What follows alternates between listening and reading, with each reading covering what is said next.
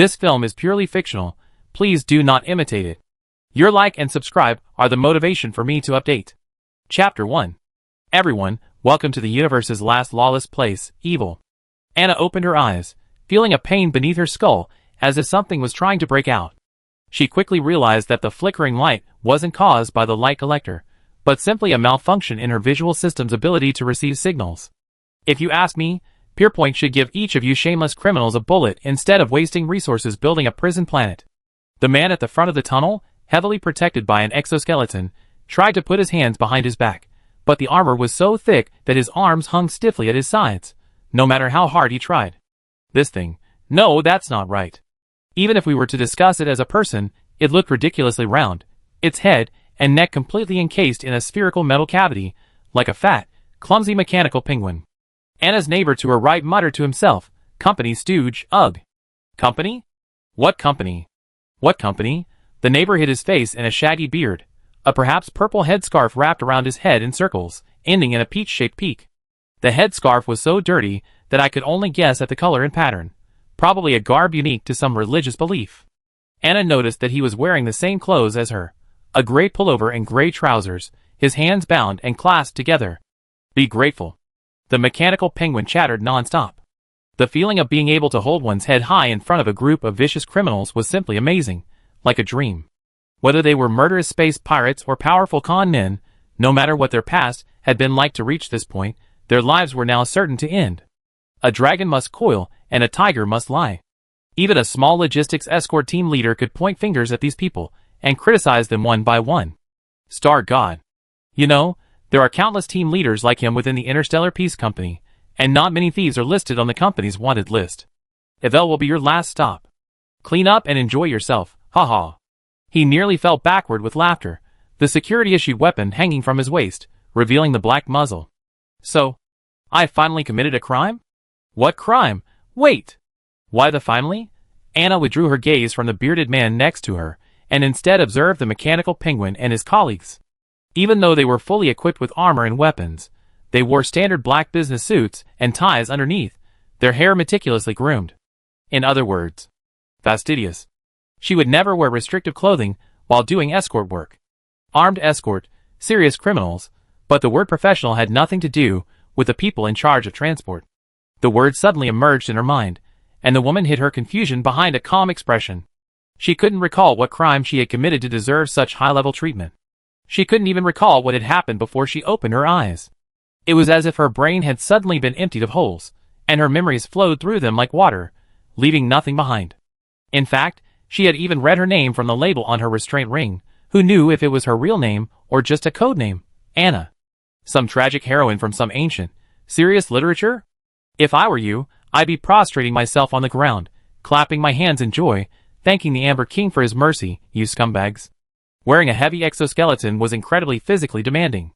Even adding a significant proportion of ultralight metal to the material couldn't mitigate the awkwardness of the accumulated mass.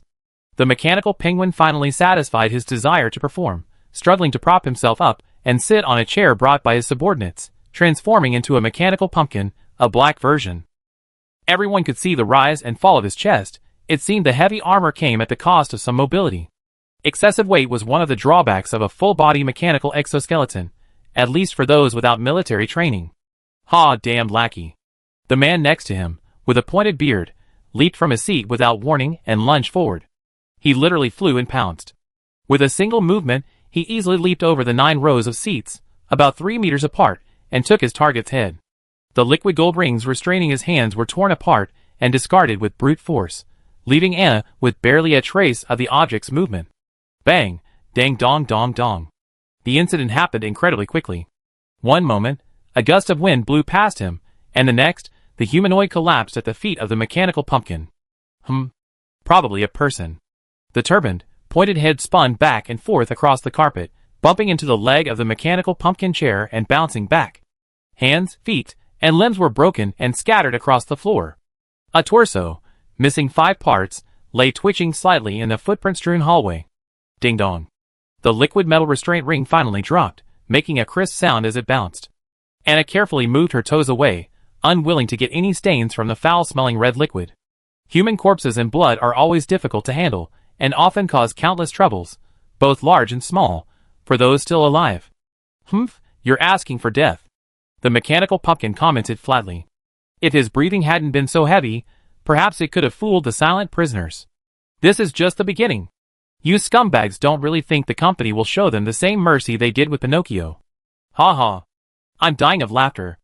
Ever since Pinocchio slipped out of the company's control, Pierpoint had to create a new prison planet.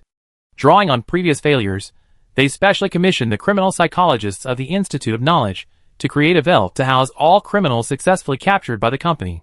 To ensure these scumbags stay in the trash for life, even the starships and torture instruments that carry them to their destinations are custom-made. If it weren't for these equipment, how could the head of the Regional Logistics Department's escort team dare to taunt the prisoners in front of them? The prisoners tried by Pierpoint represent every race in the universe, and the Amber King has finally realized what special skills they possess. You clean up. We're almost to Ivel. We can't let the warden think we're just some unrefined country bumpkins. He moved his head vigorously, as if attempting a dashing gesture, but the heaviness of his exoskeleton limited him to a slight, symbolic movement. Others, go capture this guy's accomplices. No need to ask any questions, just shoot them right there.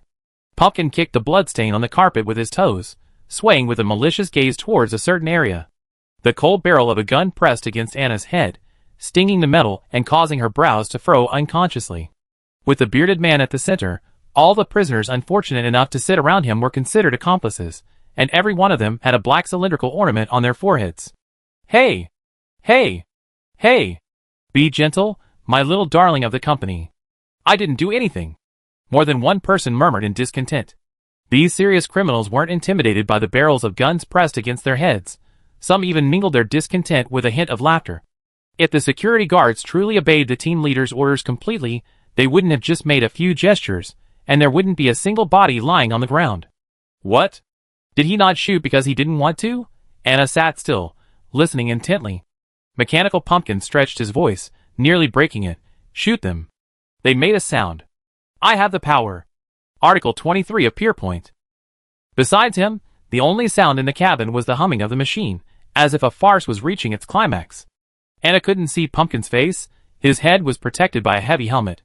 But she suspected that he was, like in the cartoons, exhaling huge puffs of white air from his nostrils to express his anger, his rotund body trembling slightly with the effort.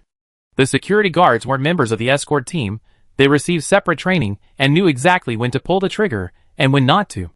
At least 2/3 of the prisoners in the cabin held resources the company coveted. Even the Amber King himself couldn't end their lives until the fertile lands that could yield wealth were completely transferred. Ivel was the transit point through which they could conceivably surrender power. Besides, most star regions the company covered didn't support the death penalty. As long as the prisoner didn't reach into his pocket, the security guards had no reason to empty their magazines. This was truly a sad state of affairs. The team leader, whose orders went unanswered, was furious. Fortunately, he still retained a basic level of sanity, and understood the security guard's hesitation. The mechanical pumpkin, its tiny eyes hidden behind its helmet, moved back and forth, searching for its target. Sure enough, it found a vulnerable target. It was a young female prisoner, her face still chubby, her eyes blank and dull, like a naive fledgling. The light showed the fine hair on her cheeks, giving her a fluffy, childish look. Her long black hair was scattered carelessly, her face pale, her lips pale, and her gray-blue eyes made her look faded. What was her name? Was it Anna or N on the list? Never mind. After all, she had no famous surname, and no cards to back her up. Even the reason for her imprisonment shone with a touch of absurdity. Dangerously obstructing public safety. What kind of crime was that? Wasn't this Pierpoint's most well-known catch-all clause? The mechanical pumpkin nearly laughed out loud. Could this seemingly unremarkable woman be some kind of powerful armed rebel? No kidding, the truly dangerous ones were all lying in the spacious, soft chairs of the company's boardroom, drinking wine and eating delicious food, avoiding capture. Since he's just an ordinary person with no background, don't blame him for being cruel. Speaking of which, for civilians who accidentally commit crimes, an early end might be a more merciful fate than serving a prison sentence. Ivel is not a pleasant place. Prisoners from all corners of the universe are housed together on an isolated island prison converted from a massive extinct volcano. It's an ocean planet, with land accounting for only 4% of the total area. The prison is deep under the sea, and the only way in and out is through the volcano's crater. Chapter 2. The security personnel hesitated to act, and the prisoners grew bolder as time went on. What are you doing? Let them shoot. The crude provocation was like a boiling cauldron of water. If it weren't for the gun barrel pointed at her forehead, Anna would have wanted to twist around to see who had mastered rhetoric to such a bizarre degree. Mr. Pumpkin shouldn't have shown weakness in front of these people. The tiny, stifled laughter was more outrageous than mushrooms after rain. At least mushrooms take a long time to build up the strength to break through the soil, while laughter doesn't require such a hassle. It was clear that men often had a unique talent for throwing tantrums and cursing. They were always adept at infuriating their own sex. Mechanical Pumpkin, unsurprisingly, fell for the provocation. He struggled to free himself from the chair, and clattered across the blood-soaked floor toward the prey he had chosen. The liquid metal shock absorber kicked the pool of blood, shattering it, sending dark red specks of gore splattering further away, creating more stains. The second gun barrel pressed against Anna's brow, a tremor spreading from the Mechanical Pumpkin's fingertips to her skin. "Ha, you piece of trash." The woman's expression remained unmoved, the expected fear and pleading for mercy absent. She didn't even bother raising her eyes to roll her eyes at the escort team leader, who barged in. "I don't discriminate against anyone with a disability, yes, including but not limited to Onyx." The wording was refined and precise, yet the attack was full of force. The disability might be physical or intellectual, and she even worried the other person wouldn't understand, so she considerately added a half-sentence about Onyx. "I won't discriminate against you just because you're stupid." The gun barrel trembled even more violently. She was so confident, Mr. Pumpkin began to question his own life. Could this also be someone who couldn't be easily executed, nor could he be freed? This possibility wasn't impossible. Otherwise, according to Pierpoint law, dangerously impeding public safety was a felony punishable by immediate execution. Any suspicious behavior could be thrown into this category. The fact that this seemingly ordinary woman had appeared alive on a starship bound for Ivel itself was fraught with suspicion. Shoot? What if the female prisoner possessed the value the company desired? Don't shoot. It was a matter of male dignity. The snickers around him had gradually turned into unbridled laughter. Damn bitch. Robot Pumpkin decided to teach her a lesson while he could. If security stopped him from doing anything further, it would mean this woman was truly untouchable. If not, he beat her to a pulp. No one could stop him. "I suggest you go big." Anna seemed amused by the other party's cautious probing, her eyebrows raised slightly, the corners of her mouth curled up. "Hurry up. Since you're looking for excitement, let's go all the way." "Ha ha." Strange cries and various off-color slangs were heard one after another. If it weren't for the timely activation of the synesthesia beacon, these movements and noises would be almost the same. Mr. Pumpkin was in a dilemma. According to the laws applicable in Pierpoint, law enforcement officers have the right to shoot and kill prisoners who violently resist or attempt to escape during armed escort. While the company didn't see a significant difference between employees and law enforcement officers when handling work-related issues, the other condition that triggered the law was not met at this moment. The prisoner hadn't used violence, and she hadn't even moved, let alone escape or attempted to escape. It's not that executions by shooting aren't allowed. The point is that the subsequent reporting and explanations would be cumbersome. Move quickly. Fear and dodge? Cry and beg? Any of these could be considered a success. The prisoners watching the fun craned their necks, while others simply bent forward and half stood, afraid to miss any of the fun. This journey had been tedious. Once I entered Ivel, I have to face another level of survival. Who knew when I see such a joyful scene again? If the front window of the armor had been two-way, Anna was sure she'd see Pumpkin's flushed face. She already sensed his timid nature, and now she was taking her time to force him to make a decision. The more timid, the quicker you die. The more reckless you act, the easier it is to give someone an opportunity to exploit you. This is common sense. Under extreme pressure, however, it's difficult to make the right judgment. Faced with a gun, anyone would be confused. To avoid confusion, one must disregard life and death. If it weren't for her biological instinct, Anna would have felt it would be easier to just start over with a bullet than to deal with this current mess. Whose good guy's spawn point is on the starship leading to the prison? The muzzle of the gun moved back and forth along the line between her shoulder and her brow. She could almost hear the metal grinding as the trigger was tightened. Several prisoners simply stood up and stared at them, their eyes gleaming with thirst, like a mix of meerkats and hyenas. TSK, what a mess, so dirty. From an unnoticed direction, a cold and bored voice laced with impatience, do it. The red light moved smoothly from one end of the cabin to the other. Some reacted quickly, while others realized the situation was amiss, but were too late to dodge. The warm, slippery red liquid splashed all over Anna's head and face, and the noise instantly turned to dead silence. Good day, everyone. I am Teledazov, the warden of Ivel. From now on, my words are the rules. Breaking the rules will result in consequences. Does anyone have any objections? Click, click, click, click. The soles of his military boots drummed with a rhythmic rhythm as a white-haired man with a cane walked from the hatch to the front of the cabin. He wore white gloves, and the brim of his black military cap was pulled low over his eyes, revealing only the hard curve of his jaw and the meticulously fastened buttons. Any object taller than 20 centimeters was bisected by the beam of light. The prisoners who had stood up to watch the action, the heavily armored mechanical pumpkin, and the armed security guards, they lay on the ground, looking essentially the same as the man with the spiky beard before. It's filthy. The man narrowed his eyes as a row of silent, black-clad guards, their heads bowed, entered the cabin. Before they knew it, the starship had landed on the surface of Ivel. Well, strictly speaking, the surface of the ocean. The guards quickly dragged the prisoners out of the hatch one by one, following their numbers. Because of the recent incident, no one was willing to lift themselves from their seats without instructions. Being dragged was a safe and effective alternative. Everyone ignored the bodies gradually cooling and stiffening on the ground. Anna carefully controlled her breathing to slow her heartbeat, waiting for the guards to arrive and drag her away. Her original body had great potential, but she lacked practice. The death of a few people was a minor matter.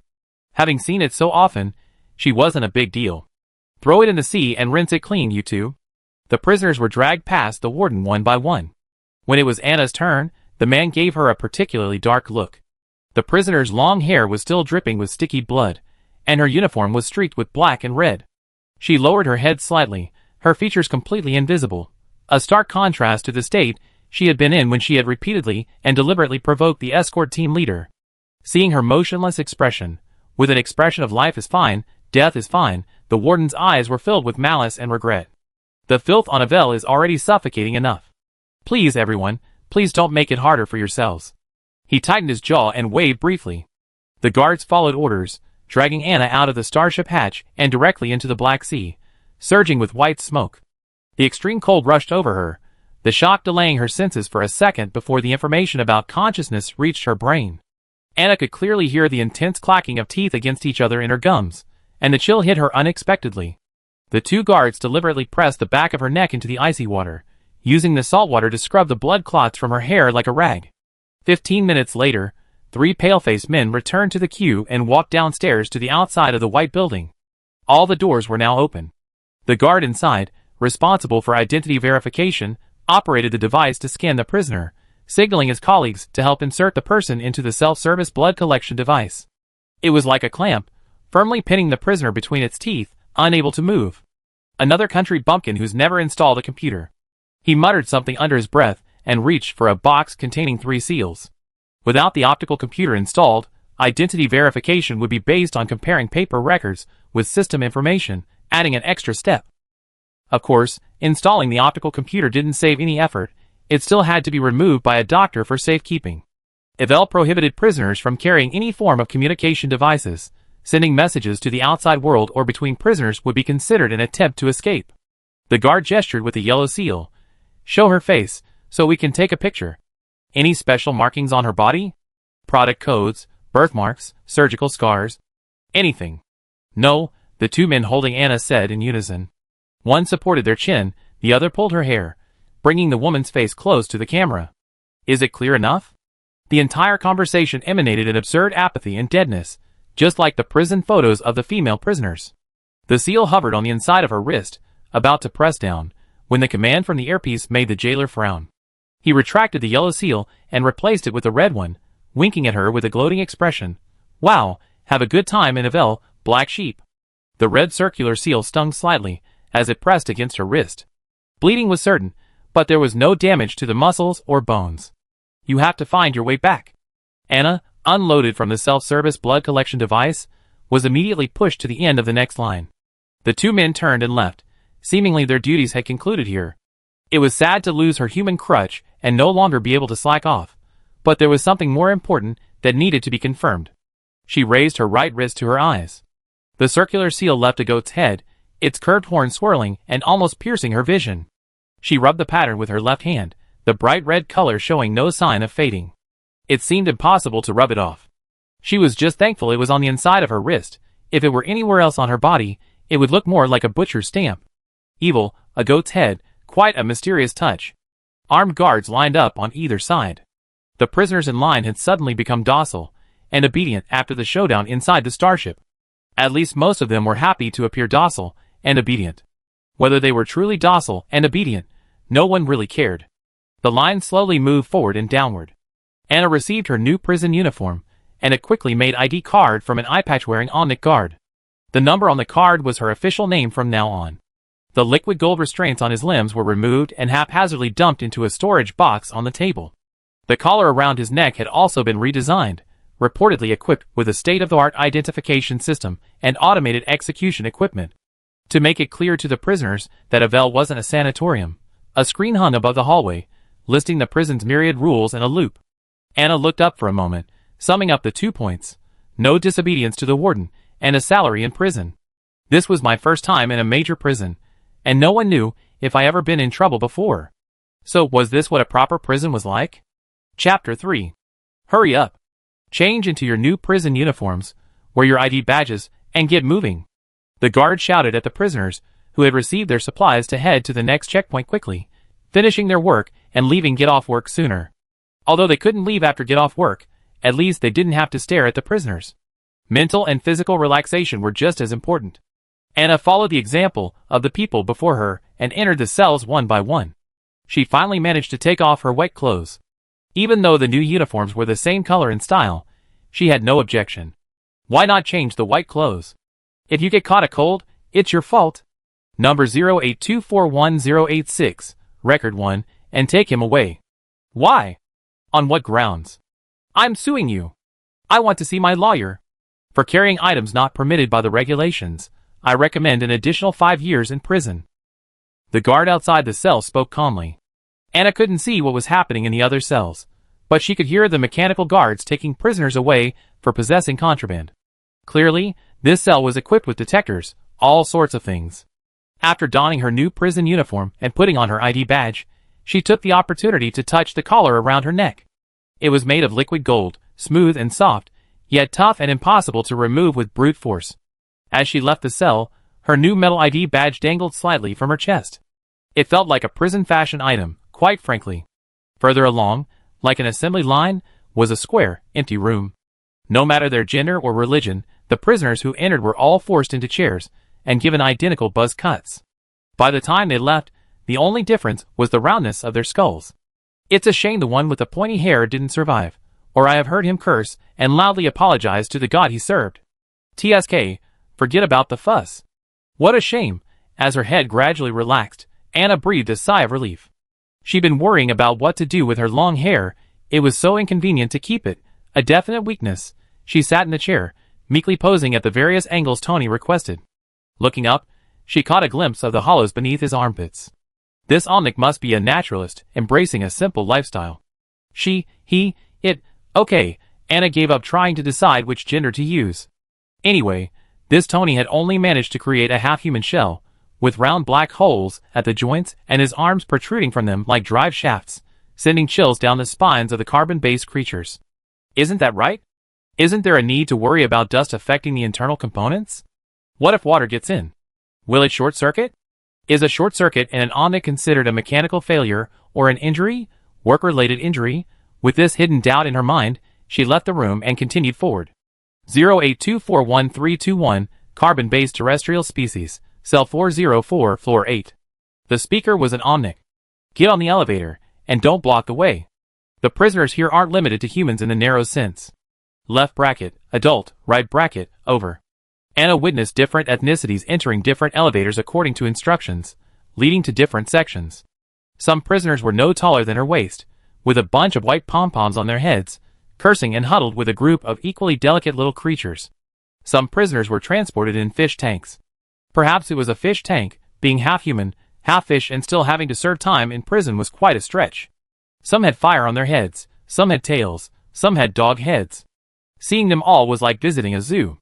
The guard guarding the elevator shoved the slow-moving female prisoner into the nearly exploding elevator. It was so cramped inside that Anna doubted she could continue to move through the crowd to the cell door without touching the ground. Sorry. A variety of local curses echoed, translated faithfully by the synesthesia beacon. Anna looked up and pinpointed the clear stream among the beachgoers. A blond man between a teenager and a young man. He lowered his head, a row of numbers visible on the side of his neck. A black tattoo? On his neck? Brother, you're really going big. The sudden feeling of weightlessness brought on another wave of rhetorical flourishes. Fortunately, this elevator wasn't the rickety old metal cage you imagine. Besides transporting prisoners like pigs, it was far more efficient than its competitors, reaching their destination before the humans were squeezed out. The door opened, and Anna was dragged out by the guards outside, their heads and faces shoved out like people rushing to buy something for a fraction of the price during a holiday sale. Hurry! There are so many people behind us. If we don't hurry, we have to work overtime. Thanks to the hard-working guards, the prisoners successfully escaped the elevator and reached the cell corridor on the 8th underground floor. Find your cells and stand. The guards raised their guns, and the crowd, which had been cursing just moments before, suddenly fell silent. White floor, white walls, white ceiling, the entire corridor was brightly lit, making it impossible for even a fly to escape. Both sides of the corridor were lined with small, pigeon cage-like cells, arranged in odd and even numbers. Cell 404 was closer to the center. Anna counted to 400, then walked past 402 and stopped. The blonde teenager was in cell 403, directly across from her. 10, 9, 8, 7, 6, 5, 4, 3, 2, 1. The countdown ended, and the last prisoner, who was thrashing around like a headless fly, had a small red dot on his forehead. Perhaps it was just the sudden change of environment that had made him uncomfortable, but the guards didn't give him a chance. He fell to the floor, twitching a few times before he became motionless. Someone quickly dragged the body away, wiping away the blood. Reason? Is disobeying prison regulations enough? The cell's metal door swung open automatically, and the guard calmly gave his second command, enter. Anna obediently walked in, and both doors closed automatically behind her. 2 doors were installed to facilitate cell management. One was a metal door that opened and closed automatically, controlled solely by the main system. The other, a double safety mechanism, was equipped with a trigger alarm and could be opened manually by the guard. The metal door was essentially a denser fence. The top third of the inner door was completely transparent, and only the lower half barely maintained the prisoner's precarious privacy. She stood at the doorway, carefully observing her future residents. The walls, floors, and ceiling were the same white as the corridor outside. The bed was white, and the bedding was white. At the foot of the bed, there was a recessed area in the wall, which housed a doorless toilet. It seemed the warden himself suffered from severe mysophobia, otherwise even the toilet wouldn't be a dazzling white. To one side of the bed was a sealed window. Beyond the glass, thick as armor plate, lay the deep Black Sea. Ah! Thank goodness the prison uniform isn't white. Anna moved to the edge of the bed and sat down. Her scalp was still itching unbearably after being soaked in the seawater. She simply half lay down, raising her hand and scratching. Luckily, I shaved it, or I'd be in such a state now. 15 minutes later, the entire corridor echoed with the piercing sound of bells. Please! All you young and unborn, please understand your current situation. You're in prison, not a sanatorium. A face appeared behind each cell door, and Anna realized that her neighbor across the street had beautiful eyes. Pink, purple, and light blue, woven together in circles, looked unearthly. No wonder he kept his head down the entire time. Boys with this look really need to protect themselves outside. The bell stopped ringing, and the piercing loudspeaker announced the rules and regulations of Ivel prison. This information had already been displayed on the screen. Everyone was distracted, and after half an hour of random chatter, the broadcast tactfully switched to various common-sense topics. The prison supplies to the prisoners weren't free. Since leaving the courtroom, each inmate had already owed the Interstellar Peace Company a massive debt of 200,000 Ivel coins, charging 15% interest at the prevailing bank rate. We hoped everyone would work hard to repay their debts before leaving prison. Theoretically, failure to repay wouldn't result in death, but the sentence would accrue indefinitely. Removing someone who could have been freed in 20 years might have delayed their life on the surface by an extra 3 to 5 years, which was never a pleasant prospect. To repay their debts, they had to work. The jobs available to prisoners generally fell into 3 categories: staying inside the prison as cleaners, making handicrafts, mining in the mines, and diving into the sea. Not exactly diving into the sea, but rather diving deep into the ocean floor to collect pearl oysters, a specialty of Ivel, and the beautiful gems scattered on the seabed. Sometimes, they even had to hunt specialized marine life as needed. Cleaning had the lowest hourly wage and was the safest.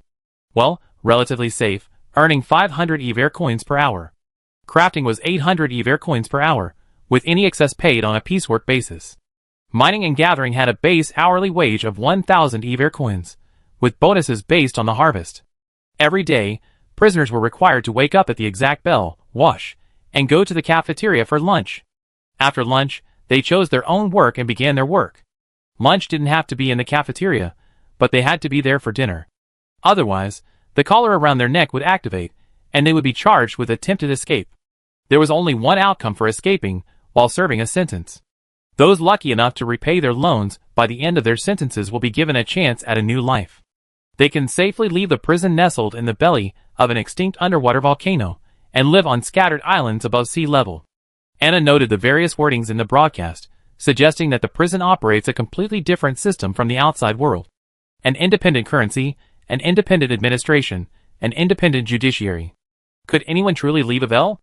Probably not. The broadcast clearly stated that upon completion of their sentence, they would simply leave the prison and return to life above sea level, not return to the normal world. The recurring Interstellar Peace Company is the sole operator of Ivel Prison, and the warden reports only to the company's board of directors. It just sounds so niche. Every word is understandable, but the combination is quite confusing. The announcement went on for an hour. To prevent the prisoners from using the excuse of not hearing it, it started over again after the last word, and then again and again. Today was the new prisoners' first day at Ivel. Completing the prison paperwork took quite a while, and they were already too late to register for work. Either way, they would owe the company money, so Anna waited for the lunch bell without any worries. Too many lice don't itch, too much debt doesn't worry. With an average debt of 200,000, a few thousand more wouldn't feel like much. After the fourth broadcast, a shrill bell finally announced good news. The outermost metal door swung open, and the inner lock clicked. Anna jumped out of bed and walked to the door to watch. Many people shared her cautiousness, like the handsome blonde boy who always kept his head down. A buzz cut is a true test of one's looks. If someone can still be described as handsome with a shaved head like this, they'd be able to withstand any kind of facial treatment. The swearing grew louder as everyone filed out, following the marked corridors. 15 minutes later, they reached the terrestrial species shared dining area. The newcomers' brief adjustment period ended here. They were about to face Ivel's true test. The inmates in charge of cleaning pushed a cleaning cart back and forth, wiping the floor and tables. The large dining area was clearly divided into several sections. "Don't just stand there," someone behind her urged. Anna stepped over the doorframe, mingling with the crowd and looking around. As new prisoners continued to arrive, the seniors sitting in the cafeteria, some still buried themselves in their food, while others paused to look around. It seems there are factions among the prisoners, and at least on the surface, the different factions don't interact with each other. Anna remembered that the prison rules never mentioned even a single sentence about not attacking each other, and she suddenly became a little interested in the ecology of this place. Interesting. Chapter 4. Newcomers? Wald gazed at the cafeteria entrance with interest. These newcomers, still harboring naive ideas, reminded him of himself when he first arrived at Ivel. "I wonder how many people here will survive the first 3 months, huh?" His partner, sitting across from him, averted his gaze and shifted his attention to the lunch in front of him. "It doesn't matter. Everyone will eventually be drained by the company anyway. The Interstellar Peace Company is called a company, but you can also think of it as a loose regime protected by an armed group. The company claims to exist to support the Amber King's great cause of preservation. It owns countless industries and effectively controls planets throughout the universe. The company's legal department has always been known as the strongest in deep space. With the exception of tough guys like the Immortal Ship Alliance, who could actually shake down a star god, there's no frying pan they wouldn't dare touch. Anyone who has managed to survive in Ivel for more than 6 months understands what this place is all about. Excessive curiosity, like excessive kindness, leads to death faster." Under his partner's spoon, the mashed potatoes gradually took on a misleading shape. Wald frowned in disdain and sat back. "But we're still alive, and we don't plan on dying anytime soon. We have to perfunctorily follow the boss's orders. Gangs are built on exploiting the surplus value of their lower class members. No fresh blood means no extra windfall. How can that work? Go ahead and find out who's the dumbest. You can trick them or scare them. Get them in to work for a few weeks, and then take your cut. The partner poked a piece of the attractively shaped mashed potato into his mouth. The vegetable particles embedded in the ochre-colored cylinder only made it more disgusting. But he didn't care.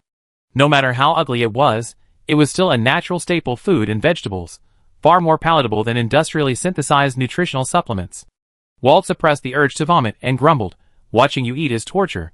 He then stood up, propping himself up on the table, his face embodying a blend of affability and honesty. The middle-aged man rubbed his hands together and approached the cafeteria entrance. He only intended to scam a few fools for a few weeks, so he naturally wouldn't target newcomers who looked formidable, such as those with particularly large builds or those with a strong aura of menace. The prisoner mortality rate in Ivel was quite high, but to be sent to such a talented place, the newcomers must have their own unique skills. Who knows, someone might make it through and become a big boss. Snakes have their ways, and rats have their ways. There's no need to offend such a person right away. As for the cannon fodder, their average lifespan is only about 100 days anyway. The dead don't need Ivel coins, so wouldn't it be nice to transfer the remaining balance to the living who need it more? Environmental protection. Frugality. Virtue lasts forever. He quickly picked out a few targets. One was a tall, thin woman with gray-blue eyes, glancing around curiously. Everyone knew she was incarcerated, but she looked like she was strolling through a park, enjoying the scenery. Another was a gloomy immature teenager. This guy had the bad luck of being assigned to the adult prison wing. If he could get out alive, the lessons he learned in prison would surely benefit him for the rest of his life. The remaining few were also relatively easy to deal with based on their looks, perfectly suited to the needs. Haha, Ivel is different from the outside world. The currency we use for food and drinks isn't exchangeable for credit points. If we want to eat, we have to use our hard-earned Ivel coins. The food loans are only available for the first day. What did you do to get me in here? A middle-aged man, grinning like a rotten date, approached with several tubes of gel in his hand. Anna blinked and took over the conversation. You ask me? I don't know. It's unfair. 9 out of 10 prisoners called him that, but Walter didn't take it to heart. He pressed a low-grade nutritional paste into the woman's hand and, by the way, called out to another target not far away. Company debts are hard to pay back. It's best not to owe them if you can. Come on, eat quickly. What are your names, bros and sissies? Kakavasa. The young man took the food, opened it, and shoveled it into his mouth, never wasting any food, his motto being if you don't eat, you waste it. Anna glanced at him, then at the fiber tube in front of her, not wanting to offend her child. You said you could get a loan to eat on the first day. Of course you can, but think about it. Cleaning is a low-paying job with no extra income, and you have to pay for food, lodging, and personal belongings every day. I'm afraid it'd take a lifetime to pay it off. I don't think you're planning to spend your whole life in Ivel, are you? No one could doubt the sincerity in his tone, but Anna was more sincere than him. Why not? The conditions in the cell are good, and you might not find anything better once you get out.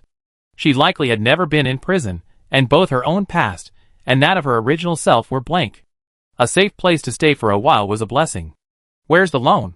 She stood on tiptoe, eager to try. Wald was convinced. He raised his arm and pointed at the window. No need to go through the formalities. Just swipe your ID card, and the money will be automatically added. Everyone knows you can't owe money to anyone but the company, so think twice. Yeah. Anna uttered a few perfunctory interjections, pushed her way through the crowd, and approached the deserted window. Excuse me, dinner? She scanned her ID card across the card reader, revealing a bloody negative figure of 280,000, 80,000 above the average debt level. She decisively chose the most expensive, premium, natural food meal, adding an additional 50,000 to the negative figure. Wald, I get it. This girl is either a true boss or a complete idiot. Isn't a low-grade nutritional cream for 300 Ivel coins delicious? A meal for 50,000 is bound to be bitter, sour and bitter. 3 minutes later, the robotic arm rolled out the prepared plates. From appetizers to dessert, there were 13 dishes in total. Anna ordered. I ordered the self-service food delivery robot, spending an extra 100 Ivel coins. Half the cafeteria's people craned their heads to see which lunatic was daring to fleece the company, only to see a tall, thin figure. The clean, brand-new prison uniform indicated she was a newcomer, having arrived today. Aside from her round, elegant skull, no one noticed anything special about her. Anna devoured 13 dishes by herself, sipping the last bite of sweet cream with care. She leaned back in her chair and sighed, "Wow. Delicious. Sorry, I always prefer to eat alone. You haven't finished your question yet. What kind of job pays the most?" Walt's gaze shifted, a touch of flattery etched in his eyes. "Of course, sea hunting. With luck, you can pay off your debts in just a few tries. High income comes with high risk, and sea hunting is the most dangerous kind of work. Besides, the company isn't a charity. They charge a rental fee for the equipment they provide to the prisoners, and if any damage occurs, they must pay the price. It's like they're already owing money before they even start working. This isn't a cover-up. Whoever wants to take the blame for the company's actions should bear the brunt of the blame. Making handicrafts offers the best value for money, and you can also learn some skills. It's a shame that everyone can only choose to do this 2 days a week, which counts as a day off. On the other hand, everyone has to schedule 1 day a week as a cleaner. It's a hassle. Yes, Ivel doesn't have a weekly day off. They work Monday through Sunday, 7 days a week, a minimum of 8 hours a day, including the cleaners. These are all written in the rules. Of course, there are also jobs that aren't in the rules, but can still make money. Walt's voice trailed off. You can't just give those kinds of jobs to uninformed people, aren't you? In other words, every gang has ways to exploit management loopholes to generate additional income. Lone Wolf is a niche business here. Tell me more? Anna also lowered her voice. Walter gave her a knowing look. Middle-aged man, those who understand will understand. Tall woman, I don't understand, but I can pretend to. Our terrestrial species control area has 3 major factions, and countless smaller gangs, each with its own unique ways.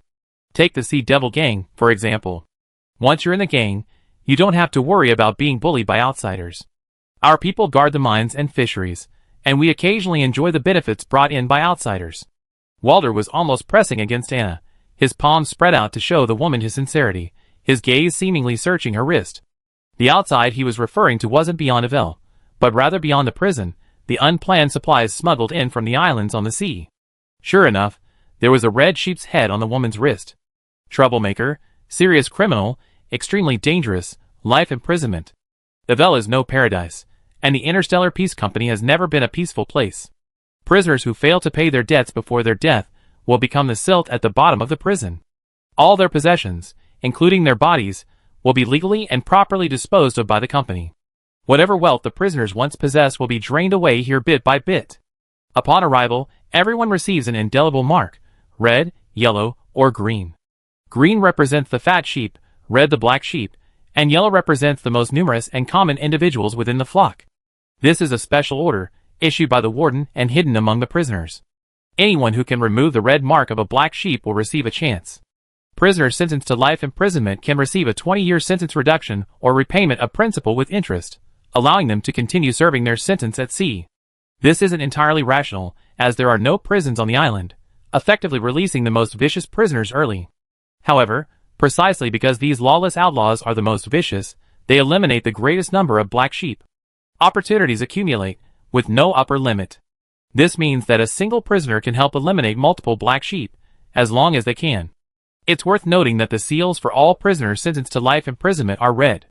Walter's heart skipped a beat, but he quickly suppressed it. He knew his own worth. If he had the ability to eliminate the black sheep, would he only grit his teeth and eat an indulgence meal once a month?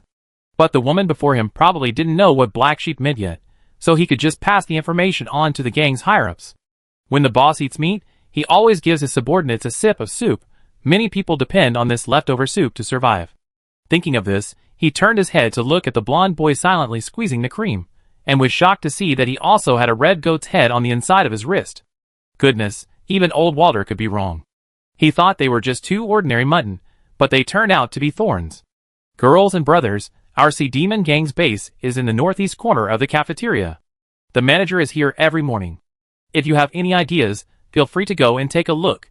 Looking is one thing, but whether you can leave after seeing it is another matter. Yeah, that's good. You explained it in detail. Anna nodded, taking a tissue from the waiting self-service machine beside her, and wiping her lips and fingers. I think about it. No rush. What was there to rush about? She had no idea what she had done wrong, or how she had committed it. She couldn't just sit there, and sit in jail for someone else. She had no idea how many years she would spend in prison. No one had even mentioned that to her. Chapter 5. The cafeteria gives the prisoners 1 hour to eat. When the bell rings, everyone must leave the space and return to their cells. If the cell fails to detect a prisoner's biological information after half an hour, the poison needle inside the collar will be activated and the prisoner will be executed immediately. There will be no reason or excuse, unless they signed up for work that morning. The workplace has a separate monitoring and reporting system. While it's troublesome, it saves a lot of manpower. The AI system handles the calculations, so the trouble isn't a human problem. Yawning, Anna returned to the 8th floor, corridor 4, and stretched at the cell door, looking even more seasoned than a seasoned veteran. The door opened and closed, and she looked as if she had lived here for 10 years, perfectly acclimated. The blond young man from across the street glanced back as he passed the doorframe, only to see the gray prison uniform disappear behind it. The cell door closed and locked, leaving only one person in the small space. He slumped onto the bed, with a sigh of relief, shielding his eyes with his arms to hide his emotions. He had to find a way to escape from Ivel. Perhaps there were still a few clans still alive on the 4th level of Cygania. He had to go back, but the Evicans were not naturally gifted with advanced martial arts skills. Breaking through the prison's heavy defenses on his own was a pipe dream. Perhaps he should join a gang to gain support. Or take a gamble. The first day of prison life had been a good experience. Although Ivel didn't turn off the lights at night, Anna wasn't bothered by the light when she wanted to sleep. After lunch, she ate a hearty meal, returned to her cell, washed up, and went to sleep. She slept soundly until the alarm rang. I instinctively glanced out the window, the occasional flash of a silver tail or scale in the pitch darkness, making it impossible to gauge the time.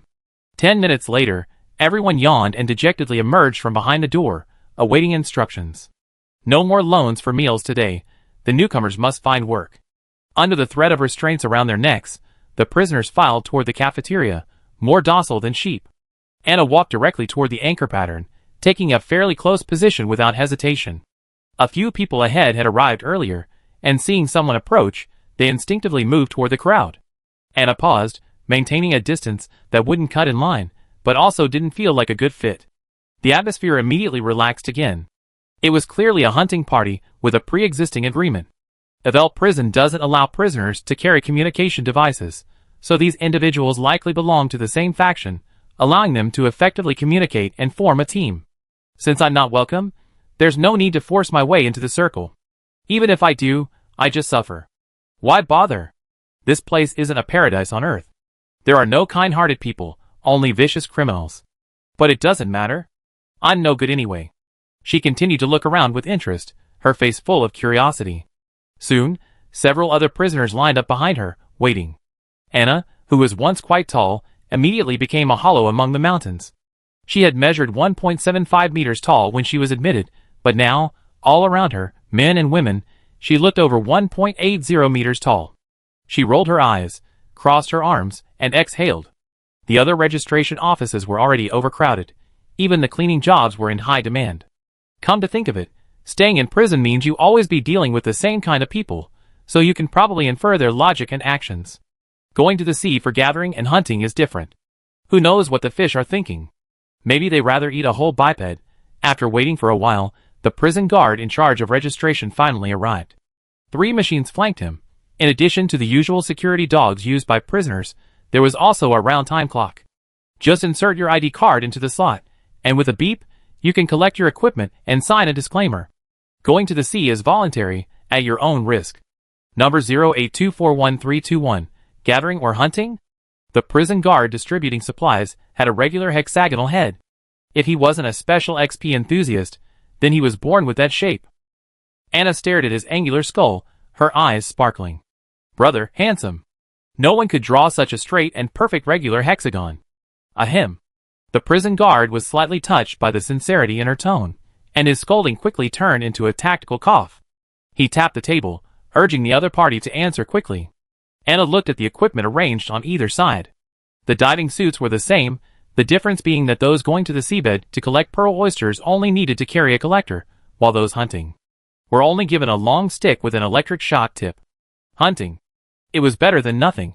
Anna pointed at the stick. Do I need to register it specially? No. This thing wouldn't kill, and besides, Ivel didn't forbid prisoners from attacking each other. The jailer raised his eyes, and quickly handed her the equipment bag and stick. Wait over there. You get on the elevator when the time comes. A newbie who already taken out a 100,000 yuan loan on her first day. Word of the carbon-based land area had already spread, and every inmate who passed by was staring at her wrist. There was an unconcealable red goat's head there. A moment of dazed attention, Anna found a corner to lean against. It was energy-saving mode. The long stick she received looked like rubber, with decent hardness, but the current was impressive, barely enough to paralyze a few sea bream. Even this junky thing required damage compensation. If left outside, people would surely file complaints and bankrupt her. The vast majority of newcomers on their first day chose to work as handicraft workers. It was definitely safer in prison than venturing deep into the mines or the seabed. And the pay for handicrafts wasn't bad. Working 4 hours in the morning would earn her 3,200 Ivel coins, and she could rush to the cafeteria for lunch right after receiving her pay. This only counts the hourly wage. Wouldn't it be wonderful to earn a bonus if you're more efficient and exceed expectations? Some prisoners, considering themselves sociable, choose to be cleaners. Everyone has to work 1 day a week anyway, so why not choose it right from the start? One advantage of being a cleaner is that you get to roam the prison grounds, and you might even run into someone important and have a stroke of luck. Time's up. Follow the signs. Be good and we see you at dinner. If you don't, we meet again in the next life. 2 armed drones were stationed, and the guards, with an impatient expression, hurried all registered prisoners toward the elevator. Anna followed the crowd and stepped onto it. A round metal weight lifted off the ground beneath her feet and slowly rose upward. The elevator was larger than the elevator, but lacked guardrails. Anna, eyes half closed, squeezed into the crowd, dragging her equipment. She suddenly shivered as if struck by a cold wind and turned sideways. On the densely packed lift platform, if one person made a big move, everyone would suffer, and her temporary colleagues would burst into curses. The inventor of the synesthesia beacon probably hadn't imagined the universe contained so much vicious language. She raised her eyes and looked at the stranger who had appeared beside her, a hint of a smile on her lips. The other person stiffened his neck, lowered his eyes, and shifted his feet nervously. The minor commotion ended automatically as the lift platform reached the surface. From now on, the prisoners could enter the sea for operations. Not far away, in a transparent observation room, the supervision team was enjoying breakfast with hot drinks. These people were called supervision teams, but they were actually corpse collection teams. Prisoners who attempted to escape would naturally become corpses if they were shot dead. No problem. It didn't matter if the prisoners wanted to stall for time in the sea. After all, if they didn't show up at the cafeteria to sign out, they'd be dead bodies anyway. The only difference was the difficulty of finding them. With a liquid gold collar, that wasn't a problem. Anna, carrying her bag and stick, walked to the beach. She twisted the stick in her backhand to test the feel, then delicately stabbed it into the sand. The end of the stick, which looked like a resin fiber tube, trembled slightly, and the flickering gazes around her immediately vanished. She opened her gear bag, pulled out her one-piece wetsuit, and put it on. Disdainfully, she pinched it between 2 fingers and twisted it to check its thickness. Bad? It was incredibly thin, like a piece of plastic sheeting. Above the neck, it was like a hood with a zipper and built-in diving goggles. Zipped up, it was waterproof and breathable. Unzipped, the face was exposed. Simply put, it's just a filter membrane. Its convenience lies in its disposable nature and the ability to support 14 hours of underwater breathing. Haha, disposable, but I'm asking for damages. It's perfect for prisons where escape attempts are crucial. The diving suit is silver gray in color, simulating the appearance of a large sea beast in the ocean, which can barely be considered a form of protection. After changing into her gear, she zipped it up over her head, pulled out her stick, and dove into the sea. Soon, no trace of her swimming could be seen on the surface. The ocean on Ivel far exceeds the land. Once home to marine life, it has now become a garbage dump for humankind. After swimming forward for a while to stretch her legs, Anna turned and looked back in the direction she had come from. The conical dome-shaped structure is a typical remnant of a volcano. From what I learned yesterday, this volcano seems to be dormant. Theoretically, the energy accumulated in the crust has found other paths. She was now almost level with the circular entrance to the volcanic cone. The upper layer still contained ordinary, normal rock structures. As she descended deeper, dense black squares appeared on the mountainside. That was the cell window. The prisoners were assigned to cells according to species and attributes. Take, for example, the guy we saw lying in the water tank earlier. Would the guards dare put him in the carbon-based terrestrial zone? He was locked up in the morning, the window removed in the afternoon, and he could even have lunch in between to replenish his energy. So, those close to the mountainside, facing the sea, were all terrestrial species, while the aquatic species all lurked in the rock layers near the mine tunnels. Along the ridge, a deep, wide trench stretched beneath, covered in thickets of broad-leaved algae. This trench served as the prisoners' workplace. Anna, holding her stick tightly, swam over. Passing by a circular metal device, her ID card was automatically recognized and locked. For the next few hours, her life was secure. What should I bring in as a reward? Different prey items exchanged for different amounts of Ivel coins. If you catch a bunch of small, dried fish, you only get the basic hourly wage. Then, they be sent to the kitchen, where specialized machines will process them into a low-grade nutritional paste. Large prey? A massive, leviathan-like sea beast with a head full of horns, slowly swimming by in the sun. In front of it, humans look like foolish little fish. Anna silently averted her gaze. This won't do. I can't beat it. Chapter 6. My stomach was a little empty, so the most urgent thing was to get breakfast and lunch. As for the performance reports, well, let's just take it one step at a time. There was no need to be so eager to create value for others. The warden had already issued her an IOU for over 300,000 yuan. The debtor is the boss. Having made up her mind, Anna dove into the deep water. In the crevices of the reefs in the middle of the trench, many creatures lived, waiting for prey. Whether they were easy to catch or not was another matter, but they were certainly easy to find. They hid in nests constructed in various crevices, waiting for the unwary to find food, never dreaming that this leisurely life would be disrupted. Compared to the roving schools of fish, those with fixed homes were more accessible to hunters. So, buying a house wasn't for everyone. She found the entrance to the nest, thrust her stick in, and quickly prepared breakfast for herself. She definitely couldn't bother the cafeteria chef with her spoils right now, so she surfaced with her catch and found a reef to lean against, ready to feast. The wetsuit's insulation was excellent. Unzipping it, the sea breeze lashed at her, and Anna shivered with a chill. It seemed her previous life inhabited a rarely cold environment, otherwise she wouldn't be so sensitive to the cold. The obsidian fragments she found on the seabed were quite sharp.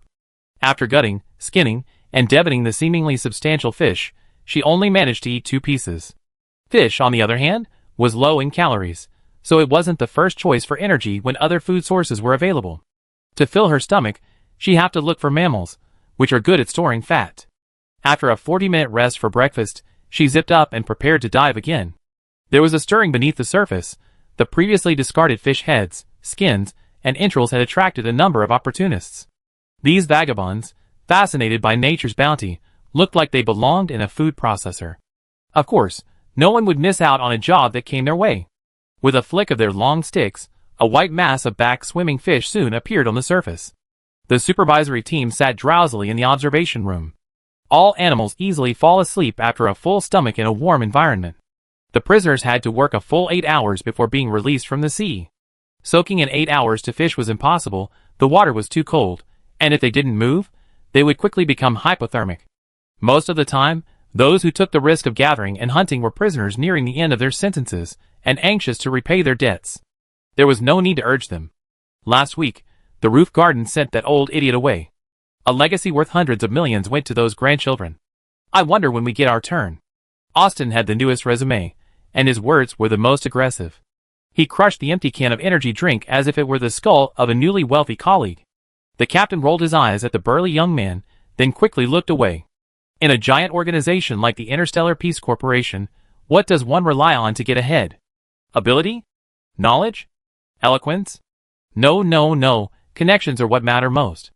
To be assigned to the roof garden to serve those wealthy businessmen who accidentally go bankrupt must be at least a relative of the company's management. Those who get in through social recruitment generally have to languish at the bottom year after year.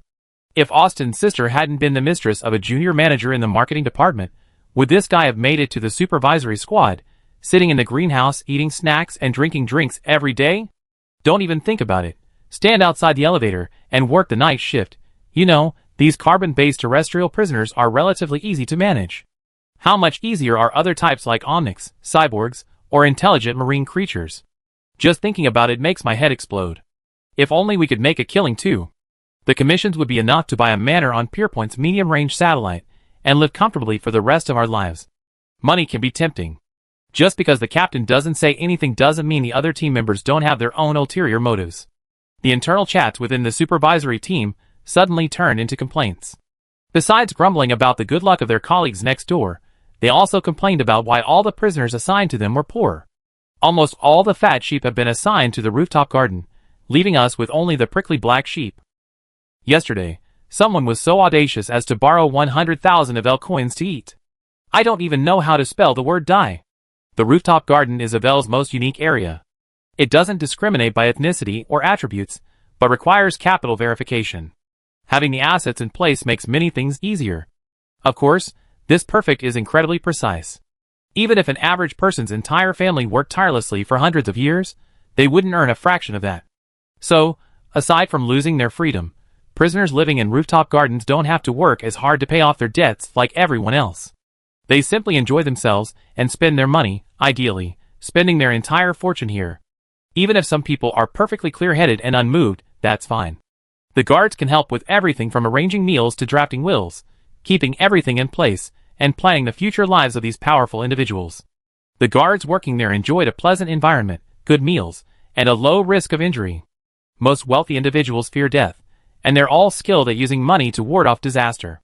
If one were to change their will and donate their inheritance before leaving, the person handling the matter would at least be required to take a commission, as per the rules. These are unattainable opportunities in other areas, so it's no wonder Austin and his teammates were filled with indignation when they discussed them. Wait! If we eliminate one black sheep, we get a share of the bonus. Don't try to compare yourself to others, and you still be able to get by. At the end of the conversation, the captain of the supervisory team offered a simple conclusion, only to see the energetic young team member suddenly crane his neck to peer out at the sea. Looks like there's a prisoner coming over there. Half the team gathered around the window, looking out. Generally speaking, most prisoners who go hunting at sea are eager to work until the very last minute, firstly to maximize the use of the equipment, and secondly to use it as a break from the long-term imprisonment. In short, very few return at midday. But today, there was someone who stood out from the crowd, and the board guards were eager to cling to him and watch the fun unfold. She was a tall woman, her hairstyle a clear sign of a new arrival. She stepped up onto the empty platform, holding a seaweed rope with fish of all sizes tied to it. She walked straight across the platform to the glass observation room, tapping twice on the French window with her fingers bent. She was very polite, very courteous, very calm. "Hello everyone, I'm here to exchange some prey." Anna handed over the seaweed rope and waited for the guard to announce the exchange. How could she know exactly how much prey she needed to catch to cover her daily expenses? What if she accidentally overcooked and ended up losing money? She absolutely couldn't do that. It was better to ask first.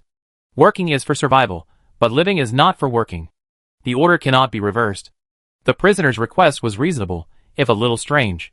The captain glanced at Austin. The tall, muscular young man stepped forward, took the string of fish, waited briefly in his hand, then turned back and nodded to his superior. It was a heavy load. By average standards, she had successfully completed her workload for the day. But there was still an entire afternoon before the end of the workday, so the prisoner couldn't be idle. "Weigh it." Austin untied the fish from the seaweed and tossed it into a nearby plastic basket. The counter kept ticking up, finally stopping at a single number. The captain of the supervision team came over to take a look. "If you can keep this number up this afternoon, you won't have to worry about future expenses or debts. Number 0824131? He lowered his head to retrieve the information, and was stunned when he saw the sentence. 3 first-degree offenses, 200 years to life imprisonment. Are you immortal? Otherwise, there'd be no need for a starting point of 200 years. Anna paused suspiciously for a moment before speaking. Should it be? She probably wasn't, but she wasn't sure, so she only gave a half answer, leaving the question to the other person's imagination. Pay off the debt quickly, and try to move to the island. You're still young. It sounded like advice, and Anna hummed a perfunctory The captain stopped talking, watching the woman lazily pick up her issued long staff and return to the sea. Once the figure had vanished, he curled his lips into a sneer. "We've probably got a formidable figure here. We're in for some fun." The members of the supervisory team immediately returned from the window and surrounded him, like ants around a drop of honey. "What do you mean? A black sheep, hey?" Austin winked at his nearest colleague, who hurled a can of drink at him. "Don't look down on women. A woman who can give Ivel a red stamp means she's 10 times more brutal than a man. Otherwise, she'd have been killed long ago. I remember she was alone when we went in the water. How come she wasn't taken down by the others? The team members began to discuss the situation, even daydreaming of the newcomer's rampage. Or did she take out everyone who attacked her? Every time a black sheep was eliminated, the guards responsible for overseeing and controlling the situation received a bonus, and everyone was happy to see it happen for the sake of their salary. That can't be right. The veterans who survived until now aren't fools. Those reckless ones are already lying in the cold storage, waiting to be cut down and packaged. The experienced team member shook his head vigorously, as if to shake it off. Those prisoners prone to sudden attacks of supermale masculinity were often the first to die. Ivel didn't forbid inmates from fighting amongst themselves, so if one person couldn't defeat a group, they could find ways to entrap him. The more cautious the person, the longer they lived. Others, observing their actions, would also become cautious. So while there were some in prison who relied solely on brute force to achieve their goals, they were rare, extremely rare. Even those who could rely on physical strength would still use their brains. For example, when the newcomers arrived this quarter, the veterans would simply observe with a cold eye, observing and thinking carefully before taking action. She's lucky. Austin was as dejected as if a month's bonus had been docked for no reason. He didn't see the danger of a lone woman, and inwardly he blamed the prisoners for becoming increasingly cunning and cowardly, letting such a great opportunity slip away to save their own lives. Why don't you just go for it? It was a shame the prisoners couldn't hear his thoughts, and even if they did, they remained indifferent. Compared to risking the ocean hunting black sheep, killing fish is more cost-effective. Unless driven to desperation by debt, no one wants to risk their life to test the strength of a newcomer. What if someone takes advantage of them? In this world, if you can take two, no one will just take one. The new female prisoner disappeared in the blink of an eye after entering the water, leaving no trace. Wait to waste time trying to stop her. Even if you're lucky enough to succeed, who will get the chance the warden promised? Internal strife is the most taboo in sea hunting, especially thinking about dividing the spoils before the prey even lands. It's sheer folly. Not many good people survive being imprisoned in Ivel, and even fewer fools. Chapter 7. Anna returned from the sea just in time that afternoon, dragging a mid-sized spindle-shaped mammal.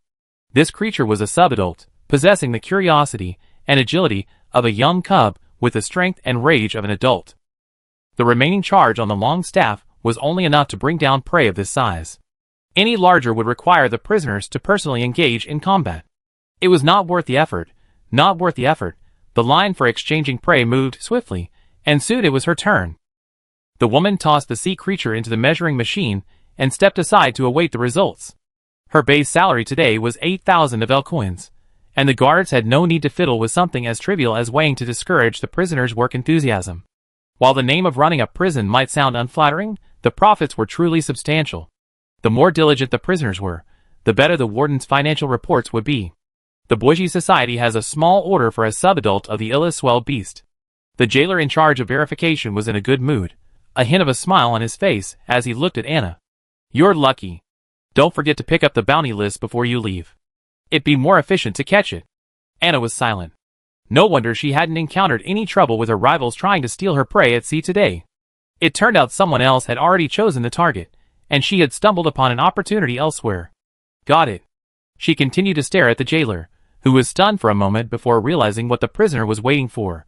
You received your full base salary of 8,000 Ivel coins today. The bounty for this subadult sea beast is 50,000 Ivel coins, for a total of 58,000. However, your diving equipment and self-defense weapons are damaged, so you need to deduct compensation. He tapped the counter a few times and came to a final conclusion. There's 28,000 Ivel coins left. Congratulations. Do you want me to help you pay off your loan? Dinner, water, electricity, clothing wear and tear, sanitation, management fees, and accommodation. Oh, right. After deducting the personal income tax, 10,000 Ivel coins should be enough to cover your expenses from tonight until tomorrow morning. Anna, is this what a proper prison is like? Inmates actually have to pay personal income tax. Can such a tax be levied so casually? And who pays it to? Is the loan interest calculated daily or monthly? She thought for a moment, then asked a strange question. Newcomers rarely remain calm about this. Seeing that she showed no signs of getting angry or making a fuss, the jailer's attitude became more cautious. It's calculated daily, but the payment is made monthly. Anything overdue will be added to the principal and calculated repeatedly. Donkey rolling, interest compounding interest. Then I save it for the monthly payment. My brain isn't very good, and I tend to lose count every day. She calmly prepared to default. Pay back? What money? I borrowed it with my own ability. Why should I pay it back? Seeing the prisoner's determination, the guard didn't make things difficult for her. He entered the remaining points on her ID card and sent her to the elevator. If she didn't spend it today, she'd have to spend it tomorrow. As long as she was in Ivel, there was no fear of running out of money. Back on the elevator, Anna noticed that the group she had been standing in front of that morning was missing one person, and the other prisoners were also injured to varying degrees. The survivors wore an inexplicable excitement on their faces, which inexplicably made the onlookers feel nauseous. When they set out that morning, the elevator was so crowded that people were almost thrown off and nearly killed. By the end of the evening, the circular metal platform had become much looser. It seemed more than one team had lost a teammate, but no one showed any grief. In other words, the death of a comrade could bring benefits that outweighed human camaraderie. Anyone who doesn't return to the cafeteria to sign out after the scheduled time will be deemed to have escaped and automatically executed. You all know that?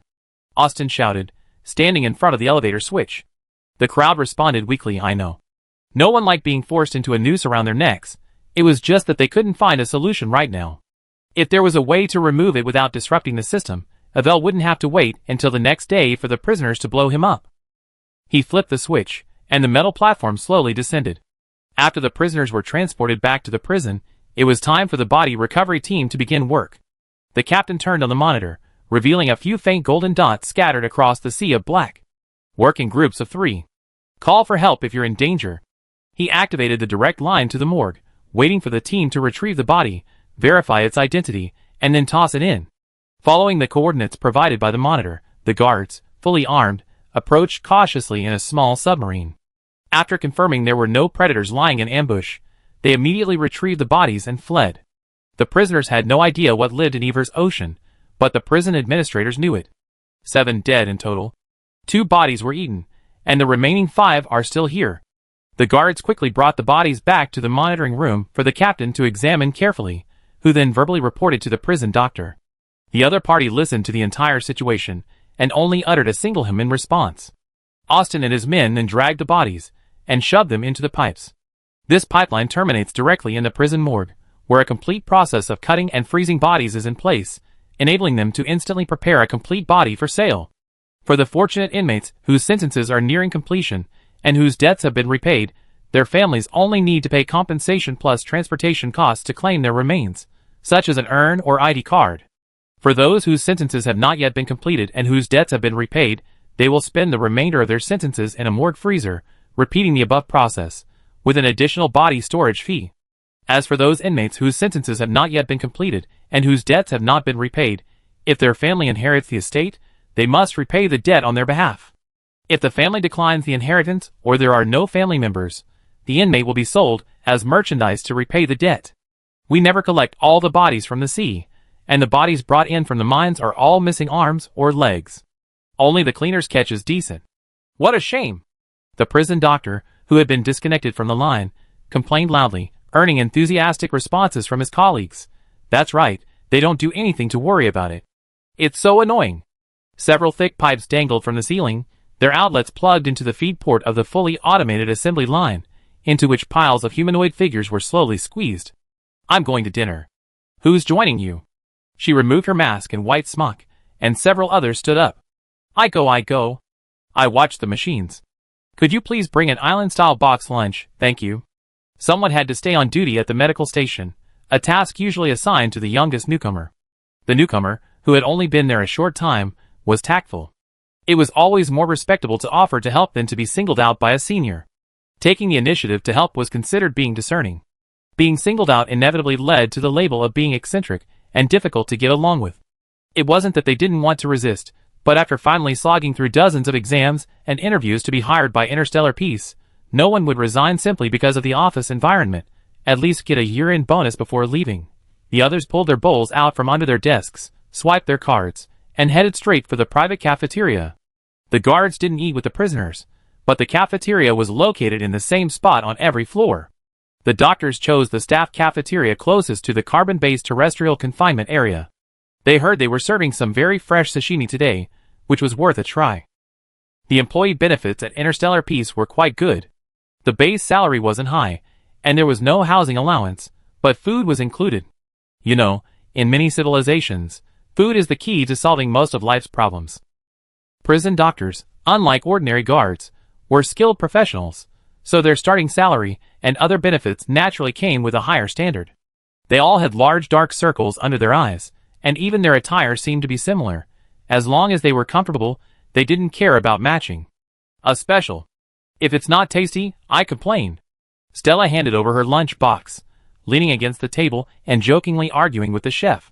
Today's special was Isuma Island Edo Star-style sashimi, dipped in the sweet local soy sauce and ground wasabi, giving it a unique flavor. The fish was freshly caught by the prisoners, no more than 4 hours from the time they left the water to the time they were cut on the chopping board. Large chunks of fish, suitable for eating raw, were removed and sliced as thin as cicada wings, arranged in various patterns and shapes on the plate like flower petals. The dark brown liquid was contained in a seasoning tray with a pattern imitating lacquerware, and a clump of elegant green lay in the adjacent tray. You're really lucky. They stabbed that fish so badly that most of it had to be stuffed into a machine to be processed into low-grade nutritional paste. This one, it looks like it was caught off guard and stunned by the electric shock. It's still fierce and wild after waking up. Look! The chef filleting the fish on site pinched the fish's gills tightly and displayed the ingredients for the doctors to admire. The large golden red sea bream lashed out with its tail in pain, making a deafening sound. Eat it! The prison doctors watched curiously as the chef butchered the fish, then each satisfied themselves with a special meal and found a seat. The staff, who were willing to walk the distance to the cafeteria for meals rather than have them delivered by drone, were few and far between. 4 or 5 of them found a good seat by the window. They ordered additional drinks, fruit, and dessert, and once they settled in, they turned their heads to watch the prisoners below them, watching what they were doing in the cafeteria. Ivel Star is isolated from the outside world. Even the inflow and outflow of supplies is handled by the warden's unilateral agreement with the company, which then delivers them irregularly via unmanned spaceships. Living in this place for too long can easily lead to boredom. These people are clearly using the prisoner cafeteria as an insect terrarium for observation. Recently, the Interstellar Peace Company and the Xianzhou Alliance reached an important cooperation agreement. Alas, I've been listening to this broadcast for over 20 days now. When will it be updated? To prevent prisoners from learning news outside the prison planet, even the guards and other staff have lost access to the latest information. That's why Stella, the prison doctor, sighed. The orbital period of Ivel is different from that of her home planet, so the girl can only roughly estimate it based on intuition. The universe is boundless, the galaxy vast and boundless. Each different star system has its own unique cycle and calendar. On some special planets, there's not even the concept of day and night. Stella missed everything about her hometown. Even the stinky veggies she had hated growing up were now praised as adorable. Unfortunately, she didn't have any vacation time, so she couldn't go back. When she signed her employment contract, the HR staff had made it clear that unless she could transfer out of Ivel in the future, she couldn't take leave, even if there was a family funeral. She might have ripped the contract to pieces and stuffed it into the mouth of the man with the eyes on his head, but in the end, she didn't. After signing her name, she landed a job that every young person in the universe dreamed of. Who hasn't dreamed of joining the Interstellar Peace Corporation, rising to a higher salary, and becoming a winner in life? Hey, hey, hey! Look! A fight! A fight! Stella's nostalgic reverie was interrupted by her lunch partner's elbow. She was staring at the carbon-based terrestrial supervision zone cafeteria with a gleaming look in her eyes, repeatedly urging her companions to join her. Stella quickly followed suit and peered over. A row of prison doctors lined up, hunched against the glass like fish waiting to be fed. A frail young man was swung up and flung forward by a towering brute. He seemed a seasoned expert at this. He clutched his head to absorb the force and slid a long way along the rows of tables in the cafeteria. The prisoners in that row were in dire straits. Their dinner was gone. This guy's in trouble. The waiter, watching with gusto, even picked up a piece of sashimi and poked it into the soy sauce dish. She dipped the greasy fish in the soy sauce and dabbed it with wasabi. After devouring it, she popped her lips and muttered, "Newbies have a bad temper, don't you think?" Stella nodded in agreement. Anna, looking at the overturned plate, thought the same thing. What a bad temper. Chapter 8. Get out of the way. I got this, kid. A palm as large as a palm leaf fan slammed down on the metal table, leaving a clear, unbroken palm print. Most of the people sitting at the table immediately stood up and dodged, fearing the prospect of getting into trouble. If you're injured, you need to apply for a treatment cabin at the medical station, which is incredibly expensive. The attacker was about 2 meters tall, his eyes erect, his mouth open and roaring, revealing 2 rows of large white teeth. His facial expression resembled that of an exaggerated stone statue. The man he threw was a thin young man with short stubble, looking no more than 20 years old, about the size of a young rooster that had just sprouted wings and a tail. The difference in size between the 2 men was enormous. The young man slid down the table and spit out a mouthful of blood mixed with his teeth. These days, unless your head is torn off immediately, even the most serious injury will require a stay in a treatment cabin. The jailer stood not far away, not even batting an eyelid. This was the first clash between the new and veteran prisoners since the new arrival. A little further away, someone climbed onto a table, carrying a plate, and craned their neck to look in their direction. Anna sat still. The last time anyone craned their neck like a goose had died in the line of duty, so she was now somewhat traumatized by the gesture. The handsome young man from across the street lay not far from her feet, spewing blood like a human fountain. The burly man, pushing the table out of the way, took a few steps to his opponent, raised his foot, and was about to strike down. Seeing one of the 2 contenders about to be splattered with blood, the woman, sitting like a wooden block on the stool, sighed and pointed to her spilled dinner. "Don't rush to kill me yet. What about my dinner? Who's going to pay for it?" Judging from the current situation, the blonde was clearly no match for the burly man, and there was a high probability he'd be crushed to death. This way, the debt should be transferred to the beneficiary. She looked expectantly at the tall man, who had stepped on nothing because of her sudden outburst. 20,000 Iver coins, Sheng Hui. Although the food on the plate was only worth 5,000, she was shocked. This was worth 15,000. "You're courting death. If you don't want a beating, get out of here. If you get angry, I beat you up too." Wolfgang bared his sharp fangs at Anna, causing a look of annoyance to cross her face. "TSK, bad luck, I run into someone unreasonable. I pay." The young man, lying on the ground, unable to get up, said in a panic, "But I don't have any money right now. 20,000 Iver coins, I sell you my life. Do you dare to take it?" His delicate, tender face was stained with blood, and he tried to raise his head to show his wealth. A curious prisoner standing nearby jeered loudly, "Who would dare buy you? An Evican slave who killed his master? You rather throw Tomba into the water than throw him to an Evican." A buzz of discussion erupted. On Ivel, there were virtually no such things as good people, but even if everyone was worthless, there was an invisible chain of contempt. Those who betrayed their masters and bit their masters were to be punished. Wolfgang sheathed his fist and smirked sinisterly. "You're smart enough to divert the blame away, but it's a shame you chose a skinny woman for help." "What? You're going to drag someone down with you before you die?" Everyone assumed the woman would retreat with a flattering smile. Judging by her size and gender, she was no match for the strong man. After all, there couldn't be a saint with a weak mind and eyesight in the prison. For a moment, Anna actually considered finding a way out of the cafeteria to escape the trouble. It wasn't that she feared the Yukon's bad reputation. She didn't even know who she was, let alone the concept of Cygania. But the young man stared at her intently, like a beautiful little animal struggling in the mud, begging for help. If she walked away without paying attention, he'd probably burst into tears, and reaching out to save him would surely get her into a lot of trouble. Alas. "Don't make things difficult for me. Why don't you just ask some big boss if he's willing to save a spot for you in bed?" "Ha ha. There's always a shortage of people stirring up trouble in this world," and Kakavaja's face paled even further. Why do the Yukon wander? Why are they so full of lies? Are they just born that way? Pa. The strong man saw Anna didn't move, and his disdain for her grew. He raised his foot again, intending to kick her into the corner. This new guy was a black sheep. Killing him would allow him to petition the warden for a sentence reduction or loan reduction. He had been observing him all day and confirmed that the Evican had no backing. "Wait," Anna said, trying to buy himself a few more minutes of hesitation. Wolfgang's patience ran out, and he gathered all his strength to kick Kakavaja in the head. The nearest prisoner was filled with excitement. His eyes widened, his nostrils flaring, and he breathed heavily, eager to see the crimson blood spread across the ground.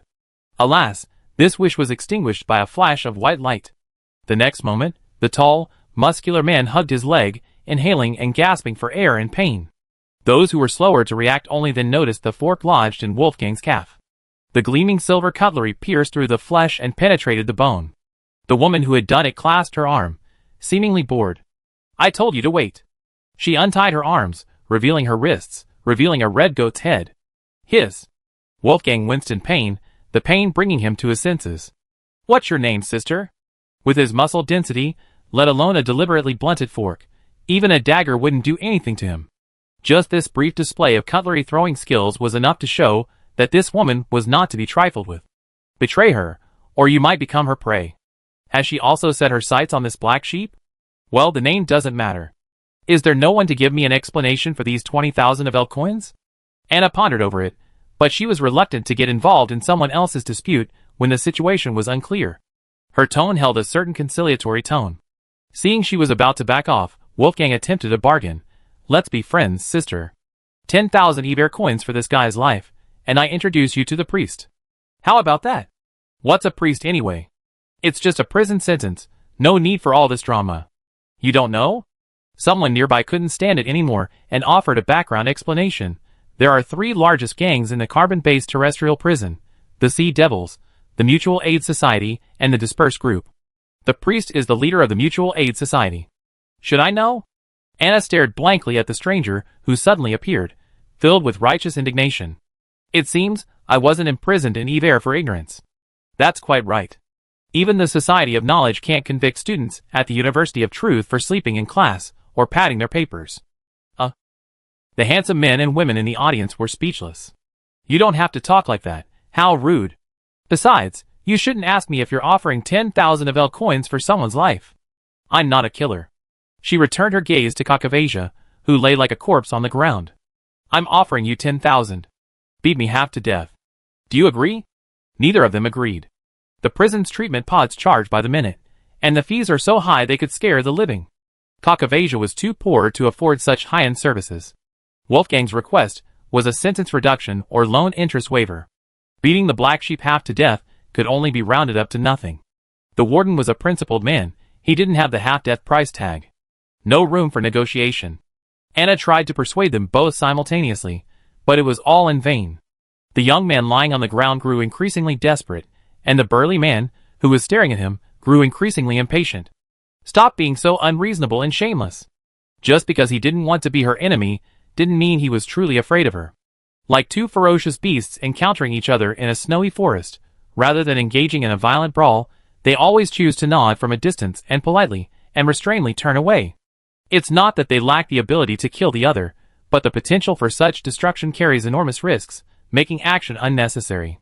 However, if one side were the first to cross that hidden boundary, the other would surely react immediately. Alas, Anna said, shaking her head helplessly, spreading her palms, muttering softly, the negotiations broke down. I really tried my best. I'm really not good at this. The crack of a punch piercing the air echoed, Wolfgang aiming for a quick and decisive victory. The cafeteria's hours are limited. Prisoners must return to their cells when the bell rings.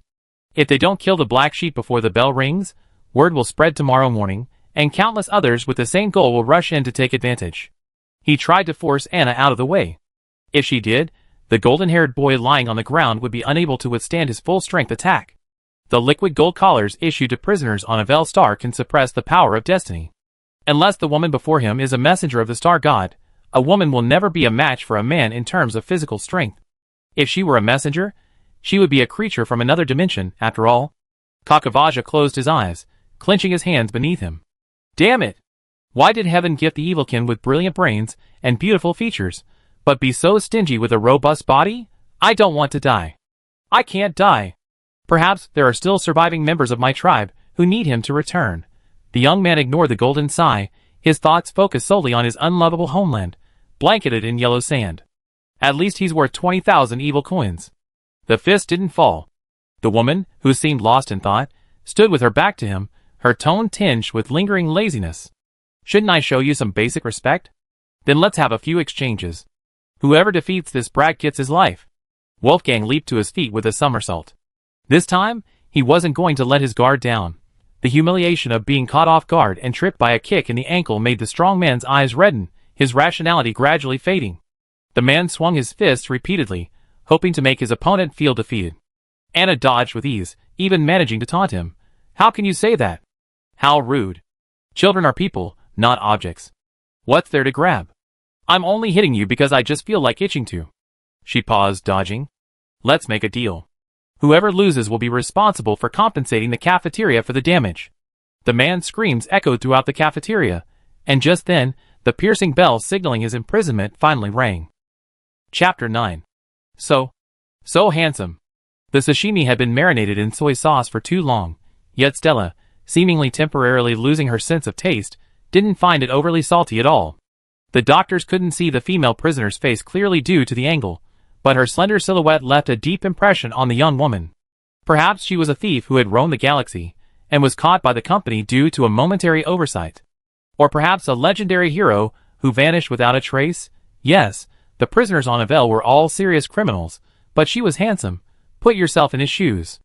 If you were being bullied by a broad-shouldered man, the kind-hearted person, who suddenly appeared from nowhere to help would definitely become your only superhero. Stella wasn't the only one who thought this. The sound of swallowing around her was probably not an illusion. The man had a graceful figure and a sleek demeanor. His back was so straight that it seemed even the sky wouldn't bend it. Even the way he broke his opponent's arm was awe-inspiring. In comparison, the other prisoners, wearing the same gray round-neck jumpsuits, looked like lame quails beneath a crane's feet. Even serving as background material would earn them the spitting call of eating lotus roots. Stella's cheeks felt hot, and she quickly lowered her head to touch her face, then glanced around, trying to hide her innocence. She absolutely had to avoid being caught in her inadvertently swooning look. Then she realized she'd been overthinking it. Her colleagues' expressions were only getting more exaggerated, and she was the most reserved of the lot. Unfortunately, the bell rang, and everyone could only watch as the prisoners left the cafeteria like a receding tide. Did you see that prisoner's move? The male colleague raised his hands, gesturing. Just a gentle twist. God of the stars. My scalp is still numb. I can't see clearly. She was moving too fast. But I'm certain the tendon is completely ruptured, and standard repairs are pointless. Even though their work location was a little unusual, the doctor's instincts remained unchanged. Their primary concern remained whether this injury was treatable. It could be treated, but it couldn't simply be thrown into the treatment machine and all be well. The injured man's entire arm was folded backward, unable to lift it. Standard repairs would only mend the muscle but not restore function. The simplest and most effective solution would be to reshape the area, but that's connective tissue, and not only does one have to consider how the torn muscle will integrate with the new tendon, but it's also not as easy to cultivate as other organs, and certainly can't be directly transplanted from someone else. That young man who was knocked away was lucky. He just needed a quick treatment with a treatment machine. 10,000 Iver coins would have solved all his problems. The prison doctors finished their dinner plates and returned home, their stomachs full of gossip, to wrap up a long day's work. There's also a poor little guy guarding the equipment in the office. Don't forget to bring him dinner. The same news spread quickly through various channels to every corner of Prison Planet, like wings. Overnight, everyone knew that a tough, yet supposedly easy, troublemaker and victim had arrived in the carbon-based terrestrial incarceration zone. He was truly easy to fool. The young man who was beaten didn't seem to have much added value. Aside from his good looks, he was a complete liability. Back to the present, the center of the incident was standing in the corridor, chatting with the guards in a friendly manner. As soon as the bell rang, Anna let go of Wolfgang. Given Evil's nature, he'd definitely make the inmates pay for overturning tables and smashing plates. Of course, she couldn't beat him to death, or else the two debts would be combined, and life would be truly unbearable. It was agreed that the loser would pay, and no one could snatch victory from her. Adhering to the principle of seeing the Buddha off to the west, she walked over to Kakavasa, grabbed him by the collar, and moved him towards the corridor like a salted fish. What should I call you? The young man's beautiful eyes sparkled, but the woman's attention was focused on walking. Anna, that's what it says on the restraints. No last name either, or was it that he couldn't say it? He lowered his eyes, his eyelashes trembling pitifully. Thank you. In that situation, he was willing to extend his hand and sell his life to her. No thanks, just pay me back. Anna's straightforwardness rivaled the icy cold of Ivel's water. For the sake of our neighbors, I won't charge you for emotional distress. We deal with the rest when you're more financially secure. It might be a small thing for you, but I can't help but be grateful. Kakavasa muttered aggrievedly, they all discriminate against me, saying I'm naturally cunning. The child she was holding me out incessantly, leaving no room for peace.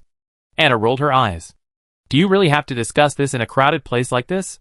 She stopped in front of a guard holding a gun. Because of his weapon, the place felt eerily empty. Excuse me, how should this situation be resolved? She lifted the young man and swung him in front of him. Kakavasha spat blood onto his collar. He had several broken ribs and a damaged digestive tract. Be careful. If you vomit any more, it be gone. Anna teased, and the child gave a cute, silly expression. What kind of people are these? The prisoners spend money, and the guards give bonuses.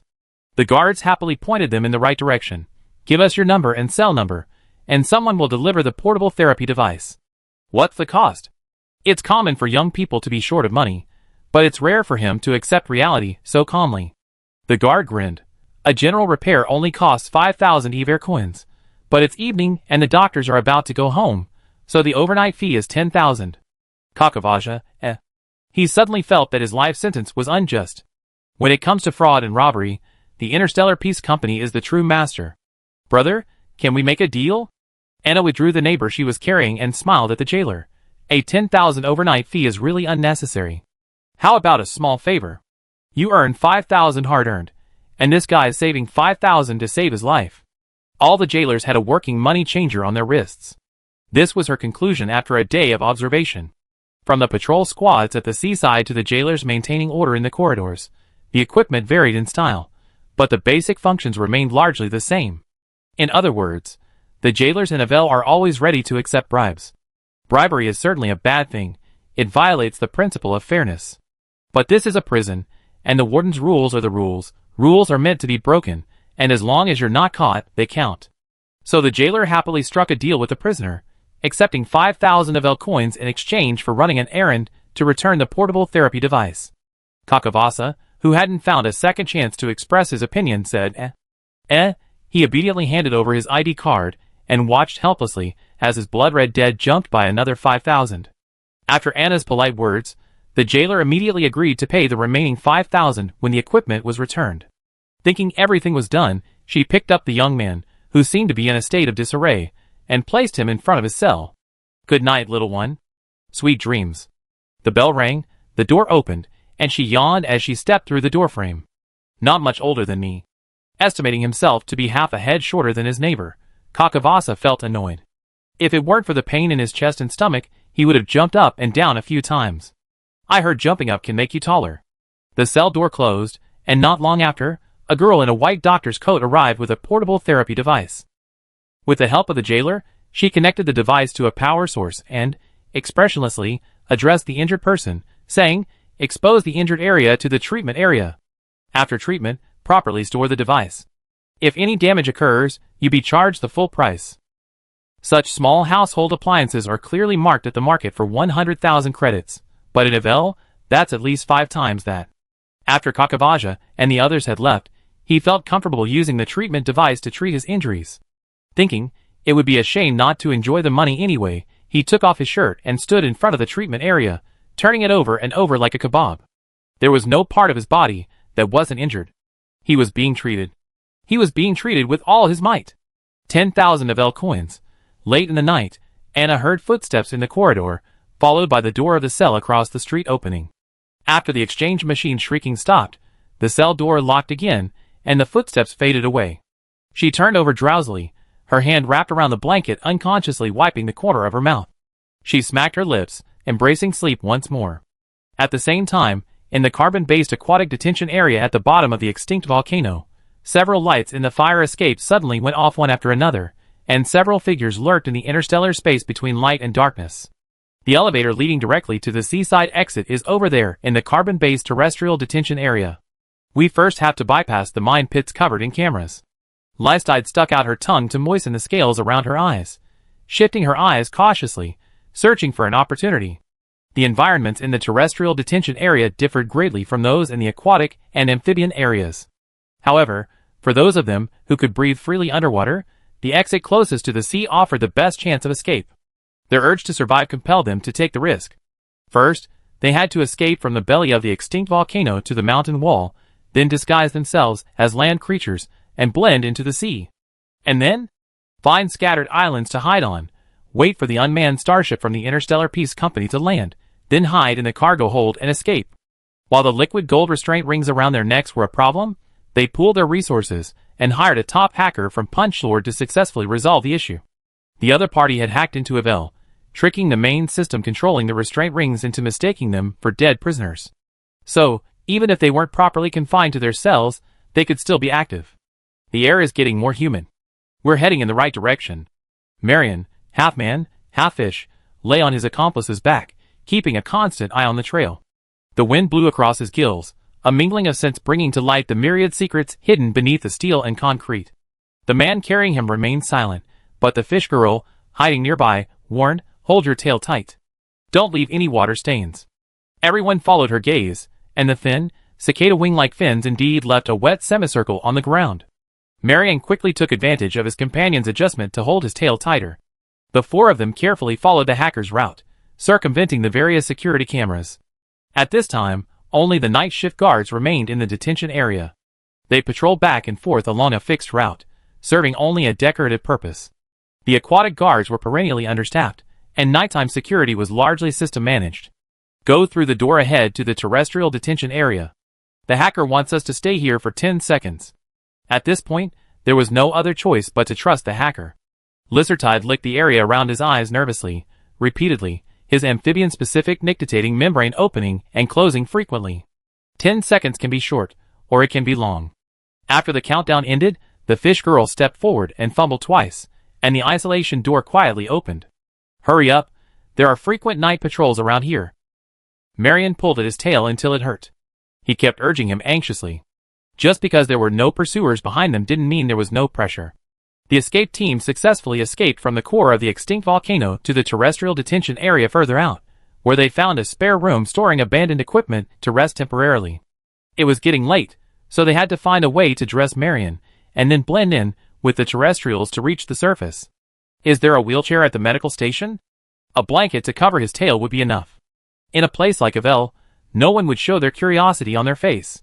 Yume looked at Lizardtide, hoping he would support her suggestion. Lizardtide agreed. He recalled the various information he had gathered, and used the map provided by the hacker to determine his direction. Go around here to the right, and go up half a level to the medical station. You two stay here for now. Kangba and I will go get the wheelchair. You look for something here that can serve as a blanket.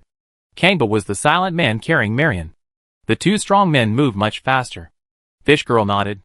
Okay, I take good care of Marion. Although it might be awkward to carry a merman around on land, once we get to the sea, everyone will rely on him to navigate and find their way. Kangba placed the merman on a pile of mats, and quietly followed the lizardman Lizardtide out. The backup room wasn't far from the medical station. 2 adult men could make the round trip in half an hour. As long as Marion's tail was hidden, it wouldn't be difficult for the others to disguise themselves as carbon-based land creatures. Fish Girl's fingers were long and nimble. With only 2 people left in the backup room, she found plenty of textiles she could use. We can't be too conspicuous. Our goal is to escape.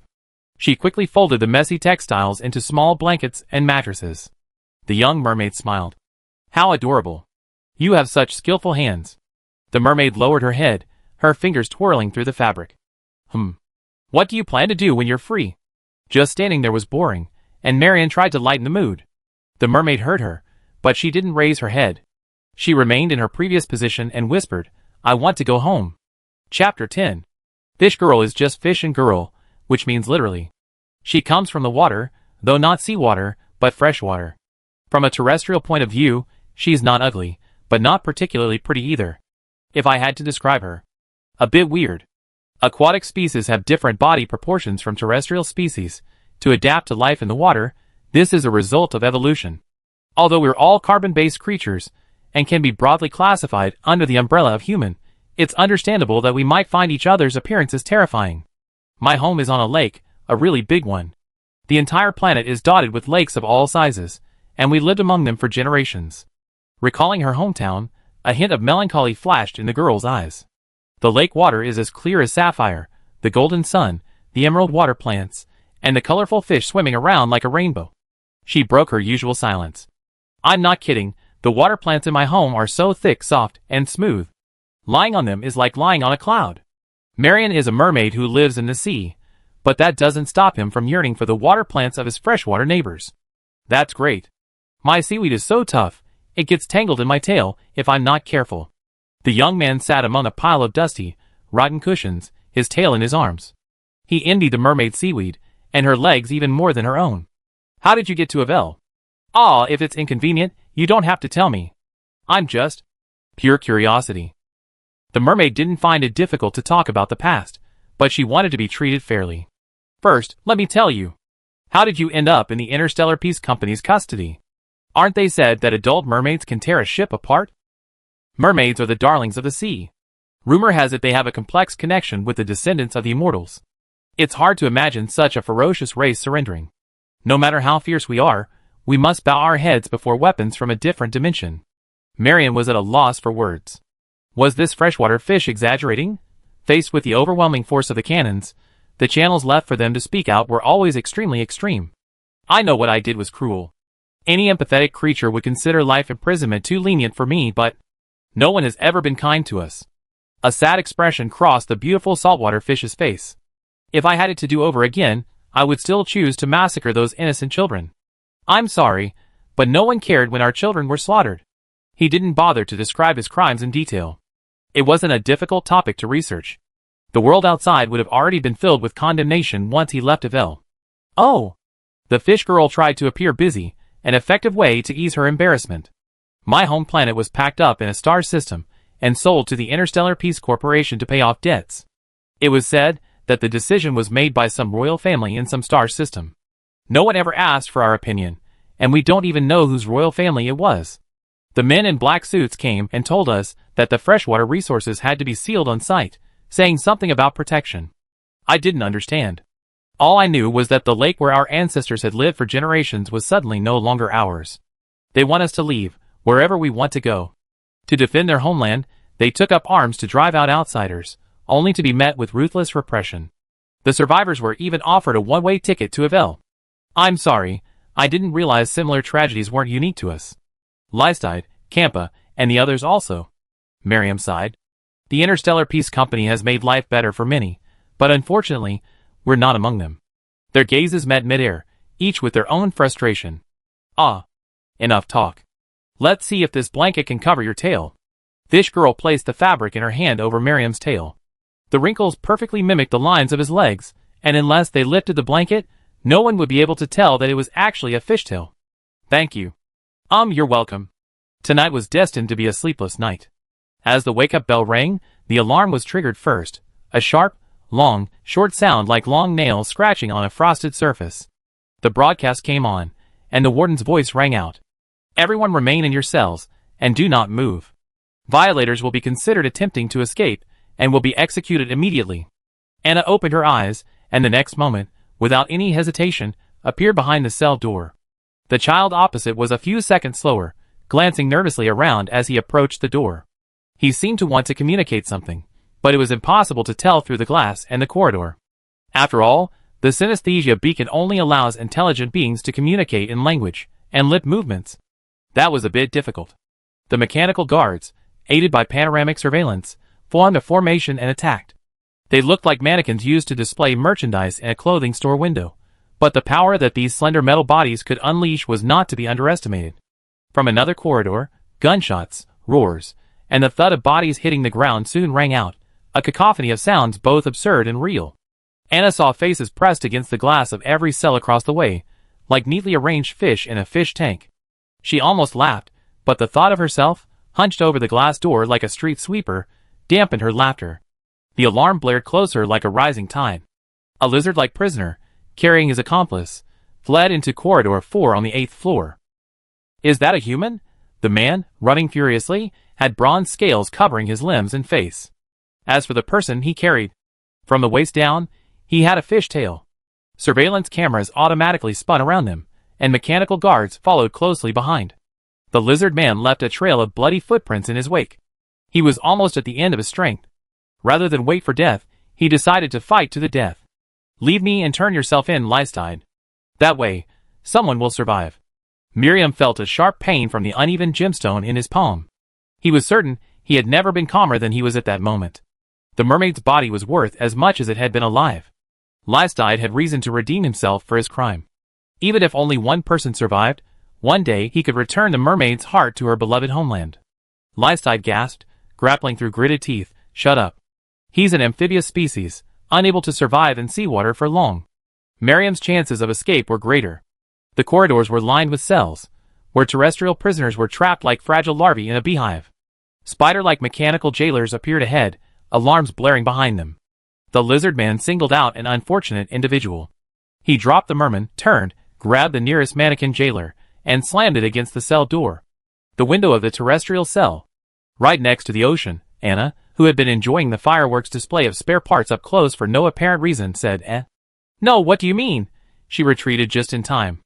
The lizard man, after striking twice, roared and, with his bare hands, pulled open the metal structure of the first cell door, transforming it into a moon gate.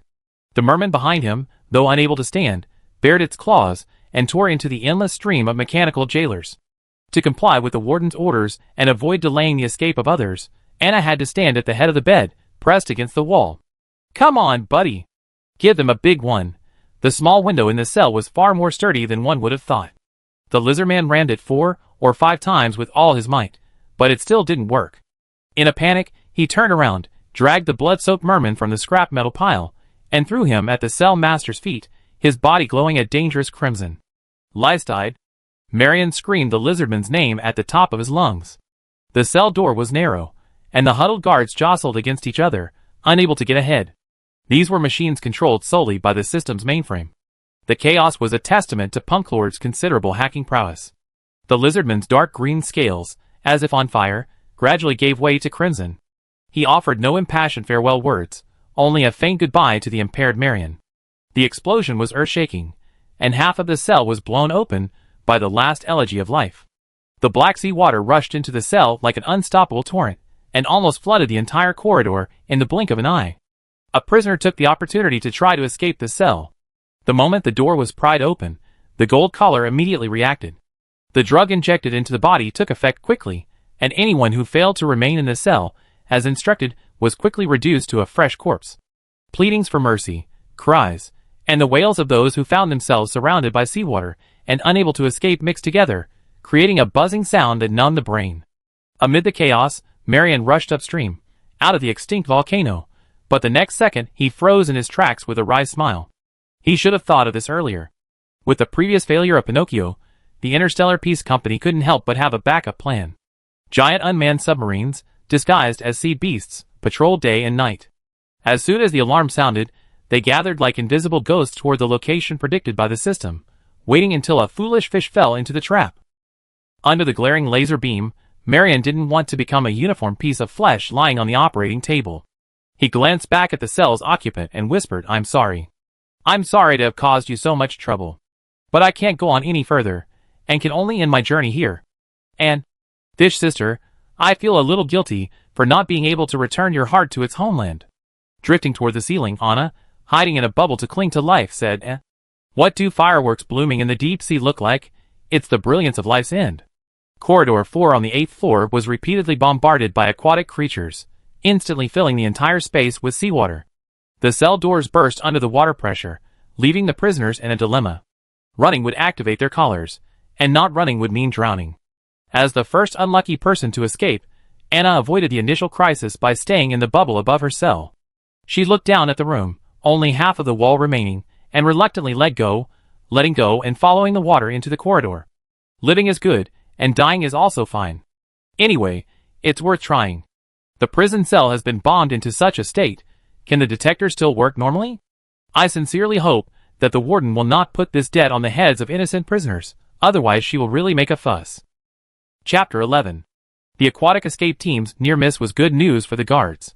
They no longer had to worry about their annual salaries being docked. However, the crisis for the other prisoners wasn't over.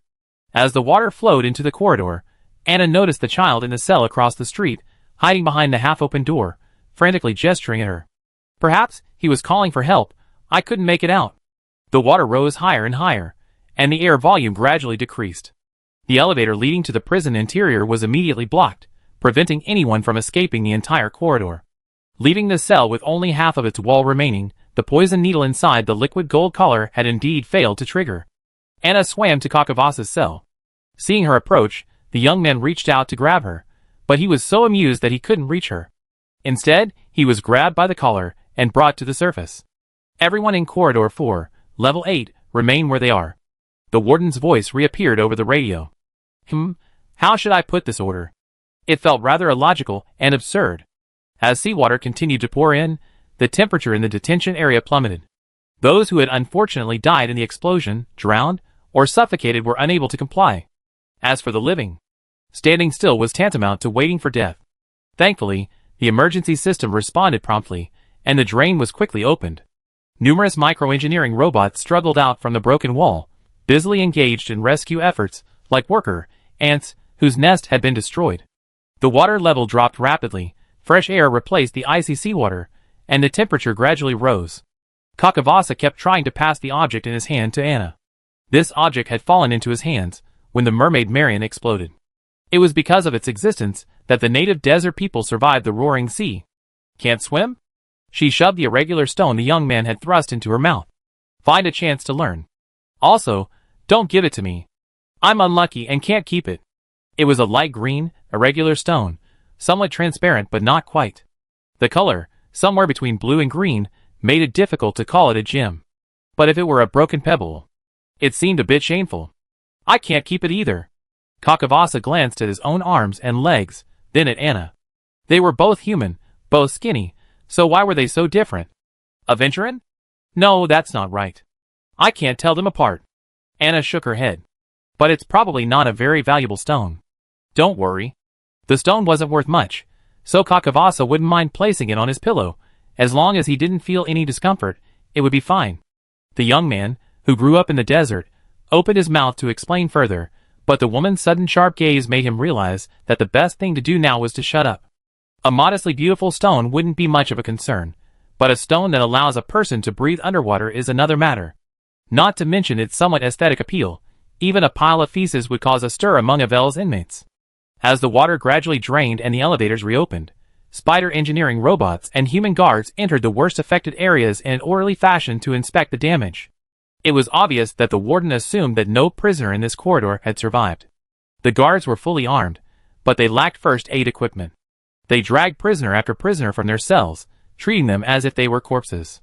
Perhaps some were simply unconscious, but they were too lazy to check each one individually. Machines were tasked with moving the rubble and dragging the corpses away. The lucky ones regained consciousness during the dragging process, struggling and screaming for help. The guards could only curse and curse as they labored to untie them. Many were less fortunate. They were thrown together, dead or alive, waiting to be dumped into the morgue after the cleanup. Ha! The search reached the middle of the corridor, directly opposite the completely destroyed cell 404, where two prisoners lay hiding. They remained where they were, obediently startling the work-obsessed guard. What are you doing standing there? Anyone would react with a startled expression.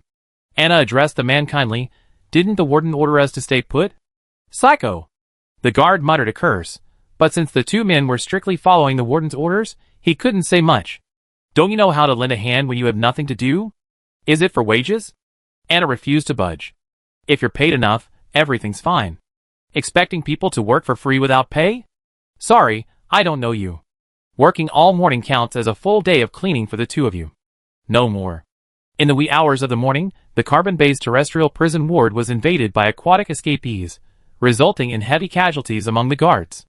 Even temporarily transferring personnel from other areas wouldn't be enough. Rules and regulations can be flexible in times of emergency.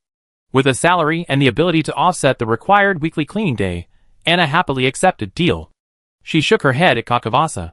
What are you standing there for? Why don't you thank me and show me your ID card? The key point is the last sentence. It's crucial to immediately pull out your ID card and smash the porcelain. Otherwise, if the guard turns around and denies his responsibility, where can you appeal? The young man frantically pulled out his ID card and swiped it through the guard's face. Anna then slowly handed him the same thing. Brother, what's going on? I'm still asleep this morning, and someone's just smashed my house. The prisoner was very friendly, smiling and talkative to the right degree. The guard was human, so naturally he was willing to communicate with her. Don't even mention it. For aquatic creatures escape from the prison area. I guess they're trying to escape from the terrestrials into the sea. He sneered twice, his face full of sarcasm. Nothing in the world is that simple. He then looked at Anna. A word of advice, sister. Once you're in Ivel, don't even think about getting out. Oh! The woman's aura remained the same. She raised an eyebrow and smiled. What do you mean? Didn't someone finish their sentence and regain their freedom? The jailer simply hummed without explanation. He pointed to the pile of corpses and the remaining half of the water-stained corridor and urged, "Don't dawdle. Get to work." He wouldn't tell the prisoners still serving their sentences that there was no such thing as release in Ivel. Completing your sentence simply meant moving from the underwater cage to the island to continue their imprisonment. The entire planet was an impenetrable cage. No one could escape. Okay, you decide. Anna stopped arguing with him and, with a wave of her head, led Kakavasia to the other end of the corridor, where they rummaged through the machinery to sort through the corpses. She had no reservations. Whenever she saw a prisoner being dragged out, she slapped him repeatedly. If she could wake someone, she pulled them off the robotic arms and tossed them aside to let them breathe. If she couldn't, she'd probably never wake up again. Kakavasia followed her example. His luck was off the charts, and he always managed to accurately hit the temporarily unconscious, racking up a ton of favors with a few strikes. On the other hand, Anna encountered prisoners who either required immense effort to reawaken or remained unmoved no matter how hard she tried. The temporary assistance of 2 prisoners in the rescue effort made the guards work much easier. The man who was in charge of calculating the hours directed the machines to remove the actual bodies one by one. After receiving instructions from his headset, he dispatched a small team of mechanical guards to escort the remaining prisoners to the temporarily vacated cells. The system had already determined that one of the 4 prisoners who attempted to escape had retained a backup biooptical computer upon entering Ivel, and later used it to contact Interstellar hackers outside the prison. To prevent similar incidents from happening again, the warden ordered all prisoners to undergo full-body X-rays again. The cost would be charged to the prisoners themselves. He had originally considered spreading the cost of the bomb cells evenly among all the inmates, but there had been quite a few accidents recently. Further escalation would likely exacerbate tensions and lead to further incidents. With Pierpoint's new year approaching, too many accidents would likely displease the board of directors. After weighing the pros and cons, he decided to put the matter aside for now. Corridor 4 on the 8th floor would be sealed, pending future demolition funds and reconstruction. As for the rescued prisoners, record their rescue fees, medical expenses, room and board. Anna wouldn't know about the debt she incurred out of nowhere. She followed the mechanical guard into the elevator, and obediently was escorted to Corridor 7 on the 11th floor. 0824131, Cell 174. The extinct volcano where Ivel prison is located is counted from top to bottom, with the entrance representing a level. The lower you go, the higher the inmate's violence level. Generally, less aggressive prisoners, like economic criminals and fraudsters, are assigned to lower levels, while those like space pirates and murderers are assigned deeper into the volcano, depending on the severity of their crimes. Soon afterward, Kakavasia was assigned a new cell. Unlike his previous cell across from Anna, this time he was assigned next to her. After the cell reassignment, the guards told the lucky inmates that they could purchase food from the cafeteria's self-service machine. The remaining half-day was freed, allowing them to exercise, as a form of compensation for the survivors. The surviving inmates left the corridor in groups of 2 or 3. Even if they didn't eat, they had to go to the medical station. Drowning and resuscitation can lead to lung infections if not properly treated. Now is not the time to worry about debts. Saving lives is the most important thing. The cafeteria on every floor of the prison is in the same location. Anna's new room is near the end of the corridor. Turn right and walk to your destination in less than 10 minutes. The young man who had moved from the opposite door to the next door followed her closely, his sharp eyes finding the self-service shopping machine immediately. Low-level nutritional cream, 300 Ivel coins per tube. Low-level natural meal, 3,000 Ivel coins. Intermediate natural meal, 5,000 Ivel coins. Regular sweetened soft drink, 500 Ivel coins. One-size-fits-all prison uniform, 2,000 Ivel coins. Kakavasia turned and said goodbye. Where are you going? You're not eating?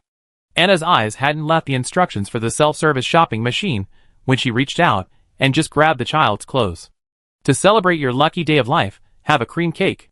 You're alive, that's great. She spoke dryly, all technique and no emotion. The young man hesitated to speak, and after a long pause, he could only manage a thank you.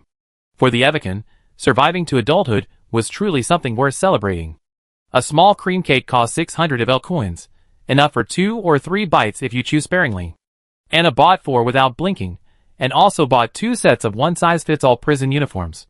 She took the items from the counter, divided them in half, and handed one to Kakavasia. For me? It was hilarious that the first new clothes he ever gotten were prison uniforms. That was hellish. Anna rolled her eyes, nearly to the point of rolling her eyes. What else? Take them. Oh! He didn't thank her again. He took the food and clothes and found a seat, not forgetting to wipe Anna's hands before sitting down. Sister, sit down. Tsk, that kid's mouth. When he wasn't spending money on her, he say you. But after spending money, he instantly becomes sister. He was truly unpredictable. Chapter 12. Sitting peacefully on the metal stool in the cafeteria, Kakavasha piously opened a piece of cream cake and took a bite. His colorful eyes, which were suspected of heterochromia iridis, immediately narrowed into two arcs. The sweetness of sugar and the soft taste of fat can always bring the best comfort to humans. Anna also tore apart a piece of cake, put it into her mouth and ate it 3 times. After picking up corpses all morning, the jailer calculated that she had worked as a cleaner for 8 hours, and a total of 4,000 evil coins had been credited to her account. Instead of waiting to be deducted to pay those inexplicable debts, it is better to spend it all in one go. This body needs sugar and fat. No matter how small a bite the shoyaya cream cake was, it was gone in 4 or 5 bites. After eating, she crumpled the wrapping paper into a ball and played with it with her fingers. Tell me, why were you beaten last night? It's just an extra pendant for nothing. You have to figure out the whole story. She's not the one who was taken advantage of. Kakavasha nibbled at the sweet cream lingering on the wrapper, oblivious to the rubbing of her cheeks. There were so many applicants for the crafts, the jailers decided to draw lots. I got the easier part, bead stringing. Wolfgang was standing back there at the time. For whatever reason, he had to go to the mines to dig. During dinner, there was talk of a gas leak in the mines, and some prisoners hadn't returned. A young man, carrying the cream, was walking around, trying to get information, when he bumped into the terrified man. Everyone knows what happened next. Sister, a lot of prisoners are talking about you. Be careful. Kakavasha shielded himself with the wrapper and whispered to Anna, when we entered Ivel, we all got a red sheep's head badge on our wrists. Having it makes us a prime target for the other prisoners. This was also why, upon seeing Anna's ability to drive Wolfgang off, he immediately jumped on her bandwagon. For a delicate Emican to survive in such an environment, without some external help, was truly impossible. Anna thoughtfully turned her wrist over, rubbing the inscription, which showed no signs of fading. She was certain the original body wasn't a humanoid beast, nor did she harbor any lingering violent or perverted thoughts. Why was such an ordinary woman labeled a high-risk individual? Initially, the jailer wanted to stamp her with a different color, but changed his mind after receiving an order. So, the original body had provoked someone untouchable, and was being retaliated against. So, there's a reward for killing the prisoner with the red goat's head on the inside of their wrist? Anna never missed an opportunity to profit from this. From her observations over the past few days alone, she concluded that the Interstellar Peace Company was a vast enterprise. Small gains wouldn't destroy such a massive organization. After all, she wasn't an employee, nor a director, so she naturally had no good intentions towards the behemoth standing in her way. Even if she were an employee, she wouldn't care about this. As long as she got paid on time and in full, who cares? Kakavasha had meant to remind her to be safe, but she hadn't seen eye to eye with him when it came to the key points. The young man, still innocent and naive, opened his beautiful, multicolored eyes, unable to find the words to express his current emotions. No wonder prison rules don't forbid fighting among prisoners. Anna rubbed her chin, a gesture that made her seem particularly malicious. Fishing at sea is still too slow to make money. Do you need me to get some information? After hesitating for 3 seconds, Kakavasa, a family of Mulanhorse kneeling people, suddenly glowed with a newfound energy. Even changing lanes so quickly, the Evican must be skilled businessmen. No need, Anna observed his frail frame and gave up. There's no need to use you as bait. There are many people in this world who can't properly understand themselves, and there are always fools willing to offer themselves up. The child puffed out his cheeks quietly, then, as if realizing such childish behavior was out of place for a grown man, he quickly deflated them. Oh, okay.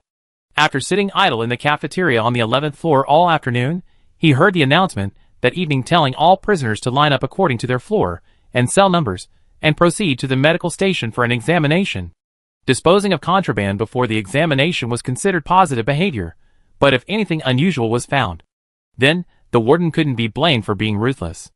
As for why the inspections were scheduled at night, the main reason was that the prisoners had to work during the day. Ivel had already had enough accidents recently. There couldn't be another blunder on the profit and loss report. This was just a notice to the prisoners, Whether they liked it or not was irrelevant. After all, living under the warden's rule, everything was done by the warden giving instructions, and everyone else following them. No need to think. Or even think at all. Of course, there were complaints, but no matter how much the prisoners complained, they ultimately had to obediently line up under the guards' guns and enter the X-ray machine. This ineffective, fragmented noise quickly faded into the wind. Anna returned to her new cell and slept soundly. The next morning, she woke to news that someone had attempted to sneak through the prison the previous night but failed, their bodies still hanging outside the medical station for public display. She also learned that the 11th floor would be inspected later that night. The medical station's firepower is quite strong. Anna fell into deep thought. I heard there's a fate walker of abundance there.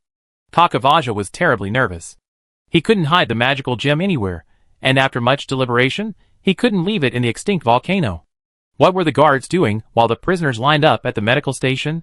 They certainly weren't eating fennel beans with warm wine. So, early in the morning, he followed Anna and joined the line heading down to the sea. Ivel is over 90% ocean, so a gem hidden in the reefs is much safer than in a cell. And even if it were lost at sea, it would be better than being found by the guards. Wasn't that exactly why the stone's former owner had launched a self-destruct attack on the sea monster? The prisoners on the 11th floor looked even more ferocious than the survivors on the 8th floor. To them, a woman and a half-grown boy were nothing more than a dish to be casually picked up and devoured. Never mind the Red Seal, who among the brothers serving time on the 11th floor didn't have one. It just so happened that these two were recklessly heading for the sea. With a once-in-a-lifetime opportunity at hand, countless thoughts and glances raced through the air. The guard in charge of registration was astonished. Why were there so many prisoners going fishing today? Could someone be planning another escape? But he had no reason to deny the prisoners' efforts to create wealth for Ivel. Ultimately, as long as their identities could be verified, all the prisoners were allowed to leave. Carry the bag and follow me. If you see anything amiss, follow your instincts and find a good hiding spot. Long staff in hand, Anna checked the weight and battery level before standing by the lift platform with Kakavasa, waiting. The extra bag was actually an old prison uniform. The collar and cuffs were folded back and twisted into a rough textured pocket, perfect for carrying gems or small fish. The Evican man's eyes immediately lit up with fury as he found a weapon. Smash those skinning knives, he touched it excitedly, as if it were a golden scepter. Before departure, Anna bought some items from the self-service machine and put them in her pocket for future use. Then, along with the others, they were sent to the surface. It's so cold. The young man winced at the sudden chill. The climate in Cygania is harsh, but the average temperature is not low. Today, there were too many hunter-gatherers on the 11th floor, so they left a few minutes later than usual. By then, the flat areas on the beach were already occupied, leaving the newcomers with nothing to do but stand in the sea breeze and in the public eye, putting on their waterproof suits. Kakavasa walked toward a boulder sunken in a sand pit. Its surface was mottled with tiny creatures clinging to it. She had chosen it simply because it looked so dirty that others would disdain it. But as she approached, Anna was surprised to discover a hidden gem within. Over the course of time, wind had eroded it to a mere shell. Hidden on the other side was a small door, barely wide enough for one person, yet it was like a wall on three sides. Sister, go change your clothes first. I stay here for you. He gripped the long stick tightly, looking more like a kitten chasing a butterfly to Anna. It was cute, but it was useless. She didn't lecture him. That young man, had committed a serious crime shortly after reaching adulthood and was sent to Ivel to serve a life sentence. Whatever his past, he didn't need to listen to a stranger's nagging. He must have a set of logically coherent principles, and he was willing to bow to her only for protection. In short, people come here to find a companion, not a mother. Opening her gear bag and pulling her jumpsuit on, Anna glanced at Kakavasa, who stood there stunned. If you wait any longer, someone else will take your spot. The young man, who had experienced all kinds of extreme survival in the sand, suddenly woke up, pursed his lips, and solved the clothing problem in 10 seconds. Since he was still a landlubber, Anna, to help him, walked him on the beach to fully stretch his limbs before slowly approaching the deep water with a long stick. Even with specialized equipment, asking a complete novice to dive into the deep waves to pan for gold was an unattainable fantasy. As long as he could protect himself and not be a burden, everything would be fine. It would be more efficient to leave the hunting to his partner. After all this time, only a few members of the supervisory team were left on the beach, squatting in the transparent greenhouse, staring at the dawdling prisoners. Why aren't these two guys getting down yet? It had only been a few days, and Austin still remembered the eccentric female prisoner. Seeing a young man suddenly appear beside her, he immediately thought of some popular romantic plot. Humph, what a leisurely life. Of course, there were children on Ivel. Some were underage prisoners, and the rest, don't ask, it's all about freedom and democracy. They all volunteered. Chapter 13. What is the ocean?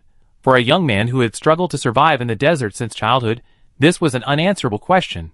The largest body of water he had ever seen was a pool of blood spilled when a member of his tribe fell. If a child was born during a rainstorm, he would be carried out and displayed. This luck must have come only because the three-eyed Earth Mother had kissed the infant's forehead. The ocean is a vast mass of water, salty. This was all Kakavasya knew about the ocean before arriving in Ivel. He had never been to school and could not read. Before leaving Saganya, he had naively believed that the relentless storms were the breath of the Earth Mother. What a majestic aura! It wasn't until other slaves told him it was simply the product of the interplay of stellar winds. The barrier that had covered the boy's eyes shattered. Only now did he realize that the Evikan had long been abandoned by the gods. If we were born to endure such pain, then what grievous sin had Evikan committed to deserve this punishment? The icy waters covered her ankles, calves, knees, and waist. A gentle push from behind instantly transformed the black ocean, shrouded in white smoke, into a vibrant world. A powerful handheld light source provided timely support, and the yellow-green ribbons of seaweed seemed like a veil cast by a god, requiring human intervention. Anna had no intention of taking the newbie into the deep water to drown. Besides, the prisoners on the 11th floor all had murderous glares in their eyes. It was obvious they were planning to take advantage of the situation. She had to choose a good spot to do it. As for the so-called loans and debts, never mind. As long as I could meet the warden's minimum tolerance, it would be fine. The debts were definitely unpayable. If they were, this would be a sanatorium, not a prison, so why bother trying? Enough food and shelter, not a penny left. Lie down. Flat. Without communication equipment, humans couldn't communicate directly underwater, so she simply tore a long strip of seaweed and tied it around the young man's wrist, keeping the other end for herself. Kakavasya was initially a little panicked, but once she saw she wouldn't be left behind, she immediately became confident. He couldn't say anything else, but luck, he certainly had it in spades. The child, clinging to the shallow seabed, aggressively harassed and bullied various aquatic critters. He seemed to have his own bait in his hands, and fish, shrimp, shellfish, and crabs lined up before him as if by agreement. Anna watched him for a moment, then, once the novice's excitement had faded, she tightened her staff and cast her attention around. She also had to hunt, but not for fish. Carbon-based creature, chordate, mammal, terrestrial, capable of walking upright, with primary skill points allocated to intelligence. This creature often has misplaced skill points, making it easy to kill. At this moment, they were quietly following behind, gesturing to each other. The bait, either pathetic or enthusiastic, made a long detour to make friends with the newbies on their first day of diving. Kakavasya had just shoved a porcupine twice the size of his palm into his pocket. The creature, perhaps drowsy from sleep, docilely fulfilled the young man's wishes, with none of its poisonous spines erected. He saw a soft, black creature slowly moving not far away. Just as he reached out his hand, a kind girl swam over. She slapped his hand, wrapped in the device, away, gesturing with a clear gesture. Be careful. This thing can't be eaten. Evelyn recalled the appearance of her target, the black sheep, and couldn't help but sigh. Some of them, despite being convicted of serious crimes, had faces that looked as if they'd been wrongly accused, while others, despite being killed 8 or 10 times, would likely never appease public anger. But there were many people more beautiful than evil, and those on that list weren't just humans. Evelyn briefly lamented, and put the matter behind her. How could a pretty boy's life be more important than your own standard of living? Spending money on a man is simply asking for trouble. Indiscriminately caring for a man will only lead to a life of ruin. Compared to the woman following him, the sheep hunting team unanimously voted to eliminate this guy first. No, he's just a pushover. Who said he looked easy to bully? He was the one being bullied. Even a mother with cubs would abandon her cubs to escape the encirclement. These two weren't mother and child, and they didn't look like lovers. That woman wouldn't risk her life in the sea just to be with her partner. Just an Evikan, worthless, not even worth a slave. Accepting her kindness, Kakavasya stopped trying to catch the enormous sea eggplant. Of course, sea eggplants aren't poisonous. Just because they don't taste good doesn't mean they're inedible. But Evelyn needed a reason to approach her target, so the blame would fall on the one who couldn't leap up and retort. She'd been waiting for so long on this journey, Yet she hadn't encountered any biting moray eels, poisonous stonefish, stinging rays, or even colorful sea slugs. What terrible luck! Forget it, I just kill this guy later, and pick up the sea eggplant later. One this big is truly rare. The young man, from a desert tribe, and a victim of resale, was easily deceived. He thought she was another kind-hearted person, and like a lobster, he followed her instinctively. Anna silently cut off the piece of seaweed. Carrying too much weight would hinder her performance in a fight.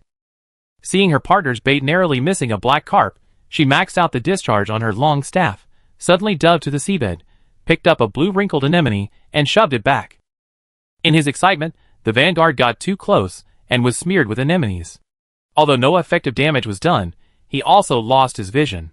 The stinging cell's filaments clung firmly to the thin, brittle bodysuit, and the anemone's thick body obscured the diving goggles. The clownfish living in the anemone panicked, and the couple surrounded the villain, who had destroyed their home with his face, and denounced him. This species was quite different from the harmless little fish people assumed. Its sharp teeth quickly tore a hole in the man's filter membrane wetsuit. He was locked in a desperate struggle with the clownfish, when a long stick suddenly swung across, and stabbed the rip in his suit. His entire body numbed, and he realized that his life was about to start anew. Anna was engaging in lively conversation with the other inmates, who had kindly come to help ease her burden. The water's resistance was strong, and a battle of wits was less effective than a battle of courage. Seeing the most foolish of her opponents exposed, she quickly seized upon them, and sent them adrift. The stick's power was limited, so she always had to wait for the crucial moment to deliver a decisive blow.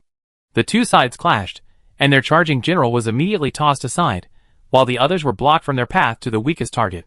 The stunned bodies drifted uncontrollably in the water, looking practically dead. Whether real or fake, the visual impact was terrifying. That woman! That woman has no moral compass. Sand, kelp, broken shells, lazy sea urchins, anemones, and porcupine dolphins, everything she could touch became a weapon. Like a slippery fish, she quickly fled after each attack, never lingering. This almost rogue style of fighting had single-handedly split the entire sheep-hunting team in two. Now everyone just hoped Evelyn would succeed quickly. Some were pricked by the spines of the unidentified creatures, and others' diving suits were damaged. If they didn't show some real skill, today's deal would be a loss. From the surface, it looked like several medium-sized sea beasts were fighting for territory beneath this relatively shallow bay. From time to time, a splash and bubbles emerged, and one two-legged fish after another floated up belly up. Territorial disputes, as they always do. While it wasn't a life-or-death fight right from the start, tempers inevitably flared, and each strike naturally became more deadly. Kakavasa and the kind-hearted girl worked together to collect a wealth of seafood, all of which were delicious, attractive, and, thankfully, safe. The young man joyfully examined the various bounty targets. He alone could complete half of the bounty list provided by the Society of Knowledge. Evelyn was also puzzled. How could someone be so lucky? Why would someone so lucky end up in Ivel? He shouldn't have been caught. Her initial surprise gradually faded, and she finally took the initiative to search the seabed with Kakavasa. Soon, the teammates would rush in, and neither the man nor the goods would be able to escape. Just think of it as a human-shaped warehouse, perhaps even helping to share half the weight of the prey. However, the promised teammates showed up no matter how long they waited, and there wasn't even a sound from any outsiders around, aside from marine animals. At this point, Evelyn couldn't help but feel a little anxious. She kept glancing at Kakavasa, his form tossed by the sea, thinking, I can do it too. Why not? He and I are about the same size, and the inherent difference in strength between men and women is infinitely minimized by the barrier of the sea. His swimming form is clearly a novice, and without a protector, he can't make a big wave. In short, he's nothing but luck, an Etkin slave with a very flexible body. The only place the universe agrees he's best suited to is a brothel. She pondered for a moment, finally making up her mind. The one-piece diving suit blocks both water and electricity, and the standard long staff can only deliver a limited amount of power, unable to penetrate this double layer of buff. But the seabed is not short of weapons. Unarmed humans are easy prey, but with just a stone in hand, they can instantly transform into hunters. Evelyn pretended to fish, but in reality, she fished out a hexagonal spider snail from the sand and gripped it tightly. Its shell was covered with several long, pinwheel-like protrusions, resembling thorns yet not quite. If the strike was successful, there would be no need for further explanation, but what if it failed? All it would take is a smile from the young girl and a gesture of I was just kidding, and 9 out of 10 young boys would dazedly respond with it's okay. Perhaps he would even secretly rejoice. Why didn't she joke with anyone else but me? It's clear that I'm different from everyone else. Yes, I am. So, when the young Evikian dodged the attack from behind, as if she had stumbled, she had no time to launch a second attack. The peaceful, long-winded battle was already over. The seabed is a dangerous place, and it treats all humans equally. Chapter 14. Kakavasa turned and swam backwards for over half an hour, dragging his trophy. Anna, who had come to find him, also appeared behind a tall coral tree, carrying a large fish by its tail. She gave an upward thumbs-up sign, and slowly floated the young man to the surface. He was a newbie, trying diving on his first day, so it was best not to give him too much trouble. As for the prisoner's corpse he was dragging along, it must have been bad luck and a poisonous marine creature. This kind of thing is quite common in the ocean. No one can guarantee that nothing will go wrong. The two of them arrived at the reef where Anna had piled her trophies, and the members of the sheep hunting team were delighted to reunite. Huh, what did you catch? She looked up at the bag in his hand. Besides the fish he made from his old prison uniform, there was also some specialized equipment clearly donated by a fellow prisoner who had fallen on hard times. Kakavasa didn't recognize these creatures. Anna might have once, but now, the only thing they could identify with any of them was their delicious taste. Without hesitation, she picked the meatiest fish and skinned and deboned them with a few quick swipes. She discarded the inedible organs and any inedible parts into the sea for bait, then cut the rest in half to prepare for her stomach.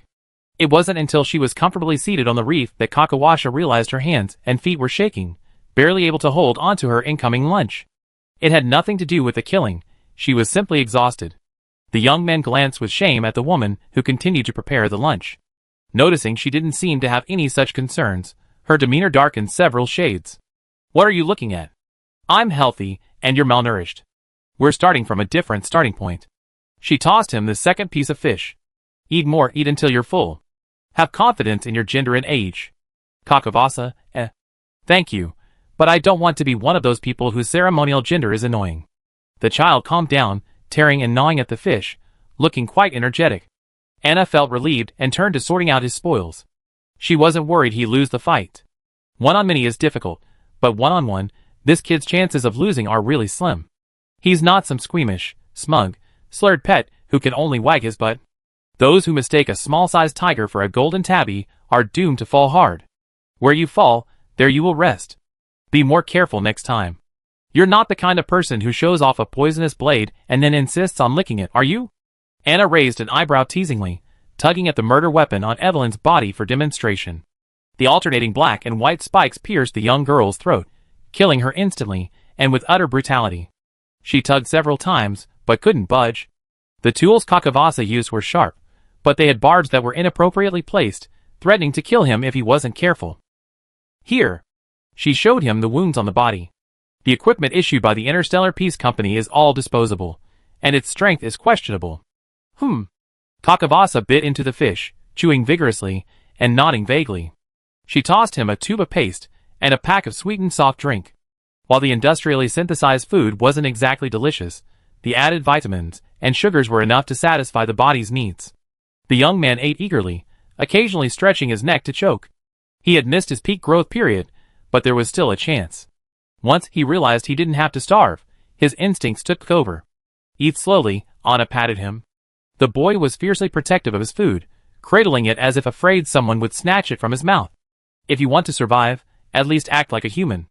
Humans don't even spare their own kind, and they're even more brutal towards species different from their own. For Anna, this was a different matter. She couldn't really treat this young man like a human pet.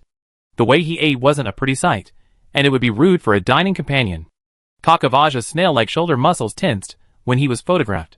Anna pinched his thin bones, her fingers tracing the dark red product code. Those colorful eyes, once charming and affectionate, turned cold and sharp, then, in a flash of panic, were covered by a rapid, hurried gaze. The Evikin were truly skilled at disguise. They knew exactly how to win the affection and sympathy of others. A life of wandering has taught them the most sincere acting skills in the world. Even when at a disadvantage, they can turn around and make themselves seem both pitiful and endearing. Anna couldn't tell from the beginning until now what was real and what was acting. He was a naturally gifted player, the kind that couldn't be defeated even with all their might. As for acting, she thought, even 10 of her own would still be no match for Kakavasa. So, Let's not analyze the path. Let's just honestly look at the result. Eat slowly. I won't steal the meat from a child's mouth. As for her skills, Anna could swing this guy right now and throw him back into the sea. He wouldn't be able to fight back. Thankfully, Kakavasa was very lucky. The powerful person he met only lost his memory, not his morals or humanity. If you do that again, I won't share your supplies. You figure it out yourself. She loosened her hand and shifted to stroke his short, light blonde stubble. It had grown a bit over the past few days, but it was still wiry and prickly. The young man's bulging shoulder blades trembled like a scratched cat's, but he tried to control himself, forcing himself to chew more slowly and stop stuffing his mouth full. Good boy, Anna praised him with satisfaction. No one wants to be around a beast that looks like a human, even if its fur is soft and colorful. I'm the same. Once humans lose control of their instincts, they become no different from unruly beasts. Beasts are always prone to causing trouble, leading to unnecessary trouble. That's not good. In a place like Ivel, trouble is the most unwelcome surprise. Regardless of whether it's true or not, this fundamental premise must be agreed upon, or we're done. Sorry, sister. Kakavasa spent 5 minutes evolving from ape-man to Homo sapiens. Anna found him quite clever, imitating quickly. Any problems were entirely blamed on the individuals who provided the model. Don't apologize. You didn't do anything wrong. She handed him the obsidian shard she was using as a knife. I find you a decent model later. The 11th floor of the carbon-based terrestrial incarceration zone clearly lacked a passing faculty. She herself was barely above being vulgar, unfit to be a teacher for children. Kakavasa looked at the knife in his hand, a sudden realization dawning on him. After filling his stomach, he held the tube of paste in his mouth and diligently found a hole in the reef. He inserted his stone knife and trimmed the edges, finally securing a temporary home for the beautiful, irregular stone. Reefs are more stable than coral and easier to locate. This way, there's no need to worry about it being searched by the guards at Ivel prison or lost in the vast ocean. What was the merman thinking before he blew himself up? Did he also want to go home? They didn't return to the sea for the rest of the day. The reef was surrounded by fish, attracted by the scent of blood. Poking a long stick at a fish's head with an electric shock was a surefire hit. After lunch, the two sat on the reef, electrocuting them, and briefly discussed their next strategy. The sheep hunting team before them, who had been caught in a coup, numbered 5. No one knew if they had any friends or relatives in prison, and no one knew what benefits they could gain from killing the black sheep. To maximize their profits, they better bribe the guards first and ask before making a decision. The most important thing was that they couldn't go fishing in the sea again tomorrow. What if they killed the younger ones and attracted the older ones? It would be difficult to fish in the water after all. Handcrafting or mining? This week's cleaning duties had already been cancelled, and Anna, not wanting to be on the floor mopping up bloodstains, simply ignored them. While cleaners could roam the prison collecting intelligence, much of it could be obtained simply by waiting patiently. Inmates' excessive enthusiasm for gathering information was a dangerous tendency, and she didn't intend to stand out like a glowing firefly. Kakavasa also disliked tasks like mopping floors and carrying corpses. When his partner offered the options, he hesitated for only a second before choosing handcrafting. I draw lots. I'm sure I get the easy part. The young man's confident expression was like a young peacock just beginning to grow its tail. Anna didn't enjoy dampening others' enthusiasm, nor did she have the peculiar taste for making children cry. Seeing him say that, she made the decision, okay. In terms of returns, mining carries similar risks to seafaring, otherwise the hourly wage wouldn't be the same. The pits carry the risk of collapse and leaks, while the ocean carries the risk of drowning and being bitten by fish. It's hard to say which is more extreme. For safety's sake, it's more reliable to take a break from crafting. The plan was finalized. Anna tied a string of black sheep carcasses with seaweed, while Kakavasa took 2 bags of prey. The two of them, one in front and one behind, slowly made their way back to the platform, following the current. It was still early, and the other hunting teams were either still frantically searching for their targets in the ocean or too busy to spare any time. No one was returning, and even a roadside ambush was too early. The strange female prisoner emerged from the sea with her new recruit. Austin didn't think much of it at first, but soon, he saw a string of bodies floating behind her. As expected of a ruthless man, charged with 3 first-degree crimes and sentenced to between 200 years and life imprisonment, could he just let the current and drag the corpse of his own kind along like that? Good work, buddy. Anna nudged Kakavasa with her heel, and the young man, expressionless, presented the beautiful red snapper he had prepared. Austin had calmed down. He took the fish, weighed it in his hand, and a look of satisfaction washed over his face. Not bad. Hard work pays off. The woman casually drew a circle with her arm. These guys thought I was a woman, easy to bully. I'm sorry to have let them down. The warden's rules didn't restrict inmates from using violence, so she certainly didn't break the rules. Austin bit the soft flesh inside his cheek and uttered, "Wait while I go find the captain to verify my identity." 5 black sheep died at once. Such a serious matter must be handled by the captain of the supervisory team. In addition, the captain must first consider any requests from the 2 prisoners successfully hunted before reporting them to the warden. The captain arrived quickly. The distance was not far to begin with. If it weren't for the need to demonstrate rank, he would have appeared before Anna and Kakavaja before Austin. 1, 2, 3, 4, 5, all serious criminals from the corridor on the 11th floor of the carbon-based terrestrial incarceration wing, Black Sheep. The young girl with the least serious crime, Evelyn, also poisoned her kind aunt who lived on the outer ring of Pier Point. A family of 8. 8 lives. Now, her face was black and blue as she lay sprawled on the beach, a poisonous spine lodged in her throat. Perhaps it was from a sea urchin, a stonefish, or a manta ray. Who knows what kind of venomous assassin it was? She had been imprisoned in Ivel for poisoning, and now, thanks to the poison, she had escaped. 5 serious criminals, all killed by you alone? The captain's gaze flicked back and forth between the 2 prisoners. Anna pointed at the strongest of them, the Black Sheep, and said, "How is that possible? This is a child's trophy." The entire supervisory team stood in awe of Kakavaja. Whether true or not, if he had the nerve to make his partner say this, it was the truth. Chapter 15. You're not bad. The captain of the supervisory team verified the identities of the 5-man team. They were indeed all black sheep with red seals on their wrists. No one was wrongly killed, and no one escaped. When prisoners riot, accidental injuries are inevitable. It's better to kill the oxen and horses than to kill the fat sheep. For those whose wealth hasn't been fully exploited, and whose families have young heirs, prosecuting an inheritance lawsuit is particularly difficult. It's not that the legal affairs department can't handle it, but they themselves are a nuisance. The directors would be distressed by such a high commission. 5 prisoners died in self-defense by 2 other prisoners. The matter was quickly reported to the warden, and Anna and Kakavaja's files were prepared in advance by the clever secretary, Miss Lucy. 2. Inhabitants of a remote star from different star regions? Televizov's voice was filled with amusement. One of them was a Tsiganian slave who worshipped local gods. Do you believe their words? He was more inclined to believe that the 5 were fighting among themselves, and that after their mutual destruction, a passing prisoner had taken advantage of them. But according to the collar records, it's hard to say for the Tsiganian slaves. That woman did kill 4 of her besiegers with her bare hands. The secretary calmed the apprehensive captain with a look. Televizov paused for a moment. Woman? I seem to have some impression of her. The warden propped his head up with a finger, a habit he used when thinking. Ah, the newcomer, the one who was threatened at gunpoint by the deceased transport team leader, the one so filthy and smelly that I had to order her thrown into the water to be washed clean. The corners of his mouth slowly drooped, his cold gray eyes seemed frozen. I remember her. She's dirty and unpleasant. His secretary, who also served as his adjutant, Miss Lucy, with her neat bun and even more formal attire, quickly shut her mouth as she was about to speak. Mr. Televizov had participated in numerous intergalactic wars as an independent commander, but ever since his injury sidelined him, he developed a distaste for dirt. Dust, mud, blood. Anything that looked unclean offended him. In a place like Ivel, the ruler's mood could determine so much, and any wise person would know to avoid him. Anna's prison photo looked incredibly shabby.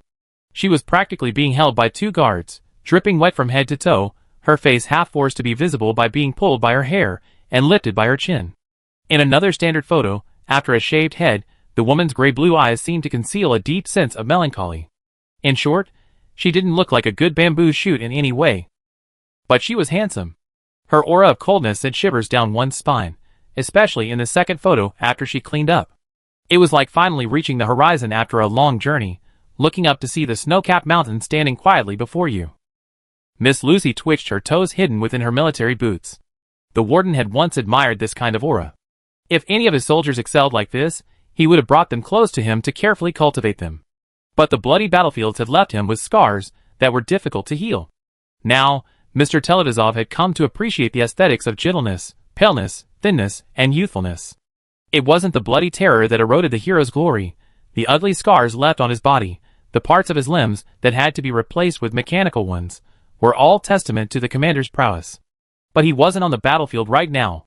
He was in Ivel, overseeing the largest prison planet in the universe, and the countless vicious criminals held there. A good prisoner is one who can't resist. No matter what their reason for appearing in Ivel, there's only one way out. Humph. Televizov pondered for a moment, ultimately deciding to fulfill his promise. What do they want? The warden's word is the rule. It's his privilege, but also his constraint. If he wants this rule to be accepted by all prisoners, he must also be bound by it. If those two supposed lucky bastards today don't get what they want, there's no need to wait until tomorrow morning for all the prisoners in Ivel to know that the warden broke his promise and enriched himself. The hidden system of using serious criminals to rationally reduce the number of serious criminals will collapse faster than a melting iceberg. Not yet. The captain of the supervisory team swallowed hard. Every time he faced Televizov, he felt a genuine discomfort. It's like sitting in front of an AI in human skin, a physical revulsion. You have to remember that although the Imperial Wars have long since ended, the differences between Omnics and humans have never been completely resolved. Today, practitioners of the anti-organic equation still occasionally make a presence felt. To ordinary people, humans who look like machines are just as terrifying as machines who look like humans. They said they're new here and haven't fully understood all the rules of Ivel yet, so they don't dare to make any demands. They hope to keep it for now. The captain of the Overwatch squadron slightly embellished Anna's original words, trying to make them sound more pleasant and charming. His efforts were not in vain. Televizov sneered, "Sly creatures. Have them come to see me after 9:30 tomorrow morning." Thank goodness. The warden didn't lose control of his rage. Miss Lucy breathed a sigh of relief, and the captain of the wardens immediately stood up and said goodbye, as if he had been pardoned. "I go and inform them right away." The man's eyes were once again obscured by the brim of his military cap, and no one could guess what was going on in his heart. At that moment, Anna was sitting in the cafeteria, enjoying the premium natural meal she had just ordered. Despite the cost, while it wasn't as good as the top-tier 13-course feast, it was well worth a try. Normal soup, normal meat, normal staple food, normal vegetables, not some concoction of scraps squeezed, frozen, and then cut. Kakavaja, sitting across from her, ordered the same dinner, carefully observing and imitating her every move. The Evican clan hadn't received any prenatal education, but that didn't stop them from absorbing knowledge like a sponge in a basin of water. Dropping out of school is a debuff imposed on young people by a poor environment, not a case of his own unlearning. What are you looking at? Anna didn't even need to look up to know he was up to something sneaky. Besides the 5 foolish fish that had come to him, this kid also had a number of surprises in his pockets. After exchanging a large sum of Ivel coins for them, the two settled their partnership's debt, and the kid immediately put away his pitiful appearance. "Sister, how do you manage to spin that fork around your fingertips?" No longer a complete dependent, his tone shifted. Anna was pleased to see this. She extended her hand, the blunt-headed fork twirling between her slender fingers. "It's just a little trick to attract attention." The fork spun back and forth silkily, its silver light dancing like the back of a sea beast.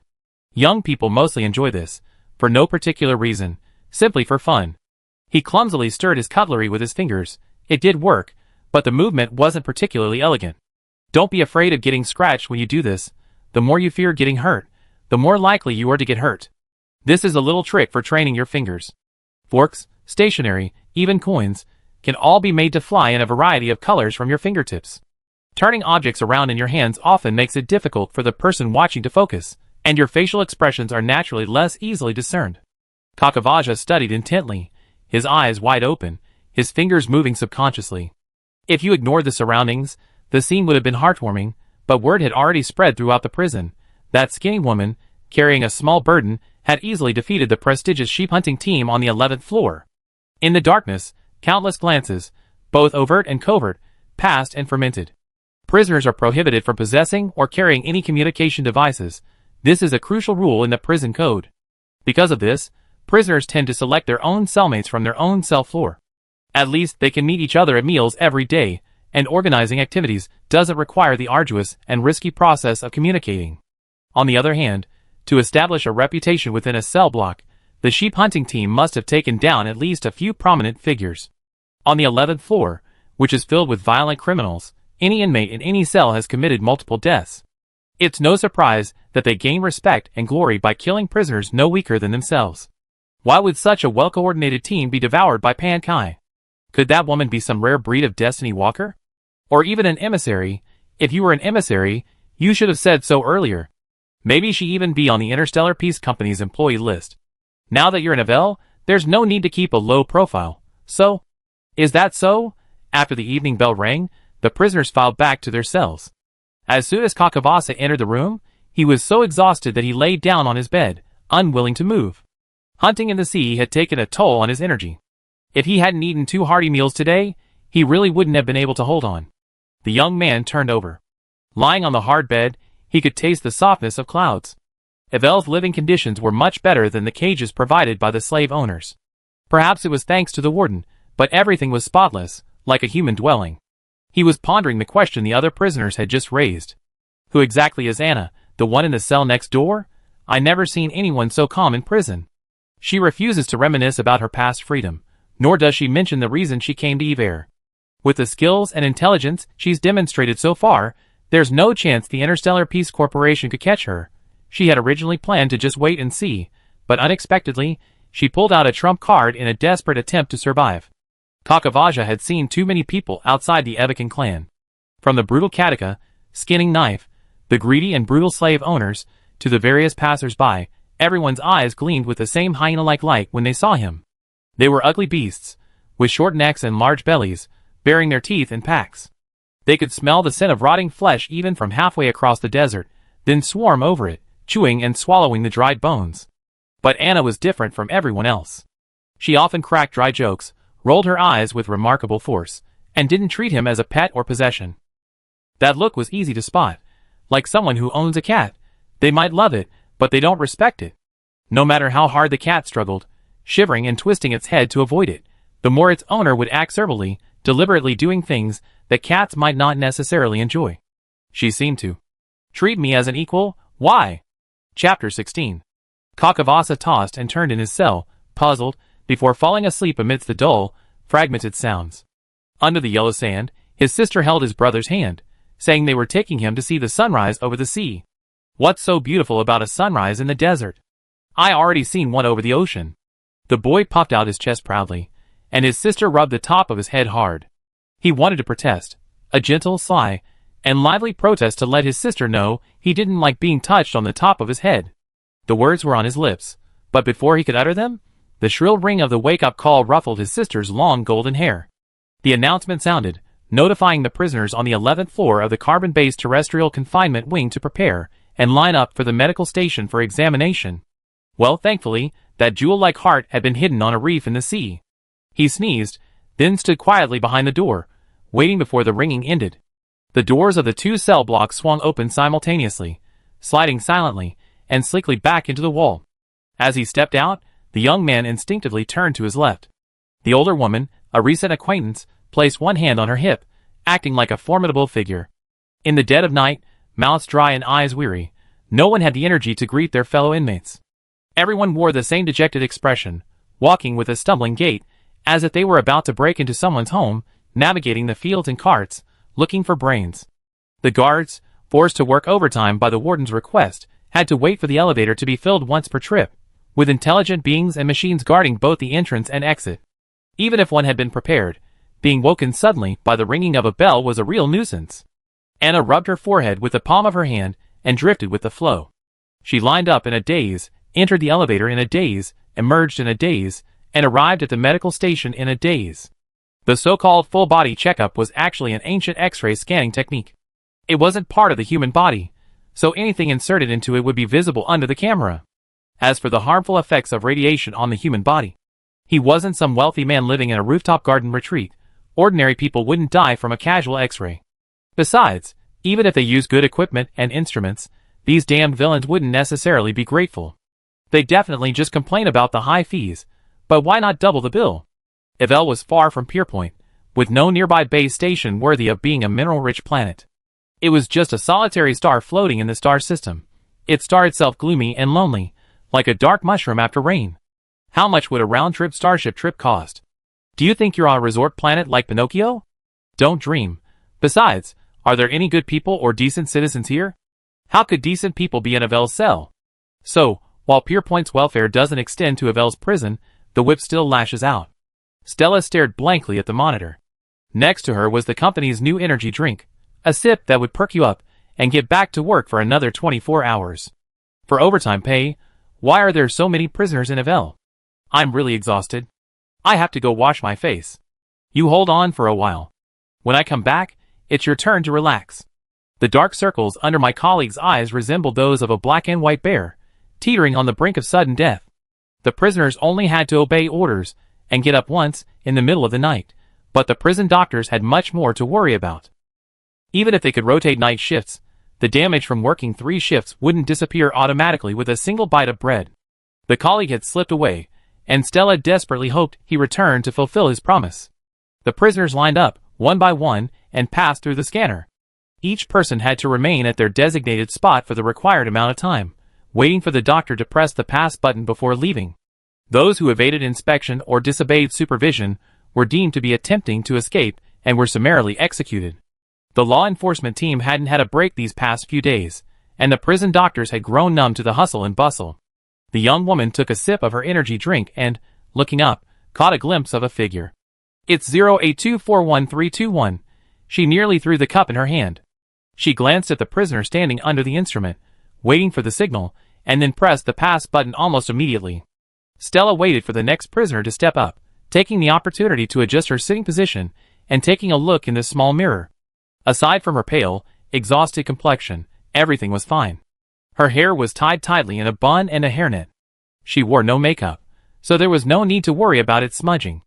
The yellow shirt and purple pants she worn specifically to embarrass her colleagues were completely hidden by her white lab coat. Anyway, a date wasn't an option, but a chance encounter was certainly possible. She carefully rubbed the corners of her eyes, wiping away the thick mucus from staying up all night. The prisoners moved forward in a meek, sheep-like formation. It wasn't that Ivel had any significant rehabilitation skills, but simply that everyone was too sleepy to stir up trouble at that moment. Besides, the constant stream of publicized law enforcement photos showed the warden's patience reaching its limit. If she didn't want to suffer in silence, she'd better just sit back and wait it out. Anna followed with her hands down, bored. The prison doctor in charge of the inspection kept giving her a series of evasive glances, a bit unsettling, but tolerable. The green light came on, and the inmate in front of her stepped down from the positioning point. She waited 2 seconds before stepping back up. All that was left was to wait. Stella had been about to press the pass button to let her through, but she looked up as if to see him, frozen in place. 0824. 1321, right? The doctor peeked out from behind the monitor. Wait here for a moment. I give you a detailed examination later. The law enforcement team nearly opened fire, but thankfully the doctor added, "You're sick." This instrument was originally used in hospitals to detect internal lesions. If someone else were sick, so be it. Stella wouldn't bother to care unless they complained of it. But she's number 08241321. In this sealed prison in Ivel, only I can save her. Kakavaja stood in the back, his concern equal to Stella's. "Sister." No whispering. The jailer shouted, and countless people subconsciously tensed their muscles, creating a tense atmosphere. Anna waved him off, stepped down from her station, and found a corner out of the way, leaning against the wall to take a nap. The prisoner remained calm throughout, and the guard's mood swings gradually returned to normal. After a while, another doctor returned from outside. The woman who had been sitting behind the monitor chatted with him briefly before standing and motioning to the prisoner. "Follow me." The law enforcement team sent a guard to follow them into another room. Kakavaja wanted to follow behind, pretending to be a patient's family member, but the other guards told him not to at gunpoint. "Please lie down here." Stella patted the reclining bed, and Anna, needing no further urging, took off her shoes and lay down on it. "The entire examination will take 20 minutes, and a report will be issued simultaneously." The doctor's face was gloomy, and her hands moved quickly and efficiently, securing the patient in the restraints in 2 clicks. The guard was immediately displeased when he heard he had to stand there for 20 minutes. He might as well go take a paid shit instead of just standing there for 20 minutes. After all, the prisoner was tied up tightly, and he was a sick cat, so how could he possibly make any waves? So reassured, he gestured to Stella and clattered towards the vent. "It'll only take 15 minutes, actually. You seem to have something fishy going on in your head. Let me take a closer look." As soon as the jailer left, her tone changed, becoming gentle and compassionate. The young woman lowered her voice to the prisoner, saying, "Whatever it is, medical treatment is very advanced these days. There's hardly any disease that can't be cured. You're a good person. You'd definitely be able to turn this around." She desperately wanted to comfort her patient, but after spending so much time in Ivel, her expressive abilities were somewhat lacking. Anna, lying on the reclining bed, tried to move her arms and legs slightly, looking at the doctor with a look of trust and gratitude. It's true, the Evicans are truly exceptional at controlling their expressions. Their on-the-spot learning was enough to fool even a young, inexperienced girl. "Thank you. Honestly, I've been worried the whole time. Something bad happened on the escort ship before coming to Ivel. Upon waking, I discovered my memory of the past was completely blank. I haven't told anyone about this until now. You're the first staff member I can trust." Being gazed upon by her gentle, focused, melancholic gray-blue eyes would be hard to resist. Stella's lips curled up. To hide her face, she raised one hand to cover the lower half, then quickly rubbed it vigorously with the other. "Ahem, I'm honored. I'm honored. Help. Those misty gray-blue eyes are such a terrifying weapon." She covered her face and moved behind the examination machine. The stretcher slowly entered the examination room. A bell rang, and the lights went out. Anna closed her eyes and waited quietly. 15 minutes later, the examination was over, and the doctor produced a report. "The diagnosis you received was a malignant glioma, but it's actually probably a discarded biochip?" I'm not sure about that diagnosis. Do you remember anything about it?" She tossed the paper report on the table, waiting to fend off the jailer. Anna's slightly surprised expression revealed she was truly clueless. If she reported the truth, the law enforcement team wouldn't care about the prisoner's hidden secrets. They barely bothered to think as they emptied their magazines. But the doctor didn't want the prisoner she admired to die in obscurity. "Based on my current observations, I personally believe it's a chip, but that's just a hopeful guess. A biochip. The best treatment is to avoid touching it. If you ever have the opportunity to leave Ivel, I suggest you seek further examination and treatment at the Danning Division of the Luofu ship of the Immortal Boat Alliance, or at the First Truth University, home to the Boiji Society." Stella glanced nervously in the direction of the vent.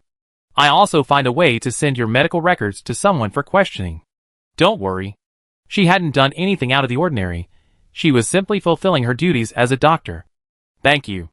Anna was truly touched. There are still many kind people in this world. The doctor smiled shyly, turning her head to the side. "As a worker, if you don't take advantage of your boss, your job is in vain." Heavy footsteps echoed from the vent.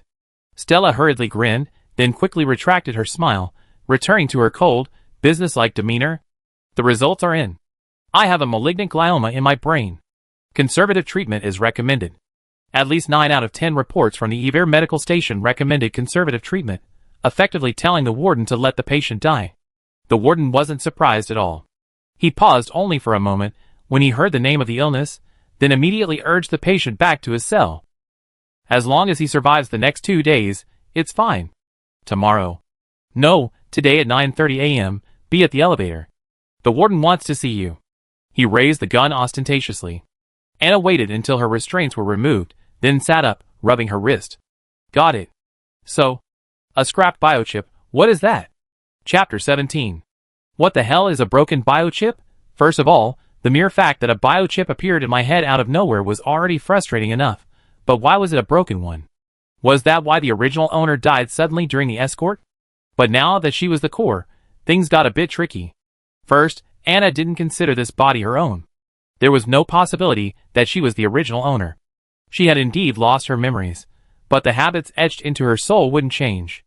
This body's reflexes couldn't keep up with the speed of her eyes and brain. She saw a thought and acted a beat slower. Subconsciously, she wasn't supposed to be like this. Then the question returned to square one. Who was the original owner? Why was she sent to Ivel? And who deserved a quick death upon imprisonment? The answer was simple. Someone who knew too much, or someone who held someone else's secrets. To be honest, Anna had never been interested in other people's little secrets. If someone selflessly offered them to everyone, she would rather stay away and seek some peace and quiet. Unfortunately, it was clear the secret's owner wouldn't see it that way, and she found it difficult to explain to others that her relationship with the original owner was simply that of a snail and a hermit crab. As someone forced into becoming a hermit crab, she felt grateful to the snail, but she had no intention of taking the blame and going to jail for it. The thought of a faceless stranger hiding in a dark corner, repeatedly wondering why their target wasn't dead, made her feel deeply uncomfortable. And the doctor's insistence on friendly reminders that she needed to seek further examination and treatment elsewhere suggested that Ivel couldn't resolve the issue. Whether the prison medical station has the capability but doesn't want to, or lacks the capability but is too lazy to recruit talent, the situation is still shrouded in a theoretically obsolete state, yet no one can truly explain its actual status. No one can ignore it. Anna sighed softly. It seemed uninhabitable here.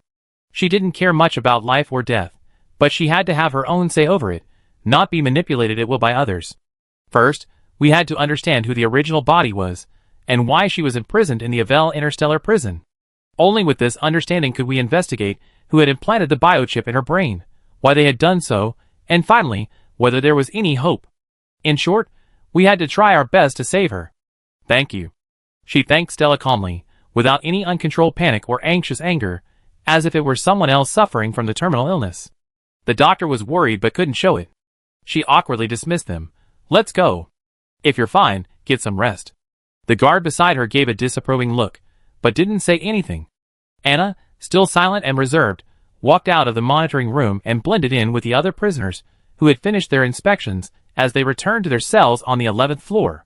During the 20-plus minutes of delay, there were only a few remaining inmates on her floor.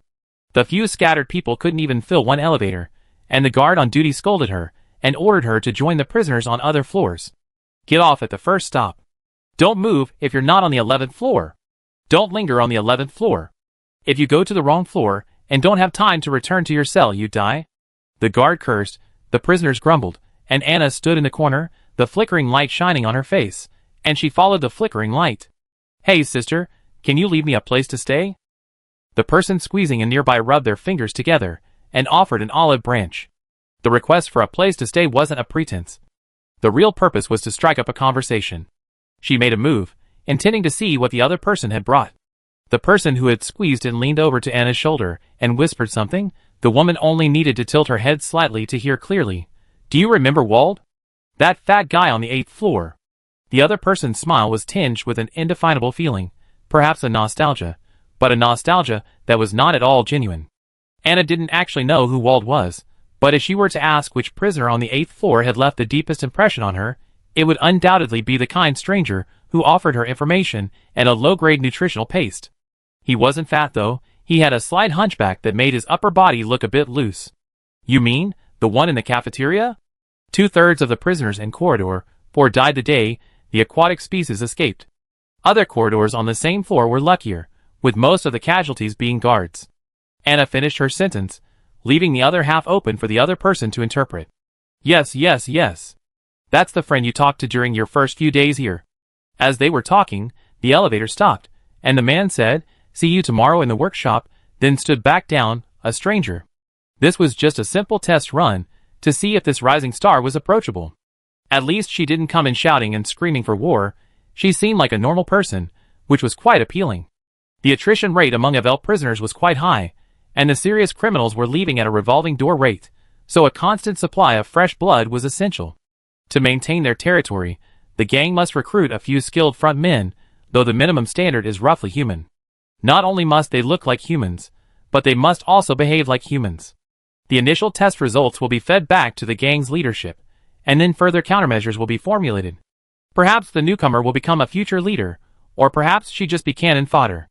These are all undecided matters, so the gang members, who have completed their mission, like workers, lose all enthusiasm for their work the moment the bell rings.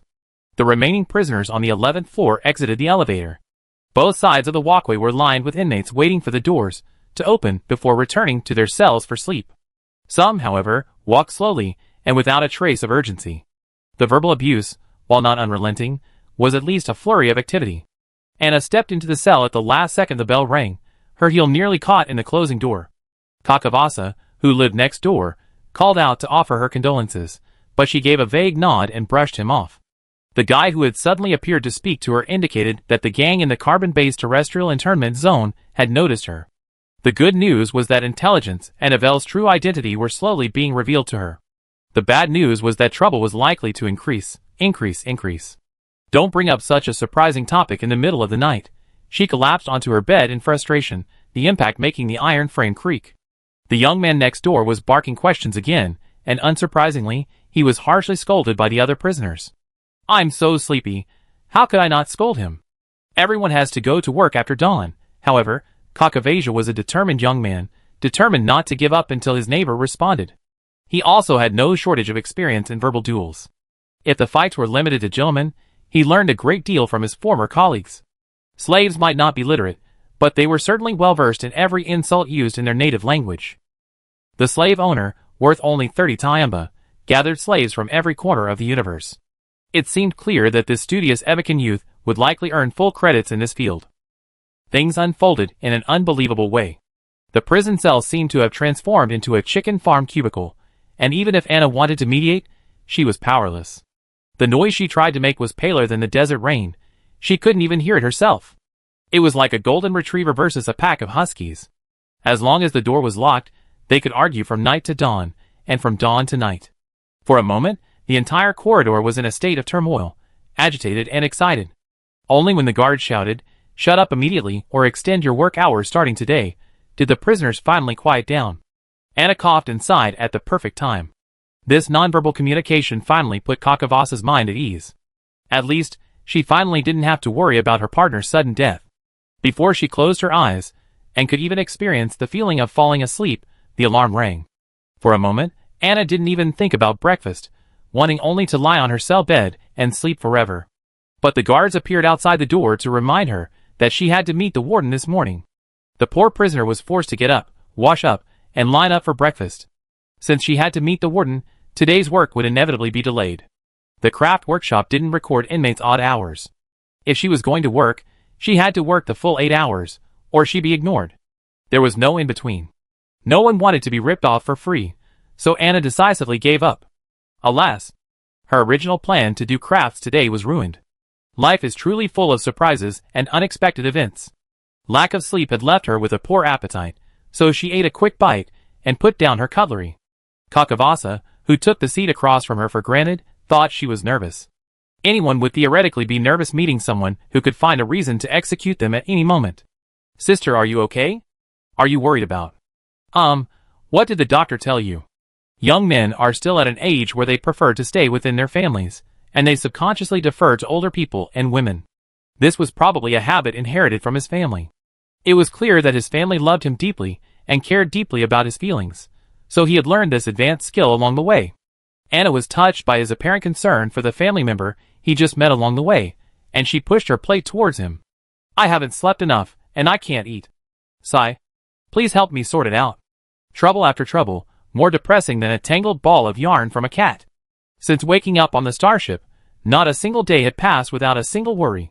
She even developed vague, metaphysical resentments. Could it be that he stepped in dog poop before losing his memory? His luck was incredibly bad. Kakavas's expression of worry grew heavier. He opened his mouth, about to speak, then closed it again. His constipated expression was so funny that Anna had to look away. How rude it would be if she couldn't help laughing. The young man seemed to have noticed something, and he tried to adjust his features to appear relaxed.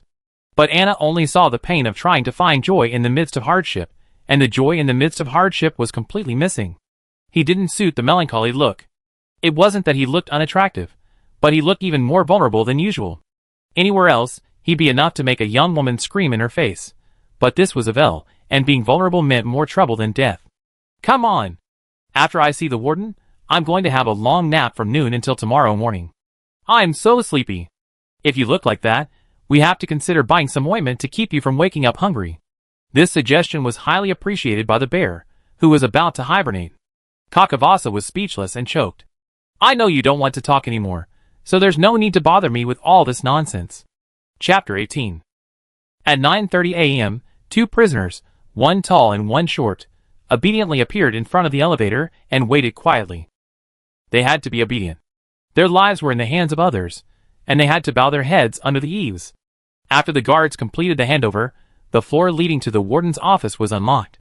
The warden would occasionally take time to meet with the prisoners under his jurisdiction, provided they were strong and worthy enough to meet him. Strictness and prudence were his secret weapons for escaping the battlefield alive. After leaving the battlefield, he accepted the offer from the Interstellar Peace Company and came to Iver, diligently learning how to transition from commander to professional manager. To be honest, he was doing a good job. Not only had no prisoners escaped under his control, but the prison's profits were impeccable. This far exceeded the board's expectations, bringing with it even greater expectations and pressure. For Warden Televizov, this wasn't a bad thing. If anything, it was proof that the board valued him.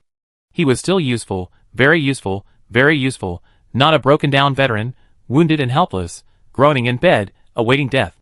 But years of professionalism made it difficult for him to control his habits, like judging everyone by the standards of conscripts, or constantly hearing the rubbing of shells and elytra in his dreams.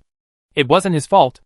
A commander whose body had been nearly devoured by true stinging insects, fought to the bitter end, worthy of the honor and rations he enjoyed daily. He earned it. Now he lived in Ivel, like a general who could no longer mount a horse, looking back at his army with reluctance. Then bestowing rare treasures upon the graceful, singing, dancing beauties. Beautiful women are wonderful. Beautiful women can't lift a knife or a sword, and certainly won't suddenly turn against their will and transform into a buzzing insect. So, when he saw the two black sheep standing before him, his expression and his heart were filled with a complex mix.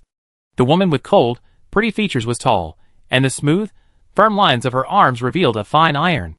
The handsome young man next to her was slightly shorter, his multicolored, rare eyes particularly alluring against his light golden stubble, a natural display of elegance and grace.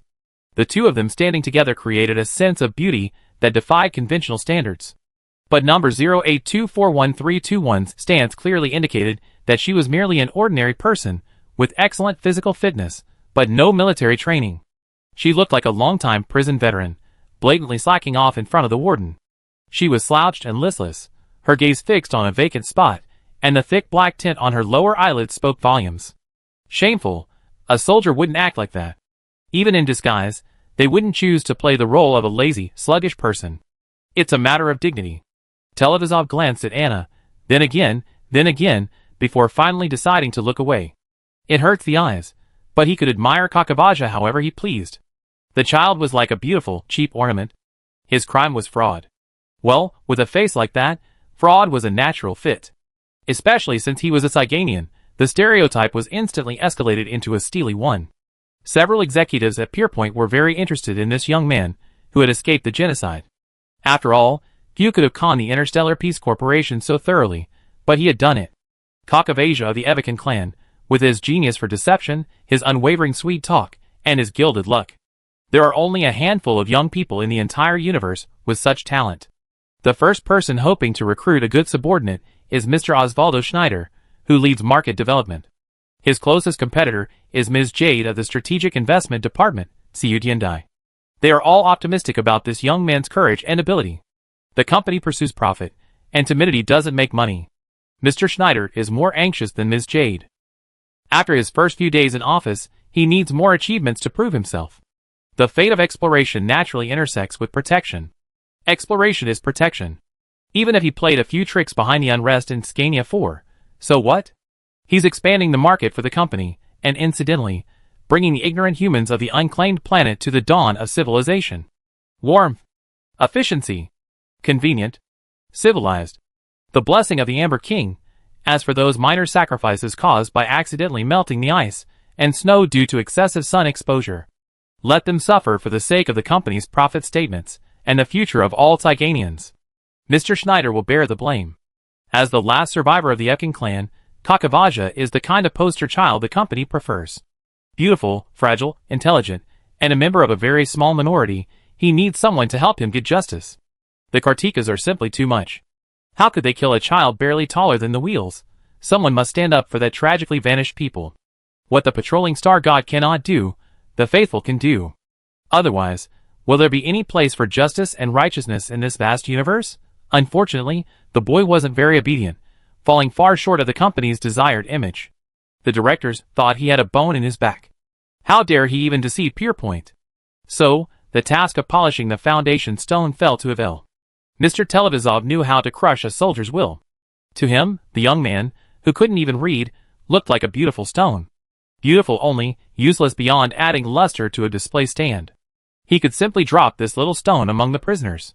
His beautiful face, his average body, his tainted reputation, and the red goat's head on his wrist would be enough to make the child weep and grovel at the feet of the company's executives. But Kakavasha had cleverly found a protector, someone who could shield him from insult and harm. A noble, upright person. Her crime was dangerous conduct endangering public safety, and the exact nature of her actions wasn't even specified in the file sent to Ivel. Even in remote Ivel, the Tel Aviv prison warden understood the weight of this charge. The Interstellar Peace Company has always championed love and freedom, dedicating everything to the Amber King, the star god of preservation. In the light of that ancient star god, what constitutes dangerous behavior, and how does it endanger public safety? She must have touched a sore spot for the company, shaking Creeper's faith in Pierpoint. Most importantly, the woman wasn't executed on the spot, meaning her blood could have become the catalyst that brought the walls down. But what if she died in an accident, illness, or some romantic dispute? This was a good idea. Not only would it eliminate a major concern for the board of directors, it would also indirectly teach the young man from Evikin that no one, no force in the world, could protect him except the Interstellar Peace Company. After his observation, the warden's gray eyes, obscured by the brim of his hat, slowly lowered their gaze. Miss Lucy had already introduced the two prisoners and, as usual, served tea and snacks to her superiors. The tea was a specialty delivered from the agricultural planet controlled by Pierpoint. It was a place with a uniquely favorable climate and soil, ideal for living, and now cultivated with the teas and spices the company desired. A sweet citrus aroma lingered on the surface of the crimson liquid, complemented by a sweet dessert rich in sugar and fat. Reading a book while enjoying such a delicious meal, with the gray weather outside the window, it was truly a beautiful day for tucking into bed under the covers and catching up on sleep. You killed 5 black sheep. Tell me, what do you want? Having already seen these two, Televizov's interest was growing dull. It was hard to say about the woman named Anna, but the blonde Evikin youth was easy to predict.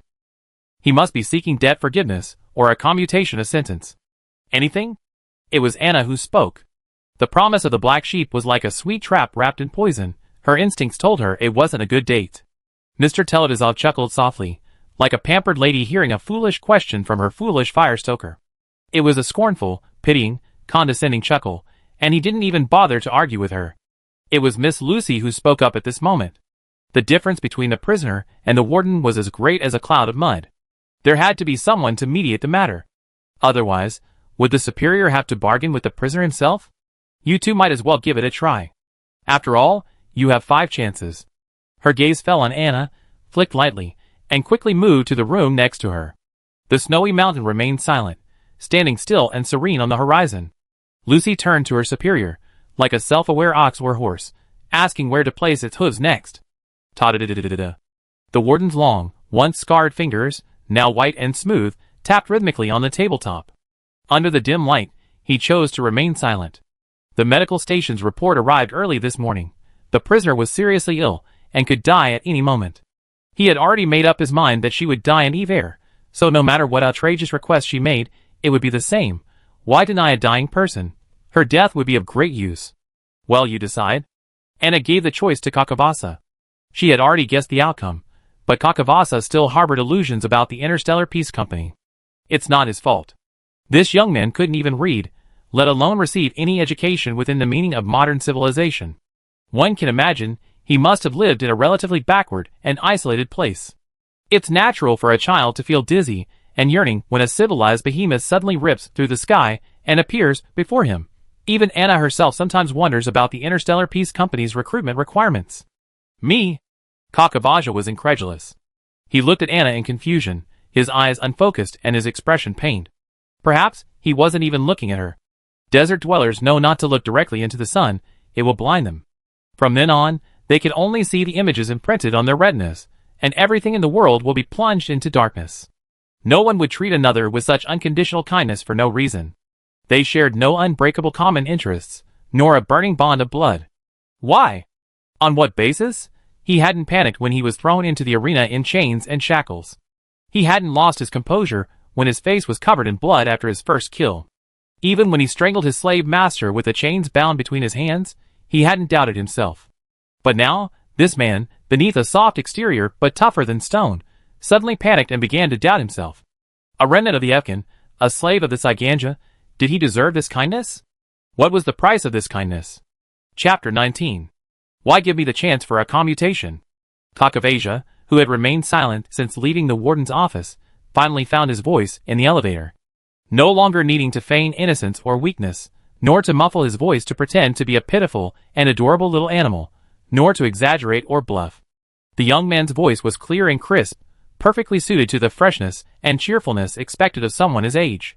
He looked strangely embarrassed, his head lowered slightly, his colorful and affectionate eyes raised as he stared at Anna with a fierce and cold stare. Like a stray cat that has endured starvation and beatings, he would scratch at anything that suddenly appeared, no matter how pleasant the smell. Anna, still in her usual sloppy, untidy demeanor, folded her arms and swayed untidily. "Because I don't need it," she smiled, pointing to her temple. "There's something not very nice growing here. Staying in prison means you don't have to worry about a lot of things. It's like being in a nursing home. But I think you need at least some fairness." Even if the child hadn't mentioned the past, she could piece together the gist of the matter from the scattered rumors she heard. Wasn't it just the murder of a slave owner? Slave owners, those who trample on their own kind, must be eliminated either today or tomorrow. Relax, and find a new career in your next life. There are always people in this world willing to do even the smallest things for the sake of fairness, so you deserve a chance to seek justice for yourself. Prison escape carries high risks and low rewards. Those with ties to care about shouldn't take this illegal path. If you fail, Ivel won't be in a good position to come back next time. So, children should seriously consider ways to reduce their sentences, and not blindly follow unreliable adults. 5 fools who came to him had their life sentences reduced to fixed terms. If they continue their efforts to get out early, they have a bright future. Evil had plenty of black sheep anyway, they didn't even need to consider taking the initiative. Just crouching there, and waiting for a counterattack would be enough to get him out of the extinct volcano. Kakavaja looked at her suspiciously for a moment, unwillingly demanding confirmation. Really? A great stroke of luck had come from the sky, but behind this fortune lay another person's misfortune. He wanted to laugh but couldn't. He should have been relaxed and confident, but instead, a huge weight weighed down his heart, making it hard to breathe. Anna noticed his hesitation and, nonchalantly, raised her hand to rub the young man's prickly head. "What good would I gain by lying to you? Besides," she suddenly lowered her voice, like a sinister plotter, "if it weren't for this liquid gold collar, what else could stop Ivel? I could have walked out on my own if I wanted to. Waiting even a second longer would be a sign of insecurity." It sounded impressive, but it made the whole thing even more tragic. Kakavaja's expression seemed as if he were already choosing a tombstone design. He looked at Anna sadly, his colorful eyes clouded over. "Is this the result of the doctor specifically asking you to come in for the exam?" He launched into groundless speculation, like a relentless medical troll. She must have made a mistake. The female doctor is young and inexperienced, so it's normal for her to make mistakes. Besides, what good doctors are there in a shabby place like Ivel? She must have made a mistake. Stella wasn't here. If she were here, she'd have whacked Kakavaja on the head with her exam books after hearing even one complete word. "Show me how thick these books are before you speak." Whether the prison doctor gave an incorrect diagnosis or not, the patient knew it all. Anna coaxed the young man, with a faint smile. She looked so calm that Kakavaja's heart slowly settled. "It's nothing," he muttered, stealing a glance at the woman's face. "As long as you don't feel any discomfort, the examination is just an examination. Maybe it's a new way for the prison to charge fees. After all, I never seen anyone dare to bargain with a doctor." Yes, you're right." Anna nodded in agreement. Kakavaja breathed a sigh of relief at this response, and his spirit shone brightly once again. There's always a way out, and there's always a way out. No matter how difficult the situation, there's always a solution. After I escaped from Ivel, I definitely hired the best doctor in the universe to repay her. The conversation ended there, and Anna found an angle where the young man couldn't see and quietly rolled her eyes. Trying to fool a clever kid is such a struggle. It was almost noon, and considering she didn't need to go out to work in the afternoon, Anna decisively opted to eat in the cafeteria and then buy some takeout food to bring back to her cell. She was indeed planning to skip dinner and sleep through the next morning. The lack of sleep was truly torturous. Not many prisoners showed up at the cafeteria at noon. Most either took their food with them and ate outside to save time and earn Ivel coins, or, like she had done when she went fishing, gathered their rations while working. Those who had the ability and capacity to rest in prison were not ordinary people. Conversely, it could be said that no ordinary person was in the cafeteria at this time. Anna ate a natural meal, filling her stomach as she walked over to the vending machine and casually ordered something. A clanking sound emanated from the metal. She bent down to pick something up, but a sudden gust of cool air blew from behind her. How could there be a cool breeze in the belly of an extinct volcano? It was enclosed and dim, and even with ventilation, a stifling, stale atmosphere lingered. Ivel was a prison for the guilty, not a resort, and the poor conditions were part and parcel of the punishment. She tilted her head away from the draft, and then Kakavasa's warning reached her. It wasn't that the young man was stalling, it was simply too fast for him to react. The woman deftly leaped across the row of metal tables, avoiding the second blow. She landed as if she could hover in midair, raised her eyebrows, and smiled. "Brother, have you digested your food?" Though she smiled, her eyes were icy, colder than the Black Sea outside. The attacker was a well-proportioned, sinister-looking young man. He lacked muscular build, but those two powerful strikes he just delivered proved he possessed both strength and speed. Humph. He wasn't pleased to see Anna, who seemed a bit thin. No one would be happy to be ordered to work overtime on their day off by the second-in-command, especially if the temporary work involved physical exertion and the possibility of bloodshed. But there was no other way. How could the gang leader personally test a new recruit? Even speaking directly to her would be beneath his dignity. So, there had to be someone knowledgeable who volunteered to do this. If there wasn't one, it didn't matter. They could just pick someone who had been particularly unpleasant recently, and send them off. It would be easier to create a topic of conversation afterward to build a closer relationship with the new recruit. If the new guy isn't up to par, just kill him, and you get the black sheep's head for free. The new guy's skills are average? No problem, there are so many cannon fodder positions waiting for you. The new guy narrowly loses? Great, finally you're qualified to be his pawn. As for the new guy gaining the upper hand, or even outmaneuvering the veterans, what nonsense! They're clearly the future pillars of the gang.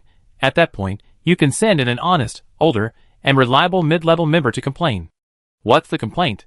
Of course, it's about the provocateur who disobeyed orders and acted on his own, causing discord among brothers and sisters. Kill him! Well done. Then the new guy can happily and wholeheartedly integrate into the group, no longer worried about being picked on every now and then. All he needs to do is pay a small commission on a regular basis, and don't shy away from the occasional chopping and slashing when the gang needs him. That's all that's good. For a new recruit with strong skills, it's nothing. The gang benefits they can enjoy are more than just a few fewer problems. There are so many good things going on, countless of them, but the one who initially didn't want to work overtime, but was forced to do so has suffered the most misfortune. Doesn't he know he's being used as cannon fodder and a pebble? Of course he does, but he can't refuse, so his suspicions are understandable. For him, the best strategy now is to kill or subdue the new recruit, to make her tremble in fear at the mere mention of his name. Only then can they live a stable life, both now and in the future. Look, it's come to this point. Is it really hard to understand why Anna doesn't get a favorable response? The cafeteria tables, chairs, benches, and even the beds and toilets in the cells were all welded to the floor. Unless the prisoners were of a special race that transformed into green giants upon being beaten, they couldn't just pluck out a piece of furniture and use it as a weapon. The plates, forks, and spoons could be held, but they were chamfered and rounded, so a little blood could only scare them, not cause fatal damage. But the enemy came with murderous intent, showing mercy at this moment would be cruelty to oneself. Anna dodged repeatedly, completely unconcerned with a direct confrontation. Kakavasa, who had given a warning and found a hiding place, was extremely anxious, ready to stab someone to death with his spoon. The child seemed to have developed a strange sense of responsibility for her. Was this end-of-life care? It was quite adorable. The woman, with her face languid, suddenly smiled, her eyes curved as if she had realized something. Her opponent, thinking it was the sign of a trap, quickly pulled away. Despicable! He shouted, lowering his head and slapping himself back and forth. You're cheating?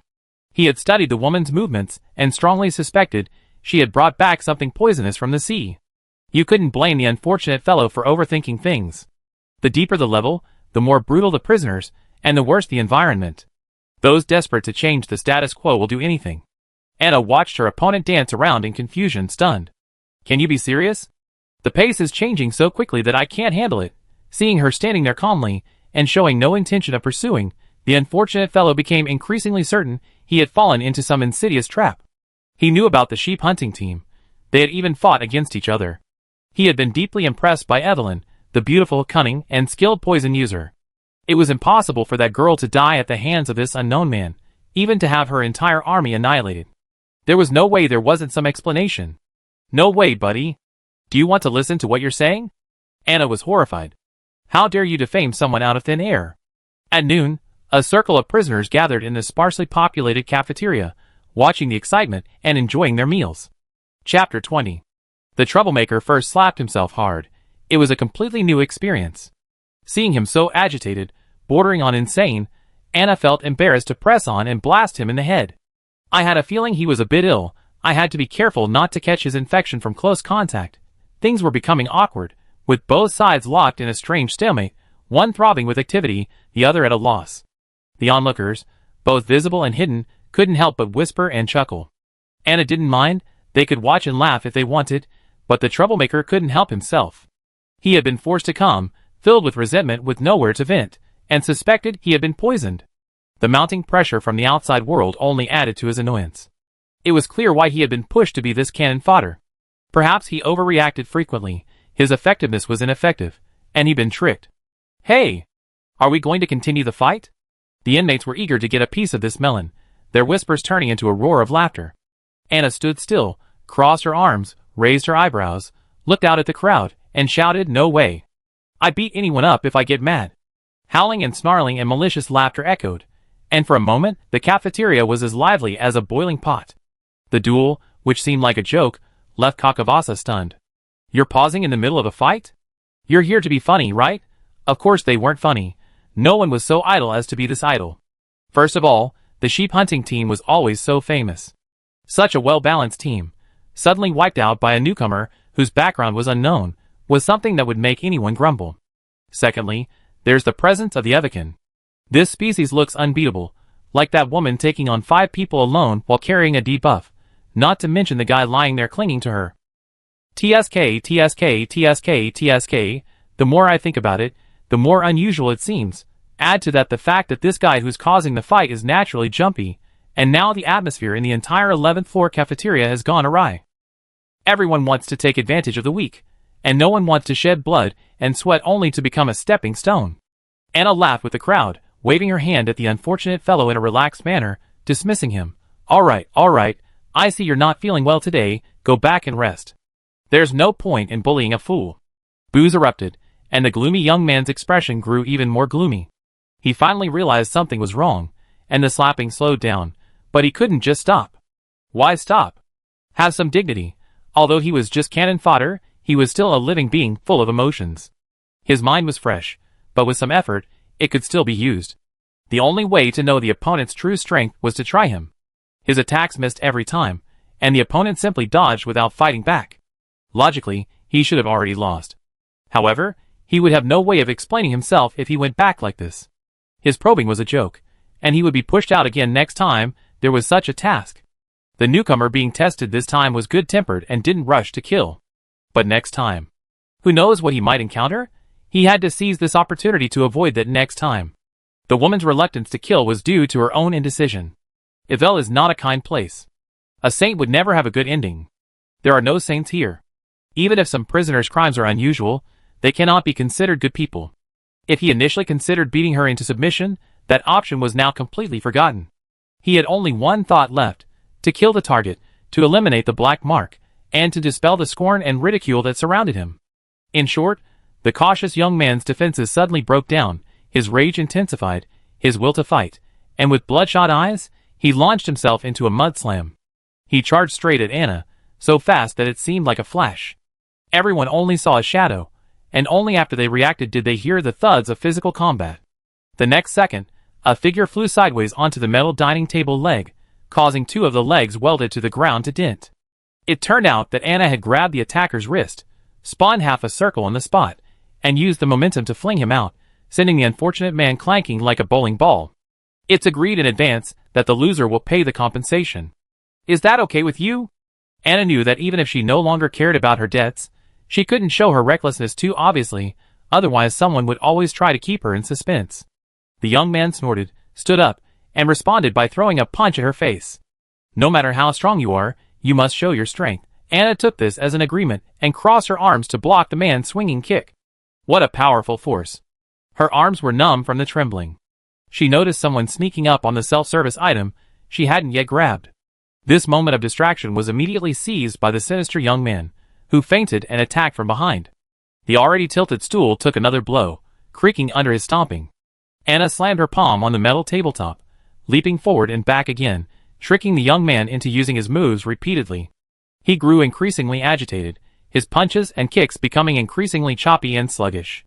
Suddenly, a mistake caused a sharp pain in his chest, and the woman's flying kick sent him flying back to the self-service machine. The prisoner, hoping to take advantage of the situation, was struck dead on as he reached into the slot. His eyes rolled back, and he fell to the ground. The young man, suppressing the lingering pain in his chest, leaped to his feet with a somersault. This time, Anna gave him no chance.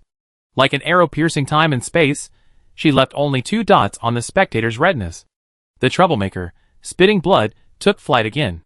Puff! Blood splattered, and the prisoner's booing intensified. The poor vending machine, struck for no reason, seemed ready to go on strike after bearing the weight of 2 men. Anna tore off the prison uniform of the would-be profiteer and, using it as a noose, looped it around the neck of the shaky young man, who hadn't been able to rise in time, tying a cross knot. The young man clutched the uniform tightly, trying to avoid being strangled in public. He fell face down onto the iron rack used to store the plates, the sturdy steel structure forming a perfect gallows. Hang him! Hang him! I give you 300 Ivel coins. This show perfectly suited the tastes of most of the prisoners on the 11th floor. After the first tip sounded, the clamor of giving money grew louder and louder. Everyone craned their necks to peer, as if the cross-knotted rope was being tied around their heads, forcing them to stand on tiptoe and open their mouths wide. Amidst the waves of shouting, the young man's struggles grew fainter. All he could hear were cheers erupting for his impending death, and before him was the gray-black roof of the prison cafeteria on the 11th floor. He suddenly remembered a time long, long ago when the sky was blue, the stars were golden, and even the wind carried the delicate fragrance of flowers and fruits. If only I could die right then and there, he thought. The strength in his hands, gripping the rope, weakened, waiting for the fragile cervical ligaments to snap and everything would be over. Anna, standing in the center of everyone's attention, shook her head, loosening her grip as if she had just watched a boring, awful movie. She casually yanked the tattered clothing from around the young man's neck and walked straight towards the man lying on the ground, pretending to be dead. I'm giving you your clothes back. You said you can't control your hands even after being in prison. You think I'm easier to talk to than the sheriff out there, right? She threw the prison uniform, now reduced to rags, at the man. The man, who had failed to take advantage of the situation and instead suffered a blow, closed his eyes tightly, his nostrils flaring, refusing to face reality. No one can wake someone determined to escape, not even Anna. She rolled her eyes, and just as she took a step, Kakavasa came over with a bunch of nutritional creams and soft drink packets. Let me take these back for you, sister.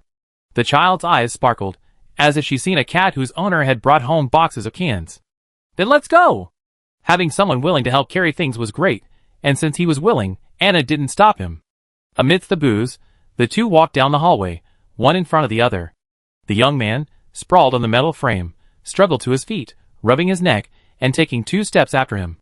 Wait! He wanted an answer. Anna paused and turned back, her free hand reaching out to Kakavasa for a drink. What else? Why don't you kill me? I want to kill you. Do you look down on me? The man was so lifeless, it was hard not to wonder if he'd crawl into the well in the middle of the night. Huh? Anna's expression was bewildered and puzzled, the word incomprehensible written all over her face. Who are you? A burst of laughter echoed from the crowd, and the young man's face turned from dark blue to dark red. I want to kill you, but you won't kill me. No matter how I think about it, this is the only possibility. You think my life is not equal to yours, and I'm not worth your effort. Anna leaned forward, squinting her eyes as she looked him up and down, her words laced with honey. Are you sick? She pointed upwards. If you're sick, go to the infirmary to see a doctor. If you want to discuss philosophy, I suggest you see the warden. I don't have a penchant for teaching, and I even less enjoy labeling, defining, and then weighing things within my sight. As for your life or mine, whose is more valuable? Life is priceless, and it's the same for everyone. She tore through the soft drink she had received, but couldn't find a tear. She had no choice but to take a small sip from the corner and sip. It was slightly sweet, not bad. She wasn't one to repay kindness with vengeance. When the sheep hunters attacked Underwater, she spared no one, her retaliation both fiercely and swiftly enough to raise eyebrows. But this idiot, who come looking for trouble. Well, half idiot, I couldn't find the right word. The one who truly deserved death was the one behind this farce. Anna spared him not out of pity, but simply because she didn't like being led around by the nose. The tall, thin woman turned and left, this time without looking back as she entered the hallway. A mid-sized evic followed her, chattering non-stop. The spectators whispered among themselves, pointing here and there. The young man stood there, lost in thought. She just left like that? Chapter 21. In the hallway, Anna divided the emergency food she had bought, with Kakavasha each taking a portion. I'm tired. Don't call me. After 2 nights without proper rest, others might not have been able to endure, but she couldn't. The young man nodded quickly and obediently. Okay, I understand. Get some rest, sister. Yeah. She hummed, waited a moment, and then the cell door rang. As soon as she walked in, she sank down between the bunks, closed her eyes, and pulled a thin blanket over her. Lying down is so comfortable. She slept soundly, waking only once to go to the bathroom. She returned without even eating and went back to sleep. She didn't even listen to the bells that rang at night. She simply rolled over and smacked her lips, not reacting at all, sleeping through the next morning's wake-up call. There's no strict distinction between day and night on Ivel. The cell was underwater, and the window was always pitch black. The lights in the hallway were never turned off, blurring the lines between day and night. Everything depended on the ringing of a bell. When she left the cell, Kakavasa from next door also came out, yawning and rubbing his eyes. Good morning, sister. Yeah, good morning to you too. Seeing the others yawn, Anna joined in. Huh? Crafts today? Okay. Let me draw the lots. The young man had always been confident in his luck in this area. Not only drawing lots, but even at games like guessing the number at the gambling table, he had never lost in his life. Kakavasa suddenly perked up and couldn't help but reminisce about some anecdotes from the past. He was naturally lively, and when he encountered an environment that embraced his liveliness, he would instantly revive, like resurrection plant in water. That guy even hid under the table and refused to come out, insisting on finding evidence to prove I was cheating. I don't need to do that, it's boring. The children chattered, and Anna nodded patiently. Yeah. Young people are more attractive when they are full of energy. As she walked, she listened to Kakavasha recount several past experiences where he had to gamble his life, occasionally joining in a few complaints. The cell was located on the outside, so she walked a few steps out into the corridor. There were already quite a few people in the cafeteria, and they stopped at the place they remembered. The guards hadn't started yet, so the line wasn't very long. Staying up late is bad for your health. Anna yawned again, wiping the tears from her eyes. I guess the guy doing this job isn't in a good mood today. Being woken up 2 nights in a row was painful for the prisoners and the guards, especially the guards, who had to work the night shift. Just thinking about it made him look around for streetlights. The line had already formed before the registration person even arrived. Even the most vicious thugs didn't like the risk of being submerged in water or buried in the dirt. By comparison, factory work was practically like sitting and chatting, and the hourly wage was decent, so it was naturally in high demand. Anna stood in the line, joking with Kakavasa. I thought beating and wood carving weren't my forte. I didn't expect to learn a craft in prison. You could also make umbrellas and rubber shoes. It depends on what orders we get. Kakavasa's efficiency in acquiring intelligence was so high that one wondered if he could even pick up on clues from whispers. He extended his hand and gestured in the air. But stringing beads into handicrafts is the easiest. It doesn't require much thought. The source of those beads is, of course, the crystal byproducts brought back from the mines by the prisoners. Just cut and grind them, drill holes, and sort them into uniform sizes. These decorative items are very popular with vendors at major tourist attractions. Their low price is the main reason, but also because they're colorful and transparent, which looks quite impressive when held in the light. Buying a few strings as gifts is fun. The dozen or so resort planets controlled by the Interstellar Peace Company are the main consumer groups, and every year there are a large number of orders waiting to be fulfilled by the prisoners in Ivel. There are also small groups doing this work. Otherwise, people around you would just come and go for no reason. The bumps and bruises would not only affect work efficiency, but also the mood. After chatting for more than 10 minutes, the prison guard finally arrived. It wasn't their first day on the job, so seeing him take up his position, they immediately took out their ID cards and swiped them through the instrument. Suddenly, the line began to move, as if a clogged river had been unleashed. The staff member's mood was, as Anna had suspected, not so good. He didn't bother discussing fairness with the prisoners. After recording the first 100 people in the line, He put away the instrument and said, "Let's go." The guard next door, responsible for registering those going to sea and mining, looked almost as if he were on the verge of death, unwilling to speak another word. It seemed the situation was truly serious, otherwise, the guards wouldn't be so depressed, considering they were getting overtime pay. The lucky 100 who had lined up earlier kept their mouths shut and followed his lead. The other prisoners who had lined up but didn't get their turn could only try their luck elsewhere. Of course, there were some who didn't want to move, like the 101st. Kakavaja and Anna didn't arrive early, but they lined up in time and stood near the front of the line.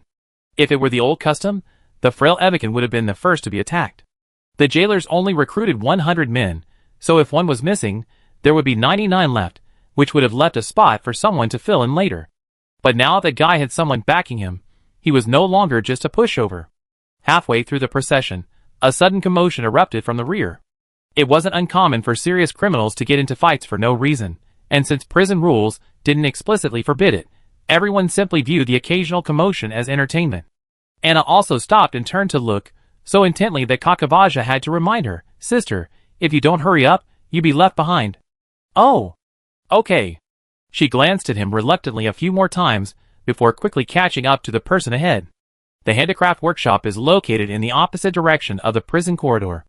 There's another elevator just outside the cafeteria. A group of prisoners ascend first, and the elevator descends. After the transfer is complete, the empty box is returned for further transport. At the factory entrance, there's a sign-in/check-in machine, which still scans ID badges. The only difference is that after completing this process, the prisoners are divided into different workshops. Even stringing beads requires someone to cut, polish, and drill holes before anyone can string them. This is where Kakavasa mentioned the drawing of lots. He swapped places with Anna, stood in front of her, and after telling the staff they were in a small group, he randomly tapped the screen. The guard there handed them two signs: "Go right, bead stringing." "Your luck is a little ridiculous." Anna recalled the night the aquatic creature escaped prison. Even while hiding behind a door, a gem flew into his hand. Kakavasia paused, her smile still bright and radiant. "Well, I always had good luck, otherwise I wouldn't be alive today." Anna walked thoughtfully into the workshop and sat down at a workstation near a corner. Baskets of colorful beads filled the table, and bunches of thread hung haphazardly beside it. The young man sat across from her with familiarity. Upon closer inspection, his hair seemed to have grown out a bit, from a light golden chestnut shell to a light golden velvet blanket. "Can you tell me?" The elder sister lowered her eyes and picked up a piece of string, fastening one end to a hook while clumsily stringing beads one by one. What infuriating deeds have the Yukons committed? Even 3 scoundrels have their backs, but why haven't you said a single good word? To have fallen to such a point where everyone condemns them must have committed the sin of slaughtering 18 generations of their ancestors. Or are the Yukons loaning money at high interest rates? Living in someone else's house, and refusing to leave? Crying thief, playing the victim? Even she, who had lost her memory, had a direct understanding of the Yukon clan's reputation in just a few days. Describing them as thieves and liars was considered a good word. The unpleasant words were simply unacceptable. If it weren't for the fact that prisoners in Ivel prison couldn't possibly have wandered into other cells, she would have fallen into the same moral abyss, condemned by the public. Few people asked Kakavaja such a blunt question. In the past, among all the people he had come into contact with, whether they were slaves in the same cage or guests of the slave owner, the word Evican was avoided as if it were poisonous. There were countless people who spoke harshly to his face. Those activists who touted themselves as civilized, democratic, and equal only put on a sympathetic front in public, while still whispering behind his back. The young man was silent for a moment. Anna looked at him and said, "If you don't want to talk, forget it. I'm just curious why the Yukon are being systematically persecuted throughout the universe." One person spoke ill of the Yukon, and then 10, 100, 1,000 people did the same. Even if they didn't know how to spell Yukon, they would subconsciously assume they were a despicable people. Once formed, perceptions are difficult to change. You might not remember the beginning, but the Yukon's debauchery and decadence are almost universally acknowledged. But Kakavasa wasn't like that. Aside from his low self-esteem, he was just a thoughtful young man. Well, he was also handsome, and that was about it. The antelope shouldn't be held responsible for those beautiful horns. The poachers are clearly at fault. As for the so-called debauchery, where did these ancient accusations, spouted by those pre-Ember Age moralists, originate? Who hasn't experienced a few scumbags in their youth? They can do whatever they want behind closed doors, and as long as they don't air it publicly, no one can stop them. No, there's nothing I can't say. Cock of Asia lowered his head, a hint of an inexplicable nasal lilt between his words. I just don't know where to begin. Can you give me a minute? The whole universe says you're shameless and unethical, and then one day someone casually rolls their eyes and questions, what? You're thick-skinned? How thick-skinned? Why wouldn't I believe it? Chapter 22. I don't know why we're forced to wander the sea of sand. It's not that we don't want to stop, but there's no land for us to rest. Cock of Asia spoke of the storm-swirling Siganja, the scorching golden desert. The sound of sand hitting the tents was as tragic as fate knocking at the door. Dong, dong, dong, rustle. The Yukan people dwindling. The men in black suits descended from the sky, giving them weapons, and then selling the better ones to the Katikas. The two ethnic groups were like crickets trapped in a clay jar, goaded into a desperate fight by an invisible hand. The Yukan family structure is similar to that of most humans, with monogamy. The presence of children from different paternal and maternal lines in a family stems from the tribe's high mortality rate. Even adults are likely to die during a hunting trip. The remaining person would be unable to support the children unless they quickly find a new partner. So, compared to some planets, with a party-oriented culture, the Yukan life can be considered conservative and old-fashioned. Their entertainment is limited to finding an open space for singing and dancing when food and water are plentiful, and then continuing their journeys through the desert after dawn. It's not as varied as people say. Life is barely sustainable, and in the face of a survival crisis, all human desires are suppressed to the minimum. As for bad habits, such as lying, Cock of Asia stated that as long as he wasn't starving, freezing, or being attacked by a knife, he could be more honest than anyone else in the world. Anna deeply agreed with this point. If she was told not to have enough to eat every day and to be chased by someone, not only would she not tell the truth, she would also pick up a weapon and fight the bad guys who were chasing her to death. Handicrafts are indeed a great place to chat. The scattered beads on the desk were quickly replaced by strings of ornaments. Piecework machines were rolling around on the floor. Prisoners swiped their ID badges to submit their work, which was then recorded in the system and converted into wages. The 4-hour morning workday passed quickly. Anna stopped a passing machine and stuffed its mouth with crystal ornaments. Most of them were made by Cock of Asia, with a strikingly exotic aesthetic. They must be very popular. As for the ones she was wearing, well, just looking at them would make anyone who bought them unlucky. Thankfully, the machine only counted the quantity and nothing else. After struggling to swallow the prisoner's work, it turned around twice and headed to the warehouse with a heavy stomach to pack up. Lunch consisted of cream purchased from the cafeteria's self-service machine. Some honest prisoners, whose cells were on smaller floors, whose sentences were nearing the end, or whose debts were almost paid, couldn't stop working even when eating. The serious criminals, on the other hand, practically treated manual labor as a vacation, lazily poking at the crystals before them intermittently. The entire workshop was half active, half passive, with even the partitions standing out like half-harvested fields. Anna had to stop 4 machines before submitting her entire morning's work. Cock of Asia was very particular about ensuring his work was fairly recorded. He meticulously counted each machine, refusing to let it go unless it matched his memorized number, clapping it several times until it corrected the number. Only after the last machine fled did the young man sit back and rest his arm on the table he had finally cleared, but he quickly backed away as if he'd been burned. Wow! What? Cock of Asia raised her arm. A bag of low-quality candy had appeared on the tabletop, scattered with various crystals. Although it looked wrinkled and crudely packaged, the printed words clearly indicated that it was candy. Round, spherical, and individually packed in a variety of colors, these fruit candies were considered another form of hard currency in Ivel prison. Sugar was a source of energy, its sweetness brought happiness, and its price was constant. These 2 factors alone made it a universally accepted commodity. It's not the snack sold at the vending machine on the 11th floor, and there's none on the 8th floor either. Anna picked up the bag of candy, weighed it up and down, and handed it back to Cock of Asia. Someone's offering you candy, keep it. Huh? The young man took the purple bag she tossed him, his head full of questions.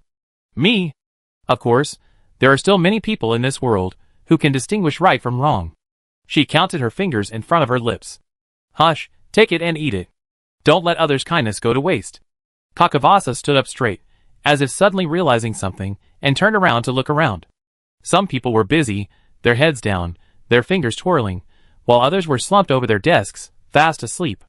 No one met his gaze, as if the heavy bag of candy in his hand had sprung from the ground on its own. Justice is in the hearts of the people, my dear child. The influence of a company's public opinion can certainly create stereotypes, but what makes us human is our ability to think. Some people have brains that aren't just for show. Please don't forget this, and don't become disillusioned with the world too soon. A woman with a cold expression slouched lazily on the table, struggling to put an ugly crystal bead on the string. She frowned in distress, constantly switching beads in her hand to compare them. To Kakavasa, her efforts were only ugly and even uglier. She wondered how anyone could turn artistic creation into a form of aesthetic slang. He glanced down at the plainly wrapped bag of candy again, then returned to his seat. The young man carefully ripped a slit open, picked out a golden candy ball, and popped it into his mouth. He soon began humming a vaguely memorized song from his mother, swaying like a willow tree in the wind. Hum, hum, hum, sweet. Anna didn't even need to look up to picture him now. Like a honey-colored puppy warmed by the sun, wagging its tail and humming happily. She tilted her head slightly to look at the young girl on the other side, fumbling like a spider. When she shyly peered in, she suddenly narrowed her eyes and smiled at her. Good boy. The very handsome older sister offered a silent compliment, and the girl's cheeks flushed, burying her head even deeper. She had heard the blood and tears of the Evican people. This same tragedy wasn't isolated, it was happening in every corner of the universe. The narrator could, of course, ramble on, attempting to indoctrinate anyone who could hear it, whether good or bad, but for a people living in dire straits, it didn't matter. Because they were the only ones who couldn't hear, whether sympathy or misunderstanding. They were the tragic sacrifices on the stage, exerting their all simply to survive, their sobs and wails silent. But not everyone in this world wants to live in a cocoon. There are always brave moths who venture forth. My sentence is almost over, my debt is almost paid. The girl with the yellow round badge on her wrist gave herself a heartfelt pep talk. Don't worry, Flora. You'll be able to leave Ivel and return home soon. You can then tell your tribe everything you heard and seen here, and tell them that the Interstellar Peace Company is a lying organization. After the lunch break, the kings of the coils took off again, and even the laggards had to get up and move their fingers for the sake of their paychecks. Anna simply picked up the beads Kakavasa had left over and haphazardly shoved them onto the thread tassels. Well, beauty only stands out when there's some comparison. Basket after basket of polished beads arrived from other workshops, and auxiliary machinery churned busily around. Someone at the nearby table got up to go to the restroom, and soon another figure squeezed over. Hey! Hey, guys, you're really making it hard for old Wald to find me. An acquaintance, who wasn't fat but was known as a fat man, plopped down, forcing Anna to move slightly toward Kakavasa to make room for him. What a coincidence. She pinched a turd yellow bead and threaded it underneath the black one, causing the child to avert his eyes. Wald found a tassel and strung it, making it look as unattractive as she did. How is it a coincidence? I don't know how many connections I had to rely on to find you. Seeing you all alive, and well finally puts the weight off my heart. This guy wouldn't come near me if there wasn't something to gain. It's only been a short time since some prisoners were transferred from the 8th floor to the 11th floor, and he found them. Anna would be a fool to believe his kindness. Let's talk about it first. There are so many people in this world who are not destined to be together, and in the end, it all comes down to just being forced. She nodded at Wald, who smiled broadly. Of course there are some things, but it won't affect our friendship.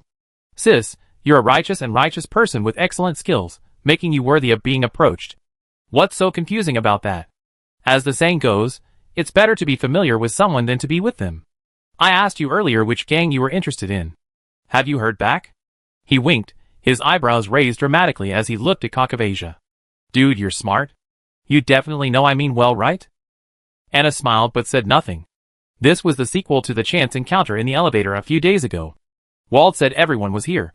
It seems the gangs have even more influence in Ivel than she imagined. Seeing she only smiled but didn't respond, Wald guessed Anna was waiting for a good price. That's normal. A buyer is picky. Those who are full of praise are likely to be politely declined. How about we start by telling you about the funny thing we encountered yesterday? This was referring to the idiot who come looking for a fight, and Anna's interest brightened. Tell me more about it. Kakavasa pricked up her ears, eager to understand how someone could be so foolish.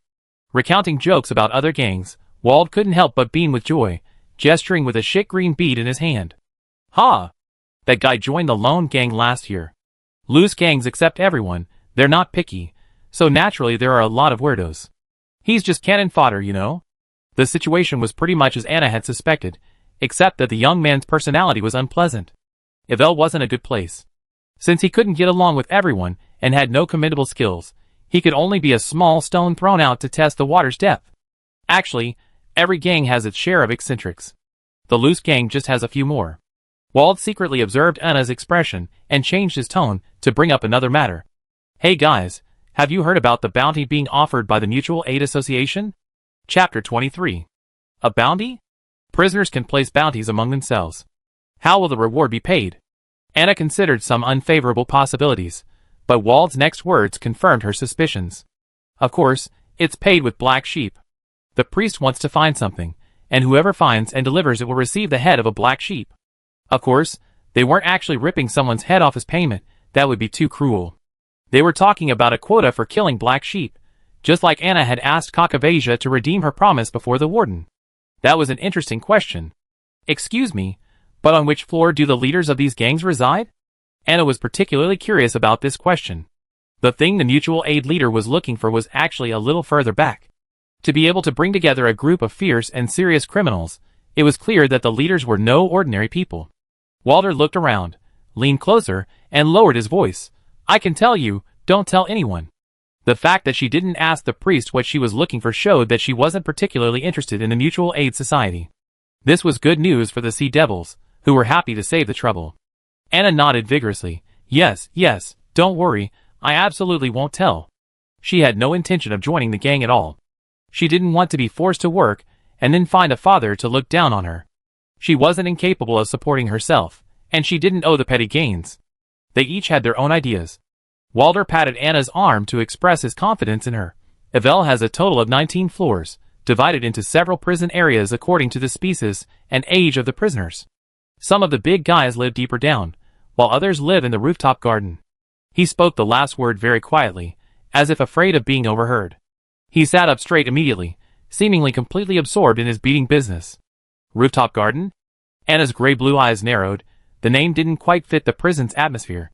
But judging by Walter's expression, he couldn't extract anything from him today. The previous intelligence was merely advance payment for his recruitment. Deeper secrets would only be known by those who truly became the boss. Oh, I'm just a little curious. For a boss to become a boss, he must be different from us ordinary people, she said, pretending to be innocently gossiping, while her hand formed another string of khaki mixed with gray-black beads. Kakavasia, what a color combination. Only Ivel could be so good. Anywhere else, this sister might bankrupt them. He wasn't staring, but his ears were perked up.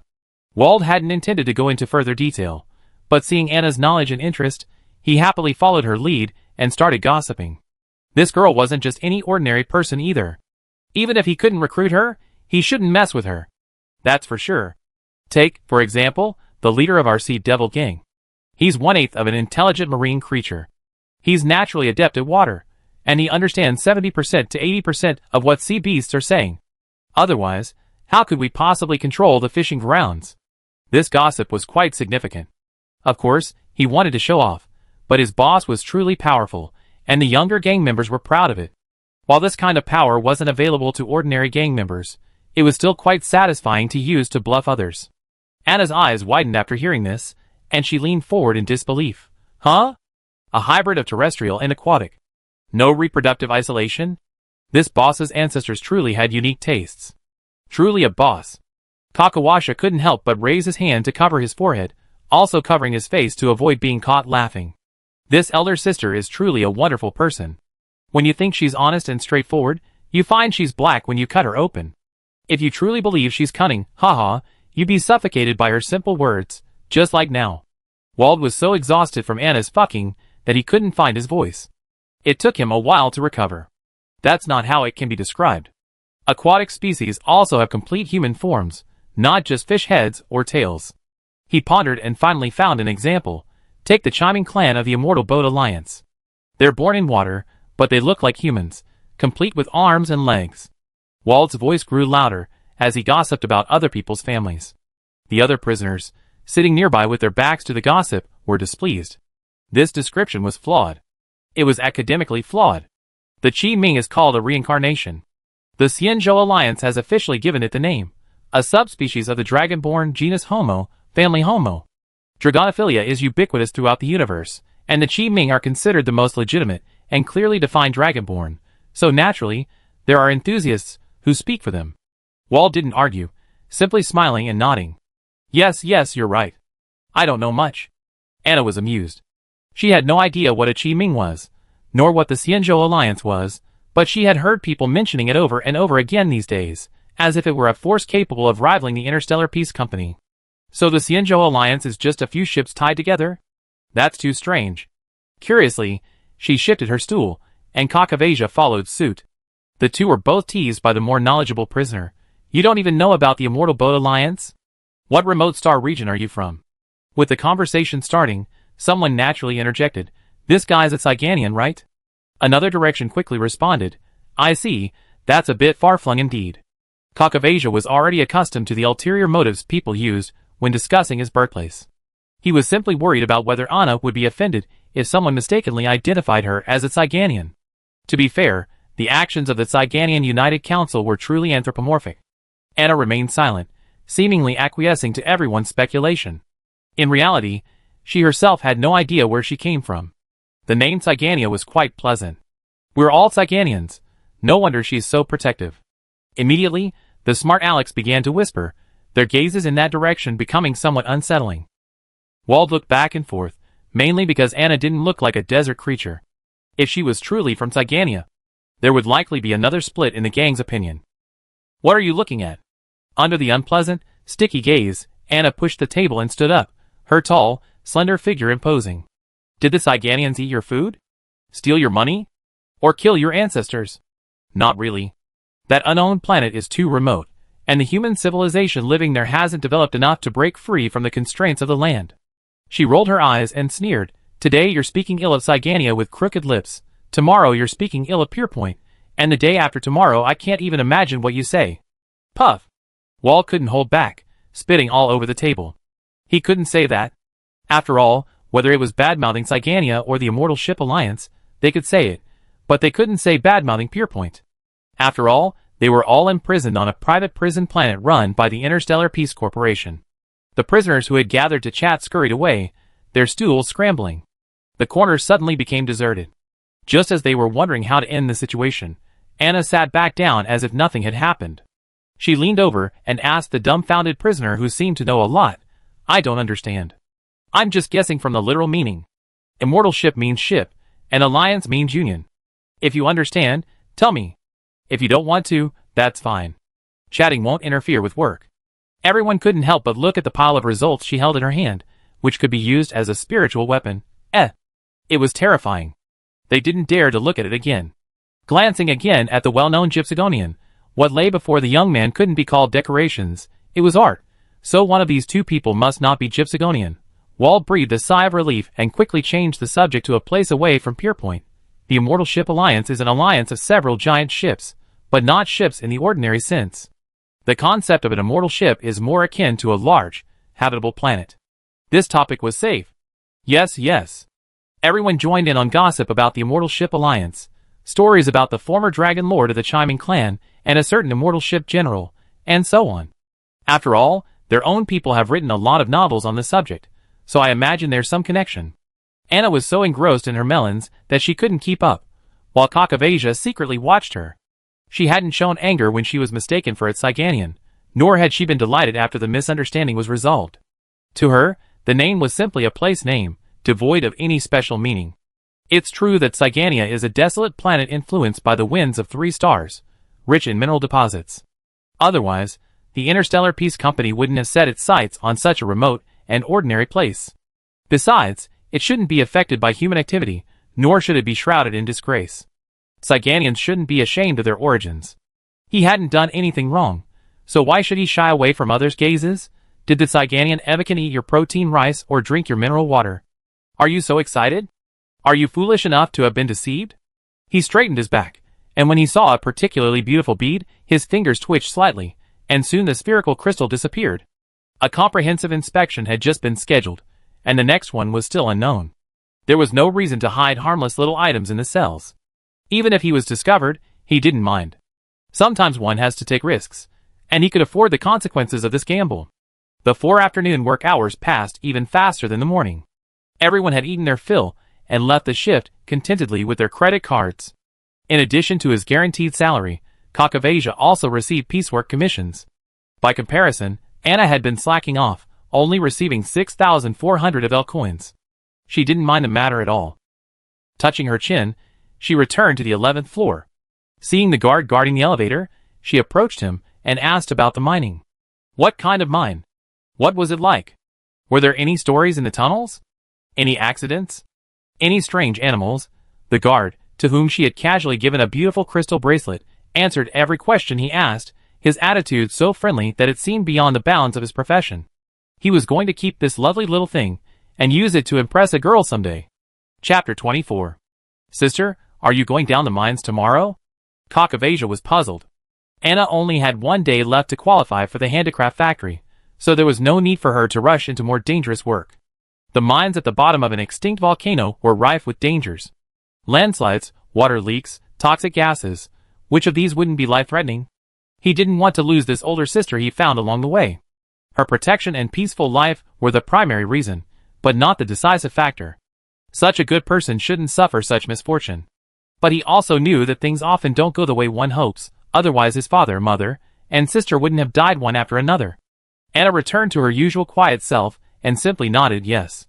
She needed to verify some of the little theories she formed the night the aquatic species escaped. She planned to go to the mines and capture some small animals to keep in her cell. There are many marine animals, but they're not easy to keep, and the cells can't hold water. I heard there are accidents every day in the mines. The young man gritted his teeth, his expression gradually becoming serious. Okay, I go with you. He knew he wouldn't be of much use, but he still qualified as a mascot. Whether one could emerge safely from the deep mines depended largely on luck, and Cock of Asia hoped to share some of his luck. Anna didn't comment. If they wanted to go, then go ahead. It was just a chance to broaden her horizons. The next morning, the two of them appeared at the miners' registration point. Here, too, they had to collect their tools and equipment after completing their records. Mining equipment was different from those used for gathering and hunting at sea. Prisoners had to sign in outside the mines before receiving their equipment. The line wasn't long, but progress was slow, and verbal clashes often broke out. Occasionally, someone would get stuck in front, causing a shove or jostle. Those who ventured into the mines were all confident in their abilities. This kind of work was like a hunting expedition at sea. If they were lucky enough to dig up crucial ore for the company, they could instantly reduce their debt. If they were average, they just get a basic salary. If they were unlucky, they just end up on the cutting line at the medical station. Anna and Cock of Asia were once again the physical gaps in the line, slightly shorter than the average height. Don't worry, you're still growing, you definitely grow, Anna assured the young woman firmly. Cock of Asia's expression was hard to interpret. Sister, are you that much older than me? Why do you always talk so much like an older woman? He can still grow, so she can't? The older sister wasn't fat, but the baby fat on her face hadn't completely faded. She looked like she was in her early 20s. Unless they were some of the universe's most renowned immortals, the age difference between the two couldn't possibly exceed the width of a palm. Ah, that! Anna brushed the matter off with a laugh, not answering. She didn't remember. Based on the reports from her imprisonment and subsequent examinations, her original body's age was between 19 and 21, a very precise range. This meant she was 20 years old this year. Yes, still a very young age. After a few casual words, it was their turn to collect tools, and the reason for the commotion at the front of the group finally became clear. Mining work requires at least 2 people, a surveyor and a small excavator with a machine that monitors, identifies, and automatically collects items following behind. It would be great if the prisoners could report in with their own teams. Even if they couldn't organize due to a lack of communication tools, forming teams locally would be a good solution. In short, a team must have someone to operate the exploration equipment, and this person's income would be somewhat affected. Most reasonable prisoners were willing to give some compensation from their work hours to their temporary teammate so he could focus on exploration, but some less reasonable ones refused to give a cent, leading to undue conflict. The matter was easily resolved when Anna came to her. The so-called team consisted of just 2 people. Cock of Asia took the exploration equipment, and the small excavator naturally belonged to her. Don't forget your protective gear, Anna reminded him, walking behind with her arms folded. Mine tunnels are different from underwater. Terrestrial species are easily soluble in water, making it impossible to enter without protective gear. But in a mine, anyone with good physical fitness could easily enter by carrying equipment, making the use of protective gear negligible. These additional supplies also required rent, and damage incurred hefty compensation. Many prisoners, eager to repay their debts, simply omitted the protective gear. Cock of Asia also saw no need to carry 2 extra bags. Will they be used? It's not uncommon for companies to sell unnecessary items to prisoners to profit. Can these flimsy protective gear really protect them? You want to be exhausted and stink at the end of the day, and then have to go back to your cell to wash clothes? Besides being covered in dirt and grime, what about your lungs? You don't want them? Can you just breathe in the dust in the mines? Even if the Interstellar Peace Company squeezes oil out of people, they still know when to eat and when to eat. They won't let go of any cheap laborers, who still have the ability to create value. So, the safety of these disposable protective gear can be assured. As for its reliability, there's a saying, don't seek death, and you won't die. Anna didn't say much to Kakavasa, but raised her chin and urged him to pack his things. You can't teach a person 100 times, but you can teach a person once. Unable to persuade her, the young man sighed, and put on his protective gear, thinking that his elder sister was really a spendthrift. Even if she didn't earn enough, it wouldn't be enough to support her. You carry these too, Anna said, taking the excavator and quickly moving forward to take the exploration device from Kakavasa's hand. She tossed the protective gear package to him. This thing is light, so you can carry it faster. The young man, whose biological sex is male and whose psychological identity is also male, said, I can carry it, sister. Continuing down the mine tunnel, before reaching the working area, he could hear various noises. They weren't loud, probably because they were still quite far away. Anna called Kakavasa to a stop, took the protective suit from the package, and put it on. This equipment resembled underwater gear, the only difference being that the face was no longer covered with sunglasses, but with a sheet of translucent material, and a small mining lamp mounted on top. Adjust the lighting, check your tools, and check your physical condition. The dangers underground were equally unpredictable, and every step of the way was essential. She reminded the young men one by one, and he followed her instructions. The two of them even studied how to operate the exploration device and small excavator. Several makeshift teams passed by, and most of the prisoners scoffed at Anna's caution. If you're so afraid of death, why not become a cleaner? Just serve tea, mop the floor, and carry corpses. Anna couldn't spare any attention for them. She watched the young man make sure everything was in order before entering the work area. What came into view were countless tunnels scattered across the mining layer. All the prisoners had to do was go in and dig. Pick a path, any path that looks good to you. She gestured for Kakavasa to go forward and choose one. The young man leaned halfway into each path closest to him to listen, but couldn't make out anything. In the end, he chose a less crowded path on the side. His reasoning was straightforward. At least once he got in, he wouldn't have to worry about getting into a fight mid-work. At this point, the downward slope of the mine tunnel steepened sharply, and the ground beneath them became muddy. The tunnel narrowed further ahead. At first, there was enough space for 2 people walking side by side, but as time went on, they had to drag their tools one in front and one behind. Thankfully, the fork wasn't deep, and they reached the bottom in 20 minutes. Anna dumped the automatic picker on the ground, letting it automatically start, and handed the exploration device she had carried all the way to Kakavasa. The mine was estimated to be deeper than the seafloor, with poor air circulation. Even wearing protective clothing with filtering properties was still a bit stuffy. Anna simply retreated, blocking the way for the following team. It wasn't a spacious, well-ventilated place, so why were they all cramming in to make their nest? The other prisoners first noticed her cold expression, ready to start a fight at any moment, then scanned the surroundings and saw no sign of a rich mineral deposit. Without hesitation, they turned and left. Seeing that Cock of Asia had been tinkering with it for nearly half an hour with no results, Anna showed no sign of panic, nor did she shout at him like the others in the side passage. She sat down on the ground, leaning back against the tunnel wall, closing her eyes to rest. After all, she wasn't afraid of getting dirty behind her protective suit. There's also biological activity in the soil beneath the extinct volcano, but catching one depends entirely on luck. These little creatures, living in a dark environment year-round, have exceptionally developed hearing and touch, and the slightest vibration in the ground will frighten them into hiding. Want to catch them? Be patient. Sister, I circle the areas where the probe reacts. What are you doing? Kakawasha, having finished his exploration and left to look for someone, was speechless when he saw Anna squatting on the ground digging a hole. The last time he'd been so absorbed in catching insects was when he was 6 or 7. Over a decade had passed, and he never expected to see it again today.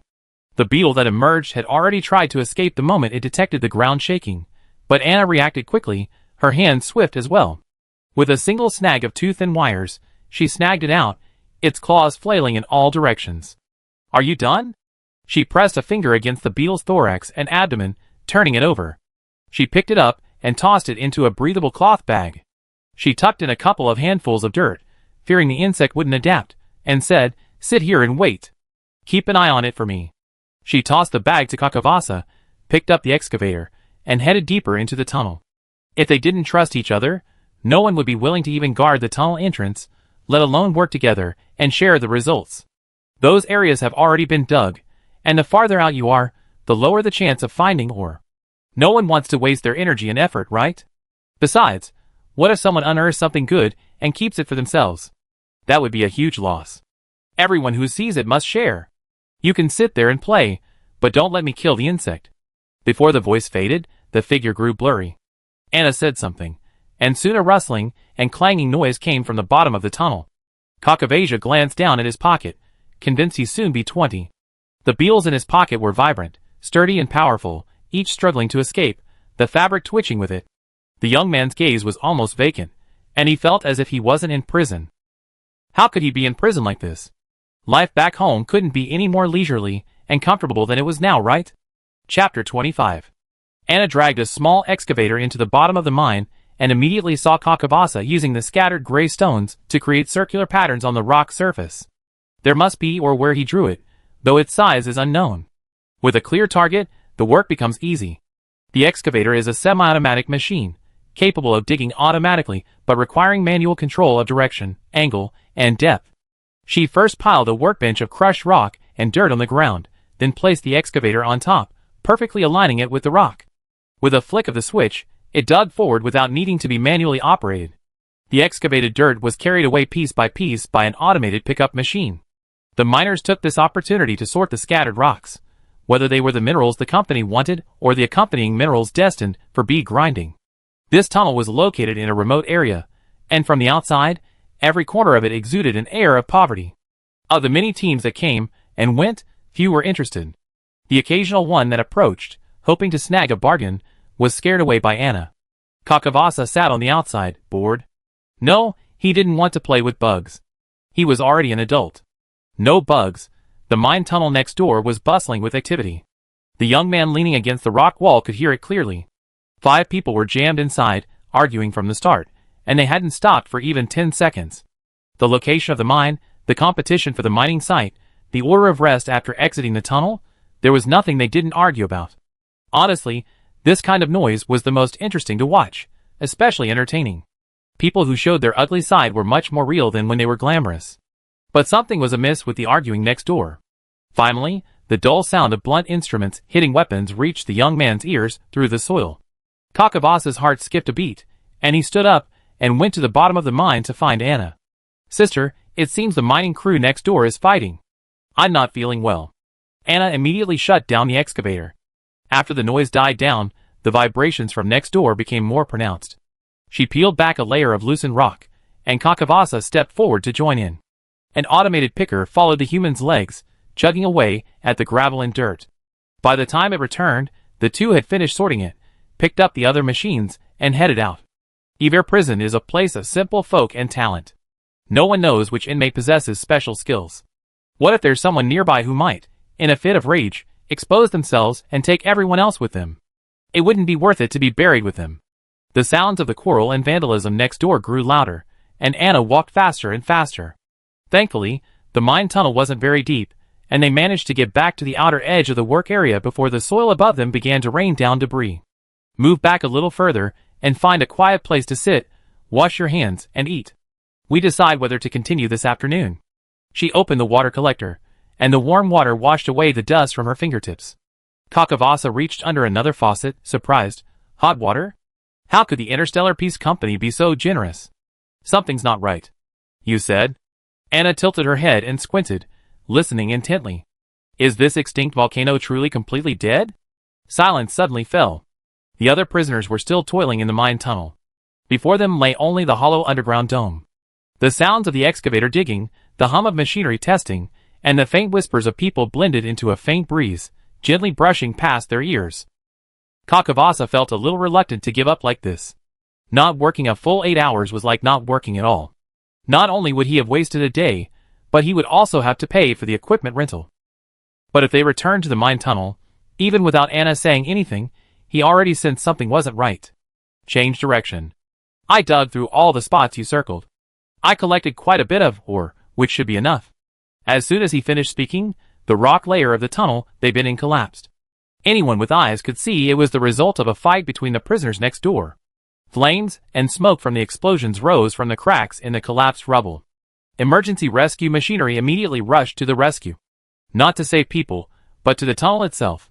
Alarms blared throughout the operation area, and soon the prisoners on the other side tunnels began to evacuate the mine.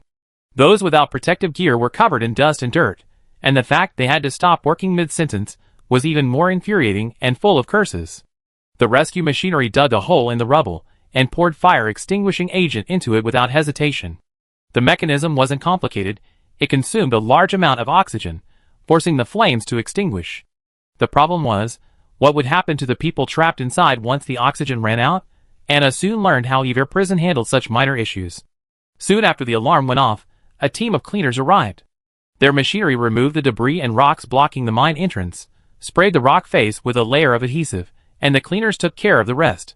Clad in filmy isolation suits and armed with tools, they cleared piles and individual bodies from the depths of the mine. Pile after pile, they cremated the ashes in tool boxes, affixed identification tags, and waited for their families to redeem them. They were then carried away, one by one, to the medical station. The small figure at the end of the cleaning team suddenly turned and waved softly at Anna. The cleaner in front said something, and she lowered her head, quickening her pace as she followed him out of the work area. The cleaners left, and the prisoners slowly returned to their work. "Who's that, sister?" Kakavasa instinctively squeezed the bag full of beetles. The bugs had suffered so much. "Why are you squeezing them? Are you sick?" Anna glanced at him with disdain. "You ate the candy they gave you yesterday, and you're denying it today? Huh?" He scratched the back of his head foolishly. "It's normal to be unrecognizable wrapped up like that." "No, we're covered up so tightly too. How could we be recognized?" Aside from a patch visible in front of their eyes, they were completely covered in protective suits. It would be hard for even a stranger, not even their own mother, to tell who was who. "Stop it." Anna swallowed the word stupid and walked towards the cleared mine tunnel. Just because you can't tell it apart doesn't mean others aren't capable of it. That candy was wasted. Kakavasa chased after her, bewildered. "Sister, wait a minute. Why are you going back?" Anna retraced her steps and stood in front of the tunnel where the explosion and collapse had just occurred, observing. The cement had dried completely, and starlight shimmered against the rock. "The automatic picker is still in there. We need to get it out." Poor little creature, buried at the bottom of the pit by fallen rocks and debris. The rescue machinery didn't take it seriously. If no one intervened, it would probably remain buried for a long time. The prisoners would pay for the damage anyway, so there was no rush to dig it out. For Anna, it was the culmination of a morning's hard work, and Kakavasa was particularly concerned about it. It would be a shame to give it up in vain. The tunnel had just been cleared and reinforced, so digging out a small machine buried in loose soil was not dangerous. "Forget it. Let's not do it. Just let it go." Kakavasa didn't want to go into the mine again, and even less did he want Anna to go. The danger was obvious, and he felt he couldn't afford the gamble. Anna was almost moved by the fact that this money grubber said, "Just let it go. Just don't make any noise. You can help me watch from outside. If it collapses again, you can dig me out in time." She patted the young man's frail back, left the excavator and exploration equipment outside, and went into the mine to carry them manually. When Kakavasa couldn't persuade her, he could only sigh and look down at the door with his handsome face. She simply pretended not to hear. Not long after, Anna's deliberately hushed voice rang out from the mine. "Come and see." The mine had just collapsed and a murder had occurred. The bloodstains on the ground hadn't yet been covered by the loose soil, so no one wanted to approach. Still, Kakavasa glanced around with a guilty conscience, making sure no one was watching before tiptoeing inside. "What's wrong, sister?" "Hey!" Anna pushed aside the rubble covering the top, not only finding the buried alive automatic picker, but also uncovering a field of ore that had been shaken out of the rock by the explosion. Large and small pieces of ore lay scattered across the ground, gleaming with a faint metallic luster under the bright light of the mining lamp. "So much." The young man was first startled by the blood splattered around him, But then his attention was completely drawn to the ore. He wanted to go forward and sort it, but Anna was unhurried. Take your time, you have to catch the full 4 hours. The implication was that there was no need to risk further digging. They could just slowly sort the ore until the remaining hours were up and call it a day. This suggestion was strongly supported by another team member. To appear busy, they left the automatic picker for last, carefully cleaning its exterior. After finally getting through the shift, as they returned to the check-in point to return the equipment, the jailer was surprised by how new and clean the picker looked. Leaving the mine, Anna ran into the girl, who had secretly slipped candy to Kakavasia. She had unusually white hair, pink eyes that narrowed into 2 slits when she smiled, and a dimple on one cheek. The length of her hair suggested she had been at Ivel for some time. Unlike the newcomers, who were all forced to have their hair shaved by the jailers, her hair could even be braided. After returning the equipment, calculating their work hours, and signing out, Anna and Kakavasia walked to the elevator, one in front of the other. The girl stood beside the jailer, bucket in hand, listening attentively to his requests. She exuded the joy of being released from prison, and worked diligently. Wipe it up quickly. Someone just ran into the corpse removal scene, and vomited so much. Being vomited all over the floor wouldn't be a pleasant experience for anyone. The jailer vented his frustrations at the innocent cleaner. Why are you so full? You're such a loser. The girl carrying the bucket smiled as he grumbled, not even slightly angry. Don't worry, I clean it up right away. She squatted down and began to clean up the vomit. As Anna passed by, she tiptoed the bucket to a convenient spot. The little girl looked up and saw them again, a faint blush on her cheeks. She raised a half palm and waved first to the older sister, then to Kakavasia, who had suddenly become very serious. This Evkin man certainly looks very serious. Chapter 26. The serious Evkin followed the elder sister back to the cell on the 11th floor without looking away. As soon as the door closed, a number of beautiful crystals fell out from under his clothes. These stones were different from the beads in the handicraft workshop. Their texture was more clear and transparent, and each one was inlaid with various patterns that resembled plant leaves. He hid the crystals in a dark corner under the bed, ready to bribe the guards for information. For work cycles had passed in a flash. Based on the time the prisoners were sent to Ivel, Anna had been in this place for a full month. The end of the month was the day for the general payment, and even if she spent as much as she could, some of her remaining salary would still be deducted to repay the debt.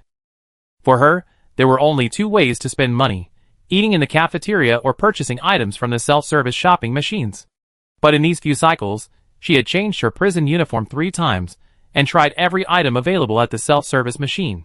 The variety and quality were heartbreakingly poor. Good luck. You still have a debt of 300,000 Ivel coins left, and hopefully it will be paid off before summer. Please keep up the good work. Accounting doesn't typically require additional staffing. Financial institutions typically issue notifications directly to citizens' personal computers or similar devices.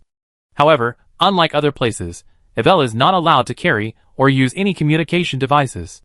Debt changes recorded on ID cards can only be accessed by a dedicated card reader.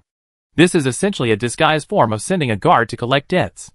The guard who came to calculate the debt was an omnic, and Anna struggled to feel the same emotions she would with a human being when facing her robotic brain. Any emotions, including but not limited to tolerance and patience, which are the inherent virtues of emotion. I understand. She rubbed her forehead weakly, resolving to slack off even more recklessly next month. The jailer hesitated. The prisoner before him exuded the air of a lazy, passive individual. This wouldn't work.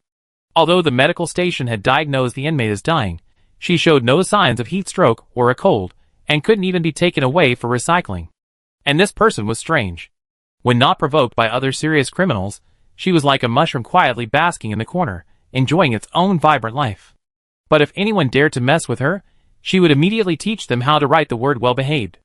We can't have too many people like this, the prison's revenue would suffer. Your sentence is quite long. We suggest you pay off your loan as soon as possible, and apply for a change of location. She lowered her voice, hinting, and looked upward.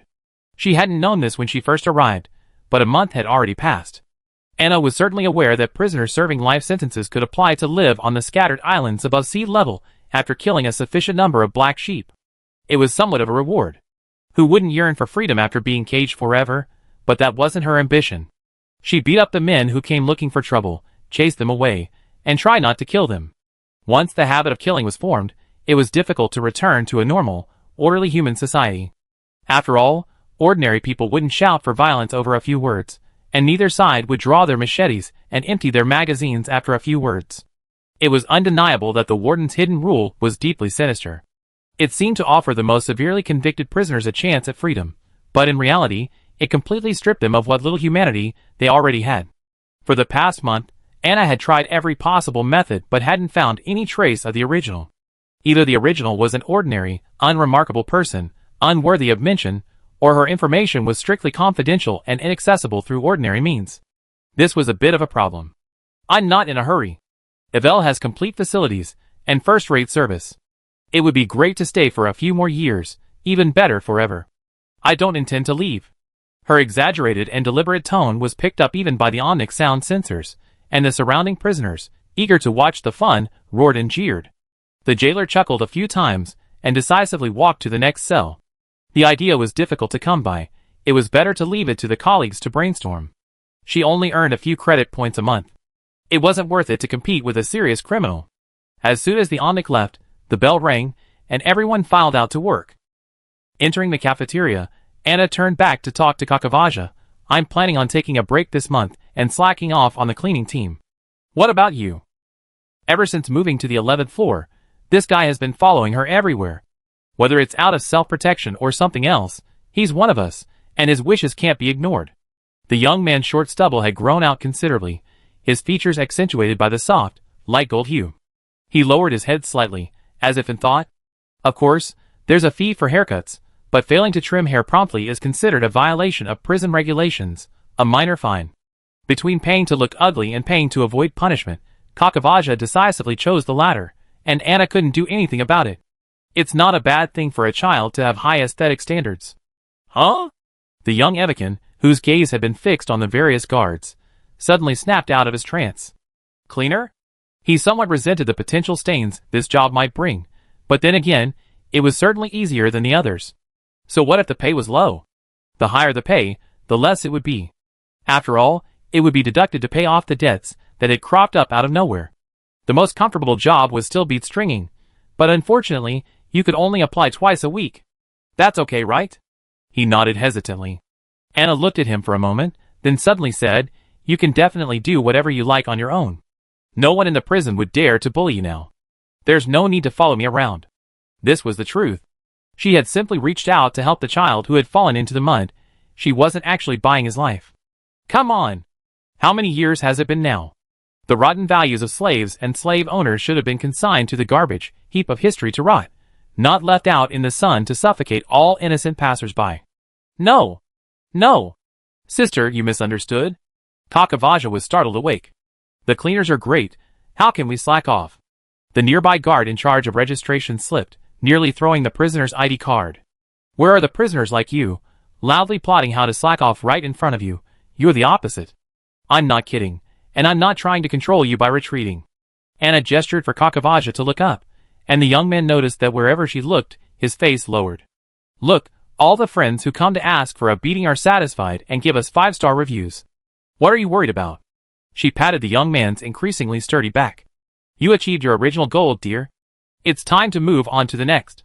Kakavaja didn't know whether to laugh or cry. At first, he had indeed followed Anna with the intention of clinging to her for protection, but that wasn't entirely the case. He had struggled to survive without protection in the past, but this time, he was especially lucky, having met a fellow traveler who was reluctant to part. Sister, the young man's clear, crisp voice was filled with a deliberately sweet, soft, and slightly lingering tone. You really misunderstood me. I was wondering if you used to hate cleaning. Why did you suddenly decide to choose it? Is there a reason you can't reveal? Anyone else would be so lost in his coaxing. Anna sneered. Guess? You brat. Are you playing tricks on me? She picked and chose the unimportant reason to try and get by with him. I worked so hard last month, how come I paid so much back? I still have 1 year left on my life sentence. What if I'm unlucky and live longer? Won't I have nothing to do for the next few decades? Anna seriously tried to deceive the child. Considering the quality of my life for the rest of my life, I decided to take a good rest this month and clean up my act. After all, I came to Ivel to serve my sentence and receive punishment, not to work for the Interstellar Peace Company. Nothing wrong with that. Kakavaja was speechless. He knew she was just trying to get by, but he couldn't find a reason to argue. So you really plan to treat the Interstellar Peace Company like a blood bag, sucking it down whenever you want? Haven't you ever considered applying for a sentence reduction and leaving Ivel? Strangely enough, the elder sister never mentioned her past, nor did she explain what crime had landed her in this interstellar prison. You know, he was sentenced to life imprisonment because he swindled the Interstellar Peace Company out of a fortune. As for the slave owner he killed earlier, if the bounty hunters hadn't caught him, that wouldn't have been a big deal. But what about Anna? She wasn't a ruthless person at all. On the contrary, she had a strong sense of justice and was measured in her actions. No matter how you looked at it, she didn't look like a serious criminal. Do you two still want to swipe your cards? The guard couldn't help but interrupt their conversation. Anna immediately handed over her ID card. Yes. Swipe. She took the ID card and swiped it through the card reader. The guard pointed behind her. Draw lots to see which area you'd be assigned to today. Ivel prison is so large, and with so many inmates signing up for cleaning jobs every day, it's natural to have to divide the staffing into different areas. Otherwise, everyone would be desperate to get into places with good conditions, but no one would want to go to a place like a mine. So how could these prisoners just choose? Kakavasia demonstrated his resolve with his actions, following closely behind Anna and handing over his ID card. In our team, I'd be drawing the lots. Jailer, don't think I haven't heard of this. You, kid, are just responsible for drawing the lots. The 11th floor's famously weird team, two guys from the same remote star system, move in tandem like a cat and its tail every day. One has incredible fighting skills, able to subdue anyone who dares to cause trouble. The other is like the illegitimate child of the goddess of luck, always picking up the easy jobs. Otherwise, neither of them could live a happy life in Ivel without worrying about their debts. You have to know that among the other prisoners, who were imprisoned at the same time, some were starving, and many were sent to medical stations to report to the cutting assembly line. These two people actually had enough time to think about how to be lazy and slack off. They are a typical example of coming up with new ideas in a niche track. Chapter 27. You two, come over here and draw lots. The guard thrust the sign-in device in front of Anna. She hesitated, and Kakavasia, standing behind her, reached out to confirm. A string of characters tumbled, then stopped. The guard, looking at it, smacked his lips. What good luck. He waved his hand with barely concealed envy. Go over there. Anna followed his gesture. There were only a few scattered people standing in the direction the guard pointed, a space far more spacious than the other prisoners, who were practically huddled like ants. After a short wait, the separated cleaners entered different elevators according to their assigned areas. You're responsible for the cleaning area upstairs. Once there, clean yourself up and change into your work clothes. Don't look, listen, or talk too much. Just do whatever you're told, regardless of whether it's good or bad. Do it. Understand? The guard leading the way kept chattering. This job is easy and respectable. It benefit you if you're honest. Kakavasia's face darkened as soon as he finished the first half of his sentence. By the time he finished the whole thing, the blond young man was ready to jump off the elevator and leave. Anna elbowed him and asked coldly, what work clothes do you need to change into? How do you need to dress properly? What exactly do you do? If you're vague, how can we know? What's wrong with the prisoner? They're human too. The guard had also seen Anna beating other prisoners in the cafeteria. He quickly suppressed his scolding, his face drooping more than a horse's. I'm letting you go to the rooftop garden to see the world. Do you understand? What else can you do? Clean up, take out the trash, and help out with other minor chores when necessary. Ask, what do you think you are? He immediately gripped the alarm tightly in his hand, glaring at Anna, wary of her sudden outburst. However, the woman wasn't angry at all. As if she didn't understand his harsh tone, she continued asking, a rooftop garden? I never heard of such a place in Ivel. Of course you heard of it, but you can also pretend you never heard of it. What can you possibly hear? You're all locked up on the 11th floor. The jailer muttered softly, clearing his throat and looking at the group of prisoners. Kakavasia knowingly handed him a few small items he scavenged from the handicraft factory. Thank you. Ahem, I mean well, you know. I'm worried about some ignorant prisoners getting into trouble. After receiving the items, the jailer's attitude took a complete, if not a complete, turn. The rooftop garden is where special individuals serve their sentences. Knowing too much won't be good for you. Just remember that you can't afford to offend the bosses there. At this point, everyone understood. The powerful had gone too far, and the abandoned child, cast aside by public opinion, was now imprisoned in the rooftop garden. The difference between people is truly greater than that between humans and dogs. The crimes of the prisoners in the volcanic cone aren't necessarily more serious than those in the garden. The real difference lies in their reincarnation skills. Compared to the other prisoners' eagerness, Kakavasa seemed particularly awkward. If it weren't for Anna's pressure, he might have already tried to feign illness and leave. The elevator rose to a point higher than sea level. When it stopped, everyone could clearly see a light-colored platform suspended in midair. This platform was transparent from above, but the prisoners, who usually went to the sea for hunting and gathering, only saw the other side, which was as gloomy as the sky. If we hadn't seen the truth today, no one would have known there was such a vast floating structure overhead. The sacred place where the gods dwell is just like this. The gloomy sky became clear and bright, and artificial sunlight shone on the pure white roofs of the buildings. Docile animals lazily reclined on the grass, which looked fluffier than wool. "You're 15 seconds late." The guards guarding the elevator were even more sophisticated than those below. They wore the classic black suits and black sunglasses of Interstellar Peace Company employees, and stood in the same system-generated warm breeze, glaring at their colleagues. The guard escorting the prisoners up had a face worse than a toilet. He rolled his eyes and looked up and said, "You didn't see so many people, and you thought these guys were all good-tempered?" The handover was swift. The prisoners filed out of the elevator, and before they even saw the sign-in machine, they heard the buzzer of successful sign-in. "Let's go, let's go!" This afternoon, sharp. The guard on the rooftop garden waved his head at the cleaners for the day. "Don't wander off. Stay here." They couldn't leave the elevator, their fortress. A middle-aged man in an old-fashioned tuxedo came to lead the group to work. He pulled a pocket watch from his inner pocket, checked the time, and turned coldly. "Hurry up. You're already 30 seconds late. If you don't want your wages docked for being late, you better do your best to get rid of this laziness." The prisoners, like quails, were led into a workroom. Black suits were hung on the left, black skirts on the right. Anna chose a comfortable work uniform without hesitation. As she adjusted her tie, she suddenly noticed in the mirror what seemed to be a light blue pattern at the corner of her eye. The next second, the barely discernible pattern faded into her skin, completely vanishing, as if it were only an illusion. The prison toilet lacked a mirror, perhaps out of fear that prisoners might use the fragments to commit suicide. She hadn't really observed the shell in all this time. She wanted to study it a little longer, but the housekeeper's urging interrupted her.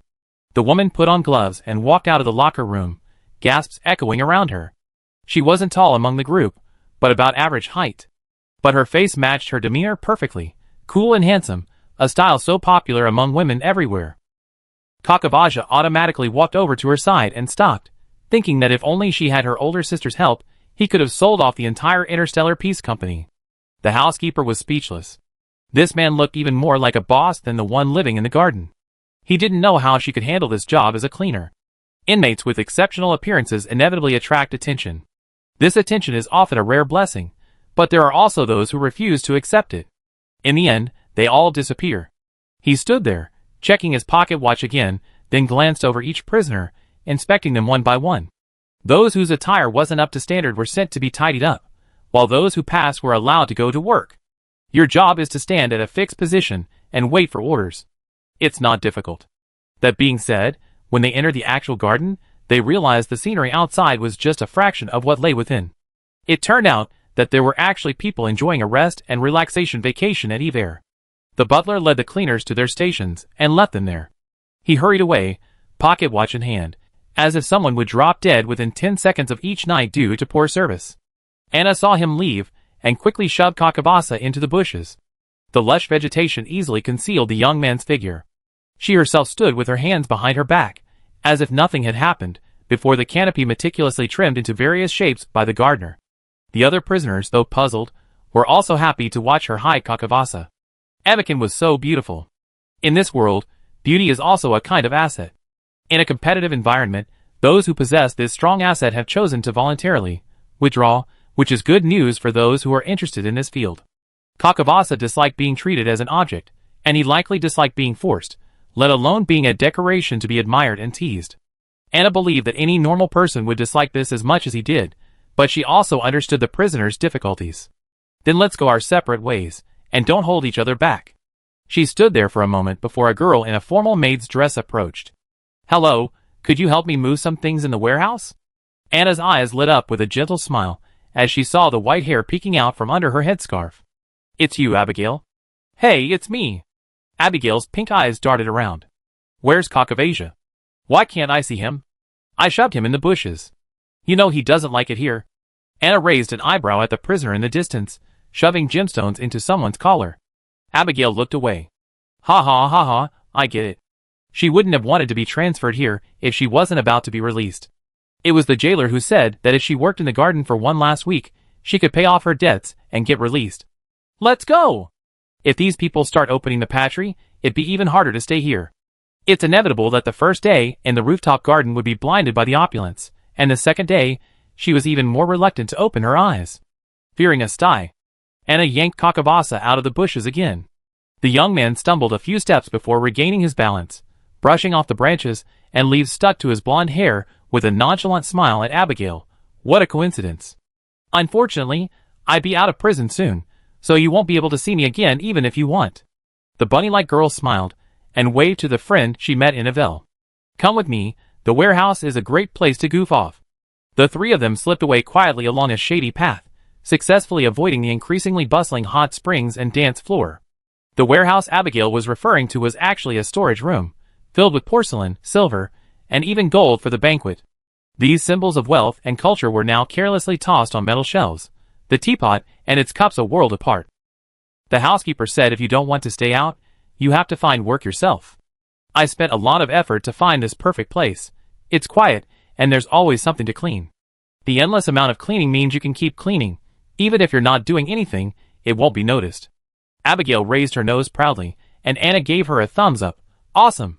I can't do that. She would just stuff her partner into the treetops and block herself outside, but she didn't expect to hide inside a building. Really? It couldn't be more true. Chapter 28. The tableware collection room had a usable area of approximately 20 square meters. It was more like a spacious hallway than a complete room. Two carved wooden doors stood in the corresponding positions, one in front and one in the back. To maintain the architectural style, the doors looked pitifully flimsy. The other two walls were lined with built-in cabinets, where a variety of tableware and tea sets were haphazardly stacked. Anna picked up a silver tea ball and shook it against her ear. The small object was somehow half deflated, and the broken silver wire inside rustled. What a waste. Abigail shook her head, took it, and tossed it into the trash. Discarded tea and tableware are also recorded. Don't even think about taking them. Taking them through the elevator and being discovered by the guards, there would be very troublesome. Just how much trouble? It wasn't their first day at Ivel, so they certainly understood. The tea ball traced a beautiful, rounded parabola and landed in the trash with a thud. The item's name and purchase date automatically appeared on the control panel. See, there's no way to fool it. She touched the cuffs of her shirt, not admitting she ever really thought about how to get the golden plate out. If someone hadn't set an example beforehand, her sentence might have been extended. Once you throw it in, you can't get it out again? Kakavasia refused to give up. He circled the trash can several times. If it could talk, it would jump up and scream for help. After 10 minutes, the Evican decisively gave up. What does it say here? His synesthesia beacon was a temporary injection he obtained on the black market to facilitate his escape after killing his slave owner. It wasn't the normal inoculation required at birth, as is customary in interstellar civilizations. By then, he was already a teenager, broke, and limited in knowledge. He was no match for the black market dealers, and he had no idea what the injection was. The damn thing worked, but he was illiterate, and it wasn't like he'd be able to speak at least 20 languages with just one injection, as one might imagine. Anna leaned over to take a look. It lists the silver tea ball's manufacturer and distributor's address. The Icherland star system in Centauri. Where? Of the three, one was illiterate, one had lost his memory, and the remaining one was under immense pressure from his accomplice's watchful eyes. I'm not sure. Abigail touched the headscarf, which was more decorative than practical. But I can ask the housekeeper or the head maid. They're happy to answer questions when they're not busy. She lifted her skirt and slipped out the front door, returning 15 minutes later. I found out. The Ichelan star system is a binary star system in the Sagittarius spiral arm, and it's rich in handicrafts, like the tea ball. Anna sneered. Rich in handicrafts suggests Icheland isn't a developed star system. The people living there can only make a living by exporting handicrafts. If it were technologically advanced and industrially advanced, it would export weapons, starships, and even space stations. Is it remote? Is the environment good? Kakavasia's eyes lit up. He had never stopped thinking about escaping. There was no direct flight from Ivel to Cygania. Even if there was, as a fugitive, he couldn't just fly around the universe in a spacecraft. A transit point had to be planned in advance, and there couldn't even be just one. It's not exactly remote, is it? Abigail looked up at the ceiling. The butler said the company's starships deliver their supplies every once in a while. There's no need to go out of your way to buy something as small as T-balls. What do you think? It's indeed unnecessary, so the Escalation system must be close to the starship's flight path. Otherwise, the company could easily acquire it elsewhere. That system's industry isn't advanced enough to operate a starship, so voluntarily carrying a large load of T-balls across the universe to sell them seems absurd. If you're interested, I can ask the butler again. Seeing neither of them spoke, Abigail lifted her skirt again, intending to go out and look for someone. Cockavasia quickly held out her arm to stop her. Don't go. Asking too many questions will only make you look suspicious. You're almost out of prison. Don't get yourself into trouble. The girl squinted her eyes. What's suspicious? I'm only asking because I'm almost out. Otherwise, where would I go after I leave Ivel? Besides, there's no way I could escape. I'm not sure if I could do it. I can't have endured it for years, and then not be able to endure it in the last few days. Anna immediately pulled out a tube of low-grade nutritional paste and stuffed it into her mouth. Children, don't be so careless. Don't make random promises. Abigail chewed twice, her eyes lighting up.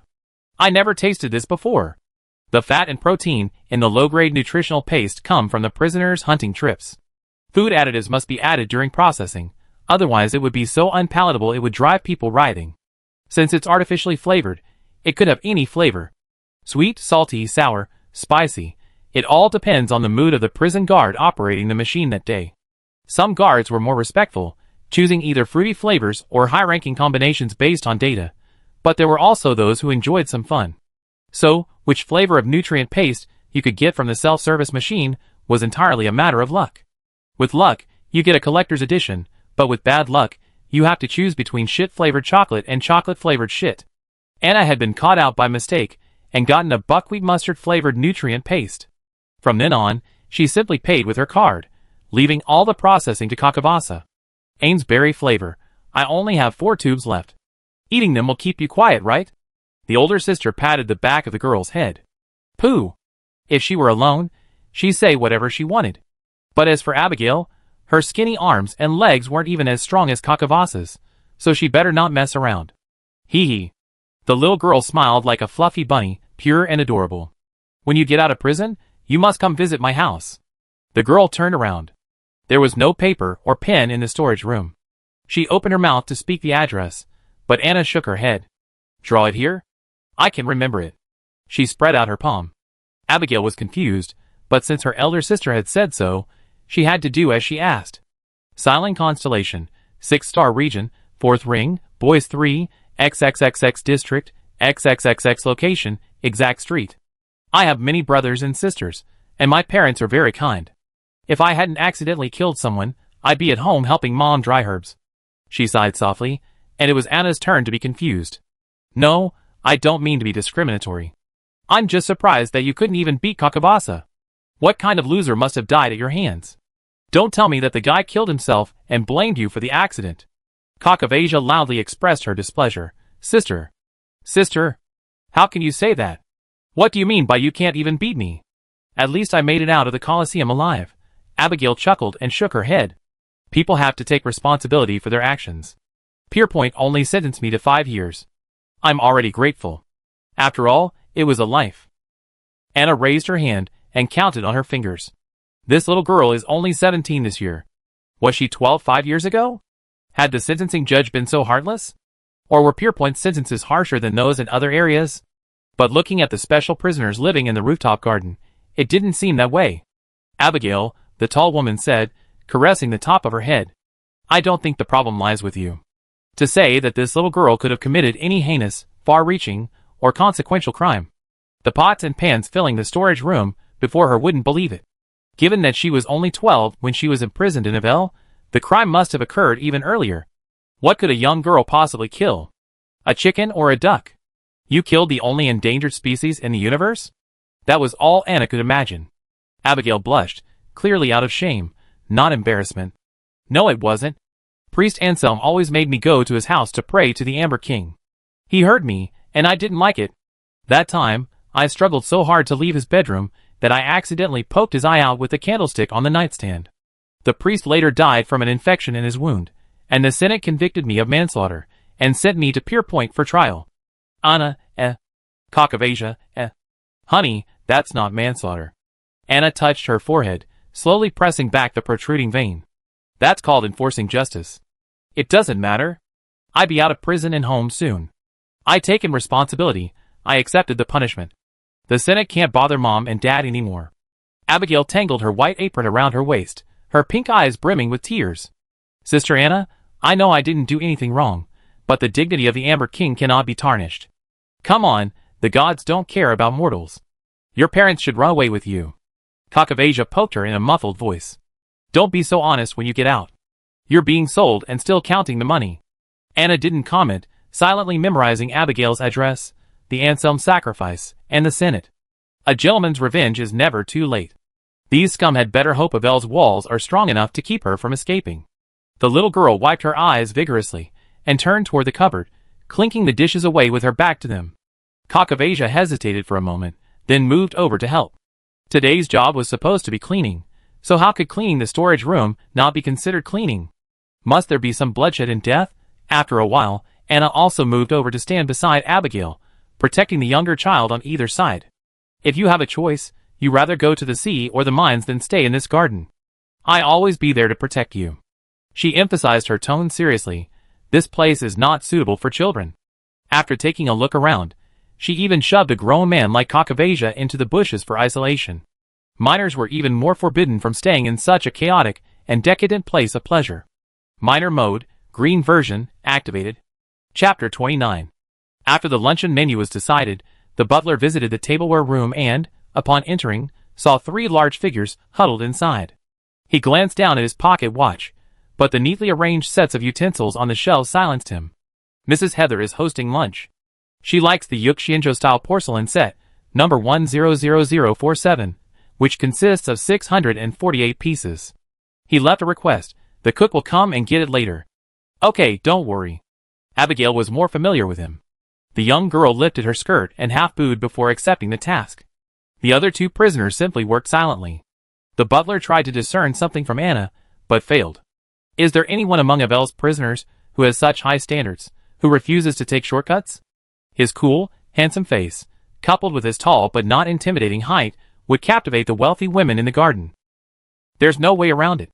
Rich people always find ways to buy their lives. Cell repair drugs, gene repair drugs, whatever. Just take the shots. Someone in their early 20s might even look older than the average citizen's grandmother. He fixed his gaze on Cock of Asia again. The blonde youth seemed to sense something and turned his back, facing the door. The refusal couldn't be more obvious. All right. The butler tucked his pocket watch back into his jacket pocket. He was a prison guard, not a pimp. It was fine if the prisoners were willing to be honest cleaners, or flatter the boss for their own pleasure. As long as they hid well, and didn't get noticed or named, he didn't want to push the limits of the serious criminal's patience. 2 of these 3 men had life sentences, so killing a few more guards wouldn't matter.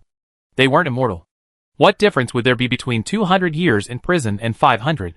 Oh, I almost forgot that the blonde youth's sentence had just been commuted from life to 50 years, dramatically reducing his danger. Seeing no one in the storage room to welcome him, the jailer, disguised as a housekeeper, left in a huff. Those ancestors outside could still cause a fuss. Even the god of law would blindfold himself and plug his ears for the sake of gold and credits. If there were a star god who would fulfill this destiny. After the housekeeper left, Anna was the first to put down her golden bowl, which had served as a prop. What does it look like, and where is it? 2 children combined wouldn't have as much strength as she did. Just being able to do her cheerleading duties was enough.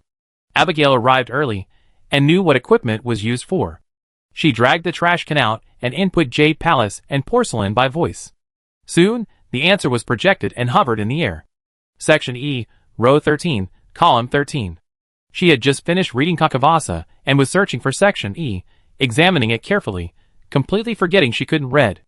Anna walked to the shelf near the outer wooden door, counted 2 rows, and pulled out a porcelain basin that was neither blue nor green. Is this it?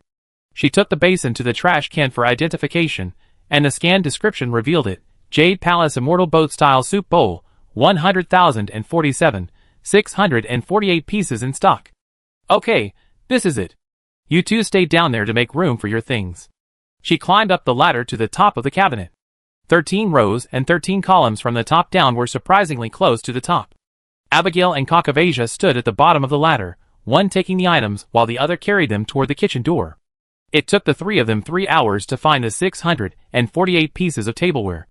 The cook, with a group of servants ferrying items back and forth, finally managed to arrange everything before dinner, but lunchtime was already well past.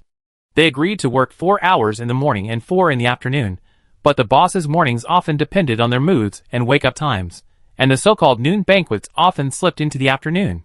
The head maid stood outside the storage room and rang the bell. Abigail, come to the kitchen for your meal.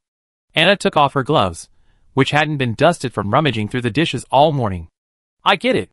Where's the kitchen? A chill ran down the back of her neck at her glance. The head maid choked, her voice softening unconsciously. Please follow me. What we're saying is, why bother with a serious criminal? Right, once again, relying on the terrifying sentence of 200 years to life imprisonment, Anna, hands in her trouser pockets, followed the head maid to the kitchen. Halfway through, she turned back to the 2 children, who remained in the storage room, and said, secure the back door. If anyone gets in with any ill intentions, whether male or female almec, drunk or not, just smash their heads. At worst, I kill a few more and reduce your sentences. Abigail's eyes sparkled, and Cock of Asia sighed silently. Head maid, do you think Ivel is some oversized hotel? Again, this is Ivel, not Pinocchio. Let's go. What are you standing there for? She leaned over and stood before the head maid. She suddenly thought it must be rainy, and she was standing under a dark umbrella, a cigarette between her fingers. Ahem, this way. The kitchen wasn't far from the tea and cutlery room.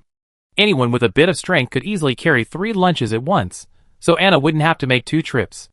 I took it straight from the stove. It's still steaming. Eating her staff meal would make the head maid look incredibly awful. She put down the cutlery and basket, dug into her pocket, pulled out a bottle of jam, and shoved it into Abigail's mouth. Then, under Cock of Asia's glare, she pulled out a bottle of condensed milk and tossed it to him. Quit this job at the end of the day. If the jailer disagrees, let me know immediately. I go with you to talk to them. Asking her to discuss matters wasn't something that could be resolved with just a couple of broken ribs. Prison regulations didn't prohibit inmates from fighting, nor did they protect the guards. Although the company had equipped them with ample firepower, they were useless if they were stuck in a terrain-convenient situation.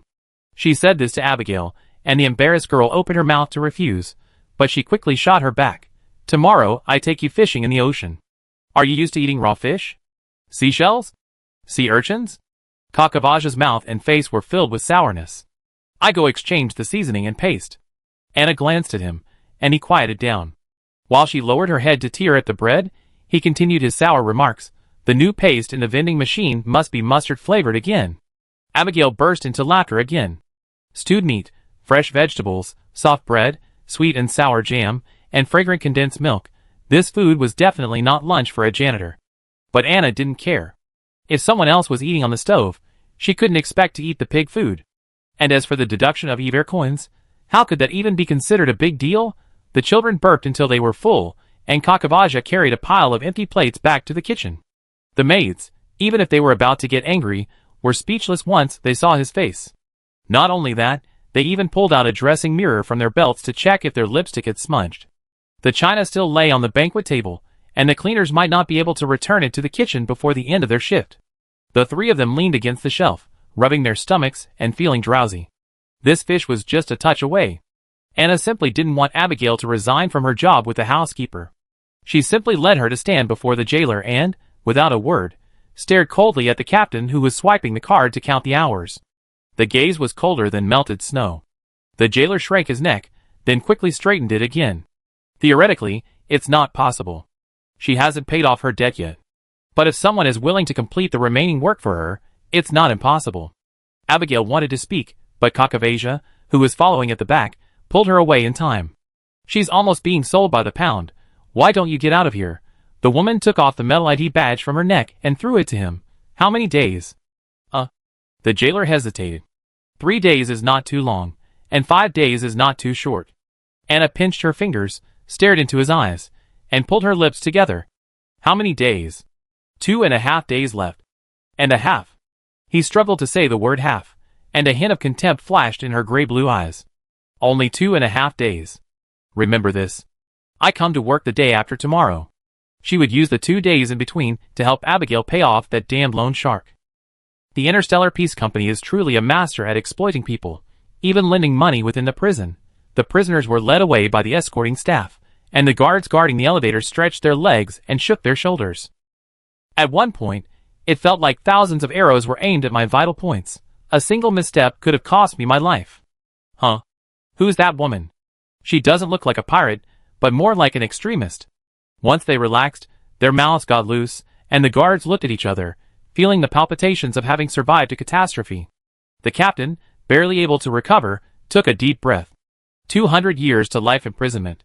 The warden specifically ordered no commutations. What do you think? It's okay. Maybe in a few days she asked to stay on the rooftop garden to work. It's no more comfortable here than in the volcano.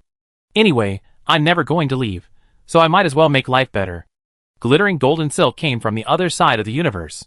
The finest wine, the finest sugar, the most luxurious indulgences, the most absurd extravagance. No one could maintain their pristine appearance under the corrosion of such beautiful things. Not to mention people, even nations find it difficult to resist the soft, sweet onslaught of money. They met few people in Ivel who could resist it. As long as one lingers in a sweet, honey-like dream, one will soon degenerate into a foreign being that perpetuates the dream, abandoning their humanity. Abigail was among the first to exit the elevator. She deliberately slowed her pace to stay last, turning and waving to Anna and Kakavaja, who remained in the elevator. Prisoners weren't allowed to visit other cells, and she wasn't afraid of others looking down on her and causing trouble. Anna coughed tactically, deliberately raising her voice. Hurry up and get some rest. See you tomorrow. She raised her hand and waved it casually twice. The bloody sheep's head on her wrist was enough to deter even the common inmates with yellow seals. If anyone wanted to take advantage of the opportunity to bully the defenseless girl, they had to first ask the high-ranking inmates on the 11th floor if they agreed. Chapter 30. As expected, Anna spent 2 days with Abigail and Kakavaja sweeping the waters around Iver prison. Aside from those leviathan-like sea beasts with sharp horns larger than starships, there was nothing she dared not touch. The reason they didn't venture further afield wasn't because their abilities prevented them, but rather because the prison bells were ringing without a second thought. After all this effort, not only would they pay off the little girl's already dwindling debt, but they would also be able to pay off most of the debt owed by the Evican youth. Sister, are you really not planning on leaving Ivel? Kakavaja couldn't help but ask this question when Anna urged him to settle accounts with the jailer early. He didn't mind carrying his cheap sister everywhere he went. She shrugged and shook her head. No, even if I leave, I don't know where I go. Might as well just stay here for now. This place is a bit pricey, but it's less of a hassle. The two children looked at each other longingly. Big sister has nowhere to go, so that's even better. Come with me. The woman tapped the liquid gold collar around her neck, reminding them to be careful with their words. Who knew if it had any surveillance function? On a normal day, when it wasn't triggered, it looked like a harmless ornament, so light it was practically negligible. However, if you accidentally stepped on a taboo in the prison rules, the poison needle would often be unleashed with such speed that it was impossible to defend yourself. In Anna's opinion, the less noticeable this thing is, the more alarming it should be. Otherwise, why not just hang a heavy iron hoop around the prisoner's neck? It would save money and effort, and still achieve the purpose of humiliation and punishment. You have to understand that the Interstellar Peace Company isn't a charity. The star gods of preservation never respond to their believers. It's hard to say whether those capitalists are truly motivated by preservation or simply want to find a cover-up for their words and actions. Conscience and morals. Maybe, as much as their boundaries. Are you done talking? Austin was accustomed to seeing that woman leading other prisoners, like a cub. First, it was the blonde-haired Evican, and recently, a little girl with suspected albinism had joined them. He didn't know what she was up to, suddenly going after marine life with such ferocity. Even a crab that swam past her would be caught and carefully compared with the bounty list. It wasn't until today that he understood her motive. She was helping the white-haired girl pay off her debts early. These two exchange. The shrimp, crabs, snails, and shellfish in the collection bag were a dazzling array of colors, and their appearance made it clear that they must be rare specimens on the list. The large figure flew into the weighing basket, and immediately pushed the scale to the upper limit, causing the scale to whine under the strain. Congratulations. Austin looked at the 3 prisoners standing before him. Equal. No need to equalize. Give them both. I just want the base salary. Anna flicked her wrist and revealed a small collector that looked like a spherical fish tank. Can I keep this in the cell? Into the palm-sized collector were 2 or 3 small stones and a handful of fine sand. A blue anemone, resembling a flower, stretched its body in the water. Can something so small that it can't even poison a slightly larger fish survive more than 24 hours in a cell? I can ask for you. Austin glanced at the young Evican man beside her. Kakavasa tactfully stepped forward to take something. This time, he gave her a piece of raw crystal, or he had brought from the mine. The jailer was very satisfied. It shouldn't be a problem. When designing Ivel, the psychologists at the Institute of Knowledge had suggested that prisoners could be allowed to keep pets as a hobby.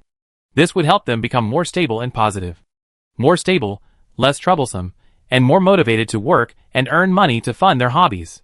It seems that number 082411321 really enjoys keeping pets, from small fish, shrimp, and sea anemones to other seemingly weak and helpless prisoners. Although there's no clear pattern to her adoption, this usually lazy prisoner has certainly worked harder. 10 minutes later, a response arrived at the terminal. Anna's pet application had been approved, and she was allowed to keep some harmless little creatures in her cell. It seems Miss Lucy is covering for Mr. Televizor today. She's always so gentle and kind. Austin sighed, taking out the card reader and motioning to the prisoner. Abigail looked at Anna, who nodded. The girl then stepped forward and handed over her ID card. Thank you. You're welcome, young lady. The guard took it and waved it under the censor head. Not only did he see her sentence in debt, but he also saw all the jobs she ever done in Ivel. The timid little girl, cleaning by hand 2 days a week and 5 days a week, squeezing cream every meal, lived a miserable life. Congratulations, you paid all your debts. You can apply to the warden tomorrow to be released from prison, just in time for this review. He paused. I suggest you submit your application to Miss Lucy first. Hope is always something to be given. Whether it materializes or not is another matter. I will definitely return the money to you. Abigail tearfully clung to Anna's arm. Come live with me after you get out of prison.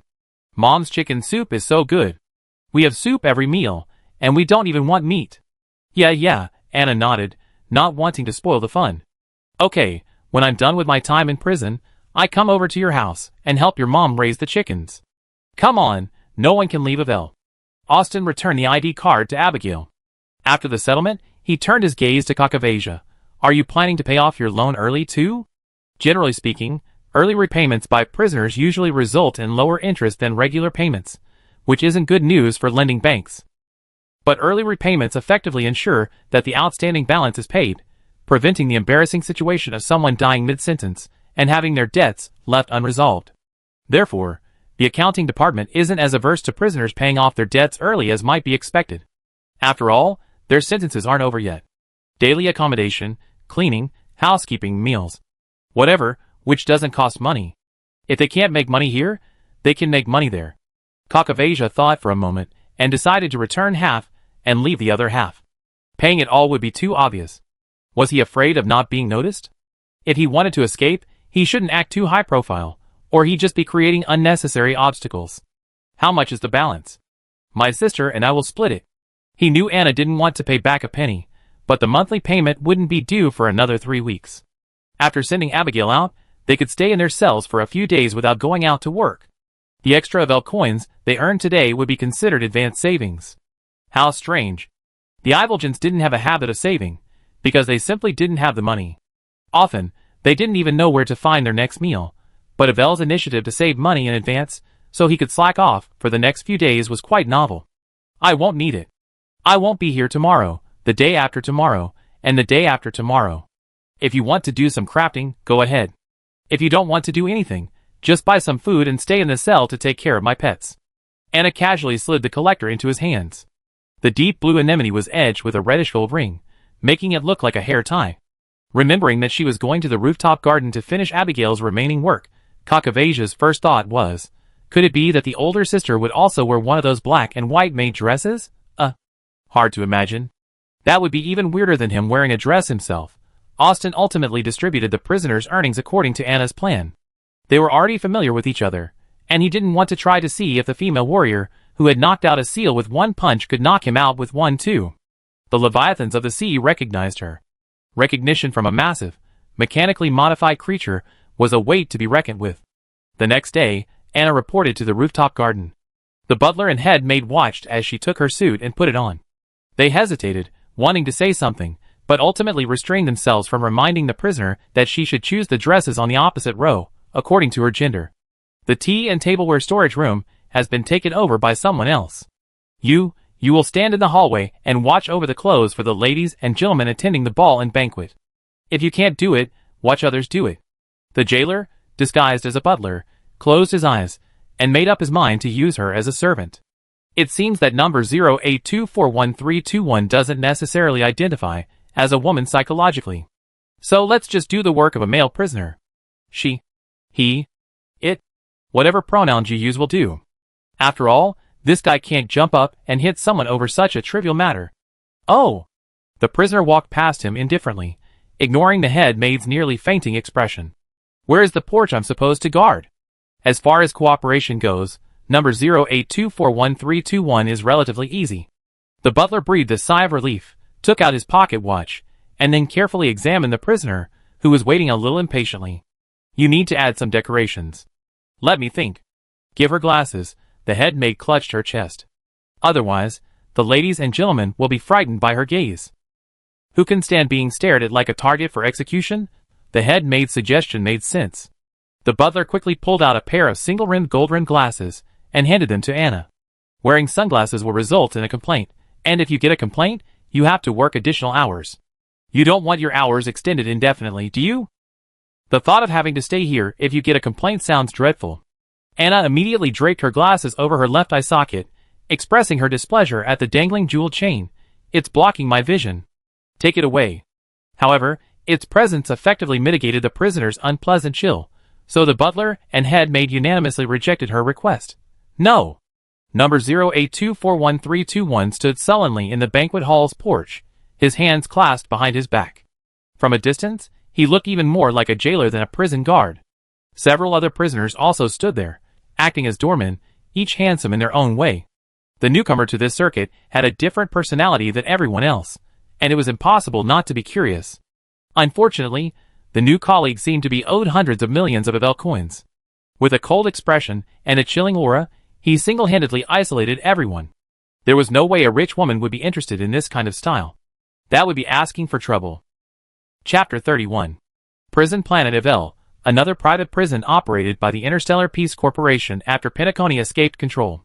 Located on the outskirts of the Pierpoint main star system, it lacks any nearby shipping routes. Even the pioneering star god Ivel never laid the Milky Way rails there, leaving it a natural island. On this island reside inmates diligently serving their sentences to pay off their debts, or redeem themselves, and of course, many nobles who are forced to remain for various reasons. It's truly expensive, the kind where you often use credit points to crush your opponent. The experience of imprisonment for the wealthy is definitely different from that of ordinary people. Not only do they not need to wear collars or ID badges, they don't even have to change into prison uniforms.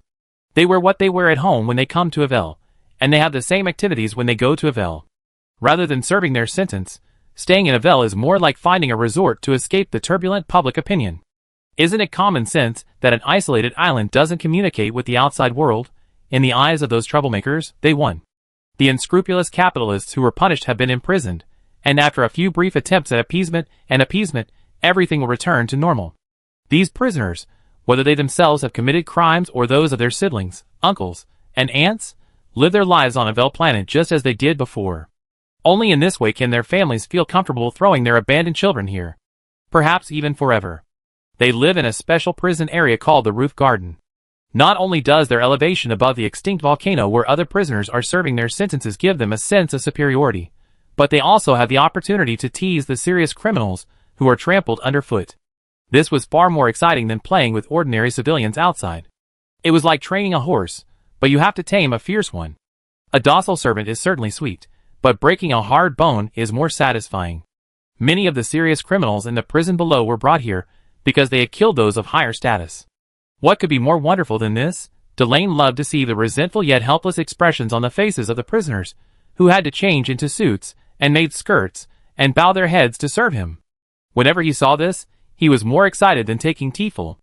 A few days ago, the old widow Heather hosted a lively luncheon, but everyone didn't enjoy it enough, so they added another one today. He hadn't wanted to go initially, but the new doorman was really a treat. Sharp, cold, and serious, the inadvertent fear the other prisoners flashed at him suggested he was a powerful figure, especially since he himself looked reluctant. How fascinating! He ascended the steps to the banquet hall. This building, dedicated to banquets and gatherings, boasted a classical exterior, all white. Tall, solid pillars ensured the spaciousness and security of the high ceilings and domed roof.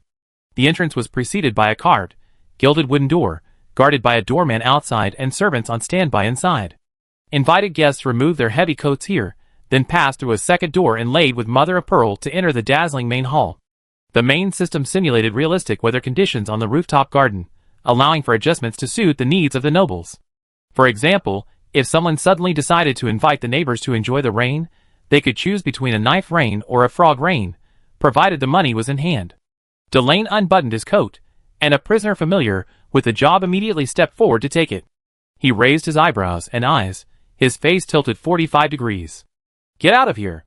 Look at your nails!" "For the sake of your salary," the man, frustrated, retreated in silence. Anna caught sight of the yellow seal on his wrist, and glanced at Delane's green shirt. "So, the prisoners living in the roof garden are still prisoners, right? The warden's rules don't say you can only kill the black sheep, and not the fat ones." The wealthy man, keenly aware of danger, immediately averted his gaze, shoved his clothes into the servant's hands to be taken away, and slipped away, swallowing his saliva. The new bellboy, wearing a pair of spectacles, stood there motionless, like a pillar. No one, whether it was Delane, the dandy boy whose brain seemed sealed since birth, or the young woman whose mouth always hinted at her willingness to dismember someone, could get him to raise his head and take a serious look. The snow-capped mountains towering over the sacred plateau didn't care about the comings and goings of humans, and certainly wouldn't bow down to them. "Did you notice that new bellboy outside?" Delane wouldn't tell anyone about being scared off by a cold glance, but he was very willing to goad his fellow inmates into a fight, and he was quite willing to do so. The people who were able to hang out with him during his prison vacation in Ivel were not good people. The two of them, wine glasses in hand, wandered from one end of the banquet hall to the other, mentioning Anna, who stood at the door pretending to be a pillar, to everyone they met. After much speculation, no one could convince anyone, so they called in the jailer, disguised as the butler, to find out. "Who's that? Where did she come from? What did she do? How many years was she sentenced to?" The butler knew this would happen. Number 0824131's face and demeanor were so striking that she had to hide in a place like the cutlery closet to avoid being noticed. He shared the Ivel prison records about Anna with these nobles, who had spent their lives worrying about how to spend their time. Immediately, someone exclaimed, "God bless you. She's a woman?" In contrast, her bizarre charges and excessively long sentences were ignored. The jailer smiled and complimented the fat sheep, pretending not to notice the eager, suicidal looks in their eyes. Anna stood there bored all morning. When it was time to leave, she walked off without a trace of service, heading straight into the kitchen for something to eat. The chef, whose afternoon tea she had robbed 3 people of last time, had failed to successfully defend the stove this time, and had to give up the roasted leg of lamb, the Palace style. Slowly roasted at low temperature, it had a delicate texture. The customer's order didn't stop the chef from keeping a portion for himself. After a satisfying lunch, Anna's mood improved considerably, and her expression no longer resembled the solemnity of a funeral procession. Young ladies, seeking to maintain a healthy and slender figure, enjoyed strolling in the grass with their friends after a banquet. A docile animal, trained by a skilled practitioner, wouldn't react with a fuss or resistance to a touch. The artificial sunlight was drowsy, and Anna was almost closing her eyes when she felt a gentle touch at her feet. A sharp gleam flashed in her gray-blue eyes. The impolite little creature pressed its front paws against the surface of its human shoe, sitting so straight that even its tail was tucked away at its side. Meow! It turned out to be a cat. "You rascal, what brought you here?" The girl's gentle voice was like soft silk floating on the spring breeze, so delicate it caught the touch of a fingertip. Anna stood still, as if deaf, her head lowered, staring intently at the cat on her feet.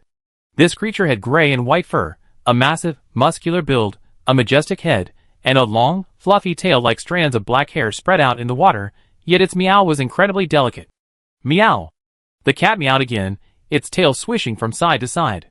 It didn't quite understand why the biped didn't bend down to pat its head and fur.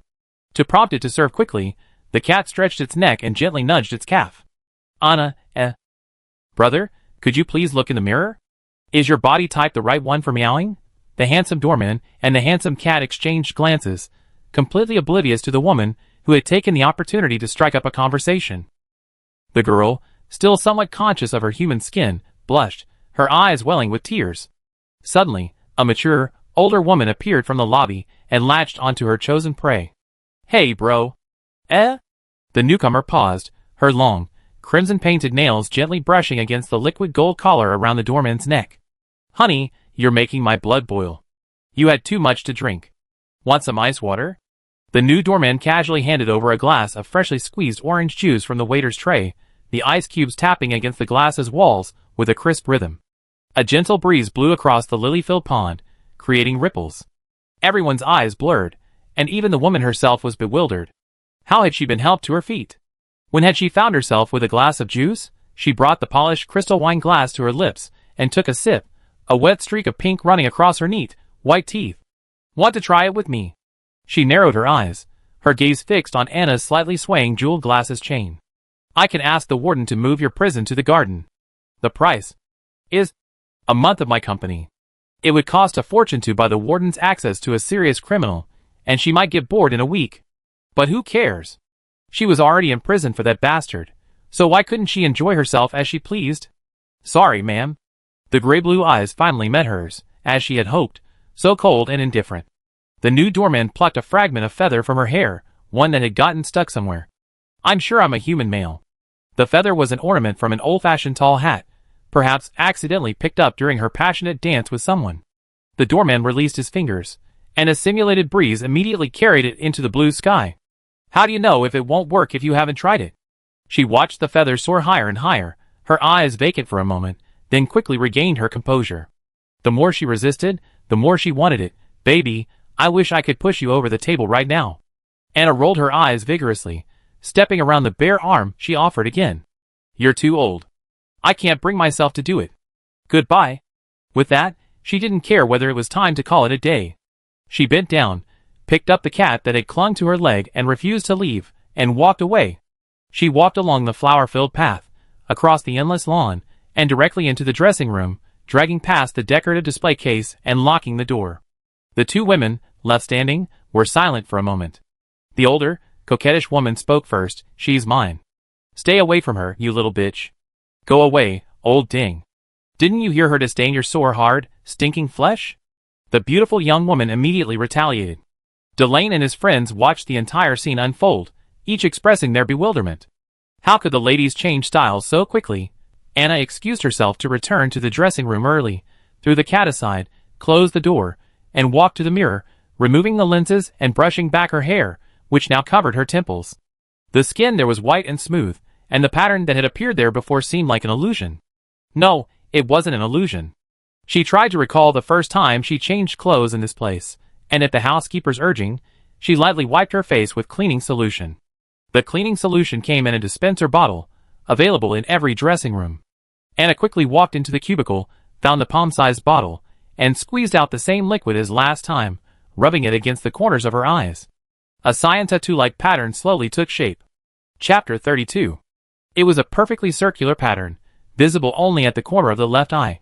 Even after applying cleansing fluid to the skin on the right, it remained unchanged. Anna leaned closer with the mirror. The blossoming flowers on the withered bones were the entirety of the pattern. The lines were neither delicate nor intricate, yet a sense of both ancient simplicity and strangeness washed over her. Faith? Worship of nature and death? Expressed through body inscriptions? The presence of all three suggests that the original body came from a relatively primitive interstellar civilization. They weren't exactly ravenous, but they also lacked the ability to escape gravity and travel into deep space. The cleansing fluid slowly evaporated, and the tattoo vanished with it. At least there was a clue. If the tattoo's origin was found, the original body's past would no longer be a secret. But Ivel was cut off from the outside world. Only the warden's office retained functioning communication tools. Everyone else, from the prison doctor to the guards, was offline, even the rooftop garden. Memorizing the pattern, Anna turned on the tap and washed her face. The luxurious alpine ice spring water splashed across her white, single-colored shirt. The prisoners imprisoned in the volcanic cone drank water filtered from seawater, spending large sums of Iver coins daily on these strange-smelling beverages. Those living in the sky, on the other hand, could freely wash their faces and hands with pure water mined from the water source star.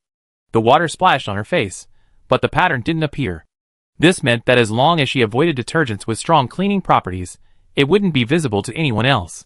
A weight fell on her calf, and the long-haired cat rubbed against her again, humming softly and tenderly. If you were a golden-shaded cat, I'd take you down to show everyone how amazing it is, but unfortunately you're gray. Anna looked down at it, as it stretched its body and clambered up, its butt raised as it used its front paws to leave a few small plum blossoms on her legs. Meow? How can you be so discriminatory about fur color? Gray is clearly a classy color. Silver gray, knock, knock, knock. There was a knock on the door, outside the dressing room. They must have tried to push it open, but couldn't, so they resorted to being polite and courteous. She stepped forward and kicked open the cabinet blocking the door. The fragile carved wooden door swung open in the breeze, and a handsome, tall young man appeared at the doorway. What's up? She had removed her bow tie and unbuttoned her collar. The tips of her shirt collar were stained with water, and her hair was slightly damp. She looked like she had just gotten over herself. Thinking back to what had just happened, it was normal for number 0824131 to feel upset. Normal is good. Normal means everything is under control. The jailer changed slacking off into something else. Finished? Get back to work. Oh! Anna diligently adjusted her collar and cuffs, put her glasses back on, and picked up the large gray cat clinging to her. Where to put it? He lifted it halfway with one hand. The jailer glanced at her forearm, tucked under her black suit. Wow, it didn't move at all. It's Miss Yuli's cat. You can put it anywhere. It's unclear how long this cat will live. The last one hid here and there for nearly half a month, before ultimately failing to escape. This one is smart enough to seek refuge with someone more likely to be soft-hearted. Unfortunately, number 0824131 can't save herself. Anna, holding the cat in one hand, returned to her position as doorman. The two women who had been arguing had each found their own new amusement. The other doormen, seeing her dare to return, couldn't help but gloat in their eyes, though they didn't say anything. May the star gods bless the newcomer, and allow her to endure the ladies' seemingly harmless little games for a few more days. Madame Heather's banquet would last from the afternoon until late at night. Due to prison hours, the prisoners had to gather, and take the elevator back to their cells at the end of their shift. It was possible to stay, but prisoners needed to request overtime from the guards to avoid an unjust death. Some people, finding the rooftop garden's environment and food better, were eager to stay longer. Others, hoping to be supported, naturally didn't want to leave. In short, as long as the garden's nobles were willing to ask for a transfer, everything within Ivel could be easily arranged. The butler received over a dozen applications, but he didn't see number 0824131. Anna had no interest in overtime. She was supposed to be covering for Abigail, and she couldn't even think of working a minute longer than 2.5 days. Where's number 0824131? As he walked, he entered the numbers of the prisoners who had applied for and been approved for overtime into the system. He rushed to the elevator and finally stopped the woman, who had already changed back into her prison uniform, and was waiting to go back to the cafeteria on the 11th floor for lunch. The guard at the gate glanced over curiously. Lost something? Why the rush? There was no shortage of prisoners trying to steal. Shining gold, silver, pearls, and gems right before their eyes would be hard for even the most kind-hearted to resist, let alone the villains in Ivel. The housekeeper waved his hand, dismissing his colleagues' glances, and said to Anna, "Are you sure you don't want to stay overtime? Madame Heather and Miss Yuli both have high hopes for you. Think about it. It would have been fine if he hadn't mentioned the two people, but the very mention of them caused Anna's temper to drop several degrees. No! But those two ladies can file a complaint against you. If they do, they have to pay back the time, and you can't refuse. It might even anger them, leading to even worse consequences. Go ahead and file a complaint. If you want to die, just say so." Her tone was calm, but no one dared pretend they hadn't heard, much less understood. The elevator rumbled up and down, and the cleaners had been reduced by a small margin. The housekeeper returned the same way, and halfway there, she saw a girl, as delicate as a white flower in the rain, walking towards them, holding a cat. She looked at the cat with affection, the large silver-gray cat shivering with its ears bent over its back. "What did you say to her? Why didn't you let her stay with me?" The cat couldn't speak human language, and now she didn't even want to speak cat language. "Good afternoon, Miss Yuli." The butler stepped aside, but the girl didn't approach him, instead stopping in front of him. "What's her name?" The blush of satisfaction hadn't yet faded from her face, and Yuli couldn't help licking her lips at the mention of the cold doorman. "Number 08241321, miss." The butler was also a jailer. Inmates at Ivel only had numbers and code names, not names. "That's a black sheep. If you approach rashly, you might get bitten. Please think twice." That was enough advice. If the prisoner really wanted to commit suicide, the jailer couldn't stop him. The innocent smile faded from her face faster than the tide. The particularly persistent young girl bossed the butler around. "I want her up here. You guys figure it out." If it were any other prisoner or guard, perhaps they could have forced them into complying with her wishes. But number 08241321. A ruthless individual who had spent nearly 100,000 Iver coins on a meal since her first day in Iver. A fierce woman who could kill intruders underwater while dragging a burden, and whose love of pets had culminated in a pair of ferocious, living creatures. Who would dare to mess with her? Even the many serious criminals imprisoned on the 11th floor wouldn't dare. Under the guard's silence, Yuli turned and left, clutching the cat, completely oblivious to the guard's gaze on her back as if she were dead. She was born to live at a height unattainable by ordinary mortals, and anything she took a second look at was certain to be hers. The only thing she hadn't been able to obtain in her life had cost her a great loss, sending her to Iver for recuperation. She couldn't accept failure a second time. As soon as Anna returned to the 11th floor cafeteria, Kakavaja came to greet her. "Sister, I spent the day crafting with Abigail. How are you?" "Not bad." She walked to the self-service machine and bought a bag of sweetened soft drink. The purified filtered water always had an indescribable smell. "Did anyone bother you?" She wouldn't mind finding a few punching bags after get off work to practice her fists and feet. "No, the medical center sent a message to Abigail asking her to go in for a release checkup tomorrow. Everyone's been very polite." Kakavaja followed Anna like a tail, eager to describe their entire day's itinerary in detail. "The guards at the handicraft factory even gave us some fruit." Anna paused. Has your release date been set?" She quickly brought the subject back. Kakavaja shook her head. "Not yet, but soon. The paperwork is proceeding smoothly." Something felt off, but she couldn't place it, so Anna had to put the issue aside for now. After Abigail was released, it was this guy's turn. His challenge was finding a quick way to reduce his sentence. She instinctively looked up, and a chill ran down her spine at the prisoners under close observation. "What are you going to do if you leave Ivel?" She spooned her mashed potatoes with meat sauce. Kakavaja sat upright across from her, ready to answer any question. "I want to return to Cygania. There might be other survivors in our clan. He could take them away from that deserted planet. Finding a life anywhere would be better than fighting the Kataka in the desert." "What about you, sister?" The young man even offered Anna a place in the tribe, wiping his eyes and feigning innocence, fearing she'd reject him. "If you have nowhere else to go, would you like to live with us? We find a natural and comfortable planet to start over." "Yes, yes." Anna resorted to her usual childish tricks, neither nodding nor shaking her head. "We talk about it later." The original body had too many secrets, so for now, he wouldn't consider the child's suggestion. Kakavaja, seeing she didn't directly refuse, assumed he got an approval and breathed a sigh of relief. Although the eldest sister favored the girls, I still won in the end. Humph, he happily recounted many visions for the future, how to find and gather the tribe, how to lead them out of Cygania, what they would do after leaving that big sandball, and when to visit Abigail and her mother at her house. Anna ate mashed potatoes, as he rambled on about how many chickens and ducks he would raise in his new home, her eyes once again scanning the remaining black sheep on the 11th floor. Isn't anyone else going to score a brace and then come and deliver another wave? This time, she'd definitely provide excellent service and send them straight to heaven. Chapter 33. Kakavaja Anna slowly cleared her plate of mashed potatoes, eating with a tidy, efficient manner. She disliked mixing vegetable pieces with yellow things, always finishing one thing before moving on to another. The blond young man had already planned his life 10 years into the future, even figuring out how to build the Yukon village. Everything was ready, only the east wind was needed. Then he heard his east wind ask a question completely unrelated to his future life. "Do you Yukon have totems?" "Totems?" The young man recalled some unpleasant memories. "We have clan and family crests. When my mother died, she pinned a gold crest button to my quilt and then..." He forced a smile. "I traded it.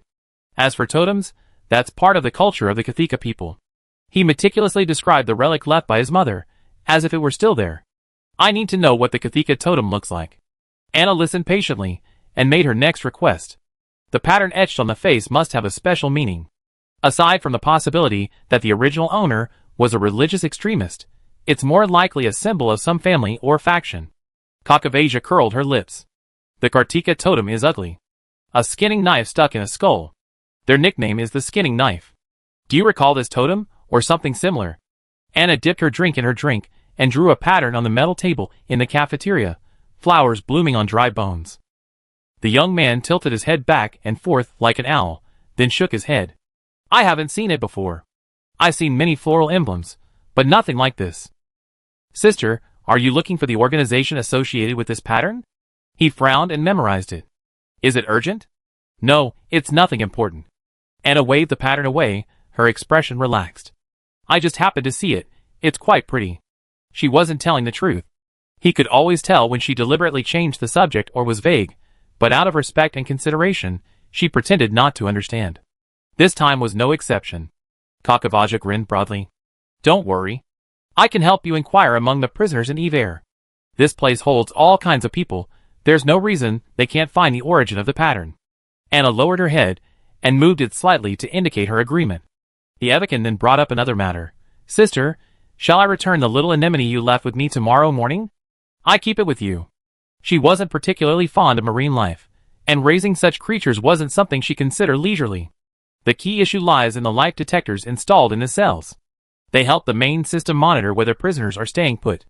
But does it have to detect creatures belonging to the phylum Chordata, class Mammalia, order Primates, family Hominidae, genus Homo, species Homo sapiens, or does it suffice to detect anything that moves and emits a consistent amount of heat? To trick the main system, one doesn't necessarily have to intrude from the outside. Ivel is not completely impenetrable. The next day, Anna signed up for another cleaning job. According to the schedule, she still had an extra day and a half to complete. The warden in charge of sorting the prisoners had just sorted them, when the internal communication with her immediate supervisor rang. She had no choice but to answer the intercom. Good morning. What are your instructions?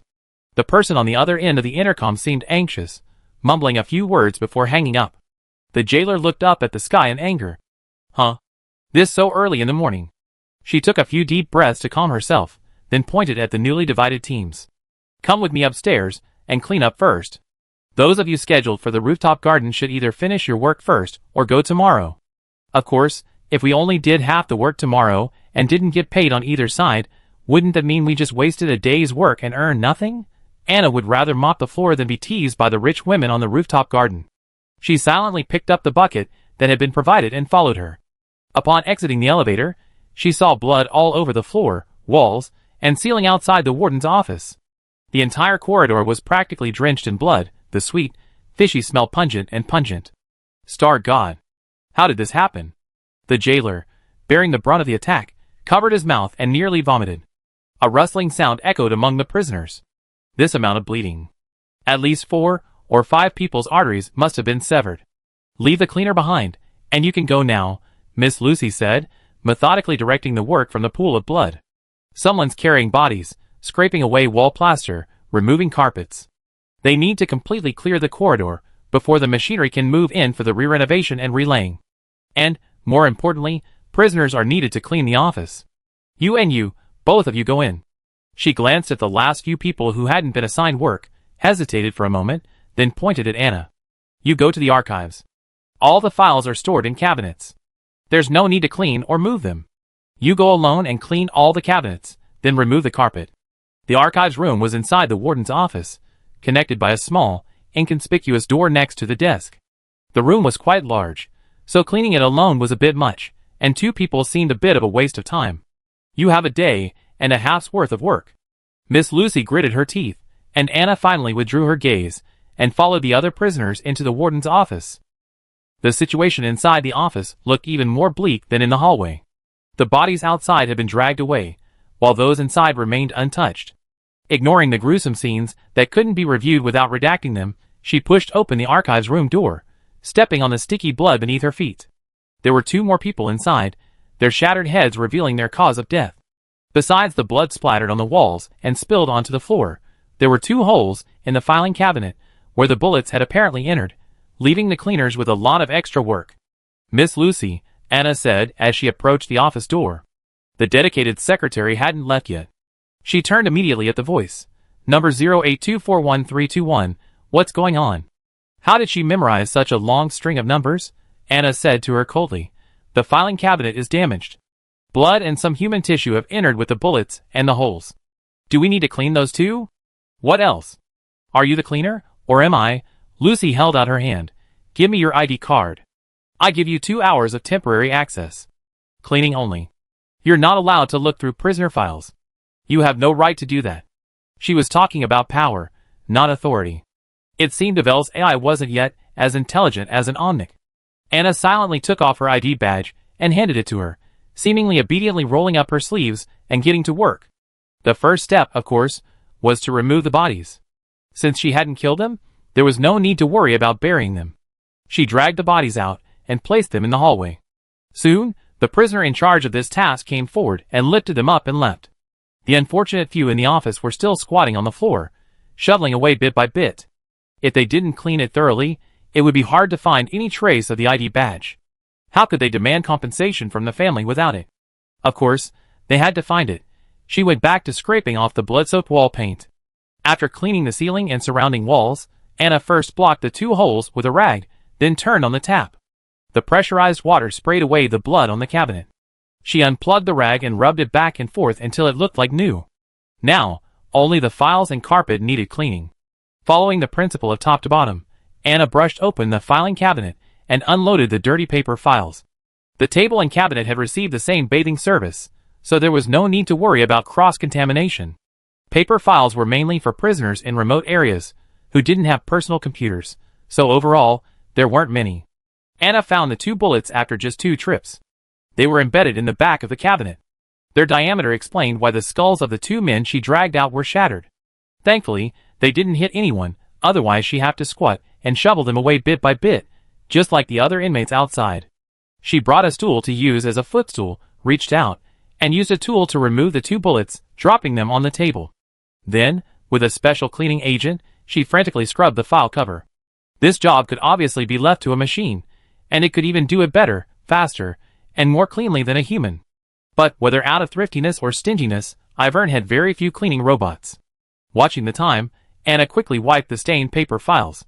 As she did so, she saw Kakavaj's name, with his prison photo above it. Chapter 34. There were no video surveillance cameras in the archives room. Anna glanced at the doorway. The warden's office was abuzz with activity, the prisoners toiling away, unnoticed. The paper file wasn't thick. Reading just the bolded and italicized key points wouldn't take more than 3 minutes. She quickly flipped through the booklet in her hand, and surprisingly, it contained several handwritten declarations. Self-determination and self-consistency declaration of the Yukon clan. What the hell? Kakavaja, born in Scania 4, is the only known surviving Yukon. His people were annihilated by the Kartika clan of his own planet during the Second Kartika Yukon genocide. Crimes: murder of slave owner XXXX. Fraudulently defrauding the Interstellar Peace Company's marketing department. The Ejihazo Gold Placer case. Life imprisonment to death penalty. Anna, multitasking, quickly flipped through the booklet, closing it and wiping it twice before putting it back. The next sheet of paper featured a photo of a bedraggled woman. Anna calmly flipped it open and scanned it from beginning to end. Just as she closed it and threw it aside, she heard footsteps approaching. "What are you doing?" Televizov was in a foul mood today. Early in the morning, a group of prisoners disguised as cleaners had sneaked onto the elevator and attempted to assassinate him, leaving the former commander furious. Although he had punished them in the most brutal way, his anger remained. The corridor had been stripped of most of its decorations, leaving the bare, unfinished pieces unsettling. In the office, even the ID badges were nowhere to be found. And the archives. How could 2 fools have thought there was a secret escape route? How could a soldier be so obsessed with escaping? This is slander. Pure slander. As you can see, sir, clean up the splatter on the file. Anna calmly picked up the next file and showed it to him. An unspeakable substance was stuck to it, slowly sliding down the facade. The warden's face turned pale, his eyes bulging, and he became visibly furious. "Throw it away.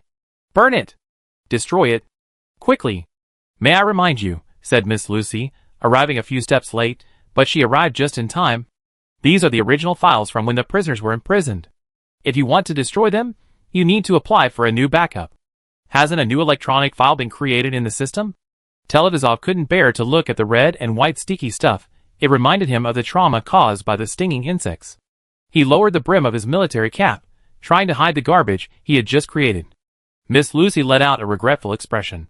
Excuse me, sir. The prisoners using the original paper documents all come from remote star systems. These are the most tangible and direct evidence of their existence in the world. Electronic data. According to the advice of the Society of Knowledge. I said, throw them away. Burn them. Don't let me see them. He roared at her angrily, his fangs bared. Lucy's fingers stiffened for a moment, and with a slight tremor, she pushed up her slipping glasses. Okay, I got it. She tried to appear calm. Fortunately, number 08241321 had already taken action before receiving the order, preventing her from further embarrassing herself with her trembling voice. The prisoners dumped all the blood-stained files into the bucket they had brought. The secretary said, "Follow me," and the two of them quickly disappeared, one in front of the other. Take the stuff to the medical station. There's an incinerator there. Oh, and I need your permission. Lucy didn't want to show her vulnerability, so Anna considerately feigned blindness. Can I go alone? It's not allowed in principle, but today is a special case. Go quickly and come back quickly. When you come back, continue cleaning the archives. She led the prisoner to the elevator and explained the situation to the guards there. Finally, Anna was given a rare opportunity to move freely.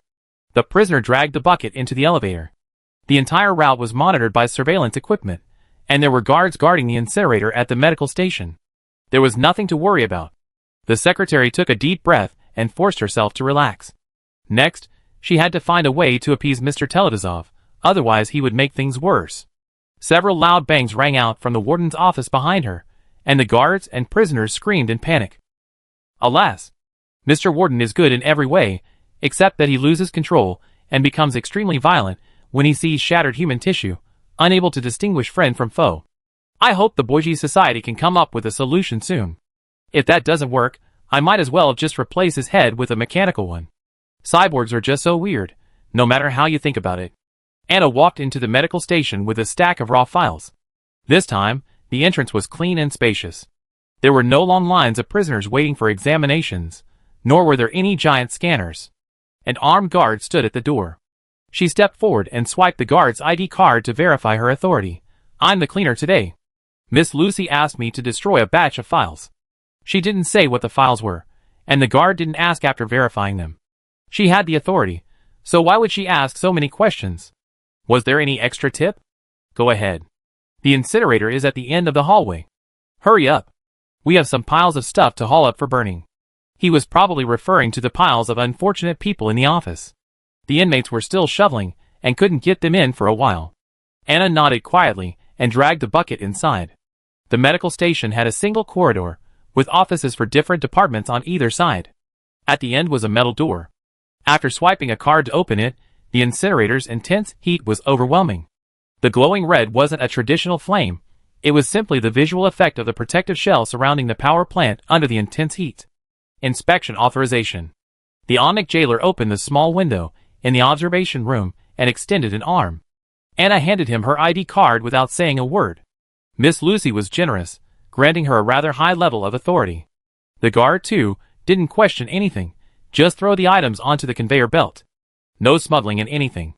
I'm watching. The prisoner honestly and silently moved the items to be destroyed to the designated conveyor belt, wiped a non-existent bead of sweat, and said, "Want to take a photo and upload it? Send it directly to Miss Lucy to confirm the completion." Nosy.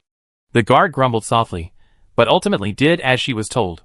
Anna diligently tossed the paper files of prisoners without light in remote galaxies onto the conveyor belt, happily watching them slowly enter the incinerator.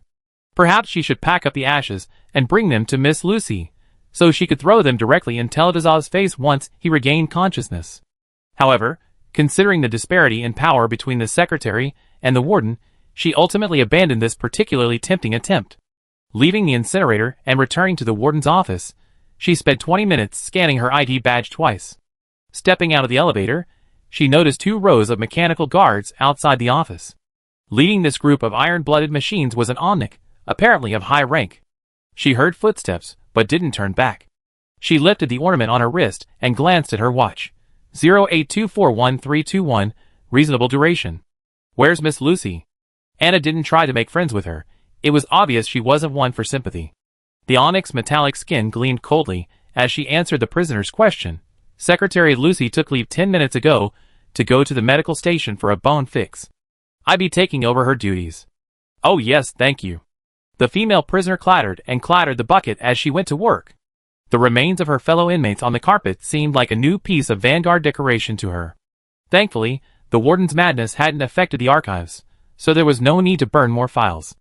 Anna found her cutting tools and bent down to deftly cut through the bloodstained, completely ruined natural fiber handmade carpet. The more civilized a region, the more valuable the terms natural and handmade become. Conversely, those still living in the plantation era yearn for machine-made products.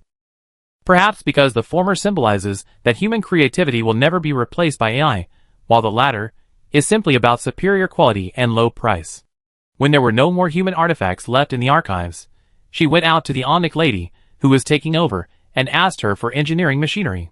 She readily assigned her a few spiders, and they took care of the rest of the work. I don't know about the rest of the corridor, but the archives were the first to be restored to their original state. Dry, warm, and filled with a faint scent of sandalwood, a new filing cabinet, now empty, and covered with a new transparent cover, would have been a surprise to anyone entering. 2 bodies lay here just a few hours ago. My work is complete. I request permission to return to the holding floor. Anna returned the bucket she'd been dragging back and forth to the Omnic. It wasn't that she couldn't lift it, she was simply too lazy. The Omnic inspected the work and was very pleased, readily granting her request. I admire you. There are fewer and fewer prisoners as diligent and hard-working as you. If I see you again, I consider giving you leadership over those lazy fellows. Anna, damn it, this thing is so ungrateful. Goodbye. She ended the conversation dryly, quickly turning and leaving the corridor. Upon returning to the 11th floor, she was surprised to find the cafeteria quite crowded. She randomly asked a veteran inmate, and learned that the beginning of every month was Newcomer Day. Those looking for some fun would deliberately skip work and wait in the cafeteria for the funny guys to show up like quails. There was always a constant stream of new prisoners being sent to Ivel from all over the universe. It seemed the Interstellar Peace Company was doing a really good job. After buying a sweet treat from the self-service machine, Anna found a sociable corner seat. Of course, she didn't intend to laugh at the newcomers, but returning to her cell was tiring. The cafeteria was spacious, and there were plenty of punching bags to vent her frustrations. Compared to Kakavas's meticulous file, the original's files were almost cleaner than the dining table before her. Prisoner photo, name, perhaps just a code name, gender, species classification, crime, sentence, and that was it. Not even a detailed description of the case. Endangering public safety.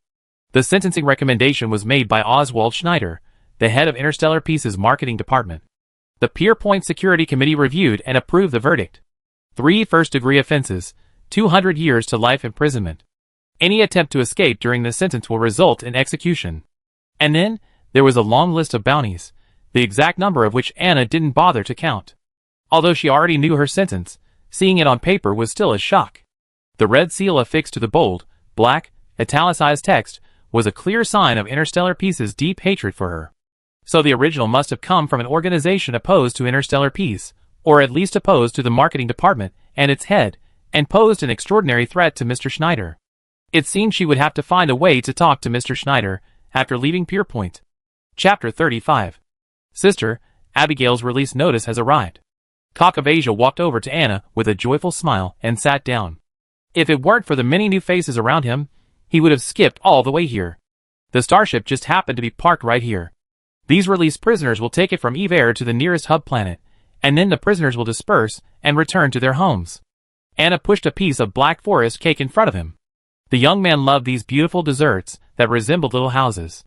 He cheered, raised his spoon, and lowered his head to attack the cake. The only known extant Evican, archival records aren't necessarily true data. The universe is so vast, there might be undiscovered Evicans living in unknown corners, so there was no need to tell him bad news so early. Why is there cake tea today? Did something good happen to you, sister? He narrowed his beautiful, colorful eyes and smiled like an innocent child. Anna looked at the whirring blades of the ventilation system overhead and hummed absent-mindedly. Good news? Hee hee. I hope so. Oh, right. Kakavasia took a big bite of sweet cream and pulled a fingernail-sized pom-pom from her sleeve, handing it over. This is a gift from Abigail for you, sister. I have one too. She was afraid we wouldn't be able to see her off when she left, so she simply used the thread provided by the handicraft factory to wrap a few mascots for her tribe.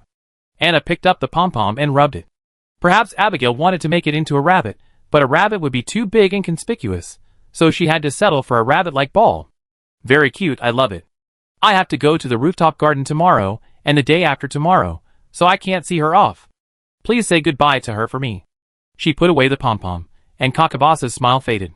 How could that be? Isn't it only 2.5 days? I was suddenly assigned to clean the warden's office this morning. Anna was speechless. Forget Kakavasa, any normal person would have better luck than her. It was truly unreasonable. Okay. Some people are born with good luck, and some are born with bad luck. Kakavasa sighed. Sister, stay with me from now on. Leave the lottery to me. I never seen anyone so unlucky. Yeah. Anna gestured for him to eat quickly, and they finally got the whole thing over with. But luck is something you can't always explain. The next day, Anna returned to her cleaning duties. Not only did she not encounter another unexpected change of location, but even the rooftop garden bosses were unusually reserved. A newcomer, after all, was naturally more important than a plaything. After standing stiffly all day as if punished, Kakavasia brought up Abigail in the evening. She's leaving on a starship tomorrow. We already cleaned up her cell today, and I even treated her to carrot cake. Maybe we settle on Abigail's planet someday. Giving her a heads up is like an investment. Having a local guide will make things much easier. The Evicans displayed their shrewdness, and the honest and simple Anna smacked her lips for a long time, unable to find her voice. Just, as long as you're happy. The next day, a massive party of unprecedented scale was organized on the rooftop garden. The cleaners and servants, along with the staff, toiled tirelessly for an entire morning before, aided by unmanned machinery, they barely satisfied the bosses. It was said that the newcomer, once renowned throughout the world, had been defeated in a family competition and, as a result, had been accused of a crime and sent to Ivel for retirement, essentially living there for life. 0824131.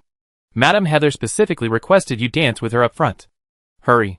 Amid the chaos, the butler's tone was firm and unwavering, leaving no room for negotiation. Anna, in a relatively good mood, made no effort to bargain, strode through the crowd toward the mature women waiting on the lawn dance floor. Madam Heather wore a low-cut black vintage dress today, the hem of her bustle shaped like a plump fruit.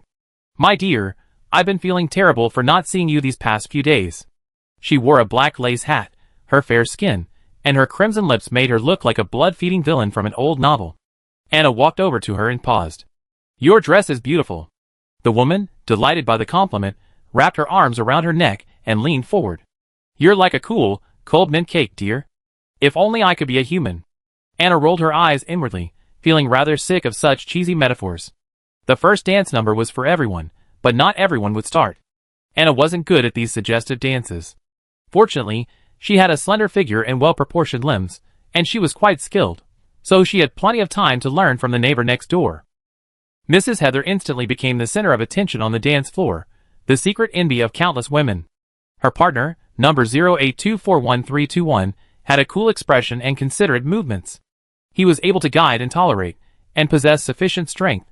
Some men couldn't even lift their partners, whose waists were less than 3 feet. What a shameful sight. What's wrong with her not smiling? Don't laugh.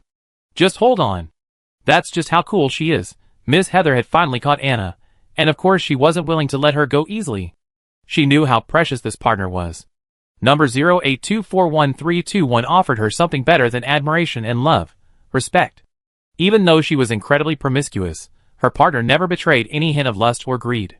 Miss Heather doubted she knew the benefits of snatching up a prominent figure in a rooftop garden, but number 0824131 didn't care. She respected herself by respecting others. She danced song after song until she was exhausted, and her partner carried her to a seat under the parasol. Actually, Anna had been carrying her, but the lady, who must have been born in the year of the snake, wouldn't let go. That red wine looks sweet, dear. Anna immediately headed for the drinks area. As she took her drink, she glanced at the label, and the alcohol content made her raise her eyebrows. Wow! Flammable liquid. Considering that the drunk woman might even strip and play with her in broad daylight, Anna decided to bring her a fruit plate to sober her up, for her own safety. The self-service fruit plate was right next to the drinks area, dozens of large white porcelain bowls filled with all sorts of exotic fruits she had never seen before. Abigail and Kakavasia would probably enjoy this. As she thought about this, she placed one piece of each fruit on the plate and returned the tongs to the rack. Suddenly, a muffled groan echoed from behind her. Sorry. Anna glanced at the stranger, who had so recklessly eaten her elbow. Since he had already apologized, she let it go. She carried the plate and whined toward Mrs. Heather, who was loudly showing off to the other ladies. Wine, and a thoughtful fruit plate. After all this, number 0824131 stood close beside her, hands behind his back. At that moment, Mrs. Heather felt her face light up to its peak. My dear, you must be the sweetest person in all of Ivel. Although she was a serious criminal, a black sheep, she was handsome and respectful. Anna was non-committal about this assessment. The dance floor was getting more and more relaxed. Soon, couples either went back to their rooms or found a pleasant spot on the nearby lawn to start dancing. The newcomers, not yet accustomed to the pace, were surrounded and sat under umbrellas to cool off. Friend, relax. Let bygones be bygones. Enjoy the rest of your life in Ivel. This place, if you have money, you can get anything. The blonde fool put his arm around the newcomer's shoulder and tried to get close to him. Speaking to this guy outside required an appointment, and Delane didn't think he'd even be able to get in line. He was a worthless person who'd been riding on the family's coattails, not worthy of meeting the head of another family. But no matter his past status or the wealth he commanded, once in Ivel, he was a prisoner, his days were numbered. At least his family was willing to send him to the rooftop garden instead of the volcanic cone below. It was a token of his tireless work. The newcomer's face was stern, his jaw muscles tense, tighter than the stern jeweled buttons on his collar. Haha, let me tell you, I had my eye on a little bunny, but unfortunately, she's been busy with other things lately. But it's okay, she'd be delivered in a few days. I spent a fortune on her. The warden is truly a genius at business. He proudly flaunted his new trophy, his eyes flickering to number 0824131 standing behind Mrs. Heather. The timid little bunny was adorable, but this cold, tough type was also quite tempting. The thought of making her blush and beg for mercy with tears in her eyes was enough to make him explode with excitement. But it didn't matter. Good food is always worth waiting for. He waited until the old woman Heather and the Yandra Yuli could decide who was better. If too many people showed interest in the same item, the price would drive up. He had money, but he didn't want to be taken advantage of. Delane fixed his gaze on number 0824131 once again, and she suddenly turned her head to look at him. Her lips were pale, her skin the pale of long years spent underground, rarely exposed to sunlight. Her gray-blue eyes were sharp and cold, like the Grim Reaper's scythe. The blonde's gaze displeased Anna, and she didn't like the boasting he'd just given her. She was determined to give him a beating if he didn't tone it down, but with a simple gesture, the man spun around in a cowardly manner, nearly falling over. Edmund, entangled by Delane's concerns, lowered his head and nearly laughed out loud. The woman in the black suit had quickly and efficiently helped him resolve a difficult situation. If he could leave Ivel, he would definitely hire her at the highest level. Those idiots in the family thought they could rest easy by forcibly sending him to an interstellar prison. What a joke. If it were that simple, why would the Interstellar Peace Company come to him with such generous terms to seek cooperation? The fools only care about how to get more, but the covetous outsiders want everything. As long as he holds onto the patents and refuses to admit his guilt, Interstellar Peace will have to keep him in captivity like he is now. It depends on who gives up first. He never give up his patents, nor will he hand over the code. Chapter 36. Both golden retrievers. Kakavasa is much cuter than the one not far away. Anna stared at the other person until he dared not look up and even ran away in shame, tail between his legs. Just as she turned around, the newcomer, who was being harassed, came over to talk to her. Coincidentally, he was the stranger she had given her a slap for being so inconsiderate not long ago. Hello, I'm Edmund, the head of the Enolia system. He paused, then adopted a more precise and accurate title, former head. His introduction at least made one thing clear. The entire Enolia system, including its stars and planets, was once his property, not including profits from other commercial activities. Number 0824131, 11th floor. Anna had no intention of exchanging names with him. Out of a simple worker's sensibility, Any capitalist who didn't pay her deserved to be hung from a streetlight, and didn't deserve a good look. Just because she wasn't interested didn't mean that other idle people were looking for some excitement. Mr. Enolia, you're not here to steal my people, are you? Madame Heather spread her peacock feather fan, covering the lower half of her face, revealing only her dark eyes. This was the famous Black Widow, known for her sexuality. Unexpectedly, her first husband's stepson had her imprisoned in Ivel, and even now the entire universe believes she has confessed her crime and been punished. Madam, I mean absolutely no offense. I'm simply new here, and I like to hire a bodyguard with both proven character and guaranteed fighting skills to protect me. Whenever they wanted to, these powerful individuals could chat and laugh with anyone, flattering them without leaving any trace. Anna, at the center of the vortex, grumbled bitterly. Such a situation was simply out of her control. It was clearly Kakavasa's comfort zone. At the end of the evening shift, the housekeeper told her with a look of regret, "You've been anonymously complained about. According to regulations, you'd be assigned an additional 24 hours.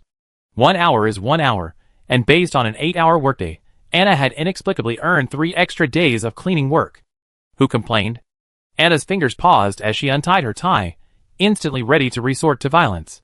The housekeeper said with an inexplicable gloating, "Sorry, it was anonymous.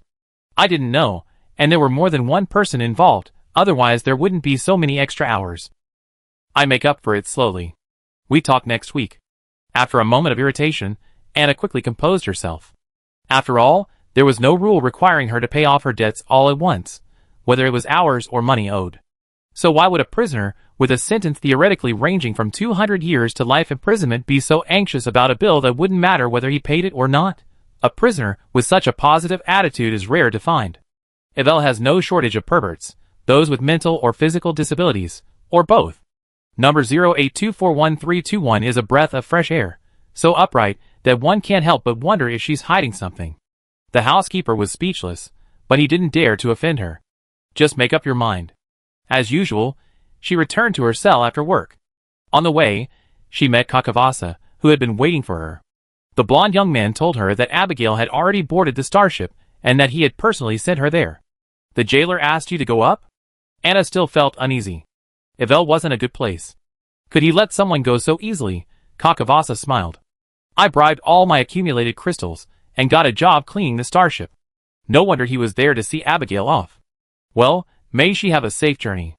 Normally, Anna felt little for the various star gods, but at this moment, she prayed from the bottom of her heart to the collective of those concepts, hoping that Abigail would be reborn as she had hoped.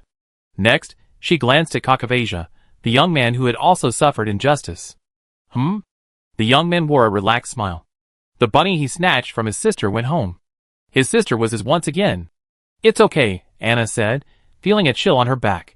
"Tomorrow's off, the day after tomorrow. You can take a day off the day after tomorrow, too." The young man's eyes lit up. "I found a shortcut to earning Ivel coins. Shortcuts have always caused trouble for those who attempt them." Anna rubbed her ears. "What shortcut? What other surprises does Ivel have that she doesn't know about?" Kakavasia glanced around. "There's a casino at the bottom, where they bet on life and death. The warden takes a cut, and they definitely go undetected." "Anna, my friend, your bug-finding technique is so unique, I don't even know where to begin."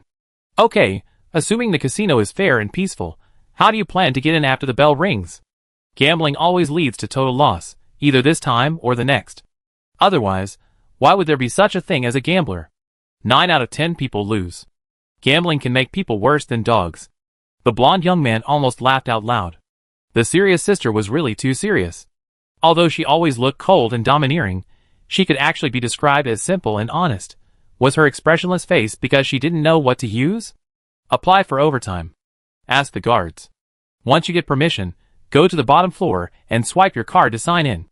Anna was speechless again. Okay, that's how it's supposed to be, right? Every prison has its casino scene, and there has to be a no-holds-barred fighting tournament, right? It turned out she jumped to conclusions. Kakavasa, to implement his plan, strongly invited her to work overtime together. "I know you're worried, sister. Why don't we go and see it together?" This guy, when he got so brazen, always had a tilde in his every sentence. He deserved a beating. Finally, she went to the guards to apply for overtime. It turns out the guards guarding the elevator had this hidden function.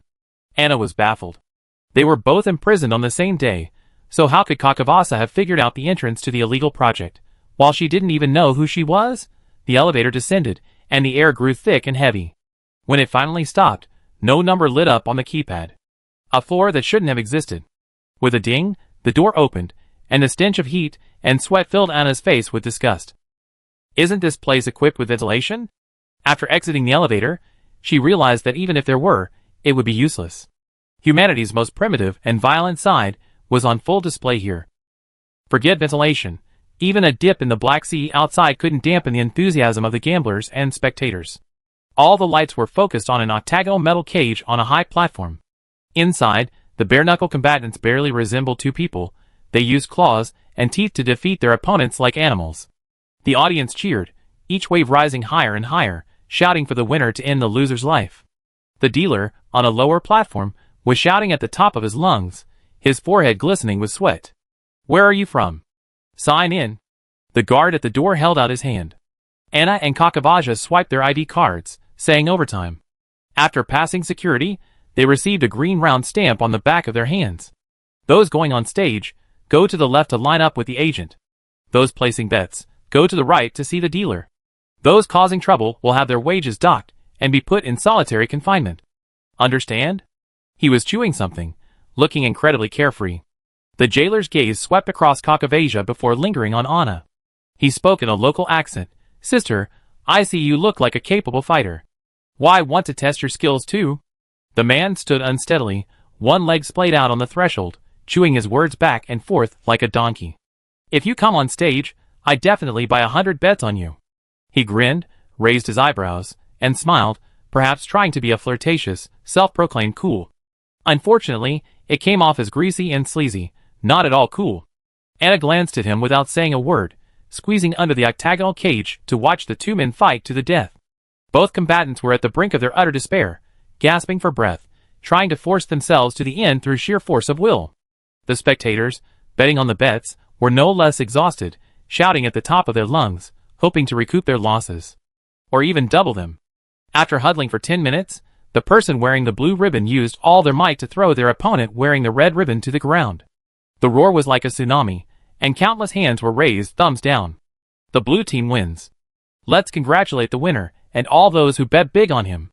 The prison guard acting as referee came up to the stage to check on the two fighters. The blue team, surrounded by people, staggered out of the metal cage. The referee tilted the red team's head, glanced at it, and gave a thumbs down. The wailing and screaming made one's ears hurt. Curses and cheers mixed with laughter at sudden wealth, and the wails of those who had lost everything blended into an absurd cacophony.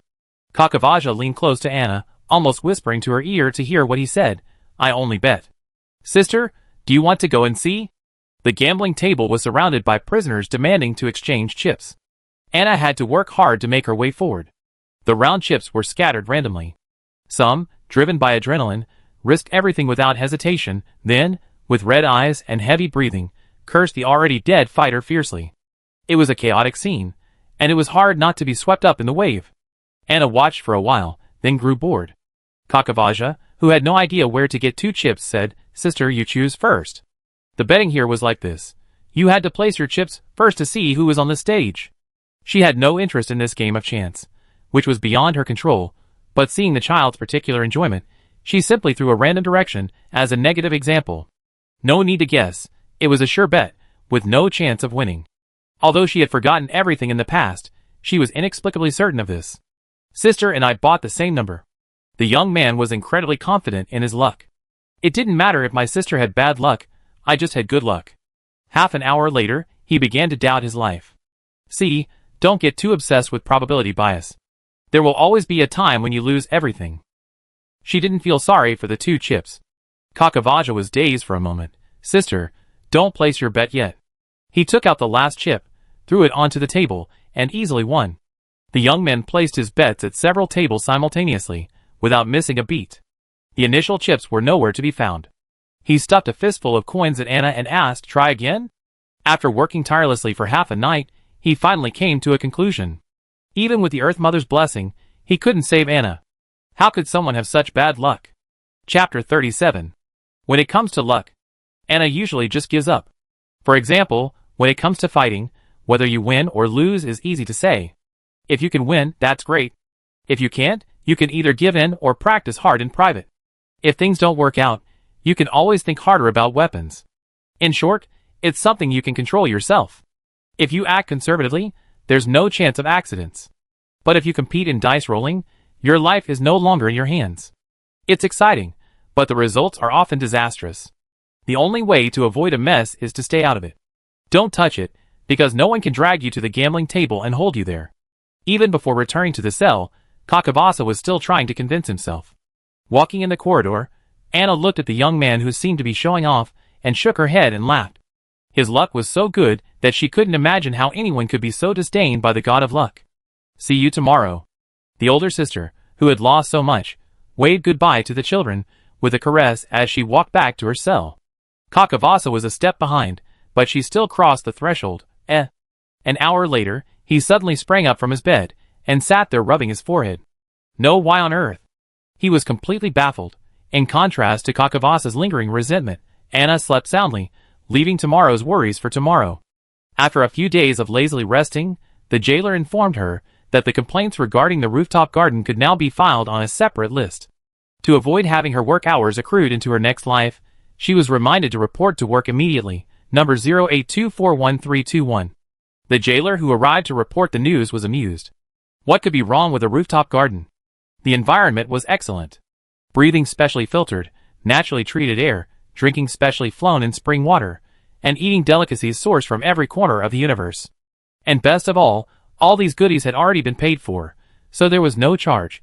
It was just a massive, immersive game of Playhouse with a fellow special prisoner serving time in Ivel. Satisfying his sense of superiority, he could enjoy so many benefits that even the lower-class prisoners couldn't even dream of. Why not? Well, probably. Job. I guess it's just job fatigue. Anna gave him a random answer to clear her ears. Yeah, I get it. I go. I definitely go. Tomorrow. As soon as the jailer left, Kakavasia next door immediately expressed concern. He felt that since Abigail had already safely left Ivel, who would care about the unavoidable contracts? It's just a balance check. So why bother being honest? Why are you complaining? Adding processing time? Wouldn't constant complaints just keep people there? The Evitans were probably naturally more intelligent than other races in this area. He was certain that this was the other party's plan. Anna had to soothe him amidst the neighbors' insults. It's okay. I'm just standing on the porch for decoration. If I don't want to do anything else, who can force me? She listed the benefits of working on a rooftop garden: delicious fruit, tasty drinks, easy time fishing, and so on. At the end, Kakavasia sighed. Sister, do you think you can convince yourself with all this? Of course not. Otherwise she wouldn't have been so slacking off that the housekeeper couldn't stand it anymore, and sent someone to urge her to come back. Until she could no longer bear it, Anna dragged herself to sign up for the cleaning job. Unsurprisingly, she was assigned to the rooftop garden. 10 minutes later, Kakavasa came up behind her. This guy never failed to win the lottery. He got whatever he wanted, without a trace of reason. What are you doing here? The rustling noises around her couldn't fool Anna, who was resting. She opened one eye and looked at Kakavasa. The young man looked away guiltily. I want to eat some fruit. In fact, he was worried about his sister going to the rooftop garden alone. What if those rich people really came up with something bad? Would she stay there and never come back? Why are you going up there? You get a sty. Compared to the others, who were so excited and expectant, Anna's laziness was appalling. Kakavasia couldn't help but let her beautiful eyes droop. Sister, I'm already 20 years old, okay? At most, you're only a year or two older than me. Is it really necessary to speak so condescendingly? The two of them stood and chatted for a while, as this month's new prisoners began to appear in the cafeteria, looking for work. Although Anna and the others had only been in Ivel for a little over a month, they could confidently call themselves veterans. Their demeanor and movements were much more relaxed. The only problem was Kakavasia's face. It was simply too beautiful, too easy to bully. If he had come from a wealthy family, such good looks would have been a gift, talked about and admired. But he was born into a primitive clan in a remote star system, even more humble than ordinary citizens. This beauty was a natural sin. The veterans in the prison certainly knew not to bully the beautiful Evican, but the newcomers didn't. Even worse, they'd been in the prison so short a time that they hadn't yet learned the lesson of caution from their predecessors. For various reasons, after a quiet half-month, Kakavasia suddenly found a new pillar behind him. This position belongs to me. Get over there. Without a second thought, the man struck his cellmate on the back of the head, oblivious to the watchful glances from the guards and other prisoners. It's not that he hadn't sought out necessary survival information, but he only been looking for easy, convenient jobs. Prisoners were required to work as cleaners 1 day a week, and cleaning the rooftop garden was the least strenuous. But he hadn't been picked. So naturally, he set his sights on the others who were. The weakest-looking members of the group were a brown-haired woman and a blonde, middle-aged man. The woman was taller and more aggressive than the man, so the man immediately decided to target the man. He had been thrown into Ivel for a violent crime, so the thought of simply getting rid of him was not on his mind. He struck directly at the vital point, determined not to leave any further trouble. Even a rat in the gutter can bite hard when it takes revenge.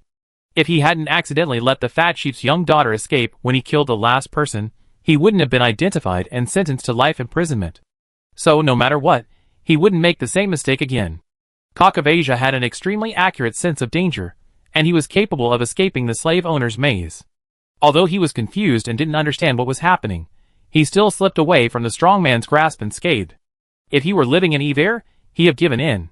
Nothing was more important than surviving. But he was so afraid Anna would never return that he felt rooted to his feet, refusing to move. If you have eye problems, go to the medical center. Haha, you're asking for your own death. The burly man's speed was disproportionate to his size. Kakavasa took a step back, still unwilling to leave the group. The man yanked him by the collar, but suddenly an arm came from the side, gently grasped his wrist, and slammed it back against the edge of the metal table. The howling sounded uncharacteristic of a human. Anna let go, glancing at the burly man, who was folding his arms and hissing. Quiet down, you're making too much noise.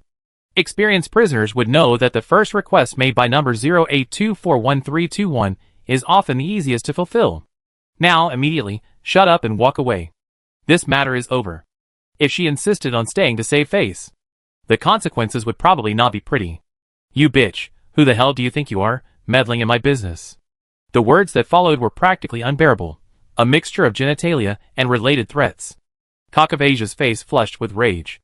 The existence of such a thing as a fellow male made him feel ashamed of his own gender. The jailer turned his face away and chuckled secretly. He had a feeling he'd get a commission on the head of a black sheep today. Number 08241321 had always been very stable, never killing unless absolutely necessary. Her bottom line was so high that one could hardly help but suspect that the judge and jury who sentenced her were blind and deaf. As for the person who was looking for trouble today, wasn't he the one who said that the judge who handled the case should be investigated for 3 generations? Why keep such a troublemaker alive if they didn't kill him? To eat him during the new year? The pain didn't calm the man down, it only fueled his ferocity. Anna pushed Kakavasa aside with her backhand, then shoved aside other inmates who were too close and in the way, narrowly avoiding the metal table swinging towards her, barely scraping past her nose. For easier organization, the cafeteria's tables and chairs were welded to the floor. But now, she was facing a brute force, and she barely held out for 10 seconds before being uprooted. The broken metal corner of the table was thin and sharp, and the legs added to its length, making a whirring sound when swung. Anna pushed aside several people in quick succession, then single-handedly supported herself on the still-standing tabletop, flipping over to create distance.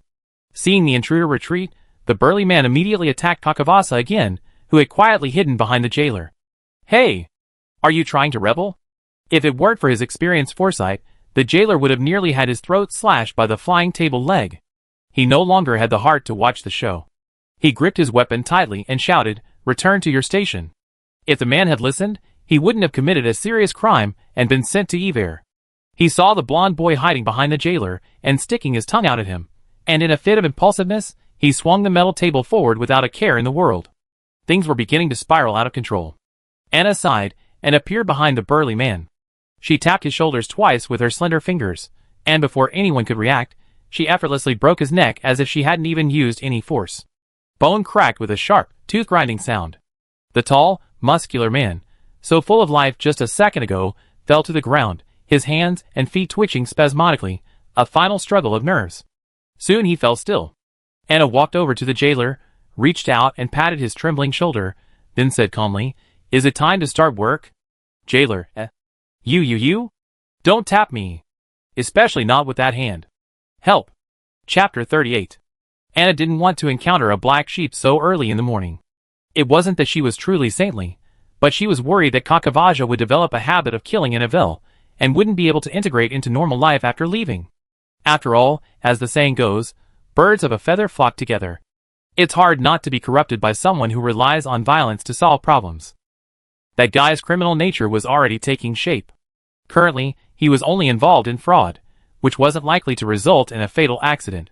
What if he really raised a lawless lunatic and a troublemaker? How many punches could his small body withstand?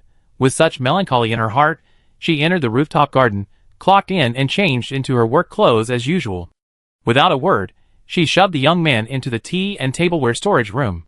She then returned to the banquet hall's porch, stood with her hands behind her back, and began to stare blankly. Who cares who you are? I'm leaving at the appointed time. Go ahead and complain if you dare. If I can stay in Ivel for a full year, I'd be a failure.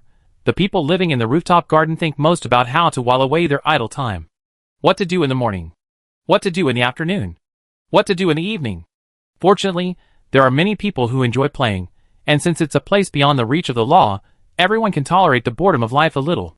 Yesterday's party lasted until late at night, with more than 3 people entering some rooms. The result of the excessive play was that breakfast was postponed to noon, and the morning activities moved to the afternoon. Without banquets and gatherings, the doorman's role is limited. After all, their real job is cleaning. Before they get bored, the jailers come and call people back to work. You guys, come with me to the back and clean up the garbage. Some prisoners simply didn't want to move. They felt comfortable standing under the porch, sheltered from the wind and rain, and spent their days in idleness, taking it one day at a time. If someone of great rank took a liking to them, even better. Nothing in the world tastes better than a life of ease. Anna immediately opened her eyes and walked towards the jailer. If she didn't find something to do, she'd fall asleep standing up. The garbage dump lay behind the temple-like complex, hidden by trees. From a distance, it was impossible to tell. There were mountains of dried lemons, empty bottles. Leftovers dumped carelessly into man-made pits, and a strange, fermented, decayed smell lingered in the air. This was just a small part of the garbage dump.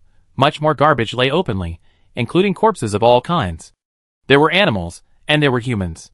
Hurry up. Take away what's salvageable, send the unsalvageable to the incinerator, and these too. The jailer made a random motion, and Anna noticed a familiar silver-gray cluster in the direction of his finger. It was a cat. It was large, gentle, with a soft, trembling meow, and loved to curl around people's calves and gently rub its head against their legs. She stepped over the filth on the floor to reach it, bent down, and lifted the stiffened cat from the greasy, foul-smelling mud. A dark red rim of blood formed around the cat's muzzle. It had been beaten to death until it vomited blood. Number 0824131. Don't touch it with your bare hands. The jailer growled in disdain, but seeing she was wearing gloves, he didn't bother to care. Put it in a bag quickly, and throw it out to the feed later. Feed? Feed what? Don't be lazy. By the way, don't large beasts eat dead bodies? No, collect them and move them to the back, and use the food processor to can them. It's feeding the animals anyway, so it doesn't matter what you feed them. The naked, battered bodies were quickly packed into body bags and neatly stacked for transport. The fresh ones went to the morgue freezer, the rotting ones to the incinerator, awaiting their family's redemption. Anna said nothing, took the body bag, stuffed it a few times, and turned to the guard for permission. I'd take the bodies down to the incinerator. It would be nice if someone volunteered to do the job. The prisoners forced to carry out the garbage were already reluctant, and they were even less willing to do the back-and-forth work that required only physical effort and no face. The guard, looking almost suffocated by the smoke, hurriedly asked for her ID card to scan. Can one person do it? It had to be done, even if she couldn't. The other prisoners either turned away or turned their heads, clearly showing their disinterest. Even if he could force his orders, they find ways to slack off, and the job would drag on forever. Fine at worst, we just have to make a few more trips. She remained calm, neither angry nor agitated, appearing honest and reliable. Thanks to that kind-hearted man, number 0824131. The jailer breathed a sigh of relief. If he had known this place stank so badly, he should have requested a gas mask, or at least a filter mask. He could have cleaned up quickly and left quickly, so he could shower and wash off the stink. Given the authority, he didn't want to stay here anymore. The prisoners knew they just had to pack and arrange the bodies neatly, and once they saw the job was done, they stopped resisting. Only Anna lowered her head, searching everywhere. She not only put the large silver-gray cat, but also the other animals into bags, and tied them tightly. The man worked diligently and honestly, and the jailer finally felt relieved. He stood at a distance, and when Anna approached with the bag, he waved the card reader at her. "You be there these days, right? I give you a few extra hours. Every morning when you arrive, start by clearing out the trash." Number 08241321 nodded silently. It was hard to tell what she was thinking, but she seemed reliable. The jailer was secretly delighted that this troublesome matter had finally been resolved. To show his cooperation, he gave her an extra day's work on a buy one get one free deal, and gave her the maximum access he could allow to the elevator and the medical station. Without a word, Anna picked up the bag and walked to the elevator. Every jailer watching looked as if they were about to faint. "Why is it so smelly? Someone must have been slacking off. Didn't you see the water running out?" No one asked why she carried a few extra bags. Everyone hoped that number 08241321 could quickly resolve the source of the stench. Anna, under the spotlight, journeyed from the heavens to the extinct volcano beneath the sea. At everyone's request, she first transported the inmates in urgent need of fire therapy. Wherever she passed, not even a blade of grass grew, but at least everyone hated her. Even the guard operating the incinerator was so overcome by the overpowering stench that he practically abandoned the operating room. "Do it yourself, quickly." Muttering star gods above, he scurried off to ask the prison doctor for disinfectant. As Anna saw him walk away, she dumped the innocent cats and dogs in the bags onto the conveyor belt. Being bought against her will to please the prisoners was bad enough, and then being tortured to death, and then canned in a food processor. Such a sin is unacceptable. Watching the silver-gray color being consumed by the crimson flames, it was the inmate's turn next. This order made sense, wasn't it? Burning human ashes is more complicated than burning cat ashes, and afterward, they had to be affixed with identification tags and codes, so it made sense to put them at the end. After setting the order and handing everything off to the machine, she returned to drag down the inmates, who needed to be frozen. These individuals must be counted and recorded at the medical station. No oversight is allowed. A familiar doctor, wearing a white coat and a mask, stood among her colleagues, waving a finger cautiously. "Teacher, you worked hard. I take care of the rest." Why would a professional physician be needed to verify the identities of corpses? The prison doctors were there to confirm whether the goods carried any infectious diseases before packaging. Just a test strip per person was enough. It wasn't technically demanding. Stella was certain no one would compete with her for the finishing work, and indeed, no one did. The head of the medical station looked around, picked out 2 unfit bodies, and had the cleaners drag them away for incineration. After washing his hands, he left with his prized students. The day for the rooftop garden service was approaching, and they needed to prepare a plan in advance. "How are you doing lately?" The two of them were alone in the room. Stella fished out a bottle of disinfectant from the cabinet, opened it, and handed it to Anna. "I sent your video footage to your former professor, anonymizing your name. The news hasn't come back yet." "Huh? Isn't Ivel unable to communicate with the outside world?" Anna looked up and down at her in surprise. She took the disinfectant and sprayed it in the air. The horrible corpse stench quickly transformed into the sweet, rotting wood aroma. "Don't do anything dangerous that might implicate you. I haven't felt unwell lately." The doctor seemed to have an inexplicable affection for her, so she couldn't risk it for herself. Stella blushed and smiled softly. The inability to communicate with the outside world depends on the circumstances. Ivel always has to have supplies coming in, just irregularly. Besides, this is a medical station, so it's normal for doctors to have more people on call. It would be strange if they didn't. No one's patients would fall ill according to the textbook. No one cares about the lives of the prisoners. What about the guards? What about the warden? What about those unwitting, pampered sheep on the rooftop garden? Number 08241321 opened her mouth to say something else, but Stella snatched the disinfectant from her hand and sprayed it a few more times. "Anyway, stay out of the doctor's business. My teacher, despite being a bit of a jerk, is actually quite nice and close-lipped." She put the palm-sized bottle back into the locker, smiled, and lowered her head slightly to touch her hair. "If you really want to thank me, why not tell me your name?" "You know, I don't remember it." Anna explained honestly. "Anna, it's written on the liquid gold restraint ring." It seemed she truly had lost her memory. Stella quietly withdrew her tentative thoughts. "Remember to call me by my name next time." Honest person. Back at the incinerator, the inmates had already been boxed, their ID tags affixed tightly to the boxes like epitaphs. Counting them, they found an extra box of nameless ashes. Those unfortunate pets. In your next life, keep your eyes open. Don't just follow anyone who feeds you a few bites. It's best to stay away from them, no matter who they are. She picked up the box, patted it, and carried it with the other inmates to the storage cabinet, finding a vacant space to stuff it in. We need to get rid of Caucavasia as soon as possible. Ivel is a planet that eats people. Chapter 39. Leaving the medical station and returning to the rooftop garden, the wealthy and free-spirited special prisoners finally found the courage to rise from their soft beds, beginning a new day of causing trouble for others. Anna first went to the tea and tableware storage room and was dismayed to discover that Caucavasia had tricked his temporary colleague with a dice. She was genuinely worried that this guy would one day get out of control and stab someone he couldn't afford to offend, with perhaps a crowd applauding. That would be too tragic. Caucavasia, have you had lunch? Afternoon tea wasn't too much of a stretch at this time. Anna had simply done it to interrupt his little hobby of teasing his colleagues. TSK, he's just like a cat. Even his bad habits are the same. Sister. The young man shoved the chip into his colleague's pocket and, striding over the scattered metal teapots on the floor, came to her. Where did you go? I looked for you for ages, but I couldn't find you. Then I heard from someone else that you left. This guy always spoke with a touch of coquettishness when speaking to familiar people. His colleague's eyes lit up, their face filled with a desire to eat melon. Hurry, hurry! Bring the melon up, Anna coughed, her cover-up only making it more obvious. Ahem, cleaning up. I took some trash downstairs. Isn't a cleaner's job to clean and take out the trash? What's the rush about trash, huh? He sniffed, frowning. Sister, you smell strange. My brain told him it was probably perfume, but my instincts were screaming at him to run. Nothing.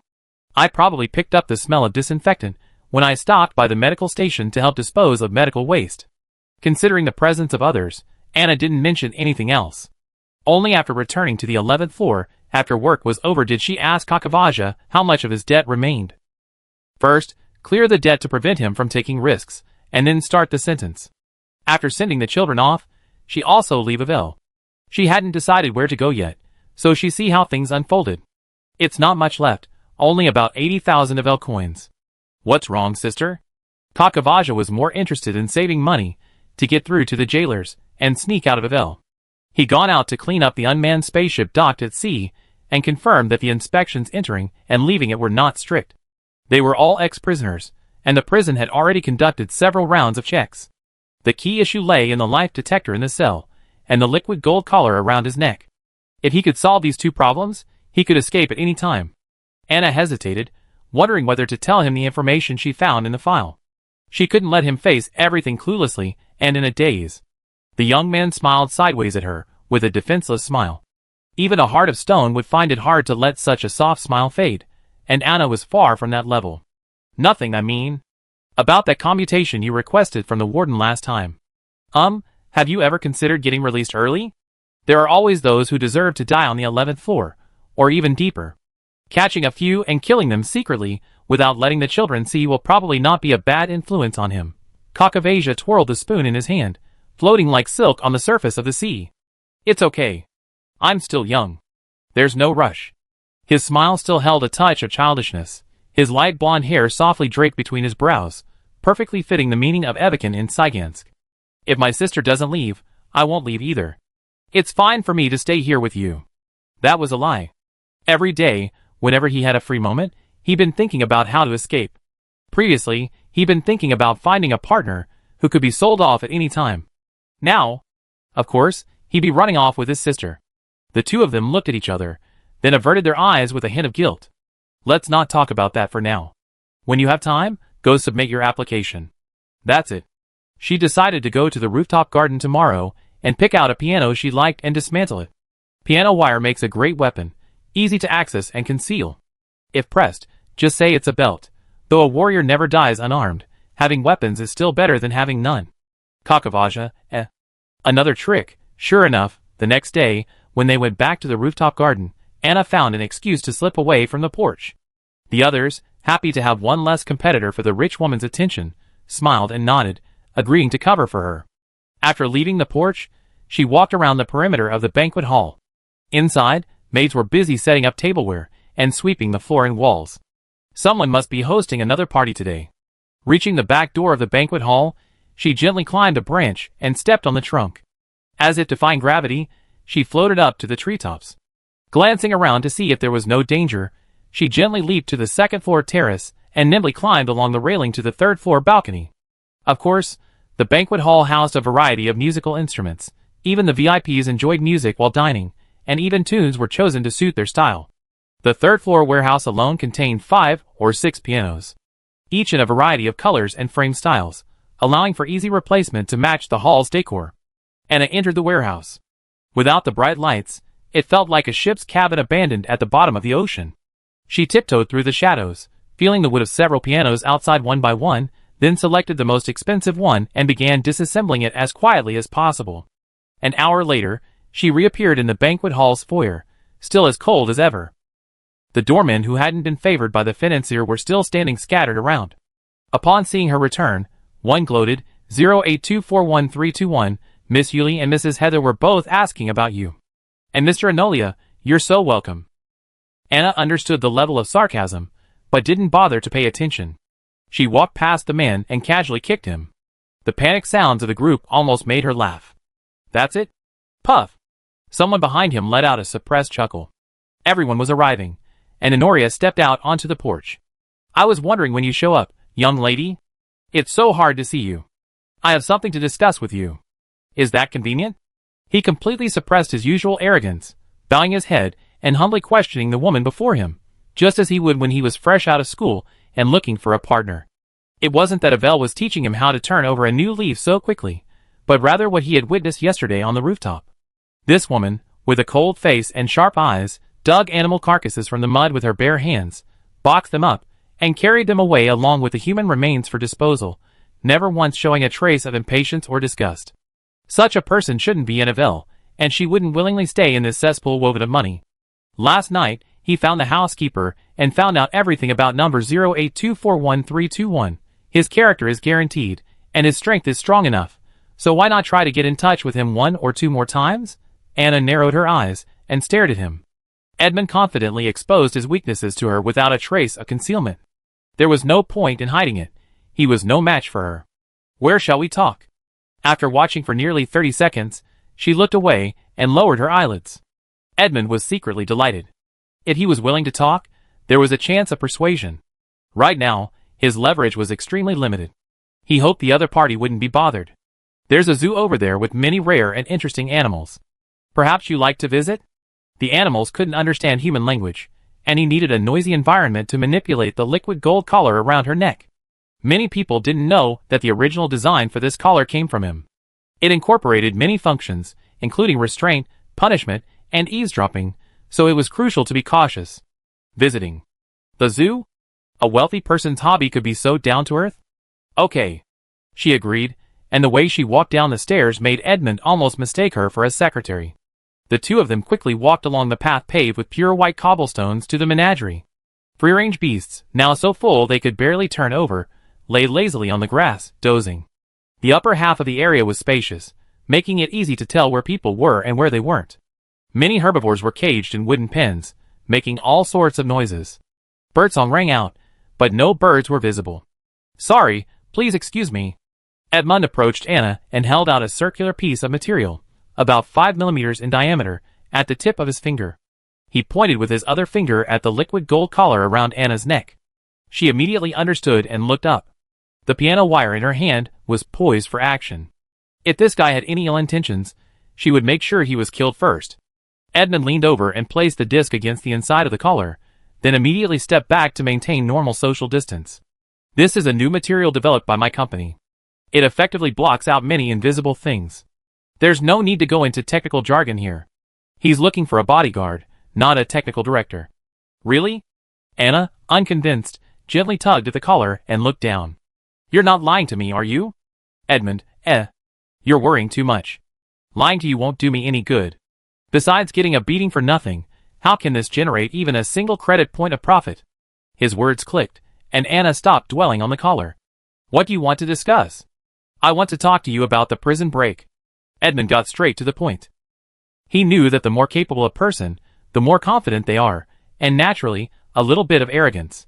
If you wanted to discuss cooperation, you had to respect their confidence and pride. This time it was Anna's turn to be speechless. You rich people can actually be so blunt? She gritted her teeth and shook her head. I don't trust you. Prison breaks are no joke. No matter how much preparation we make, it's not foolproof. If we get caught, you can buy your life, but I won't get a second chance. I won't cooperate with you. Forget about escaping prison. Just live peacefully in your rooftop garden. Thinking of the sincerity he had just shown, she decided to give him a little tip in return. That would even the score. Perhaps you know of some preferential treatment for sick prisoners. Maybe we can get help at the medical center? Spend some money. Chapter 40. Anna wasn't misleading by suggesting Edmund try his luck at the infirmary. First, he did possess privileges unavailable to lower-level prisoners, and the prison doctors at the infirmary wouldn't ignore his requests. Second, as a newcomer, there was always the possibility of reckless behavior, and the guards were more tolerant. Finally, and most importantly, the doctors at the infirmary had access to the outside world. Wouldn't that be more efficient than just blindly attacking the enemy? Even if the plot were exposed, fewer people would need to be bribed, and Enolia didn't look like she couldn't afford the bribe. In short, it wasn't a dead end for anyone. I'm sorry, Edmund said, not intending to convince number 0824131 all at once. If she agreed to something as serious as a prison break, it would only make him suspicious. You should consider my proposal.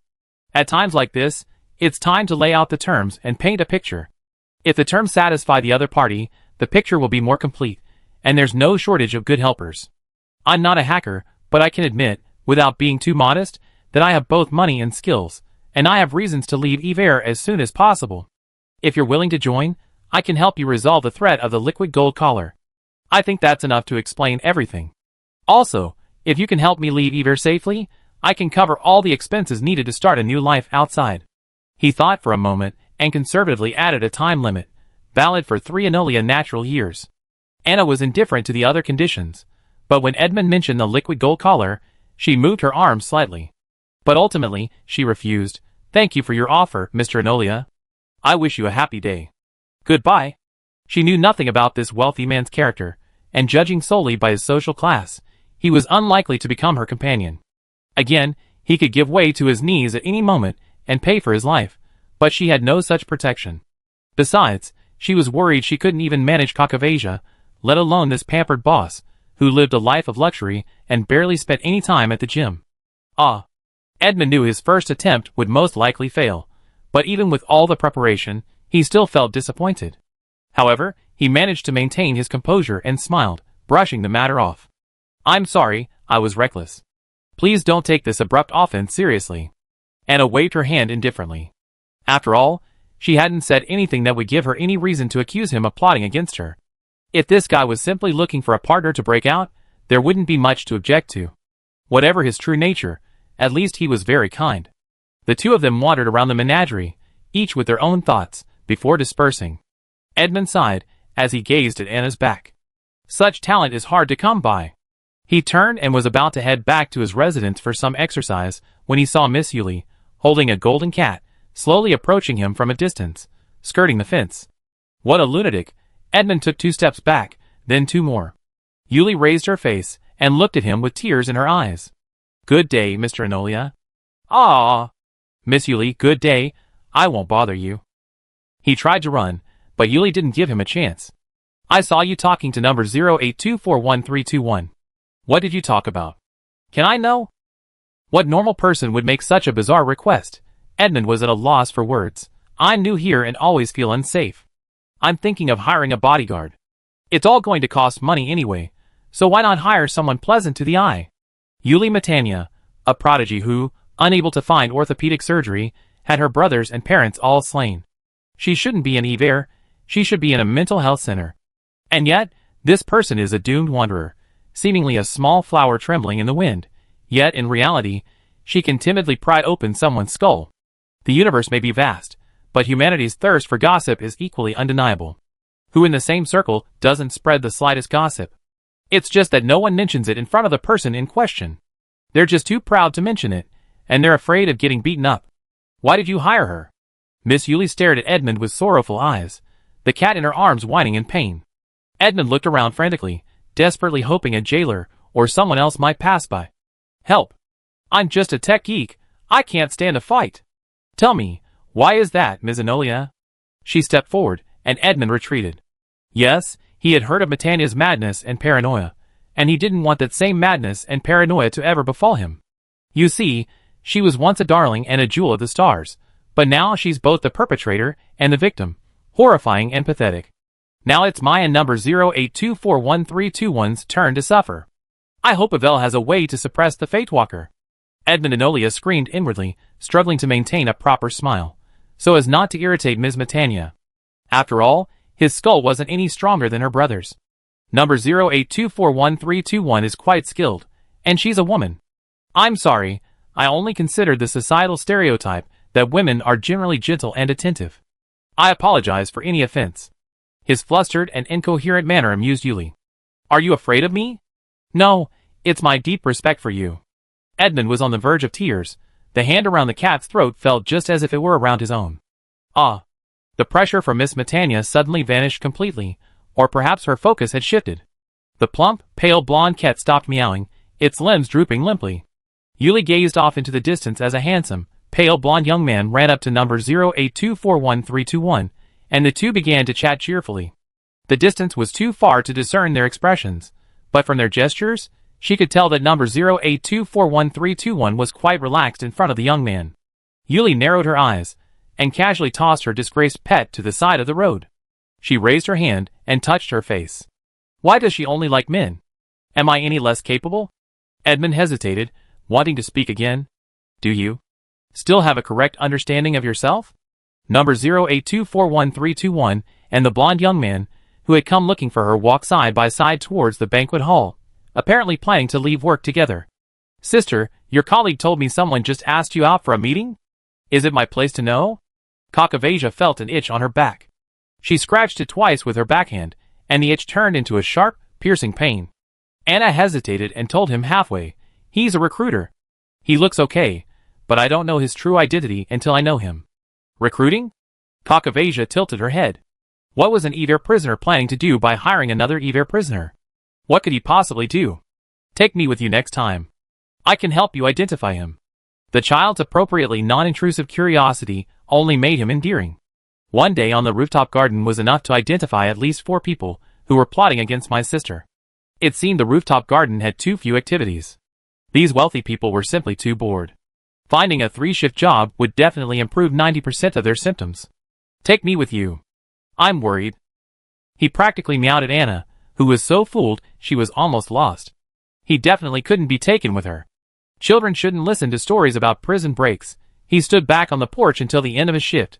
As Anna signed out, the housekeeper regretfully informed Anna that she had received several more complaints.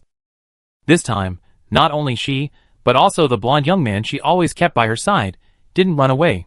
No way. It's an anonymous complaint. How would I know who made it? The jailer threw up his hands, a look of helplessness on his face. The more outstanding someone is, the more likely they are to be complained about.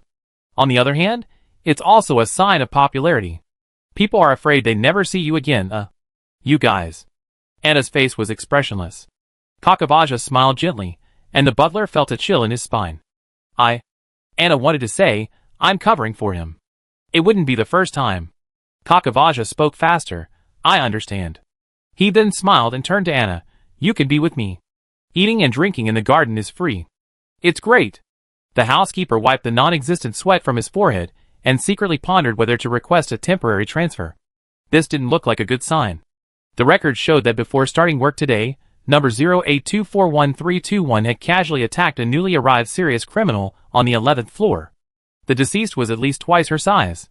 As someone who gets paid monthly, I don't think it's worth risking my life. Anna looked at Kakavasia for a moment. You decide. If the problem can't be solved, then get rid of the person who caused it. She wasn't good at detective work. The bosses on the rooftop garden seemed to have forgotten that Ivel didn't forbid fighting between prisoners. They also seemed to have forgotten that they were also prisoners serving sentences. Oh. Kakavasia was a little frustrated by her lack of dissuasion. If it were Abigail, she would definitely not agree. But how could it be you decide for yourself for me?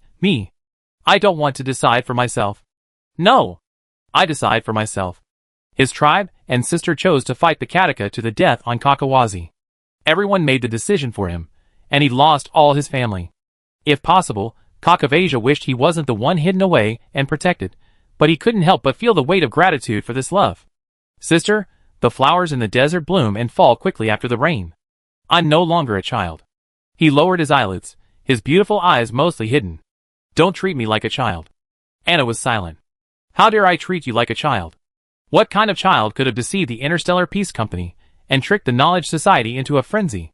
Why didn't you trick and sell Clipper as well? Chapter 41.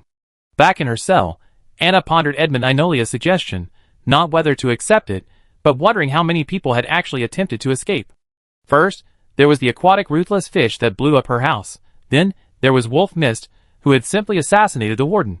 And now there was a wealthy man trying to escape. And then, there was herself. Just counting the people around her was a significant number. Has no one really ever succeeded? That's not entirely true. According to the unfortunate mechanical pumpkin on the starship, Ivel holds prisoners from all over the universe. While not entirely evil, it's at least a place with simple folks and a wealth of talented people. With so many talented people, it's not surprising that they couldn't come up with something special. Yes, Ivel's unique mechanism does tend to wear down willpower and corrode souls, but it's not 100% certain. Something felt off. The next day, she didn't apply for a cleaning job, but instead joined the crafting team. Once outside the workshop, Cock of Asia reached out his hand and walked forward without a word. This time, the guard drawing the lots shook his head, stopping him. Draw your own lot. Isn't it customary for each team to draw their own lot? The young men tried to argue, but the guard grinned at him. Is that in the rules? But he was unwilling to give in, his feet moving subconsciously. The guard immediately raised the muzzle of the gun at his waist. Anna reacted quickly, pulling him away and pushing him to the next guard. Draw your lot. Don't assume the lake is calm underwater just because it's calm on the surface. Hurry! The guard sneered, sheathed his weapon, and raised his chin to signal Anna to swipe her ID card and draw her lot. Hurry up.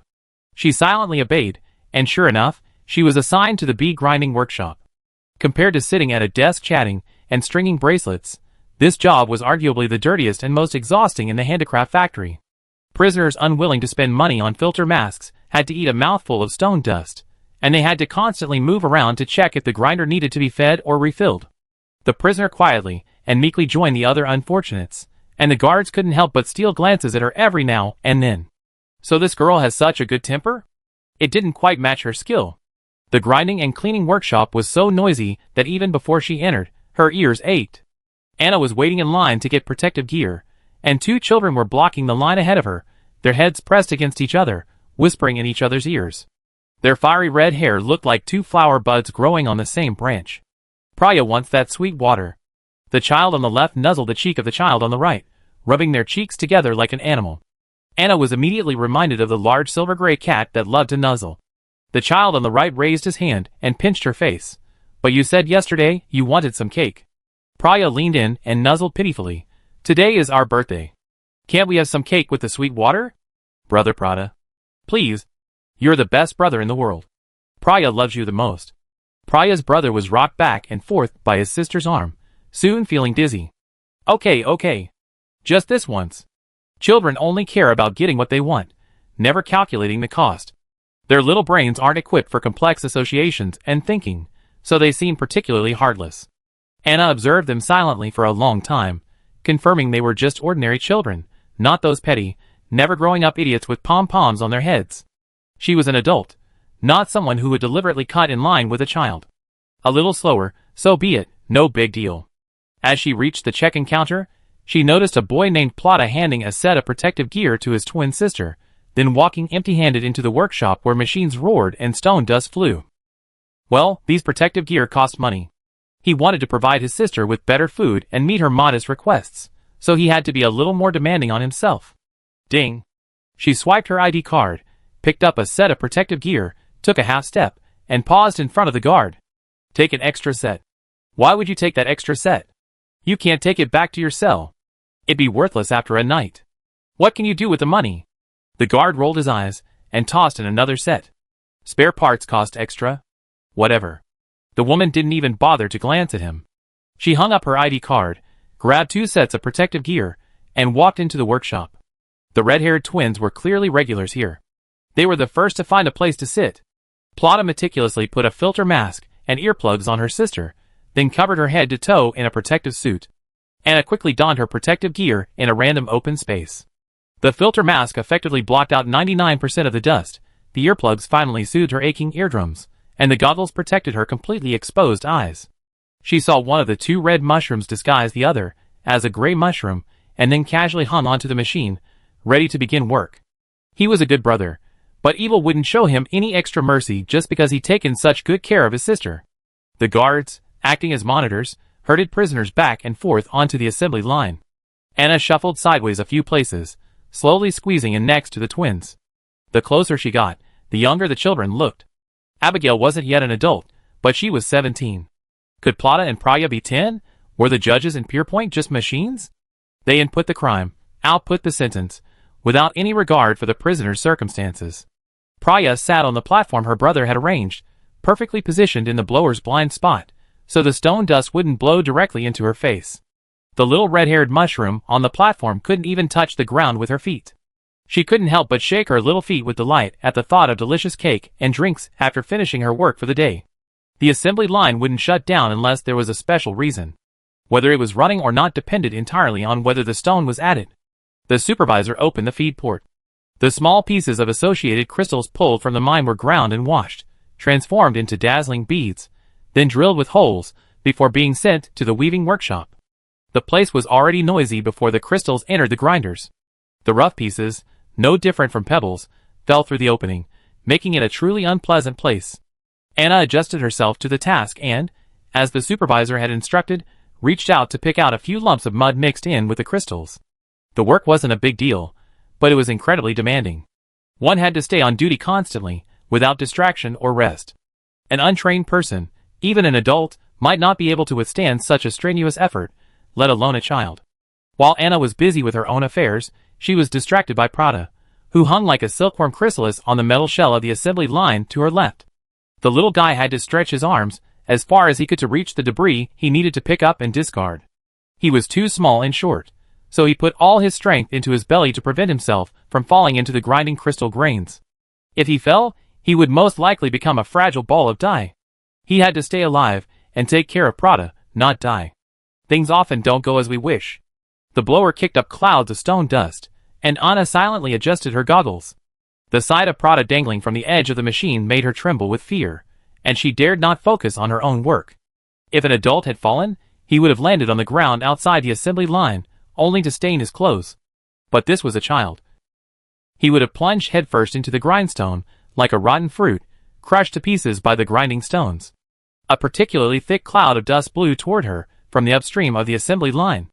Anna instinctively dodged backward, glancing to the side, her hair standing on end. Luckily, they were close enough. Everything was still possible. An adult's muscular arm snatched the falling boy up. Praya's scream barely escaped her throat before a tightly wrapped figure pulled her brother out of the assembly line trough and onto the ground. With such speed that a shadow appeared, they also wrapped him up, turning him into a small, gray mushroom. The figure even patted her brother's head lightly through his stone dust-stained gloves, as if gently reprimanding him. Praya wanted to lunge, and she did, but mid-flight, she was grabbed by the scruff of the neck and brought back down. Anna, one mushroom is enough to worry about, the other one should just sit still. Huff, huff. The air immediately became fresher after he put on the filter mask. Prada took a deep breath and gestured to the adult. I'd pay you back, but it'd have to wait a few days. Today was his and his sister's birthday. He had promised her sweet drinks and cupcakes, but he didn't have the money for the protective gear. Prada had only eaten cupcakes a handful of times in her life, and her request wasn't an unreasonable one. She was his blood sister, his half. The adult rubbed him hard on the top of his head, earplugs plugged in, protective clothing covering his mouth. Prada saw the man's gray-blue eyes glare at him fiercely, then soften and soften. What are you doing? Stop slacking off. The supervisor yelled from a distance, and Anna slowly walked back to the assembly line, bending over to pick up scraps. A short while later, Prada returned. This time, he was much more cautious than before, preferring to merely pretend to work hard rather than risk stretching his body and arms. An hour later, Praya and Pratty switched positions, the brother resting on the box while the sister worked on the machine. They continued to swap positions every hour and a half, persevering through the work. After finally making it to lunch break, the supervisor stopped unloading materials, and the prisoners were able to move to a less dusty area, unzip their protective suits, wash their faces and hands, eat, and rest for a while. Anna, Feeling familiar enough with the little mushrooms, carried them one by one to the corner of the lounge and dropped a tube of low-grade, fruit-flavored nutritional paste on the boy's lap. Eat. I'm not in a hurry to ask you to repay your debt. A short-haired older woman emerged from her protective suit. Prada's tense nerves instantly relaxed, and he no longer felt the need to fight. He opened the nutrient paste and took a sip. 10 minutes later, neither the dizziness nor the stomachache subsided. He then confidently handed it to the eagerly watching Priya. Thank you. We're Prada and Priya, living in cells on the 4th floor. Just ask me if there's anything I can do for you. Anna crouched down. I just want you to answer one question. Where are your parents? If they were dead, I wouldn't talk about it. But if they were still alive, then I must talk about it. Chapter 42. Faced with the stranger's questions, Prada was somewhat wary. Priya, having tasted the sweet, low-grade nutritional paste, completely turned against her. Even her own brother couldn't stop her. Mom's working in the rooftop garden. Priya and her brother are working together. The little mushroom twisted its body with delight, its chubby face slurping up the paste, chewing with a bulging gulp. Anna, the rooftop garden again. She wiped her face and said, Okay, I be working in the rooftop garden tomorrow. Is there anything you want me to tell you? Priya's eyes lit up, and Prada couldn't help but shove forward. Really? Of course it's true. She just doesn't like going, not that she can't. Ivel enjoys seeing prisoners fall into various forms of depravity. Really? What's your mother's name? What does she look like? Or tell me her prisoner number. Anna hoped the mother was still alive, at least alive enough to tell about the child's father. The kids haven't mentioned anything about Dad, so it's best not to ask, lest you sit up and slap yourself in the face in the middle of the night. Priya stuffed half of her sweetened nutrient paste into her brother's mouth and described her mother with joyful gestures. Red hair, blue eyes, and a warm, fragrant body. Anna, hair and eye color are easy to determine, but body odor and temperature, that's probably harder to verify. What else? There are a lot of people with red hair and blue eyes on the rooftop garden. Prada, observing silently for a moment, added, Rosemary, that's her name. That's more or less okay, at least there's a name to consider. Tomorrow, you two stay in your cells, and don't run around. The day after tomorrow, sign up for the sea collecting trip. I be waiting for you at the beach. The adults made a relatively safe decision, and the two little mushrooms nodded obediently. As long as they could get word from their mother, they could go without food for 2 days. After a brief hour's rest, the supervisor reiterated over the loudspeaker for over 30 minutes, emphasizing that no one should be lazy at work. The beads ground in the morning were nearly finished by the afternoon. They were poured into the cleaning tank, where the stone dust and grease were washed away, revealing their radiant luster. Next came drilling and screening. Those of the same size were poured into a basket, where robots would haul them away for transport. To make these worthless beads look more beautiful, the supervisors would require the prisoners to add the strong acid and alkali in stages. Fortunately, a robotic arm handled the mixing, preventing the situation from resembling a sweatshop in some magical land. But no matter which step, this place was unsuitable for children to stay in for long. At the end of the day, Anna found Kakavasia outside the elevator, carrying 2 small mushrooms. Seeing Prada and Priya, the blonde youth immediately understood. Sister, you really like children? You picked up 2 more. Children deserve extra attention, she said, shaking the 2 mushrooms in front of him. Aren't they adorable? The little red mushroom was still quite cute. She explained the name and characteristics of Rosemary to him. Go up to the garden and ask what's going on. The judge in Pier Point was insane to imprison children that old in the Interstellar prison. The jailer didn't even bother giving them some easy work. The grinding workshop in a handicraft factory. How could such a child be allowed in there? What a mental illness. Prada clung to his sister, wary of Kakavasa like a pet with its fur standing on end. He was a grown man, a threat to Priya. Okay, I go find out too. Kakavasa wasn't particularly fond of children born to strangers, but Prada's selfless dedication to Priya reminded him of his own sister. But I can't guarantee I find an answer that everyone will be satisfied with. A mother who abandons her child like that either doesn't care about the child's life or doubts her own. Young people who have seen too many similar tragedies don't have much optimism. Yeah. Anna had only proactively informed her partner of her whereabouts. She couldn't control what others did or didn't do, as long as they didn't act recklessly. I'd be out working overtime tonight. Of course, she wasn't going to the bottom floor of the prison to roll dice and give people money. She planned to buy some food and drinks, and send them to the 4th floor to stock up on the mushrooms. Priya's simple request for a sweet drink and a small cake was enough to force Plata to give up defending himself. Clearly, the little mushrooms didn't have many Ivel coins. She had authority, the authority of a corpse carrier. Kakavasia's mouth and face were sour again. He lowered his head and examined the two little mushrooms carefully. He had to admit that the sight of these identical youngsters huddled together timidly was a double blow. I understand. I'm working overtime too, so I can cover for you, he repeated, emphasizing. It's just a matter of convenience. See you at the gambling table afterward? He then deliberately stroked Priya's hair, and before Plata could bite, he pressed down on his head and rubbed it hard. He, little one. Plata, shock. Back in the cafeteria, Anna went to the guard with the hidden powers to apply for the night shift. His attitude became somewhat ambiguous. Overtime?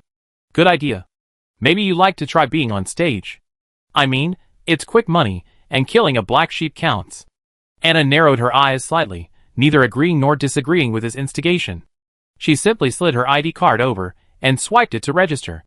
I understand. Kakavasia swiped his ID card behind her, his expression grim. They stood by the self-service machine and ordered a bunch of low-grade nutritional creams and sweet soft drinks. Amid the hum of the machine, the young man lowered his voice. Sister, that man instigated you to do something dangerous, and that guard this morning.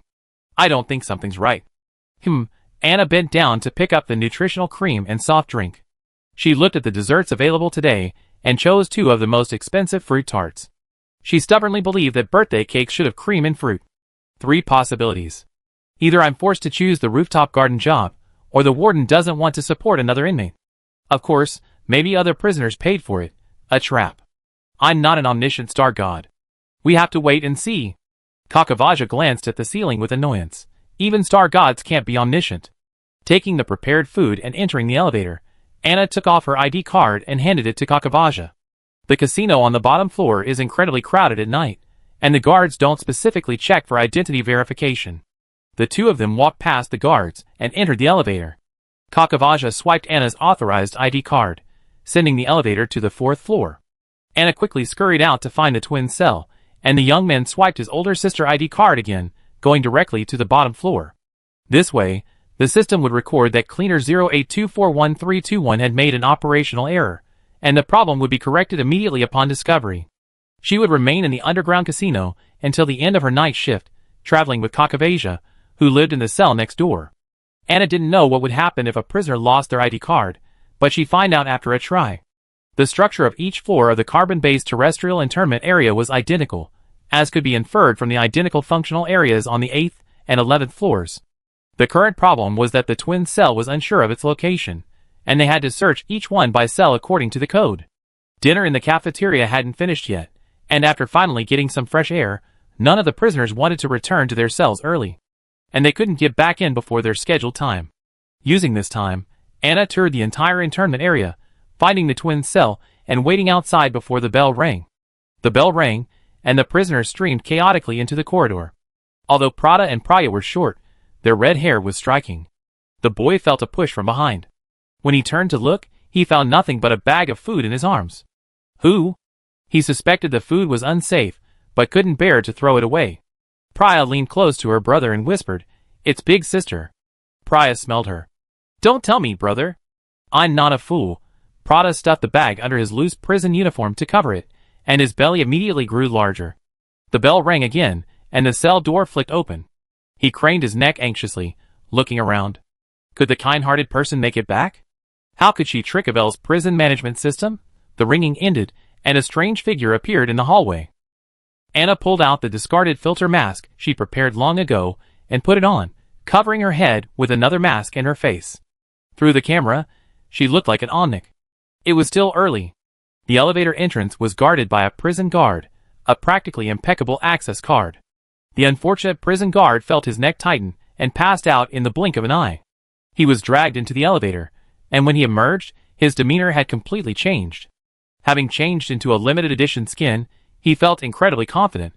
Anna swaggered into the warden's office floor with the prison guard's card reader. She was surprised to find that there were no guards on duty at night. The lights were on in the warden's office, and she could faintly hear Miss Lucy talking to someone. "This month's transport ship is delayed. There's been a lot of trouble. The board of directors." The man who responded was perhaps Warden Televizov, perhaps not. Find a way to increase profits. Regarding Enolia's patents lawsuit. Request a lawsuit from the legal department against Edmund Enolia for infringement. The elevator pulleys suddenly emitted a sharp mechanical sound, and the conversation in the office abruptly stopped. Anna knew she couldn't stay here any longer. Otherwise, she would either be trapped in a metal cage and caught, or run into someone coming out to investigate. The footsteps were getting closer. The elevator exit led directly into the corridor, leaving no blind spots. And even if she relied on her speed to break out, it wouldn't be much use. The corridor was equipped with tracking cameras, the same type that had chased the lizardman and merman the night the aquatic species escaped. Once they got caught, they couldn't get away. Chapter 43. Ivel hadn't installed Pierpoint's latest technology. To maximize cost savings, this place could even be described as retro. Much of the infrastructure remained largely the same design as before Pinocchio joined Harmony. The elevator's winch and pulleys all required regular repair and maintenance, yet it had only been less than a week since the last service. The slightly louder operation noise during the day was understandable, but the sudden, jarring mechanical noise after nightfall, when usage dropped significantly, was truly suspicious. Televizov raised his hand to stop his secretary, Lucy, and quietly walked to the office door. Being underground made him feel short of breath, and opening the door would psychologically alleviate this discomfort, which was convenient at the moment. A few cockroaches slipped in. He abruptly left the office. The brightly lit corridor was empty, except for the elevator, which was parked on this floor, with the door wide open, moving back and forth as if stuck. Sand, sand, sand. The warden's shiny leather shoes tread upon the recently replaced carpet, the thick fleece burying half his foot with each step. The elevator car stubbornly restarted, its interior empty and eerily post-apocalyptic. He continued forward, his white-gloved fingers ripping a hemp-gray thread from the jammed mechanical door. Surrender now, and I only add 20 years to your sentence. No response. Is it hidden on the elevator car's roof? The bottom of the elevator car is 2 centimeters lower than the corridor floor. It seems the passenger didn't follow the safety instructions properly. After the countdown, kill without mercy.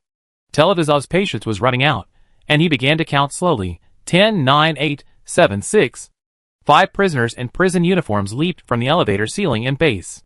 The elevator's cabin wasn't sealed, and the wide gaps in the bars greatly facilitated the prisoners' movement. Hand over the key.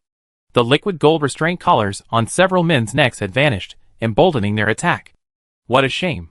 Televizov lifted the brim of his hat, revealing his eyes. 1. The extreme cold descended, and the nearest rebel's speed slowed noticeably.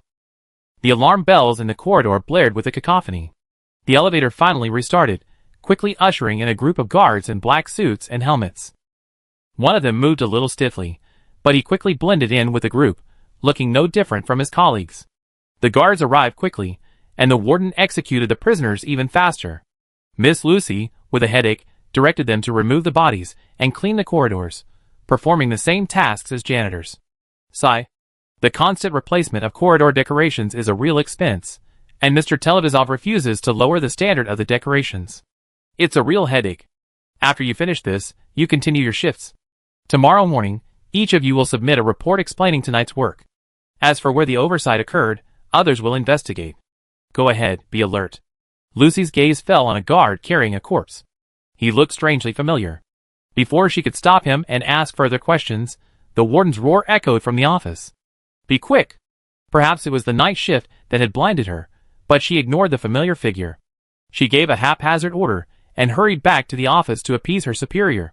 Unusual behavior from prisoners always infuriated him, who knew who would be killed if they weren't careful. No one dared to risk their lives at this moment. The guards worked diligently, heads down, lifting the intact bodies first and shoveling the broken pieces later. There were only 5 bodies in total, and in less than half an hour, the corridor was clear. Let the drone handle the rest. How about going for a drink? As soon as they left the medical station, someone couldn't help but suggest it, but the others shook their heads. They still had to get back to work on their reports. The prison guard, rebuffed, said dejectedly, "Okay, I go downstairs and take a look. My brain's about to explode if I don't relax." Being called in to move bodies in the middle of the night wouldn't be relaxing for anyone. Not only is the physical strain intense, but the mental strain is even greater. You go, the colleagues gradually calmed down, unable to contain their laughter. But the report can't be late. Miss Lucy has a hard time doing it, too. Who could possibly be so hard-pressed with that awful boss in Telvizov? Back and forth, everyone began to chatter, cursing the prisoner's rebelliousness, complaining about the constant mechanical malfunctions in the elevator, and quietly complaining about the warden's moodiness. Aren't liquid metal restraint rings said to be incredibly effective? This is the nth time they failed. Also, the surveillance footage is missing a few people. We need to pay close attention to their numbers. The elevator wobbled as it passed each floor, and the guards left one after another. The number of people dwindled, leaving only the man who said he wanted to relax and a man who stood in the corner, completely silent. Good brother. I see you're here with me. He was deeply moved. He patted the man's shoulder and took him in his arms as they walked out. How about my treat? Come on, let's play a little before we get back to duty. Anna, who was slapped hard on the shoulder, said, You hit my wound, you know. There were more than one group of prisoners who had chosen to act tonight, so the mechanical grinding noise coming from the elevator was no accident. Those suicidal guys had been hiding in the elevator, waiting for it to get stuck on the warden's office floor. Such bad luck. Thankfully, Anna had the wit to crawl behind the top baffle of the inner layer and wedged herself in horizontally like a spider, avoiding the warden's sight. But the ice spikes that shot through the air when those idiots attacked still hit her. Fortunately, the wound wasn't deep and didn't hit her vitals. She endured it and removed the metal block that was blocking the winch while the fight was still going on, and she finally escaped. After that, they just had to stand silently in the elevator, waiting for the guards to rush in after hearing the alarm and move them to another spot. No one's thinking that fast in the middle of the night. Who knew they run into another talkative and handsy guy who just take pictures of the wound? Just wait. Kakavasia had already sneaked into the casino on the bottom floor of the prison, and when he swiped his ID card to check in, the guard sure enough didn't even glance. He stacked the two ID cards together, and as if the first swipe had missed, he flicked his finger again. Two names appeared in the system's records. But records are just records. If someone's missing when they return to their cells, that won't fool the life detector. He stood at the gambling table, half-heartedly throwing chips and dice. As the time wore on, the young man felt increasingly uneasy. Nothing's going to happen, is it? By blue. A chip clattered onto the table, and he turned in surprise. Sister. Yes. Anna's hair was matted with sweat, as if from the heat, yet she looked perfectly at home. After finally shaking off the talkative guard, and then taking the trouble to change back into her prison uniform, she almost missed her off-duty time. Kakavasia handed her the ID card back from under the table, and in the blink of an eye, it was around her neck, no longer vulnerable. How's it going? He leaned closer and asked quietly. Anna nodded slightly. It went smoothly, and she even gained some special rewards, such as the self-removable liquid gold restraints around the prisoners' necks, and the so-called secret key. It seems they're needed for the escape, otherwise, why would those prisoners risk attacking the warden? After work, signing out, ending the night shift, and returning to her cell, number 0824131's daily routine was remarkably stable. The next day, applying for the rooftop garden went much more smoothly than the handicrafts. Anna already had a mountain of unforeseen punishment hours, so the housekeeper wasn't surprised she obediently show up and stand under the porch. I thought you'd be putting it off until next week again. Tired of being stared at and questioned by those lunatics, he couldn't help but tease upon seeing number 0824131. Are you in a good mood today? Did you know there's a woman here named Rosemary, with red hair and blue eyes? Anna's question was blunt, and the housekeeper didn't think, you should ask the head maid about maids. I only have numbers. Rosemary was too common, just as tacky as the Anna in number 0824131. In the interstellar age, how could anyone still choose a name like that? Half an hour later, Anna saw the provocatively dressed Mrs. Heather, and for the first time ever, her lips twitched upwards. She wasn't on good terms with the head maid, so she might as well ask the rich woman. Baby, you look so radiant today. Number 0824131, who never gave anyone a friendly face, actually smiled at her. Mrs. Heather was surprised and flattered. Although Anna looked nothing like radiant today, she was still happy to say so. Who doesn't like to be special? Anna thought to herself, I was so busy all day yesterday, covered in dust. I just washed myself before leaving the cell. How can I look radiant? Rich people really don't tell the truth. But she still hoped to get news about Rosemary from Mrs. Heather, so she lowered her head slightly and ignored Mrs. Heather's boasting. Mrs. Heather was truly in style today. Wherever she went, she insisted Anna tag along, like a young woman who just received a new gift, boasting about number 0824131 to everyone she met. It wasn't that number 0824131 was truly the great, it was simply a disguised way of boasting about her own discerning taste and skill. Anna would have called this behavior frivolous and insane, but since she was the financial sponsor, she had no choice but to tolerate it. The financial sponsor's wife flitted around like a butterfly, staying for a while at every gathering to socialize. Anna was carried around like a bag or a new hat, finally finding a quiet spot to stand and stare blankly at a tea party. It looked like a rather elegant tea party, with the people gathered in groups of 3 or 4, chatting and chatting. They were all strangers at the carnival, their eyes sharp and their faces kind, radiating the air of good people. Hilarious. How many good people are there among the adult prisoners in Ivel? You look like you're having troubles. Is there anything I can help with? Edmund was now able to calmly sit with his fellow inmates, drinking tea and exchanging technical tips. Not industrial skills, of course, but rather tips on capital operations, accounting, and dealing with tax authorities. It was precisely because he wasn't well versed in these areas, and had trusted the wrong people that he ended up in Ivel. When meeting a renowned figure in a related field, one must be humble, cautious, and dedicated to cultivation. Learning these things isn't difficult. The key is to completely abandon one's conscience. Thankfully, Mrs. Heather's arrival interrupted the increasingly dangerous conversation, and brought along a partner he was very optimistic about, a future version. Anna slowly turned to look at him, at the sound of his voice, her wounds aching slightly. It was this unfortunate fellow. Warden Televizov was going to take action against him. Chapter 44. After observing him for a while, Edmund concluded that number 0824131 was generally a rather Buddhist individual, with a strong sense of morality, a strong drive for action, and considerable practical skills in all areas. If he were recruiting partners in the past, he would have definitely eliminated this type first. He insisted on working an 8-hour shift, not even a minute longer. He ignored HR's advice, and even when he did, it was as if he hadn't heard. He was extremely opinionated, constantly making his own decisions, and had absolutely no regard for the company's interests. What boss would want an employee like this? But when his position changed, and he needed to find a partner who could truly help him, those qualities once despised by capitalists began to shine. Whether this person was reliable or not, whether he would trust his partners remained uncertain, but at least he wouldn't fall into a trap. He was capable, trustworthy, cautious but not lacking in courage. What else could he ask for? It was foreseeable that Interstellar Peace Company's tolerance for him would continue to decline. Edmund decided to think of more ways to save himself if possible. When he saw number 0824131 standing in a corner, bored and lost in thought, he couldn't help but approach her to speak. She had an aggressive appearance, with sharp features, unlike the pure pointers he met, or even the Immortal Ship Alliance. Her eyes were deep-set, with slightly upturned corners, a hard jawline, and her skin, shielded from sunlight by her underground habitat, had a cool, bone china-like pale. Her lips were pale and thin, and her gray-blue eyes were slightly obscured by her short black hair, creating a mysterious, alien, androgynous aura.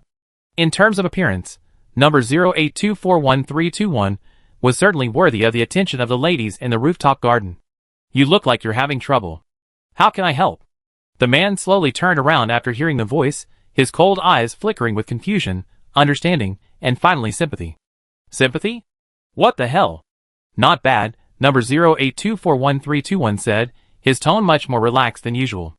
I'm looking for a woman named Rosemary. Maybe she's the prisoner here, or maybe she's a maid, or something else. Do you have any information? Edmund searched his brain for information before reacting. How long have I been in Ivel? Miss, are you kidding me? He chuckled self-deprecatingly and immediately continued, but can I ask for your information? What are your characteristics? You're looking for this. Ms. Rosemary, what can I do for you? Number 0824131 sighed, curling her knuckles and rubbing her brow. Red hair, blue eyes. Rosemary gave birth to twins and abandoned them in a cell on the 4th floor of the volcanic cone. Yesterday, the boy nearly had an accident. I'd like to discuss her educational policies with the mother. The capitalists found this statement outrageous. How old are the twins? Edmund hoped the children were at least as young as the blonde Evkin youth that number 0824131 often brought with him. Ah! She looked distressed. 8? 9? Could the judge in Pierpoint be some kind of high-powered sentencing machine? The handsome Pierpoint native was speechless. God bless you. An 19-year-old in jail? Nonsense. I go find out right away. See you outside the banquet hall. Anyone with a modicum of conscience wouldn't sit still after hearing such news. Edmund turned and walked towards the group of seniors, who were happy to take correspondence courses. Anna breathed a sigh of relief. Mrs. Heather would help with the ladies, and Edmund would help with the gentlemen. Cock of Asia was among the servants.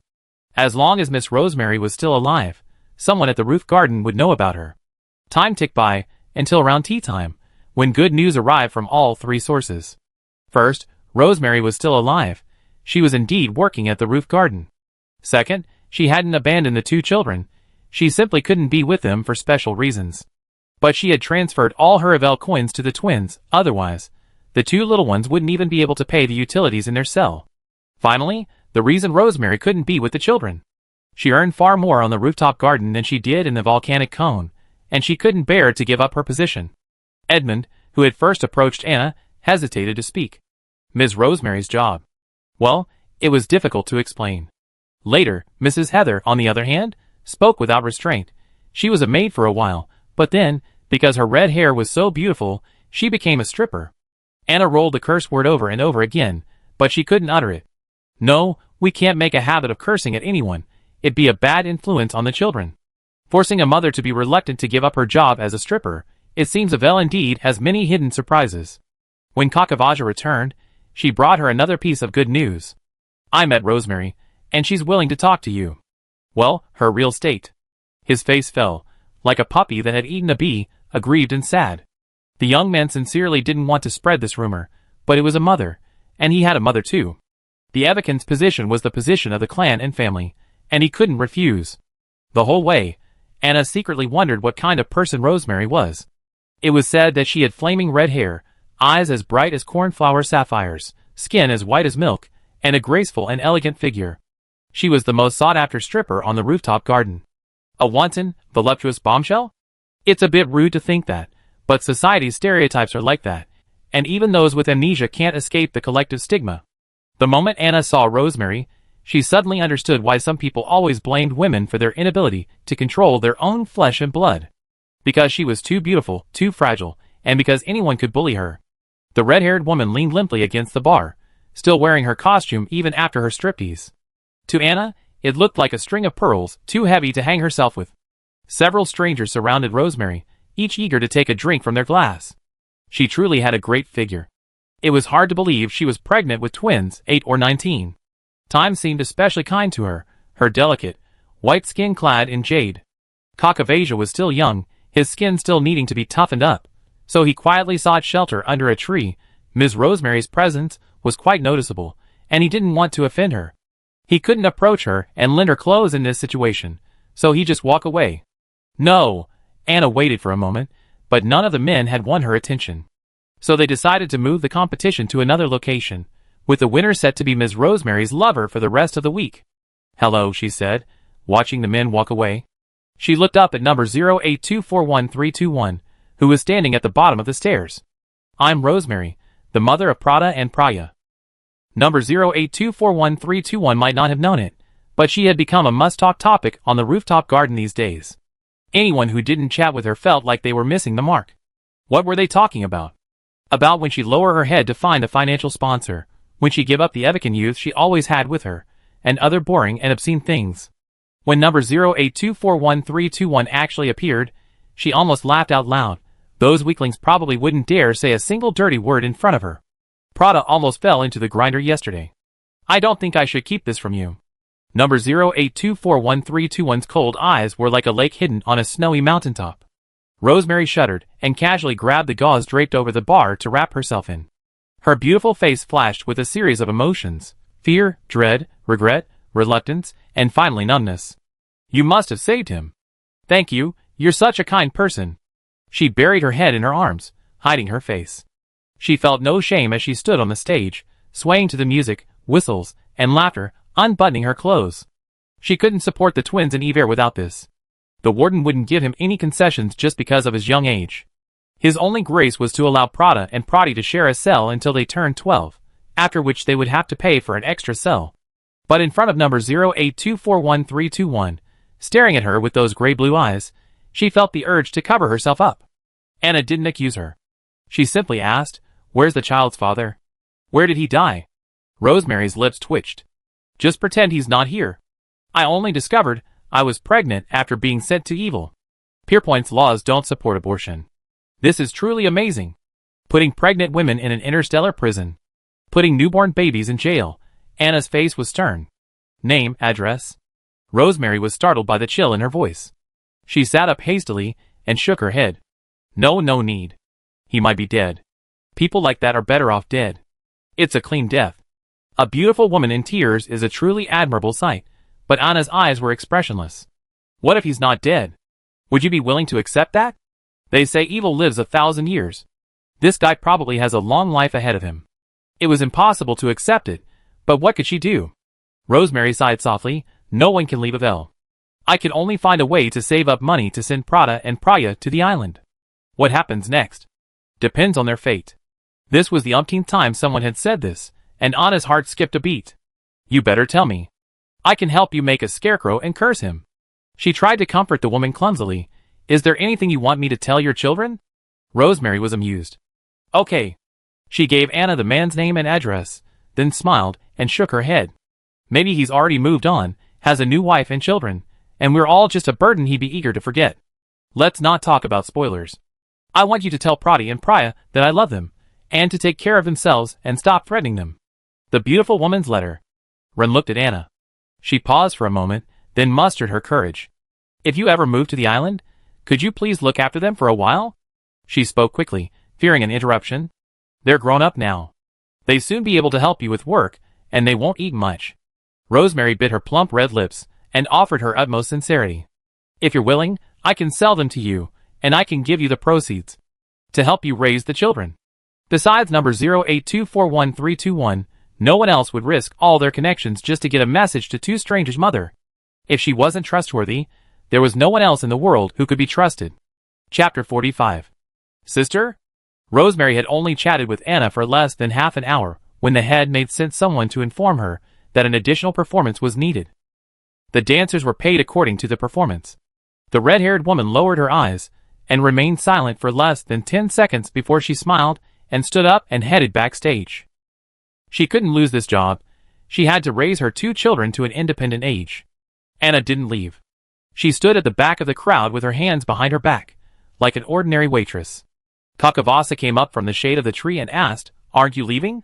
Or do you enjoy watching this?" A lingering tune, like stringy honey, began to play, and the dancers were about to take the stage. Kakavasa felt a little tempted to leave, glancing back the way he had come. This level of art was too much for a half-grown boy to handle. Are you shy or embarrassed?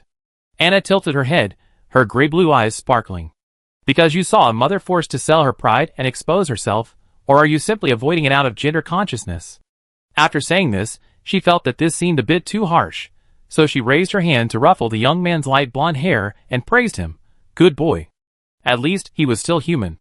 Rosemary has nothing to be ashamed of, and neither do you. Considering the child's feelings, she turned and walked out. The people who should truly feel ashamed and guilty are indifferent. You shouldn't worry about them. The beautiful jade was just sitting there quietly, but it couldn't protect itself. Whose fault is this? Is it because the jade is too beautiful and precious? Rosemary is like this, and so are the Evican people. Oh! Kakavasa clung to her like a pale golden tail. Not far from the open-air dance floor, she encountered a young woman holding a cat. She looked like a stubborn little white flower, aching with sorrow in the drizzling rain. In her arms was a chubby, fluffy calico cat. Anna's gaze lingered on the cat for a moment, and her brows slowly furrowed. She remembered the large silver-gray cat, humming softly as it nudged and coaxed people. But when she lifted it from the mud, she discovered it had lost all its teeth, its weapons of self-defense. Not a single one remained. They hadn't been removed for medical purposes, they had been knocked out alive. Hello, I'm Yuli Matanya. A sweet smile graced her innocent face, complimenting the sweet calico cat in her arms. May I meet you? Kakavasa unexpectedly took a step forward, attempting to block Anna, who was taller than him. What do you want from my sister? The girl stepped back slightly, as if startled. The calico cat in her arms meowed anxiously. Woo! The artificial sunlight was always golden, and the breeze always carried a constant warmth, carrying bursts of floral and fruity fragrance. But at this moment, this warmth and fragrance could not reach the three of them. I know you. Miss Matanya's fingers instinctively moved through the cat's smooth, fluffy fur. Evkin. The sweet smile on her face contrasted sharply with her words, which seemed to be laced with venom. As a Zyganian slave, you should not kill your master. I'm surprised Pierpoint didn't send you to the gallows. She deliberately slowed her speech, her voice thin and childlike. Kakavasia wasn't someone who could be pampered by everyone, especially with Anna standing behind him. I'm surprised too, Miss Julie. How could someone as talented as you not have received an acceptance letter from St. Elizabeth's? The gags were so dense that Anna, not understanding, had 2 question marks in her head. Please move aside. I'm not used to talking to people when there's a dog squatting on the side of the road. Yuli looked Kakavasa up and down. Your eyes are so beautiful. I hope they stay put. Or is it just your breed's fault for not seeing the truth? I can confirm that my sister and I are not related. Miss Yuli, can you clarify whether your only brother is related? With the liquid gold restraint ring interfering, it's unclear who would win in a physical confrontation. But if it were just verbal attacks, Yuli Matanya would be no match for Kakavasa. Decisive kill. The girl's face paled instantly. She looked at number 082411321 with resentment and grievance, hoping for comfort. But Anna didn't even glance at her. She said to Kakavasa indifferently, "It's almost time to get off work." Oh! The 2 men walked around Yulimatania, who stood trembling. After walking a distance, Kakavasia offered the eldest melon to Anna. If you really want to break it down, Miss Yuli is actually the victim. That brother seduced his sister for the inheritance and then abandoned her. He deserved death for using such tactics against his own family. But destroying her entire family is still a bit extreme. The young man sighed and shook his head with a stern air, casually offering some glare. And the other people who died after that didn't cause her any trouble. They were in trouble if she didn't do what she wanted. Logically, in her case, she should be in a sanatorium to treat her mental health issues, not living in a rooftop garden and causing trouble for others. Anna, the beautiful woman, was speechless. Pregnant women and fetuses face severe punishment and imprisonment, while the eldest daughter of a wealthy family can spare the energy to abuse small animals. Pierpoint's sentencing rules are truly amazing. She's not being double standard. Given Rosemary's situation, what crime could she have committed? Could it be more serious than Yuli's? She and her child were imprisoned on the 4th floor of the volcanic cone, so it's safe to assume it wasn't intentional homicide. Being ill isn't a reason for her to wantonly harm others. Kakavasia has decided to crack down on anyone with malicious intent who approaches Anna, lest her adopted sister be ripped off. Don't I, a seasoned con man, have any dignity? Sister, don't you agree? Yes, yes. Anna thought he made a lot of sense. I'm going to the beach to meet Prada and Praya tomorrow. What about you? Why don't you come with me? That girl is incredibly paranoid. Physical attacks didn't faze her, but mental ones were a bit scary. Her gaze slowly settled on Kakavasia. Rosemary wants to send the twins to the island. You should go too. It's not okay to leave very young children without adult supervision, especially in Ivel. Those 2 little mushrooms are so weak that even a dog would dare to bite them. She originally planned to get this guy out of the prison planet first, and if possible, take the twins with her when he was released. It made sense. Wherever my sister goes, I go. The young man said he was still young and couldn't shoulder the responsibility of raising children alone. They had to go together. Anna rolled her eyes. 3 first-class crimes, 200 years to life imprisonment. I have to kill at least the entire 11th floor to get a reduced sentence. Isn't that nonsense? She wasn't a follower of destruction, Nanuk. This time it was Kakavasia's turn to be speechless. My sister? Did you blow up the Interstellar Peace Company's safe? The next day, the 2 of them applied for a hunting trip, and sure enough, early in the morning, they found 2 small, fiery red mushrooms on the beach. Anna told Plata and Praya that their mother was working smoothly and diligently, and repeated Rosemary's instructions several times. Don't do dangerous work. If you draw a bad ticket, just stay put. Will you get your wages docked for slacking off? They can do whatever they want. Praya, stand in front of Kakavasia. Plata, come and listen, too. It's not easy for children to protect themselves. Anna pointed at the blonde youth. If he's a bad guy, then you can start. Kakavasia, okay, from now on, I'm a bad guy. Prada had been tricked into being sold at least 11 times that morning. Plata was dejected and on the verge of tears. He couldn't protect his sister at all. Don't listen, don't believe it, don't respond. After so many times tricking the little mushrooms, Kakavasia felt a little embarrassed. As long as you're not greedy and remember what you truly want, you won't fall into traps. Praya and Plata held hands and nodded vigorously. Brother Kakavasia was right. Put on your gear and follow me into the water. I show you how to survive. Evil doesn't have many opportunities left for its children. The little mushrooms must seize every opportunity to grow up quickly. Only then can they survive. Of course, by the end of the day, they still had a lot of money. Austin looked at number 0824131 speechlessly, thinking that this person really loved pets. The blonde Evican, the white bunny, and now 2 red-haired mushrooms. For the sake of the bribe, he was willing to give her some advice. Hey sister, have you offended anyone lately? If you can reconcile, it's best to do so. The jailer kicked the water in the basket, a move he never done before. Otherwise, we'd be in trouble. Anna's response was curt and simple, give it to these 3.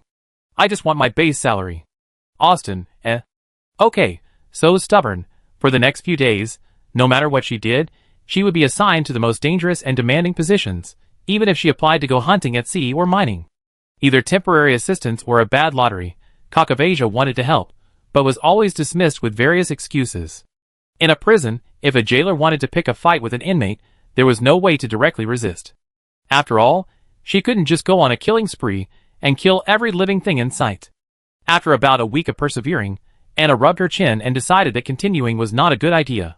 The only option was to be a vase on the rooftop garden. But that was a bit too much for an honest person. She couldn't waste her time playing house with rich people. She'd be better off taking care of the twins. Of course, she knew who was responsible for this situation. Since she couldn't solve the problem, she had no choice but to eliminate the person responsible. Given the other person's age and experience, reasoning would be best, but if that didn't work, she could consider physical means. Physics is also logic. Chapter 46. Cleaner, Roof Garden Hours. Early in the morning, Anna, with a sullen expression, approached the guard to scan her ID badge. Dark energy emanated from her body, and the guard, not daring to look up, said, Okay. The air pressure around Unit 0824131 had been steadily dropping for the past few days, gradually moving closer to that of a major demon. Not only were the prisoners on the same floor, but even the staff couldn't handle it. For a moment, he couldn't tell who was more terrifying, her or the Tel-Viziv warden. Kakavasia's hours had also been extended, and the young man quietly followed her. Yesterday, I took Prada and Priya to do some handicrafts, beading. It's safe. She nodded imperceptibly, and walked through the passage made way by the other prisoners. The guard guarding the roof garden elevator felt a pang of irritation at the sight of her. He mumbled a few words, but after being scanned by those gray-blue eyes, he immediately fell silent, quieter than a tightly closed oyster. As usual, the butler appeared in the locker room, urging the cleaners to hurry up. As Anna passed him, he was called down. Number 0824131, you don't have to go to the banquet hall today. Number 0824131 stopped and looked at him coldly, a layer of cold sweat breaking out on his forehead. Finally, the garbage back there needs to be taken care of. The butler's jailer mustered up his courage. He had to fulfill Miss Matania's request for this month's bonus. Number 0824131 turned and left without looking back. The blonde Evican followed her. He swallowed and continued, You have to wait in the atrium today. Don't think I don't know how you've been slacking off in the storage room every day. Anna paused, and Kakavasia nudged her. Sister, go ahead. I can take care of myself. She said nothing, and this time she didn't pause.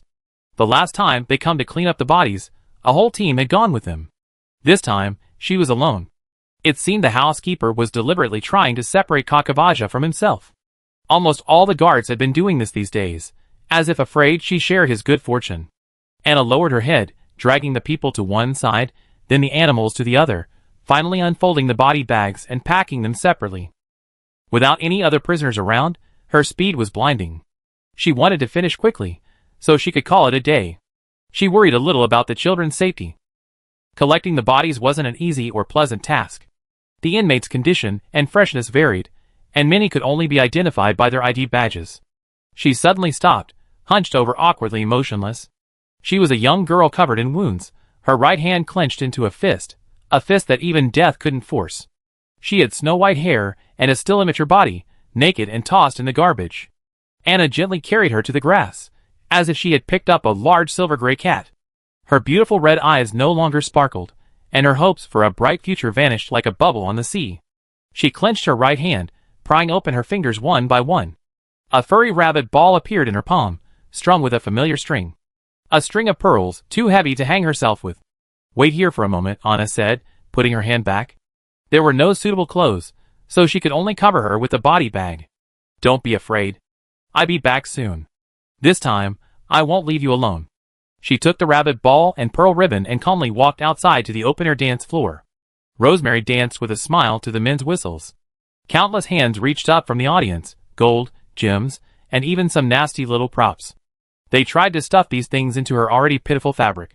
As the atmosphere grew more heated, the last piece of the dancer's covering fell to the grass with gravity. She smiled barefoot and flawlessly seductively. The dance ended, and after the curtain call, servants came forward to pick up the scattered belongings and clothing. Anna ignored the anthropomorphic objects around her, stepped onto the stage, picked up a piece of sunshade silk at random, tore it off, and threw it at Rosemary. Amid screams, she dragged her away. I have something to ask you. Her face was grim, and Rosemary dared not breathe as she was dragged to the garbage dump. Do you know her? Tough, cold piano wire had wrapped around her neck at some point. Beneath number 082413321's calmness, a desperate madness brewed. Rosemary didn't dare move, as anyone held captive wouldn't. No, I don't know her, but I've seen her before. She's got this in her hand. Number 082413321 showed her the pearl string, and Rosemary nearly burst into tears. It's those Delane guys. They always use this method to torture women who come up from below. This was how she became a stripper, her body and her pride crushed into dust, ultimately sinking into a horrible hell. Those are the beasts. Yes, Anna could tell she wasn't lying. She tucked the pearls into her jacket pocket, released Rosemary's neck, and said, Please find her some clothes. Abigail isn't yet of age. The red-haired dancer puffed and nodded sharply. Okay, I go right away. She thought of her daughter, Priya. She hadn't brought the twins to the rooftop garden to prevent this kind of thing from happening. Those people, when they get mad, don't care about age. Number 082413321 vanished like a gust of wind. Rosemary wrapped herself tightly in a sunshade and randomly walked into a patron's house. It was hilarious. They were clearly enemies, yet they were calling them patrons. Did she even have to thank those men for having sex with her? Delane. Anna remembered him. A coward who wouldn't even meet her eyes. He often hung out with his scumbag friends, like maggots in a cesspool. Laughter emanated from the direction of the banquet hall. From a distance, she could see a crowd of people gathered in 3 circles, torturing each other as indifferently as if they were kicking a cat. A faint golden hue shone through the gaps between them. Anna walked faster and faster, the piano wire slipping from her wrist to her fingertips. A metal scepter, seemingly made of fine steel, pinned a living being to the grass. For some sinister reason, the Fate Walker avoided striking the victim's vitals. Rather than physically obliterating someone's existence, she wanted to humiliate him. Look closely at this guy. Not bad looking, huh? Delane stamped on the head of the Efkin youth, boasting to his companions like a triumphant general. It's boring to always play with women. How about trying a man once in a while? The others burst into laughter. An Efkin slave, he's probably already battle-hardened. Who's to play with? The girl holding the calico cat stood on the steps, watching the scene with satisfaction, excited at her enemy's tragic end. If you can get number 082413321 to play with us, I let you go. If you agree, just bark like a dog and let me hear you. Delane bent down and gradually increased the pressure on his feet. The liquid gold collars restrained the lower-level prisoners, rendering even the Fate Walkers powerless. They were like a toothless tiger, vulnerable to manipulation. Every time he thought of number 082413321's cold face, he longed to conquer her. He had long disliked this Efkin kid, who always received extra care from her. In fact, even killing him wouldn't matter. He was a black sheep. Cock of Asia struggled hard, gritting his teeth and saying nothing. Even though his head and face were forced to the grass, he never gave up on saving himself. Delane found these lowly people truly boring. They were of lowly origins, yet they all had such lofty ambitions. They should just be content to be slaves. They're so greedy to covet things that don't belong to them. Who's got a hand? Give me the crossbow. I need to test my aim. He smiled and reached behind him. His friends howled, What do you need a crossbow for? How can we play with it later if you kill us now? There's more to it after we die. The moment his palm touched the trigger, he felt the distinct coolness of the metal. Then, the feeling vanished, vanishing. All sensations abruptly ended at a certain point in time. It wasn't until the head hit the ground, blood splattering, that everyone realized what had happened. They didn't mind such things happening to those of lower status than themselves, like the Evican nailed to the grass. But if it happened among their own class, No one would accept it. How could the untouchables take up arms in rebellion? How could such a thing be justified in the universe? Help! Where are the jailers? Come and stop her. Many jailers stood near and far, some chatting, some joking. Yesterday, they had flattered with the help of credit points, and today, they were indifferent to the commissions from the fat sheep's inheritance. Ivel did not forbid conflicts between prisoners. The prisoners living in the rooftop garden were prisoners too. Anna didn't want to reason now. There was no point in any kind of reasoning. No need to inquire. No need to angrily search for the murderer. The piano wire flew between slender, powerful fingers, and the head slammed with a crisp thump-thump, like a ripe fruit falling from a branch. Everything happened so quickly that Yuli only had time to raise her arm in a gesture of refusal before number 082411321 was already in front of her. Her cold gray-blue eyes had turned almost silver. Only when the snow-capped mountains raged did people know the power they held. The white snow can be a breathtaking sight, a sight that lingers in the frame, or it can be a deathly presence that buries all life. You can't. She conjured a second scepter, barely blocking the oncoming piano wire. The flexible metal struck the rod, then twisted again, wrapping itself mercilessly around her neck. I am Metanya's sole heir. If you dare to harm me, Metanya will make you pay. This wasn't a timid threat.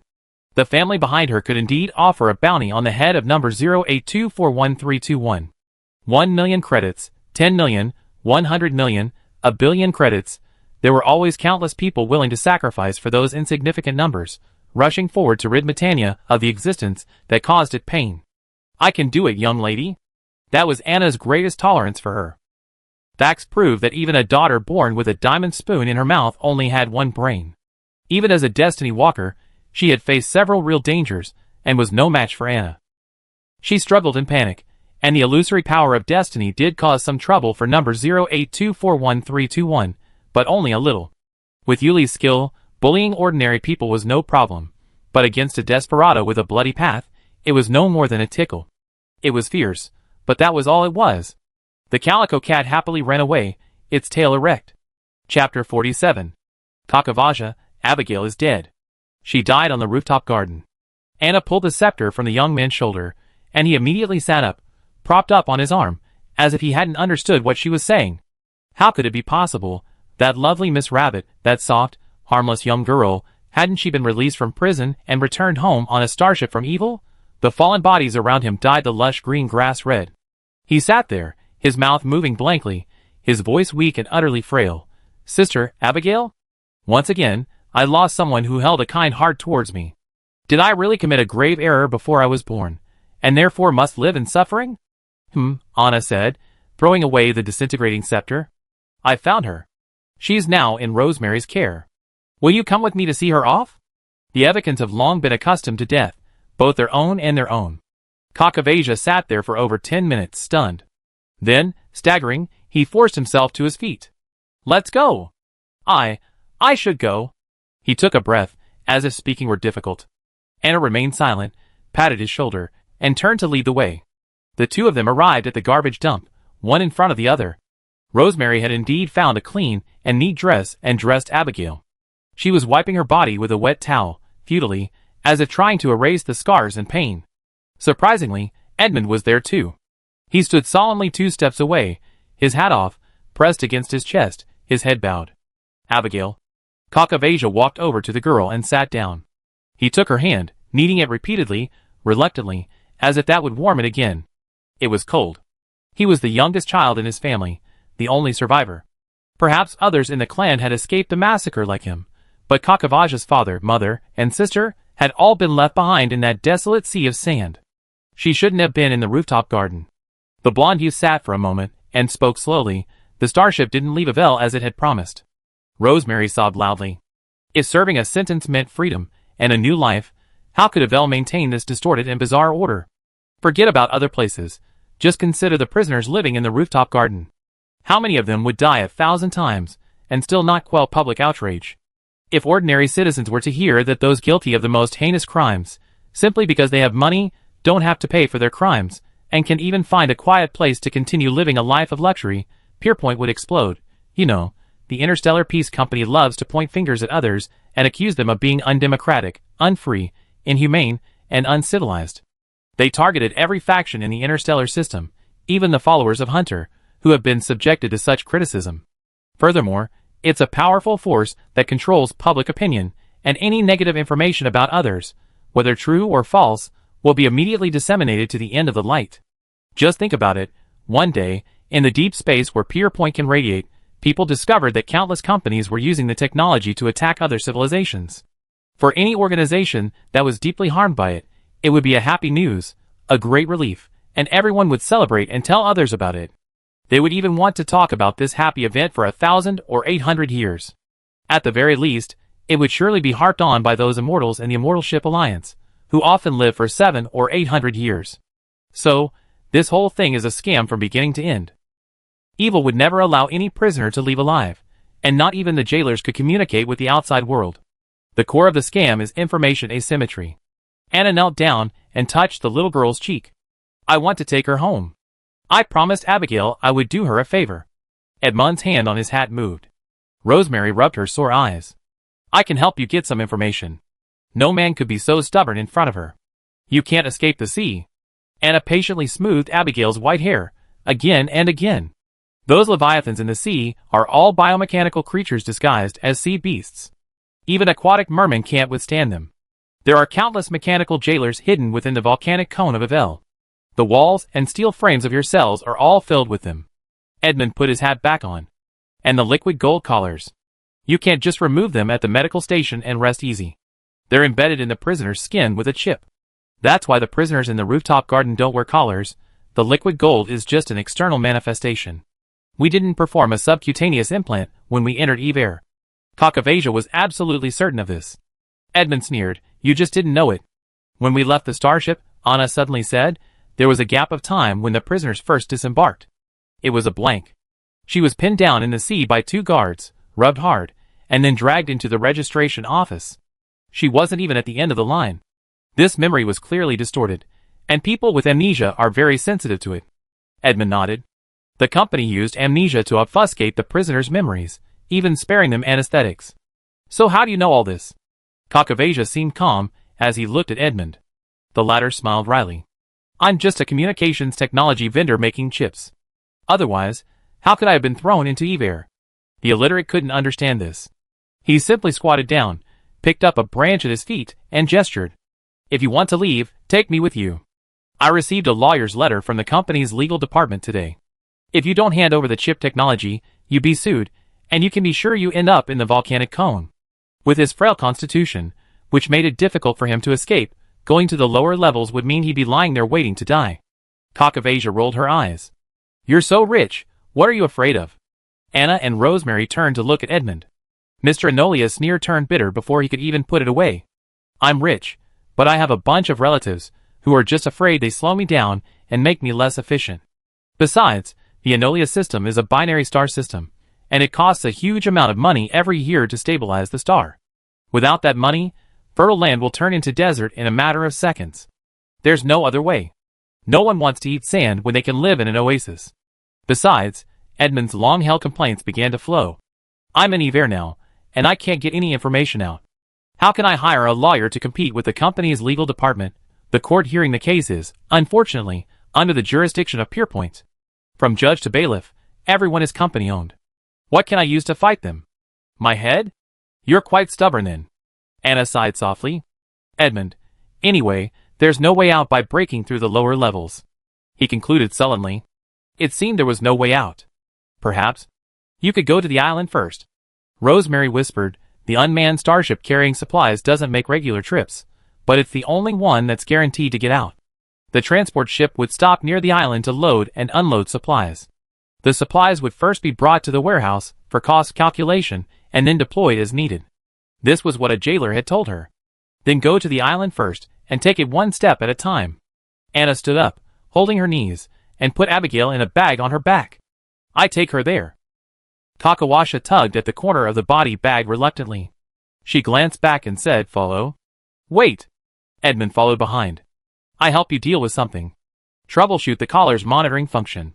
Cleaners who regularly transport corpses often have special privileges. Anna first took Caucavasia and Abigail to the incinerator at the medical station. Number 0824131's face was still stained with fresh blood, and the guard suddenly became exceptionally polite.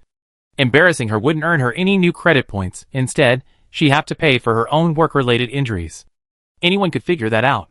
The guard guarding the elevator even pressed the floor buttons, watching Anna drag all the bodies from the atrium and the garbage dump away one by one.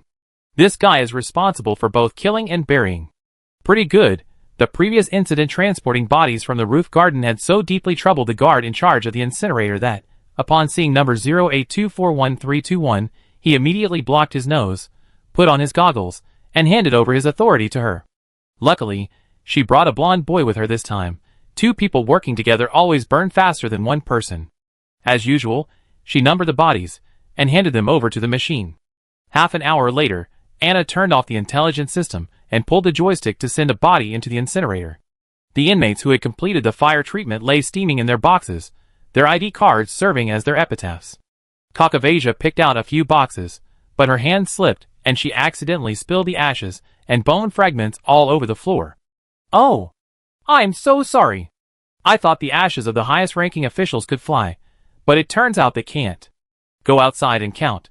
From the left to the right, on the 13th shelf, row XX, column XX. Pull it out. Anna casually activated the robot vacuum cleaner and air purifier, as if she hadn't noticed.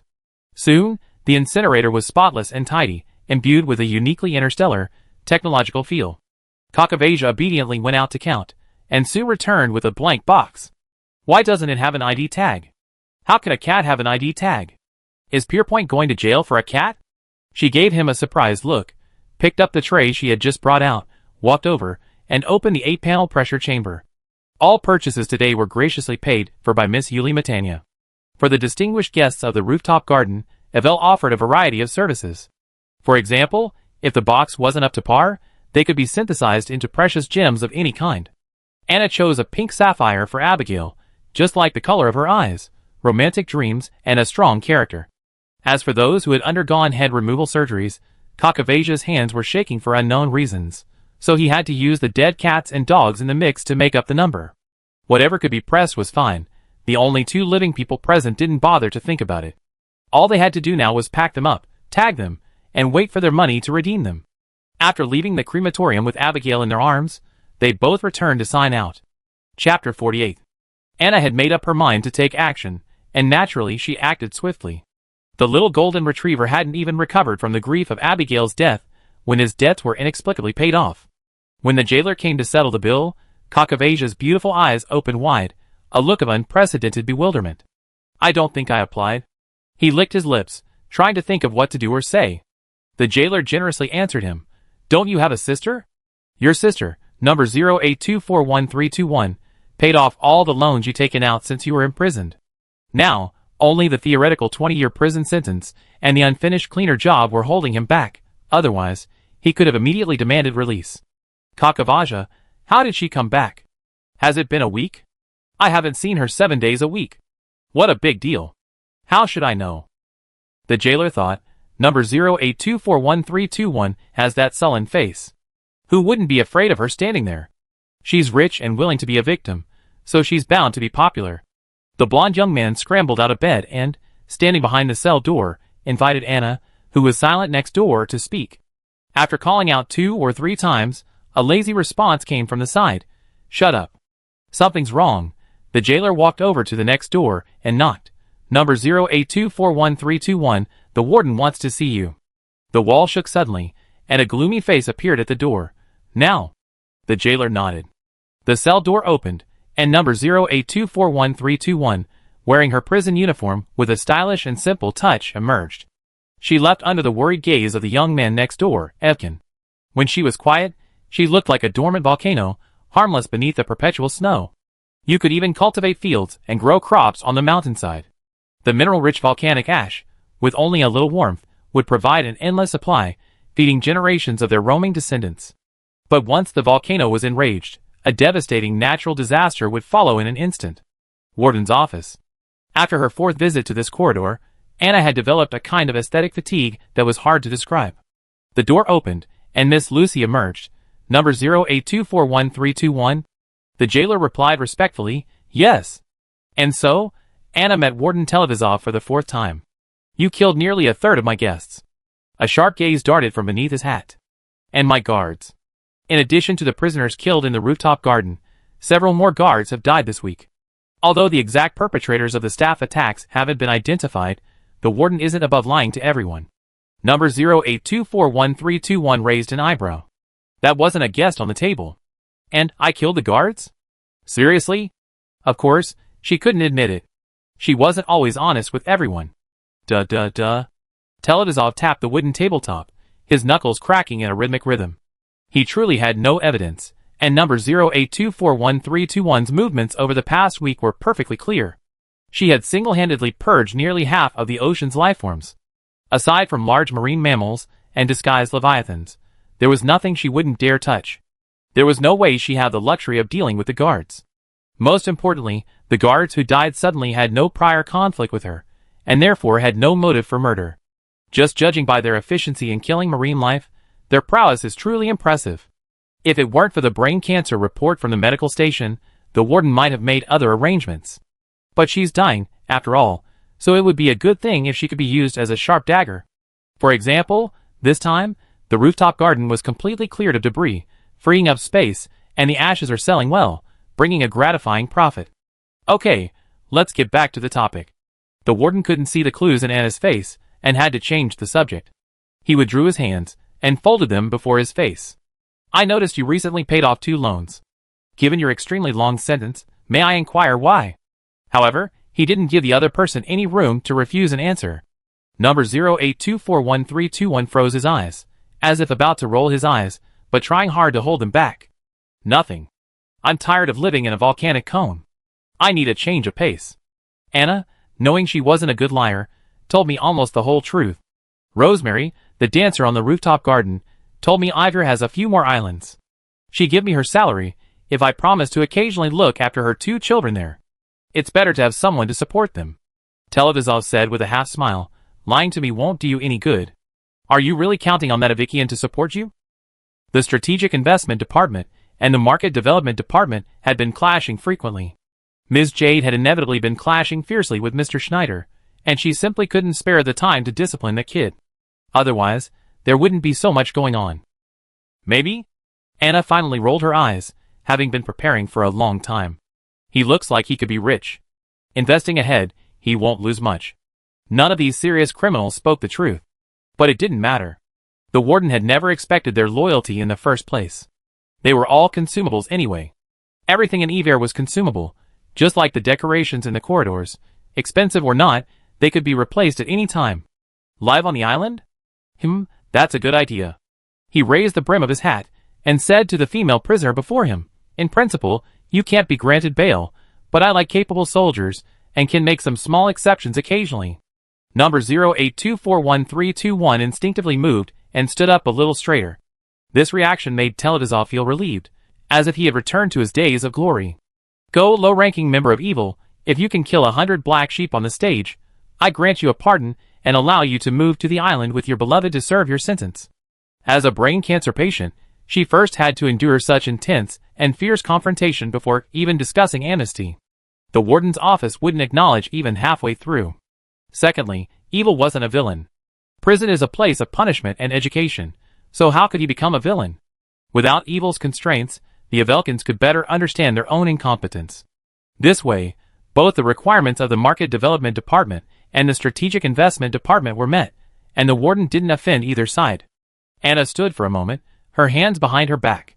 That psychopath, Teledizov, didn't say a word again. Unsure whether or not they could leave, the unfortunate prisoner could only stand patiently, looking at the sky, the ground, the air, but not at the warden, who was so imposing. Why look at him? Wasn't it bad luck enough?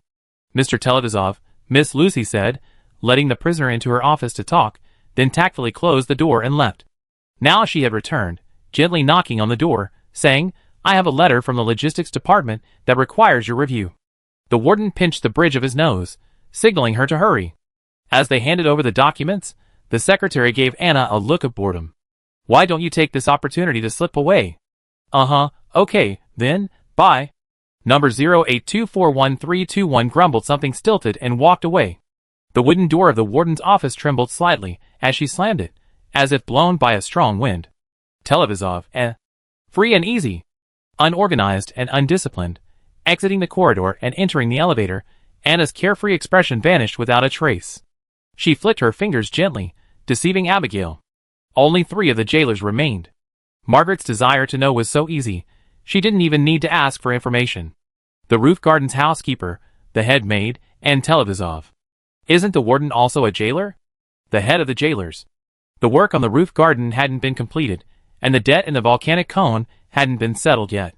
One should know debts, or else they keep her awake at night. Collection must be made immediately. Back in the cell, Kakavaja immediately leaned over to the door, confirming with his own eyes that Anna wasn't missing any limbs and her vital signs appeared normal. Only then did he feel relieved. "Sister, are you okay?" He crouched behind the cell door, like a golden tabby begging for cat food. Anna felt a little better. "What can I do wrong? I'm exhausted from fishing. Take a break these few days, and go to the rooftop garden to make up for the time I worked. There shouldn't be any more complaints or time penalties. Recharge during the day, so you can work overtime at night." At the mention of rooftop garden, Kakavaja's mouth drooped. The healed wound on his left shoulder suddenly felt numb and itchy, uncomfortably. The treatment device healed the hole on the spot, but he never forget the humiliation of that moment. The Matanya family, huh? Entering the rooftop garden again, they encountered the butler. The jailer's eyes wandered, not daring to look at Anna or the Evican youth.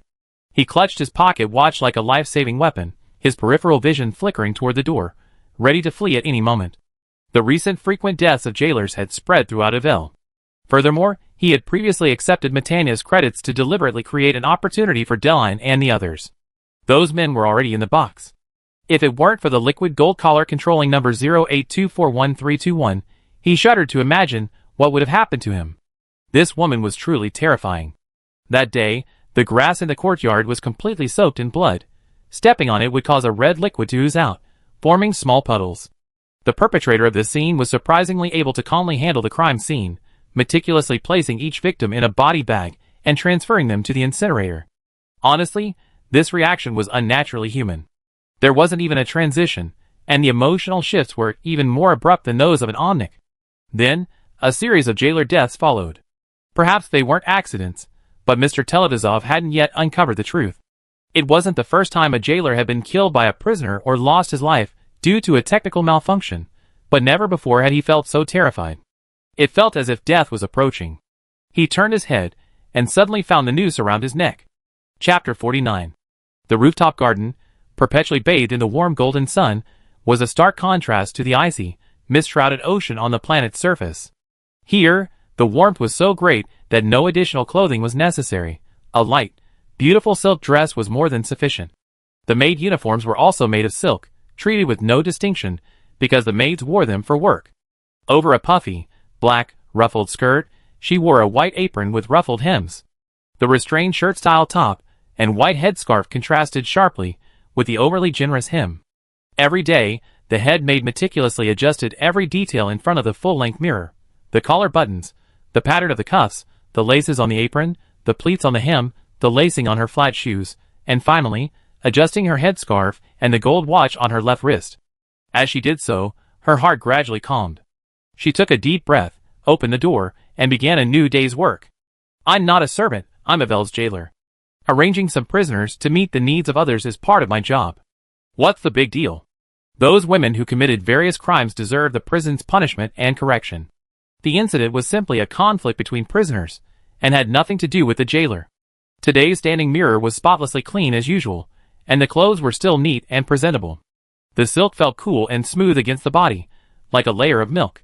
Wash your faces and hands, comb your hair neatly, and look natural. Can't you smile?" Approaching the prisoners, she clapped her hands and glanced sternly at the row of maids. Either their temperament or appearance were lacking, and the quality of the prisoners sent in by Volcano Cone was declining with each successive batch. Occasionally, a few young women with slightly more rounded heads and straight faces would be targeted early on, truly adding to the jailer's workload. The cleaners scolded by the head maid lowered their heads in silence. Their heads bowed so low that only their hair swirls were visible. Provoking this woman could be very troublesome. She always liked to assign disobedient maids to difficult nobles. Teasing them with hot and cold water, sour wine, and sweet wine was a minor offense. In serious cases, even death was possible. "What are you all just standing there for? Go clean up as instructed." The head maid grew angry at these timid, quail-like individuals. She waved them away and decided to check the kitchen first. Although it was still early, she couldn't afford to slack off. Who knew when those fat sheep would get the urge? Often, a few people would be asking for this and that while chatting, not to mention their habit of throwing a party without thinking about it. If she didn't have enough supplies, wouldn't it make her look incompetent? Good. The cooks weren't slacking off, and the servants weren't cheating. Everyone was busy as hell. She walked with her head held high as she walked past the group of servants, always offering advice on anything she didn't like. It wasn't that she hated talking so much and annoying people, but she simply couldn't trust the prisoner's taste and cooking skills. Move that clay pot over to the stove. It's an eyesore. The head maid commanded, and the cooks made way. The servants stepped forward to pick it up and wait for further instructions. Just leaving it there wouldn't do. Acting on their own would only make her ears even more restless. Just then, the kitchen door opened, and a very special prisoner walked in. Number 0824131 walked into the kitchen without looking around and took 2 breakfasts. When he passed by the head maid, the wind blew the lace on her apron. What are you looking at? Get to work. You eat more than a wasp. You're lazier than a snail. She was clearly a woman, yet she was wearing a black suit. Only after number 0824131 left did the head maid dare to lash out at her afterward. She would never dare to do that in person. The smell of blood still lingered on the atrium lawn. Even without turning around, Anna could imagine the head maid's fury. She hadn't been friendly since her first day working in the rooftop garden. Maybe it was partly her nature, partly because she was disobedient. But Ivel's prison rules didn't stipulate that female prisoners must wear skirts when working in the garden. Since there was no rule, she was free to do it.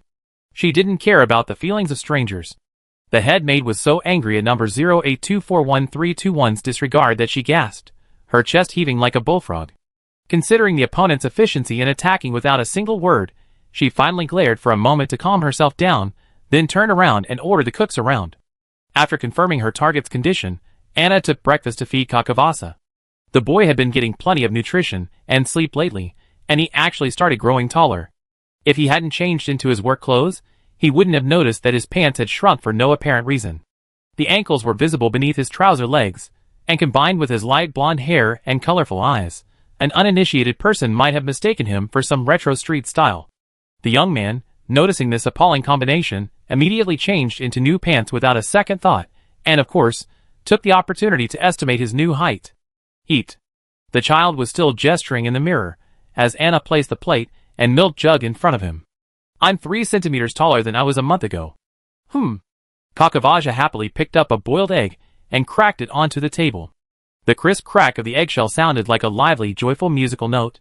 Hee. I soon be taller than you, sister. Used as a reference, Anna gave him a heartfelt blessing. Okay, good luck. When he first entered Ivel, the boy was half a head shorter than her.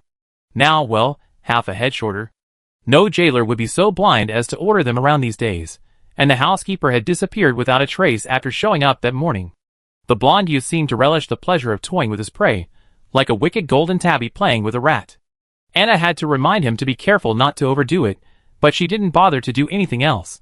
After all, even if he wanted to, he wouldn't be able to do it for long. The banquet hall reopened in the afternoon, and the ladies, dressed in exquisite attire, mingled shoulder to shoulder. The women, vying for attention, all walked around the impassive doorman, keeping their distance before cautiously whispering to each other. Number 0824131. Even the crazy girl from Matania couldn't get away with her. This person's heart must be a stone. If she weren't, how could she have been so harsh towards such a delicate girl? Yuli had only taken such a drastic action because she loved her. It was only because she struck a slave of Evikin's. A slave's life is also a life? Are slaves considered human beings? They had seemingly forgotten their previous fear of Miss Matania, and whenever they mentioned the deceased, they spoke of her pity and tragedy. But what else could they talk about? Ivel couldn't communicate with the outside world, and none of the most popular and exciting things in the universe could get through, even if they paid. Amidst the clinking of glasses, no one noticed who had arrived or left. The maids bustled back and forth, busy from afternoon until nightfall. Those who didn't want to work overtime left at their appointed hour. Those who stayed managed to tidy up the living room with great difficulty. The kitchen was filled with the clanking of dishes. There were machines to help with the work, but the head maid forbade their use. Where's the head maid? The servants, their backs aching and their fingers wrinkled from washing dishes, complained bitterly. If it weren't for the time they had to calculate, they would have wanted to lie down and rest. The kitchen was empty, the storage rooms were empty, and even the banquet hall, now restored to its original state, was still empty. The prisoners' unusual movements quickly caught the guards' attention. Although they were just a group of women, the murderer on the lawn of the Sky Courtyard, number 0824131, was also a woman. Night mode was immediately switched off, and the guards, weapons drawn, searched everywhere. The prison management system had tracked the whereabouts of all high-profile suspects. Number 0824131 was currently battling an opponent in the octagonal cage of the casino on the lower level of the volcano cone, while the African was betting on her winning streak. The two men's daily work records were also very clear: changing clothes, eating breakfast, working, eating lunch, working, signing out, nothing unusual. The system even tracked the two men's connections, and found no evidence that they had instructed anyone to commit the crime. Thus, these two men had no direct or indirect connection to the head maid's disappearance. Televizov was speechless for a long time after reading the report. His intuition told him that there was something wrong with number 0824131, but he couldn't find it. Without evidence and unable to fabricate it, the warden couldn't violate his own rules and execute a prisoner at will. Besides, number 0824131 had dutifully followed his instructions and gone to the bottom of the volcanic cone to clean up the scum. Thinking of her cold, lazy face, a nameless anger grew in his heart. That girl seemed to not understand the hidden meaning. Even when she infuriated others, she remained the same. Poke her once, she'd take a step, poke her again, and lie down. If she dared to poke her again, she'd jump up and bite everyone to death. "Lucy," he called over his secretary. "Find a reason to have the medical station re-examine number 0824131. Isn't she a brain cancer patient? I think she's quite energetic. Perhaps it was a misdiagnosis. How could she not be energetic? The casino was nearly shut down by her, and that Evican slave." Not far away, Miss Lucy was struggling to appease the jailers, who were delivering messages. Upon hearing the warden's order, she could only look at him and nod. There have been a series of jailer deaths lately, and today the death toll has spread to the rooftop garden. If someone admitted to joining the Interstellar Peace Company to work and earn money, not to be sold as masonry, it's only natural that they be frightened and submit a report to resign. The pure labor-employment relationship becomes extremely fragile under the test of life and death. If this isn't handled promptly and properly, the jailer's slowdown will turn into a strike. "Okay, Mr. Televizov, I have the medical station handle this right away." She liked number 0824131's face and demeanor, but those were nothing compared to work and salary. A momentary liking is no match for a lifelong commitment. Miss Lucy immediately called the medical station and relayed the warden's request. "I understand. I notify number 0824131 tomorrow morning for a follow-up examination. The cost will still be charged to me, correct?" The female doctor's response was accompanied by the rustling sound of handwriting. Lucy hesitated for a moment, then decided not to make the matter any more difficult. "No, I charge it to the warden's office."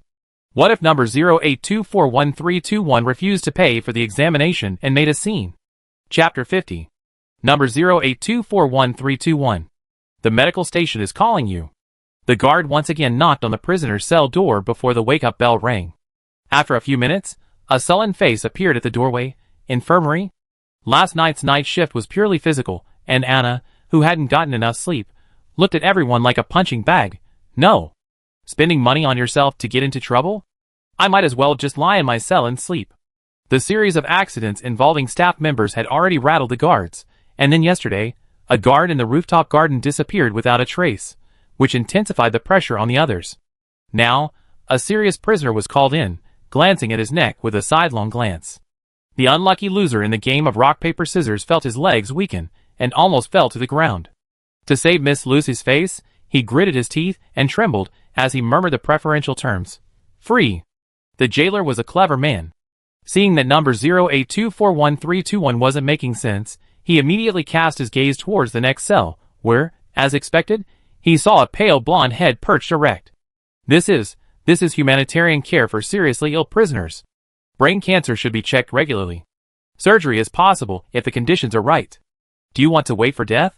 Although the warden really wanted to know when number 0824131 would die, that wasn't the right thing to say.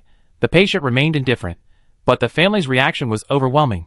Kakavasa, whose psychological shadow had suddenly grown larger than his true form, blocked the doorway, meowing and urging him on. As he spoke, he seemed to be dropping pearls, leaving the jailer stunned. "Sister, I understand." Jailer, So, this is what number 08241321 eats? After 20 minutes of persuasion, she finally reluctantly agreed to go to the medical station for an examination. The jailer breathed a sigh of relief and opened the cell door. "You need to be fasting for the examination. Let's go quickly, and come back soon. Maybe you can still have breakfast." Anna, Finally, after successfully booting up her computer, she remembered that the contents of her brain wouldn't withstand scrutiny. There's a huge difference between a chip and a tumor. It might be hidden from the ignorant warden, but not from other professional doctors. "Why aren't you leaving?" the jailer urged, puzzled. Kakavasia, who was standing at the door watching her, added, "Sister?" Yeah. Anna gritted her teeth and took the elevator to the corridor where the medical station was located. The whole way, she tossed and turned, unable to figure out what to do. She could deny it, but that would put the kind doctor in trouble. But she couldn't admit it either. She had no medical knowledge at all, and the doctor would still be suspected of complicity. She even considered adding another person to the escape team's roster, but upon entering the medical station, she noticed something was amiss. The prison doctors. Technically, they were a type of guard. They knew more of Ivel's secrets, and naturally, they had an extra layer of concern. But compared to the others, they possessed irreplaceable expertise, and naturally, they felt more confident in their protests. The medical station was both deserted and bustling. Stella was the only one stationed at the medical equipment and control consoles. The others milled about, coffee cups in hand. Just milling about, creating the illusion of busyness, but in reality, no one was actually working. Stella looked up and saw Anna standing at the entrance of the medical station, a bewildered look on her face. With a stern face, she said to the prison guard, who had escorted her, "Number 08241321? "Yes." The prison guard perked up and swiped his card as if he had been pardoned. "He's here." The doctor, with a look of disdain on his face, said, "Aren't you going to stay and watch?" The prison guard shook his head. No, I just wait here so I don't cause any more trouble once I get in. Number 08241321 is very obedient. Don't be afraid." Stella, "I'm really not afraid, but you might not look so." The two exchanged a few words, and the doctor angrily said to the prisoner, "What are you doing standing here like an idiot? Are you waiting for me to bring you the equipment?"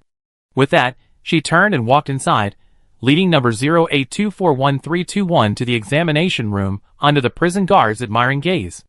Sure enough, the medical department is the real hidden boss. "I heard you made a big noise on the rooftop garden. Did you hit your head?" While it's not brain cancer, having a discarded chip in your brain is no joke.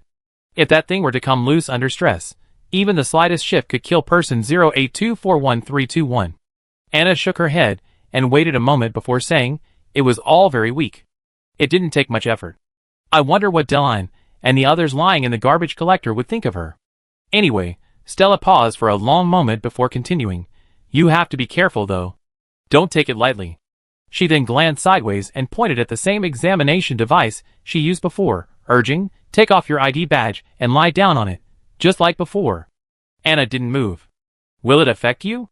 "If it does, forget it. Just say it was a misdiagnosis last time. I make up for the deduction in your salary. A misdiagnosis is a matter of poor medical skills. Novice doctors are bound to make mistakes. It's a much less serious problem than colluding with prisoners to commit fraud. Deducting salary is even less serious. It's a disguised way of paying for a disaster." Anna never believed in sacrificing others to achieve her own wishes. If she had to, the wish itself probably wouldn't even be necessary. This is truly a kind person who shouldn't be in Ivel. Stella shook her head and chuckled. "Who would wait until the exam is about to start preparing cheat sheets? Since I dared to give you a report, I must have a backup plan. Don't worry. It's not like she sits around waiting for her secrets to be exposed every day. She already has a contingency plan in place should it be discovered. It just so happens that experienced doctors are more worried about the recent wave of accidental deaths among prison guards spreading to them. With everyone so panicked, no one wants to devote extra energy to the health of the prisoners. Everyone was desperate to avoid the criminal, and if they were concerned, it was to see if there were any animosities between them. For someone with a reputation for being ruthless, like number 08241321, it was hard to find a staff member willing to meet their gaze. The small talk ended, and as she spoke, She patted the metal casing of the instrument, her face grim. Hurry up. Oh!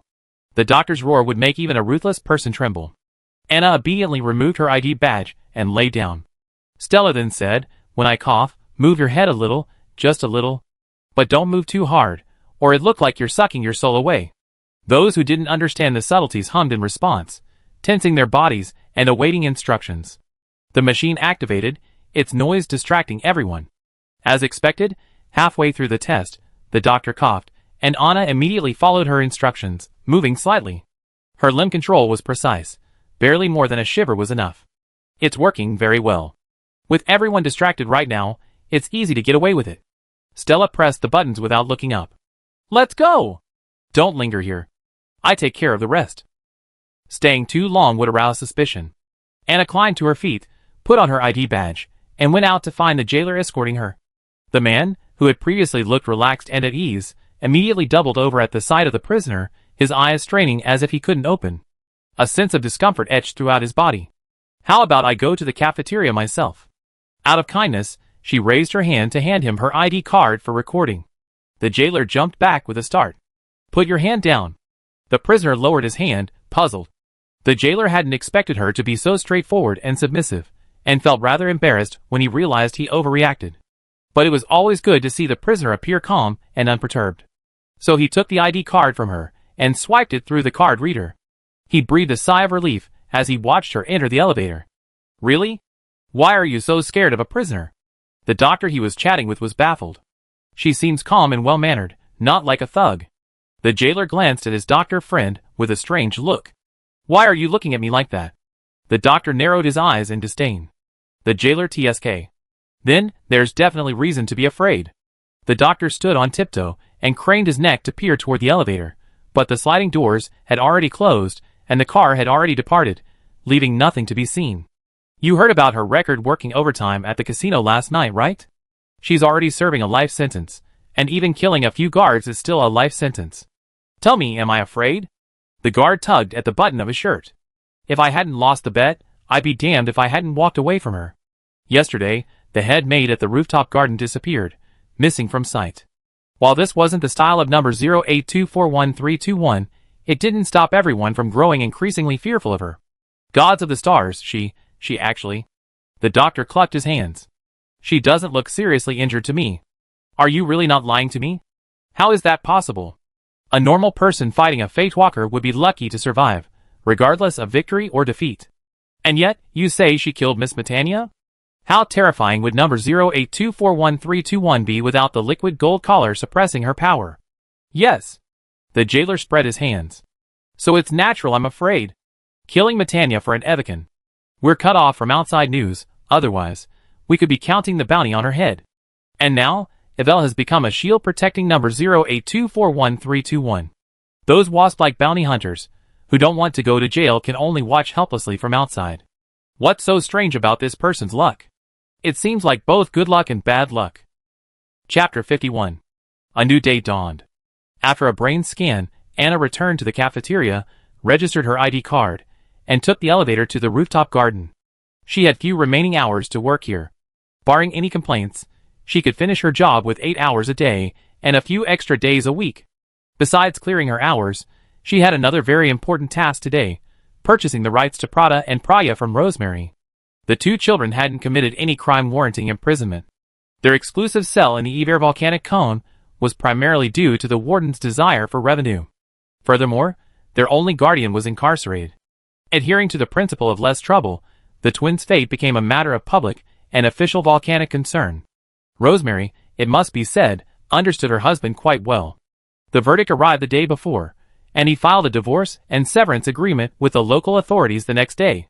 Thankfully, she hadn't pinned her hopes on that man, otherwise, she would have suffered only one more heartbreak. But now that she found someone to entrust her child to, she naturally had to get the child out of the cell immediately. As for why she had to resort to a sale to change guardians, Anna had no blood relationship with her, so she couldn't automatically become the child's guardian under the law. If she adopted the child, she would have to pay the warden child support for the two children for the past 9 years. God knows how that man, who hadn't even shown the slightest compassion for the children, would have the nerve to ask for money now. Rosemary wouldn't do that even if the money was too much to pay. Who knew what Teledizov would do to her children after accepting the money? Based on the stories she heard about Abigail from Caucasian, he might secretly kill Prada and Priya, sell the bodies, and then make a profit from them. Compared to the warden, who lacked any credibility, number 08241321 was clearly trustworthy and of good character. To Anna, this whole thing smacked of absurdity. The fetus being imprisoned with its mother was absurd, not to mention the unrelated warden demanding child support. The most outrageous thing was that selling off minors was more convenient than changing their guardians. What kind of magical country is Pier Point? How could it be so advanced and yet so backward? Clothing on a black suit that offered no protection except for its handsomeness, Anna emerged from the locker room and blocked the butler's escape route without a word, grabbing his collar as he stared at her with a terrified look. Number 08241321. The butler nearly broke his voice. Every inmate who had also emerged from the locker room stopped what they were doing and gathered around with amusement. Anna shook him impatiently. It's nothing serious. I'm just asking you to be a witness. Is that a plea? It's like robbery. The butler grabbed a piece of fabric beneath her hand, not daring to struggle, yet not wanting to stop. She half pulled, half dragged the butler to the dance floor. The head maid was still missing, and the jailer, who had replaced her, was quite enthusiastic about her work. Rosemary's rest time had more than doubled. Before the performance began, she was dressed in her normal clothes and held up the sales contract that Edmund had helped her draft, reading it over and over again. Yes, Pierpoint's laws permitted slavery, so the trafficking of human beings was even more commonplace. I brought a third-party witness.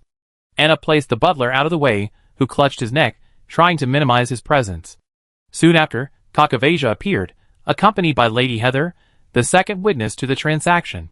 Seeing Lady Heather number 08241321 again, she was a thoroughly dignified and virtuous lady.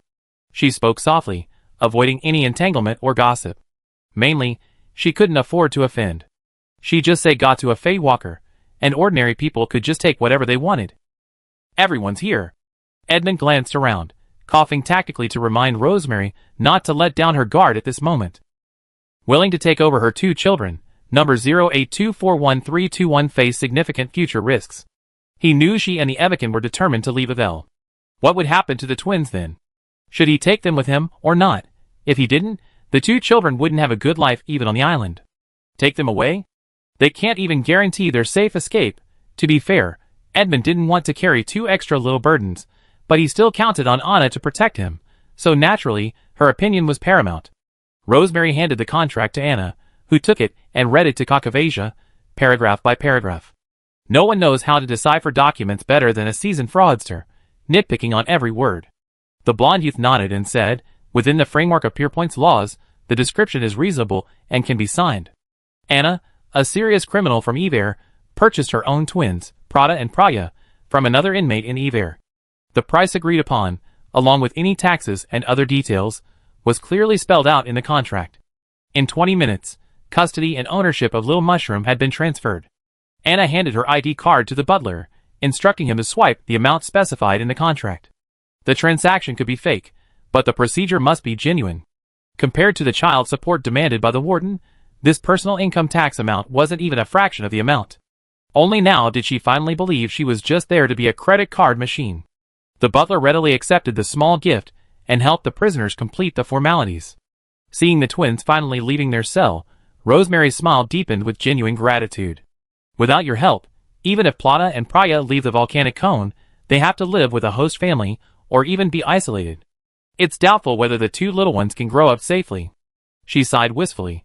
No matter how bad the conditions on the island are, they can't be much worse than the prison cells. You won't come with us? Anna understood her subtext and frowned, indicating she had no interest in being a mother.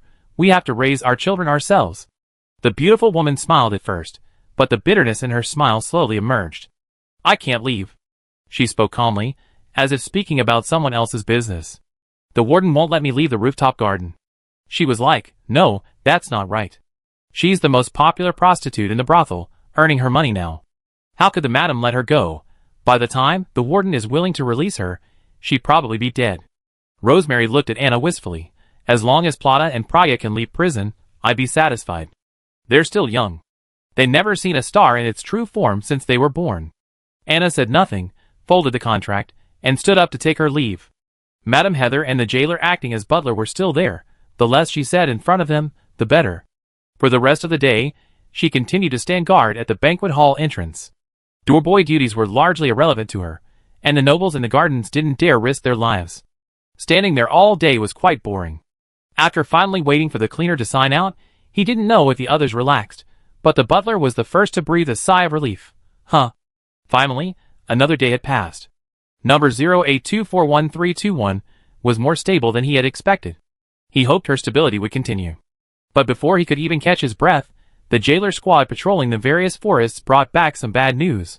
The head maid had finally been found, but she couldn't walk back upright, so she had to be carried sideways. We found her in the tree, outside the window of the old house of the Delanes.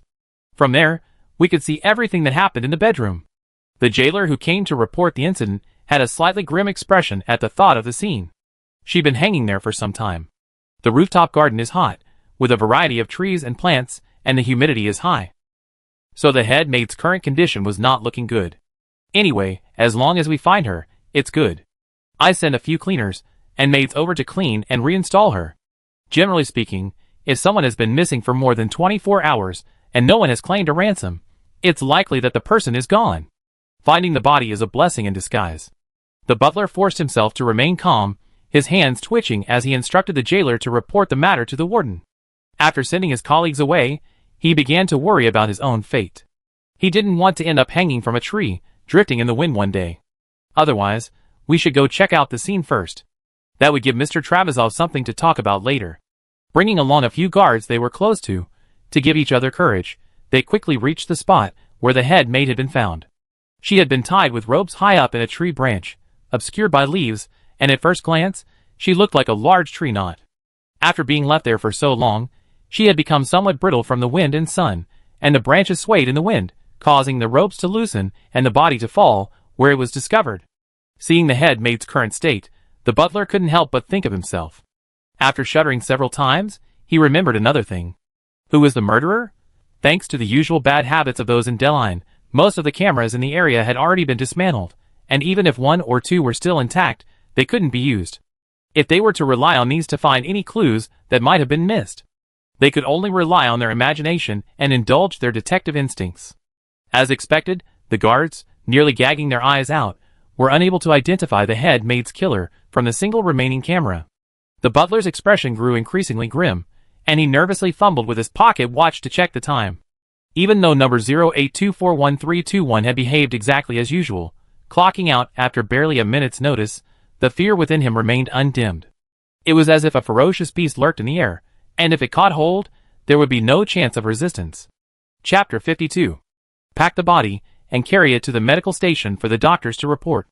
Hopefully, they can find some clues about the murderer. The butler hoped more than anyone else that the lurking hunter would be caught as soon as possible. If he continued to endure this situation before his creditors arrived, he would be the first to give up. The other guards wrapped the head maid tightly and carried her away, not letting the prisoners know. Due to the frequent accidental deaths, the management of the prisoners at both the Ivel and upper facility has become increasingly difficult in recent days.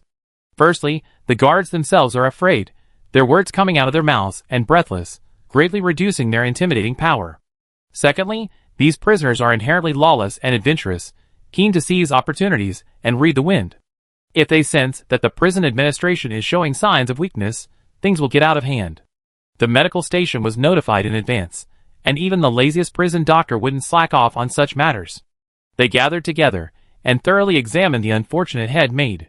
The next morning, Warden Mr. Televizov found two reports on his desk.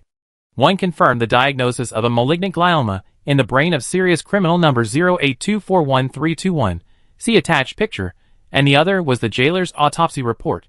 He picked up the first report and flipped directly to the conclusion. The head of the medical station spent 400 or 500 words comprehensively and multifacetedly explaining the severity of the illness. The imaging scan also clearly showed a round mass in number 0824131's head. It seemed she wouldn't last much longer and wouldn't cause him much trouble. Televizov felt relieved and picked up the second report. Compared to the first, the prison doctors were noticeably more emotional. They even described the entire process of the head maid's death. She had been ruthlessly tied to a tree branch, her wrists and ankles showing signs of being broken, and her damaged vocal cords unable to utter a cry for help. Even as people moved about beneath the tree, no one noticed the person above her, slowly dying in despair. A vendetta, a classic vendetta. The prison doctors unanimously concluded that this must have been committed by a strong male prisoner, perhaps seeking revenge for a lover in distress. Given the head maid's long career and her indelible contribution to the rooftop garden's profits, it was highly unlikely that any connections connected to this vengeful individual would be found. The sheer volume of connections was so overwhelming that even the prison administration was bewildered. Even more terrifying, which guard at Ivel hadn't had a feud with a prisoner? Tang. Televizov slammed the autopsy report on the table and called to his secretary, Lucy. Yes, sir. Miss Lucy appeared, wearing a dress and her hair neatly tied in a bun, but her complexion had brightened considerably. The warden remained unconcerned about her new appearance. He was more concerned about Ivel's stability. Call the patrols, give them authority, and make sure to apprehend that troublemaker. I hang his body on the wall for public display. Enjoy the same treatment as the unfortunate escapees. Lucy waited for a moment, but with no further orders, she left in frustration. She had never particularly liked the way the patrol captain looked at her, but work was work, and there was no shirking. Belikov, the secretary, returned to her desk and called the warden's line. Mr. Televizov requires you and your staff to take full control of the recent spate of prison guard deaths. Please come to the office as soon as possible to hand over authority. As long as the person was in the office, it wasn't her business. The specific arrangements depended on the warden's discretion. 20 minutes later, a long-haired man knocked on the warden's office door with a smile. Passing by Miss Lucy's office, he snapped his fingers at her. My dear, you look stunning today too. How about we go for a drink after get off work? Faced with this somewhat frivolous invitation, the secretary replied with a single word. Get lost. Okay, lucky thorny girl. He gestured regretfully to his forehead with a finger. I hope you change your mind soon. Lucy didn't even look at him the whole time. She tossed the head maid's autopsy report and walked away. Rather than stay here and be teased by this weirdo, she'd rather face the inmates in the cell. You? How disrespectful. The man whistled, finally remembering his immediate superior was still waiting. He lowered his head, reading the autopsy report, as he went to see the warden. Another half-hour later, he left the office. A group of special guards, dressed in anything but the standard black company suits, swarmed the infirmary. The head maid was dead, and retaliation is always equal or even greater. This meant that the trigger for the retaliation must also be dead.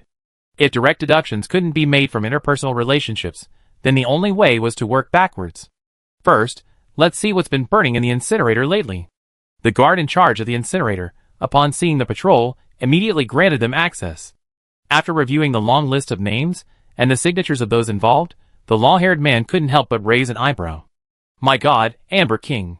When did such a figure like Ivel appear? He flicked at the screen and tilted his head to his adjutant, saying, Let's go to the casino tonight. I really like to meet this guy.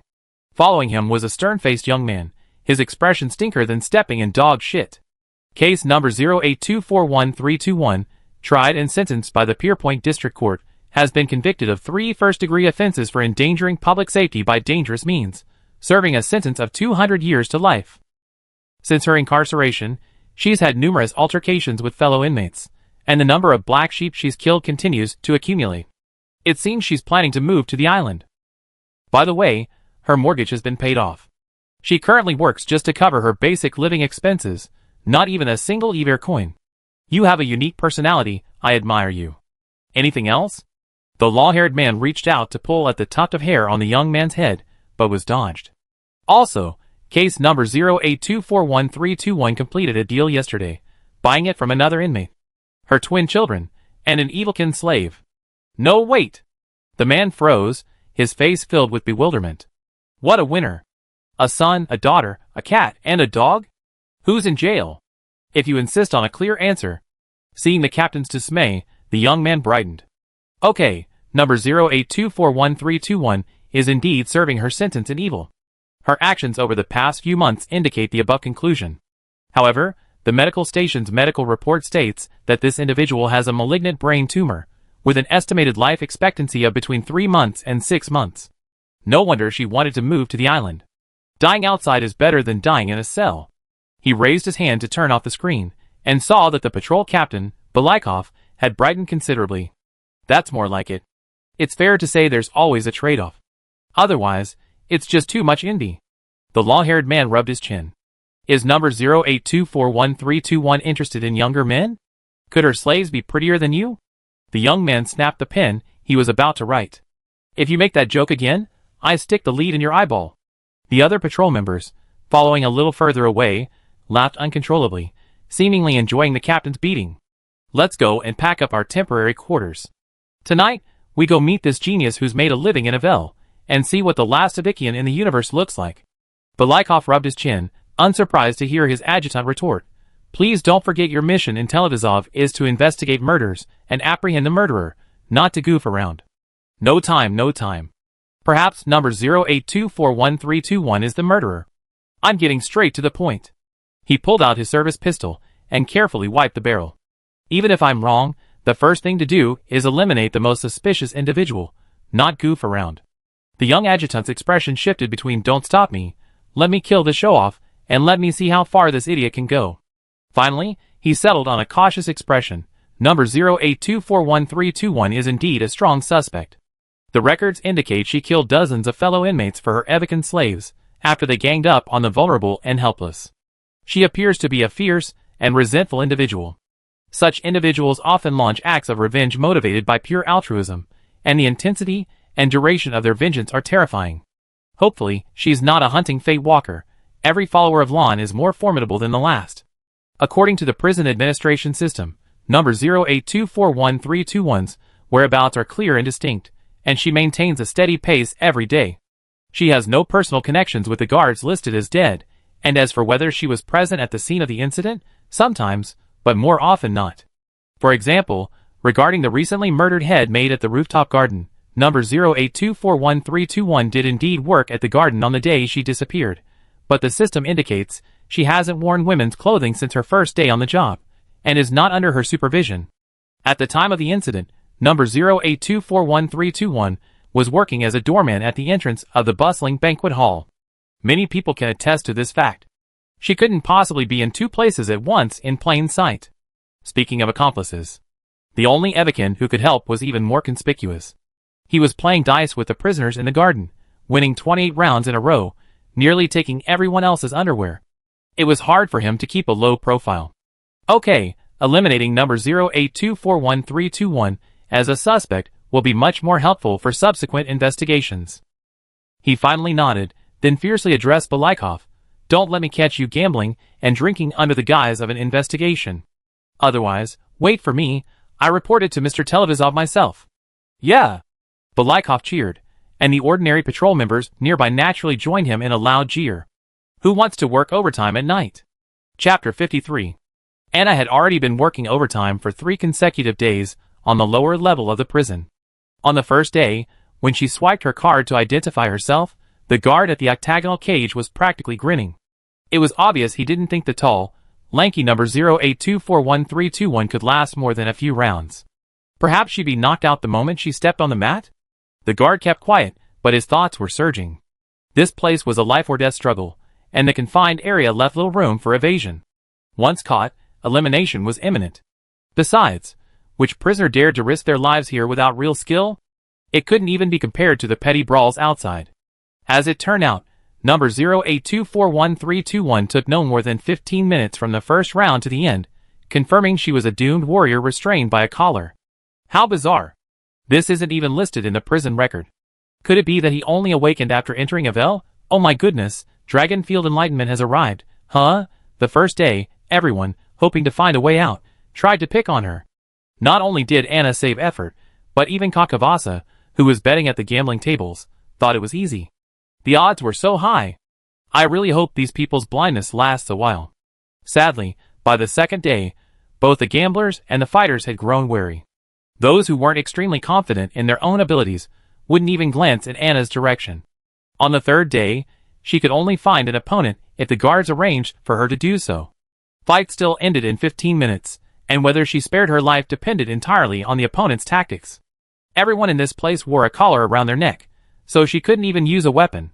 When she was bored, she'd stand by the fence outside the cage and stare blankly, or watch Kakavasa on a small platform farther away, taking his fellow gamblers for a walk like dogs.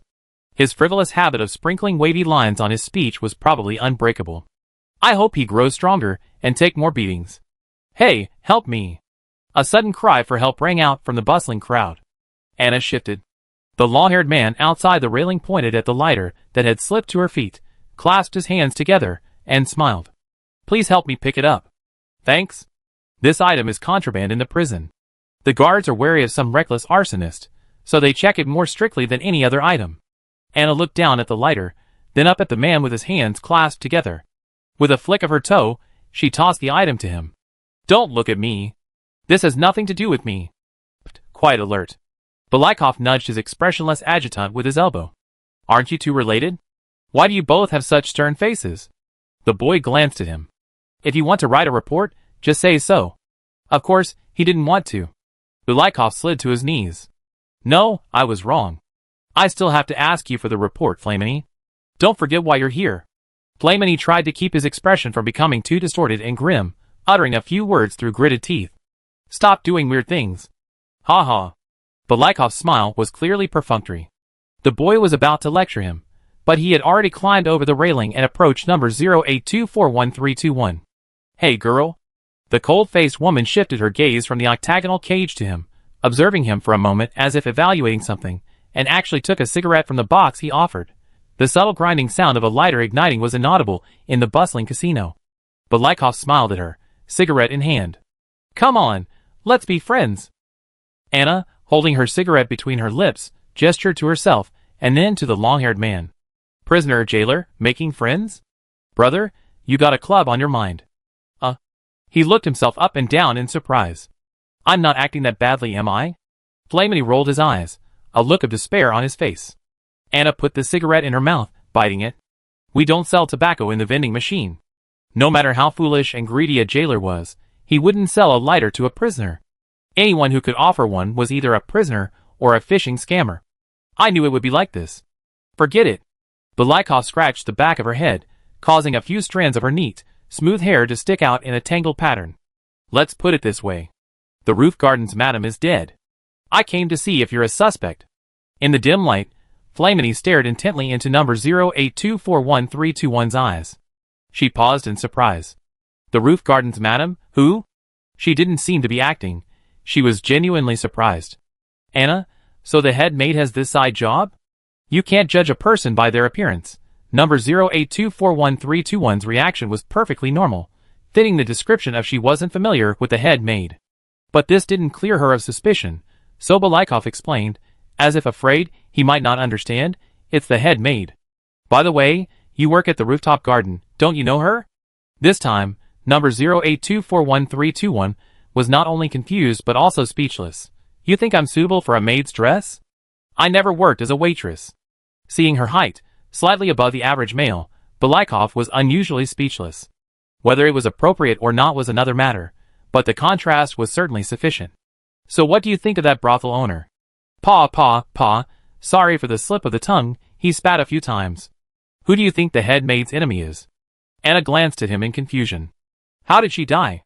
And it's all about enemies? Kakavaja had already prepared these words for her, and memorized them under her watch, expert guidance. Belikov glanced at Flamini, who shook his head slightly. Based on the response of number 0824131, she was no longer a suspect. Okay, I tell you in secret, the brothel owner was hanged from a tree. Don't spread it.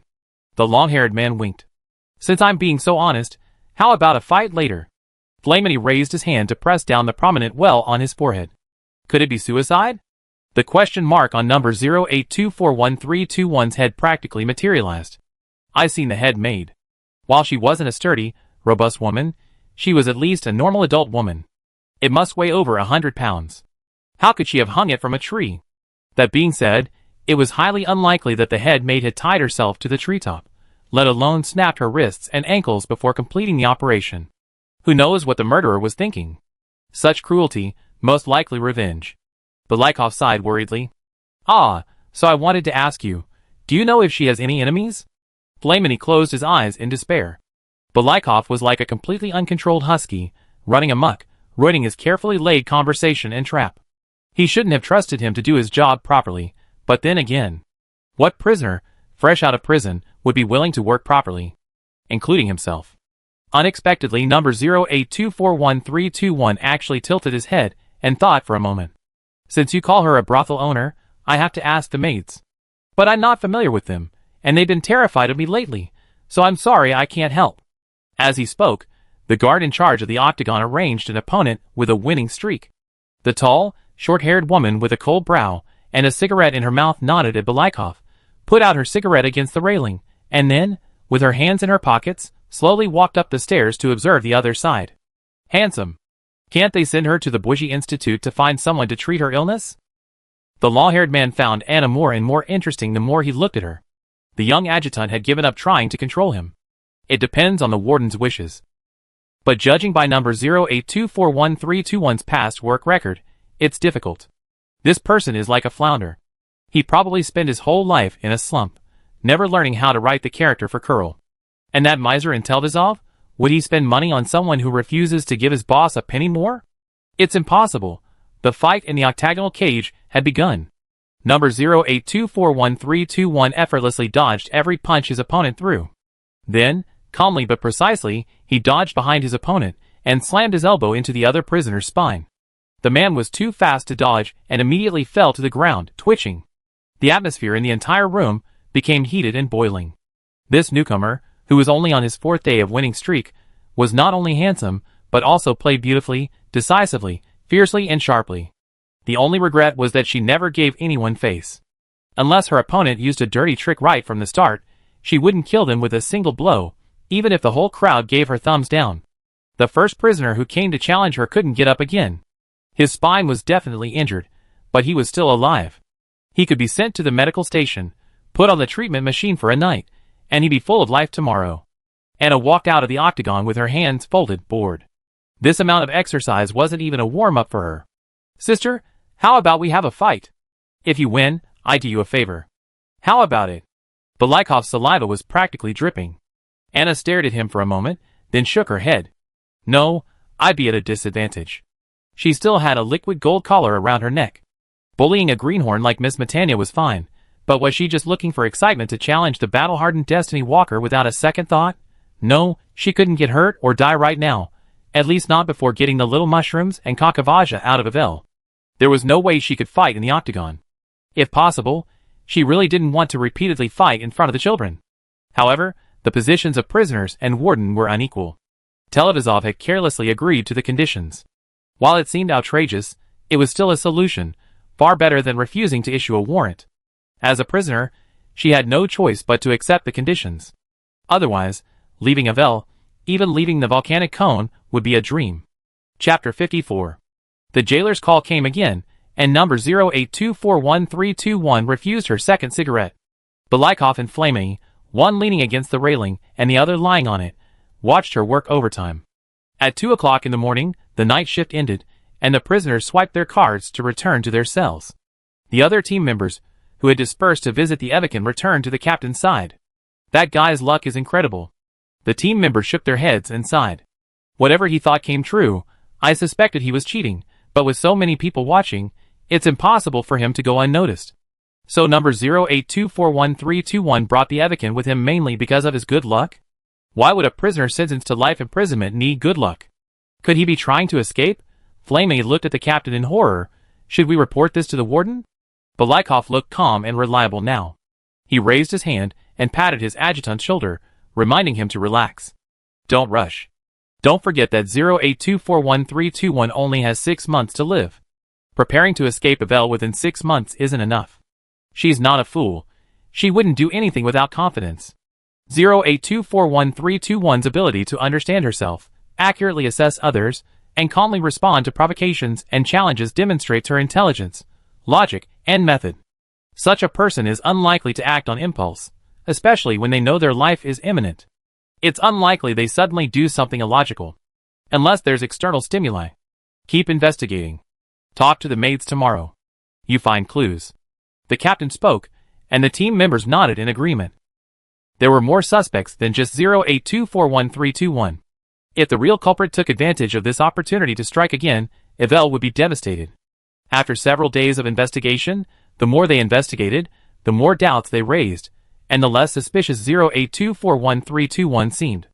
Besides, her alibi alone proved she had nothing to do with the case.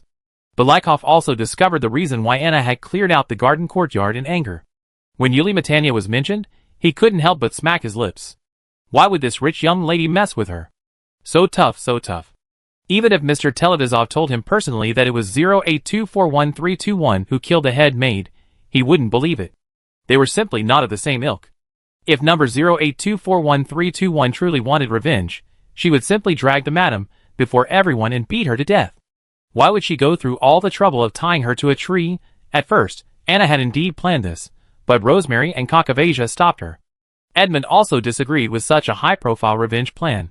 She deceived that innocent girl, pushed her to her death, and left her in despair. How can she let this go so easily without suffering a single rip? It must be said that the capitalists were adept at deceiving people. His conclusion was quite appealing, but it was so flattering that it displeased Kakavasia. Are you tired, sister? Do you want me to find you a chair to lie down in the sun and rest? He was a smart man. He would never speak ill of others in the team behind their backs to undermine the collective interests. Besides, Edmund was still needed right now. Instead of wasting time talking, she'd be better off doing something for her adopted sister. At least, she'd definitely be with her in the future, safe from some wicked rich man. Anna went from standing with her hands behind her back at the entrance to leaning against the wall, her whole body reeking of tiredness. But she still remembered that her main purpose for coming to the rooftop garden was to clear the extra hours she'd been complaining about, and to scout out the movements of the jailer acting as butler. Taking advantage of the fact that all the investigations and attention were focused on her, both overtly and covertly, was to take him out. This would both reduce the risk shared by everyone and prevent her from having to go back and waste time on the butler when she was about to leave Ivel. No thanks. I'm not used to lying around on someone else's property. One always had to be alert to the unexpected. Resting was more tiring than not resting at all, so what was the point of resting? She chatted casually with Kakavasia on the porch, while the patrol members hid behind cover, observing. There was nothing unusual.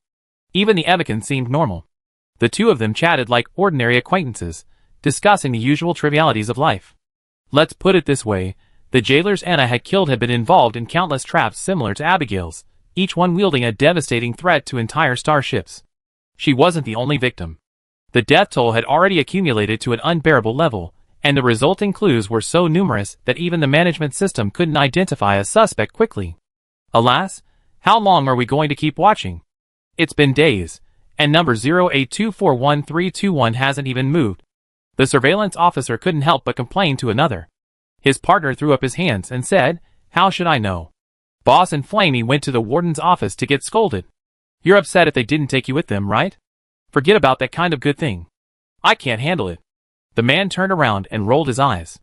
The two of them grumbled quietly, and continued to monitor Anna's every move. Another day passed. 0824131 and her Evican were still as active at get-off work and as busy at home. The two patrolmen monitoring her were almost sleeping together. Suddenly, the tranquility of the rooftop garden was shattered by the alarm. The prison guards organized the evacuation of the nobles, while ordering the cleaners to bring their tools and obey orders. The two officers monitoring the suspect hurriedly rubbed their eyes and mouths, then straightened up. Alarm bells were ringing, sparks flying. Dark clouds billowed over a building not far from the banquet hall. Following the precedent of number 0824131, the bored nobles were no longer willing to play with the inmates working above them. But they weren't going to stop there. If they couldn't play with living people, they could play with other things. Humans have always been creative in their pursuit of thrills and death. What's going on? Why did the fire suddenly start? The two surveillance officers were startled, wondering if number 0824131 had done something. Looking up, they saw Anna lazily pacing back and forth behind the team, carrying a bucket. Smoke was pouring out, and the fire was almost reaching her eyebrows. Hey, you're strolling around like a leisurely person. Soon, construction machinery and drones joined the rescue effort. After an hour and a half, the flames were finally extinguished, and the smoke gradually dissipated. The prisoners left with their tools the same way they arrived. Anna, still in her usual lazy demeanor, followed at the tail end of the group, carrying a bucket. The thick smoke and the chaotic crowd easily obscured vision. One of the patrol members, feeling guilty, asked his second partner for confirmation. You were keeping an eye on number 0824131, right? For a moment, he lost sight of her, but she quickly reappeared, slacking off among the firefighters.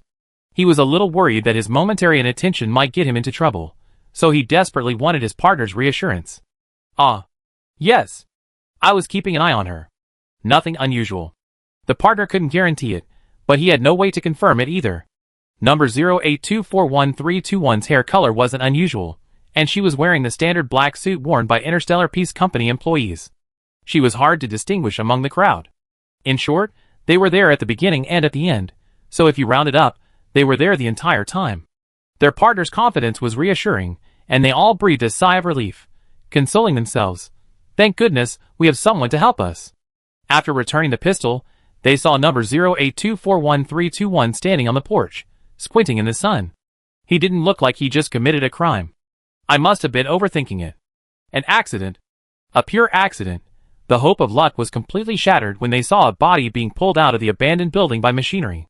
At that moment, the two patrol members couldn't care less about whether Anna still had any suspicious features.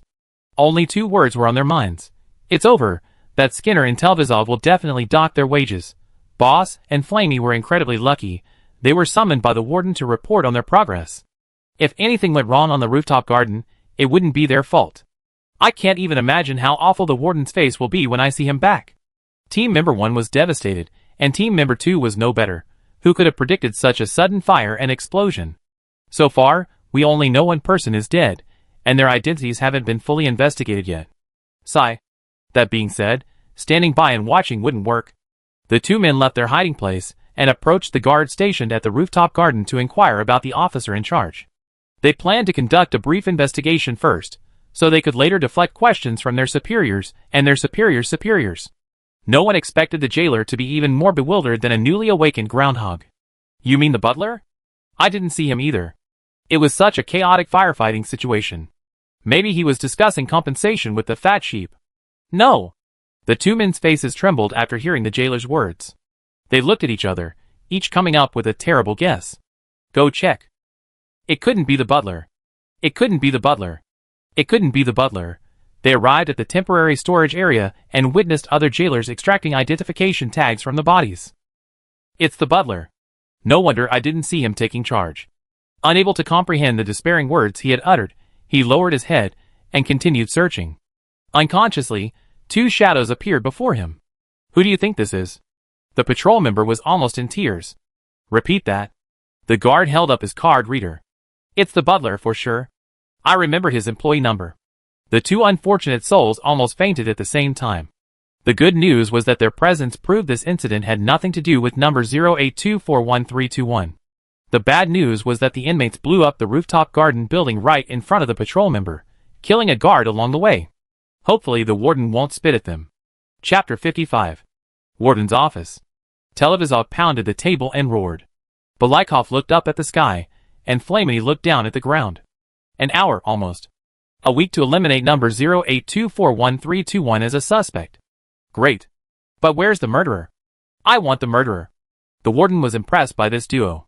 Didn't he know number 0824131 was suspicious? He knew. He had plenty of ways to kill anyone on Ivel. So, whether number 0824131 was clear to suspicion was irrelevant. She was already going to die, and the outcome was just a matter of whether she died within 3 months or 6 months. There was no need to expend any effort on her. On the contrary, the guy hiding in the shadows, secretly undermining Ever's foundation, must be brought out and executed immediately. His body must be displayed for public display. I'm sorry, Mr. Televizov. Balikov and Flamey both sincerely apologized, but the warden only grew even angrier. If apologies were enough, what was the point of Ever's existence? You too. He was about to say something more drastic when the alarm on the desk suddenly rang. The source of the alarm was the roof garden. Televizov answered the line, and the guard on the other end reported in a panic. Sir, several prisoners accidentally caused an explosion while taking drugs. The good news is that the fire is out now. The bad news is, well, a guard is dead. Warden, What kind of geniuses are these prisoners in Iver? Could they blow up a house just by taking drugs? We investigate immediately. Balikov's eyes lit up. The person primarily responsible for the explosion is the culprit, who's been causing such panic in Iver. Flamini hesitated to speak, then, seeing Televizov's satisfied expression, decided to keep his mouth shut. Isn't this pure scapegoating and a false conviction? I hope you be smarter this time. The warden's lips curled up slowly. Also, I don't want to hear any more about number 08241321. Don't waste my time and money on a man who's doomed to die. The patrol captain and his lieutenant left the office, spitting profusely.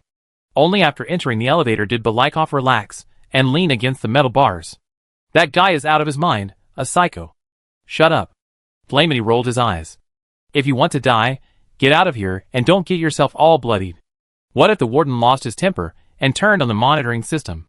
Televizov would probably go crazy if he heard his salaried staff calling him a psycho.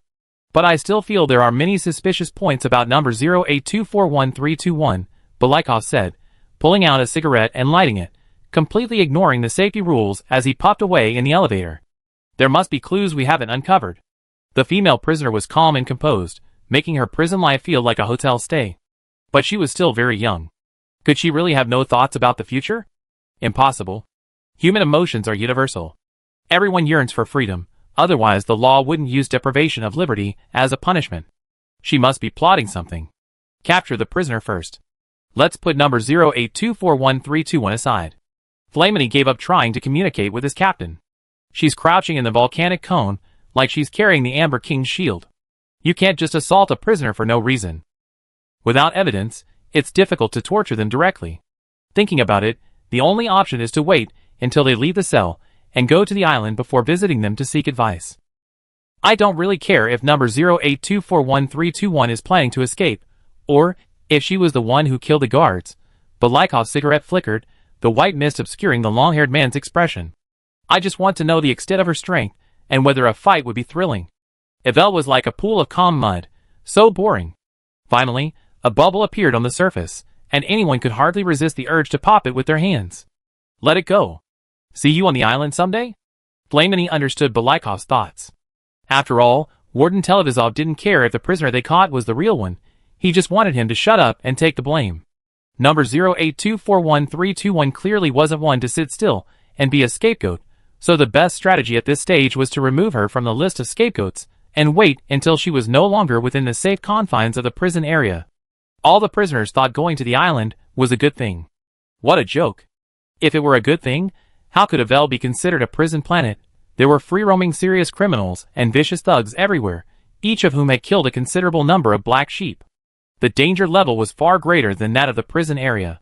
A prisoner, if he was careful in his cell and diligent in his work, could live a peaceful and smooth life.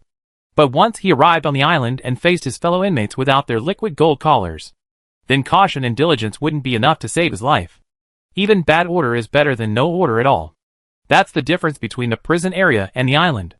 Balikov put out his cigarette, raised his hand, and patted his adjutant on the head. You still understand me? The boy looked like he wanted to bite him to death. Get lost. The investigation report on the rooftop garden bombing was quickly released. Several resentful prisoners, hiding in the building, used a device to smoke contraband while plotting revenge for clearing out number 08241321 from the garden atrium. An operational error caused a short circuit, explosion, and fire, resulting in the death of a brave prison guard. And the recent string of accidents that have been causing everyone great anxiety were all the work of these wealthy, idle men who hired assassins, simply because their lives were too idle and they were looking for some excitement. Now, Warden Televizov has decided to exile them to an uninhabited island in the sea to fend for themselves as a warning to any unruly prisoners. Whether outrageous or not, there's finally a result. The resignation letters submitted by the guards were returned to them. Miss Lucy, tirelessly visiting each cell block to offer her condolences and promising everyone a year-end bonus increase, finally suppressed the wave of resignations. Nothing is better than good credit. With the right money, anything can be done. The inmates in each cell block also saw this investigation report. Anna didn't know what others thought, but she knew she didn't understand the warden's trickery. Kakavasia sneered for at least 10 minutes. Edmund nearly rolled his eyes. Rosemary just sighed and said nothing. How many more black sheep are we missing? The capitalist had already prepared for exile, knowing this was a preliminary warning from the Interstellar Peace Company. If he didn't surrender his possessions, he might face more than just survival in the wilderness upon his arrival on the island. According to information gathered, the warden typically tossed disobedient guests into the volcanic cone, and only then would they face further punishment if they continued to defy the company. But if he entered the volcanic cone and then went to the island, he wouldn't be able to sync up with number 0824131 and the others. Besides, Edmund didn't want to work in the prison area. Just as the Evican secretly suggested he submit a pledge of allegiance, he conveniently changed his imprisonment into exile. The head tax has been paid. Boss, please help me. Please help. Anna raised a finger and showed him, and Edmund's eyes lit up. One day left, Kakavaja answered for her. Televizov has demanded 100 heads, and now those challengers are avoiding me. Luckily, the jailers forcibly assign a dozen unlucky individuals to a list every day, so they always manage to find some who are looking for death. Ultimately, Anna is picky and generally doesn't kill, otherwise this number would have been reached long ago. Why beat someone to death for no reason? What if they're truly imprisoned wrongfully? Let alone the probability of that happening, the absurdity of the Pierpoint court. It's hard to say. Mr. Anolia sighed and said nothing. Number 0824131 is a good person. Today, she spared the lives of those challengers who aren't looking for death, and tomorrow, she won't just sit back and watch her teammates suffer. Although her style of doing things was not in harmony with his usual strategy, she was the most trustworthy and reliable partner he could find. Considering that he could only beat the Rosemary twins in this group, Edmund kept his mouth shut. One day at a time. He wasn't going to be thrown out today, anyway. Take these things with you. If you're sent to an uninhabited island, you can at least survive for a while. Kakavasia happily handed Edmund a bag made from prison uniform and said with concern, I take good care of the signal receiver you gave me. You must hold on. Edmund opened the bag and saw an ordinary prison uniform. The rest was filled with drinks and nutritional supplements that prisoners could buy from the self-service vending machines. Carrying money is useless. On an uninhabited island, who would you go to buy things from? If you saw a stranger, you have to turn around and run, or you lose both your money and your life. Kakavasia, who had lived in the desert for over a decade, knew this well. In that kind of environment, nothing was more important than survival supplies. Ah. See you on the island? Edmund looked at Anna with tears in his eyes. My life and property are in your hands. The Evicans are untrustworthy. Rosemary's twins are still cubs. I hope number 0824131 will live up to my trust for the sake of the liquid gold collar. You spent the money, don't worry. He looked so pitiful that Anna chose not to look at him, but she still gave him a firm answer. Even if you don't trust my abilities, at least trust the abilities of credit points. How can money power not be a superpower? If it really didn't work out, this capitalist would definitely not let him suffer. He just couldn't bear to use his backup plan. Chapter 56. Mr. Televizov, please review the transfer request for number 0824131. After 2.5 months in prison, number 0824131 acquired an Evic gold slave worth 20,000 Ivel coins asterisk, and twin cubs for 10,000 Ivel coins each.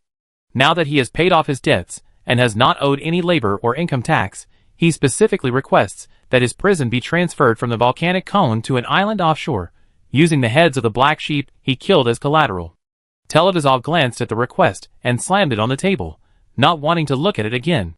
He waved his hand to Miss Lucy, saying, dump them on the uninhabited island and send the coordinates. The number of desperados inside the prison was still relatively small, and with the liquid gold collar suppressing them, number 0824131 mistakenly believed that Ivel was a place where she could just lie low and let herself go. The island and its gangs would teach her the ropes of life. Lucy silently took the application and completed the process, then went down to work with the paperwork. There was no point in reasoning with Televizov. Something about considering the presence of minors, and whether they should be given a good place to stay. Bringing it up too much would only make the warden irritated and angry. There was so much to do. First, she had to get rid of those drug-addled idiots in the rooftop garden, and then make arrangements for number 0824131, who had a family. All of this needed to be done before the starship carrying the new prisoners arrived, freeing up the cells for the next inmates. As for prisoners being exiled or transferred, they were allowed to bring a small amount of personal belongings, and their Ivel coins would be deducted. Her writing paused at this point. Number 0824131 was a smart one. After paying off all her loans and accounts, she didn't save a penny, leaving nothing to be deducted. No wonder Mr. Televizov got a headache just hearing her name. She's a good person, to be sure, but a bit clueless. She's gathered a lot of burdens around her for no reason. I hope she won't regret it in the future. Could she be a believer in preservation? Otherwise, there'd be no need to keep picking up people one by one. The day for the prisoner's exile arrived in a flash. Those who had been enjoying a carefree life on the rooftop garden had been crying and making a scene since they were taken aboard the starship. The only prisoner who cared enough to save his life huddled in a corner, clutching a dirty gray linen bag. He looked reasonably sturdy, but there was something unexplained about him that was quite pitiful. Edmund nearly burst into tears. The Evican hadn't lied or cheated him. Although the boy was unreliable from head to toe, the emergency supplies he prepared were substantial. The bag was worn and unremarkable, and the supplies consisted of low-grade drinks and nutritional supplements common in lower-level prisons. The guards weren't interested in confiscating such items, and those arrogant young men weren't prepared enough to think of snatching them. A little caution would be enough to get him through those first few difficult days. If you regret it, you can return to the rooftop garden to serve your sentence for a reasonable price. The guard glanced at Edmund meaningfully. The warden had emphasized this prisoner's point, but unfortunately, the tattered bag he was holding contained nothing of value. The wealth the company truly desired was already on his mind. Otherwise, they wouldn't have let him go without a bag. These wealthy people haven't experienced hardship. Throw them on a deserted island and enjoy themselves for a few days, and they learn to bow their heads and submit. Mr. Enolia, once a prominent figure, kept his mouth shut. For a sufficient profit, you could even buy a rope from the capitalist to hang him.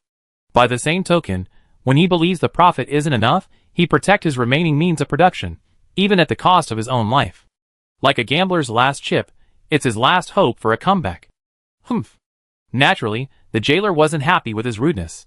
After arriving at the designated coordinates, the starship slowly descended, finally hovering 50 centimeters above the ground. Several exiled guests were hoisted and thrown out of the hatch, howling. No matter how hard they tried to climb back in, it was useless. The starship mercilessly closed the metal doors and soared into the air, spraying sand in their faces. Edmund immediately made his way down the aisle. There was no good ending for him hanging around with that loser. He had water and food on him. He just needed to find a safe place to hide and wait for number 08241321 to rejoin him. She wouldn't refuse to come. The collar chip the company had secretly placed under the prisoner's skin would compel her to search for him at all costs. Where's the head of the Enolia family? As soon as the prisoners finally recovered from the despair of being exiled to an uninhabited island, someone noticed Edmund's escape. He's gone. I asked him to help me build a stove to make something good, but he blew it up and killed a jailer. If it weren't for him, we wouldn't be stranded on this deserted island. At this moment, new and old grudges surged in his mind, even recounting scores from 800 years ago. None of the Enorias are good people. They're a family that's used to tampering with machinery. The group circled around several times, but couldn't find Edmund. The glare of the star overhead blinded them, and they were forced to give up and seek shelter. Besides everything else, if they didn't find shelter from the sun and wind, they probably wouldn't survive past 72 systems. Edmund had already walked quite far, clutching his emergency supplies. 08241321 had told him that all the islands on Ivel were peaks of continental mountain ranges emerging from the water. To find shelter, they had to head for the sea. And with luck, she would travel in a straight line from the sea, passing all the islands. With the signal receiver, they wouldn't lose their way. She also explained how to navigate and protect themselves outside the simulated pleasant environment of the rooftop garden. Following these instructions, they should have no problem surviving the next few days. As he tumbled and scrambled over the dunes, he could practically hear his pampered fat sizzling under the sun. Sliding from the top of the dune to its base, the faint smell of the sea, emphasized by number 08241321, reminded Edmund of the coastline ahead. He was only halfway moved when the sand beneath his but suddenly trembled violently. A muddy sound, accompanied by the sounds of chewing and human wailing, was carried far away by the wind. A shadow danced wildly overhead. Although the main form of the creature was obscured by the towering dune, Edmund knew he had to run for his life. He wondered what those playboys had provoked. Had their families never taught them not to easily make enemies, let alone to let go of their itchy claws, by the star gods? If he doesn't bankrupt these families after escaping Ivel, he won't be called Enoria. On this day, theoretically, which should have been Sunday, the prison guards escorted the most severely punished prisoners from each prison area to a gathering point to await the arrival of the starship. They had received the warden's pardon and were free to return to live on the island. The day of departure was announced in advance. Prisoners were allowed to take their personal belongings with them, but they had to surrender all the Ivel coins stored in their ID cards as travel expenses. Anna had only 3 personal belongings: Caucavasia, Prada, and Praia. She repeatedly asked Rosemary if she wanted to go with them, but the beautiful woman always shook her head. Rosemary had tried to submit applications to the warden more than once in the past, but each time, nothing was done. Later, the head maid sternly warned her not to think about leaving the prison until her sentence was complete, and that, given her appearance, she would likely die a quicker and more miserable death. Number 08241321 already had a heavy burden on her shoulders. Plata and Praya were fortunate enough to be alive, and she didn't want to burden them anymore. Don't worry, sister. Plata and Praya aren't stupid kids. They know what to do. Walking in the escort, Kakavasia looked much more lively than usual. He clutched the pocket of his prison uniform, the same one he wore with Edmund, his multicolored eyes sparkling. Don't whisper. The guard scolded, then fell silent upon meeting number 08241321's icy gaze. The elevator carried the prisoners to the medical station, where they would have their liquid gold collars removed. Stella was once again in charge, acting like a newcomer eager for a promotion, and the station director was indeed planning to give her a promotion and a raise. What a diligent girl! Compared to the other staff members, who were lazier than sloths, Miss Stella was worth every credit in her account.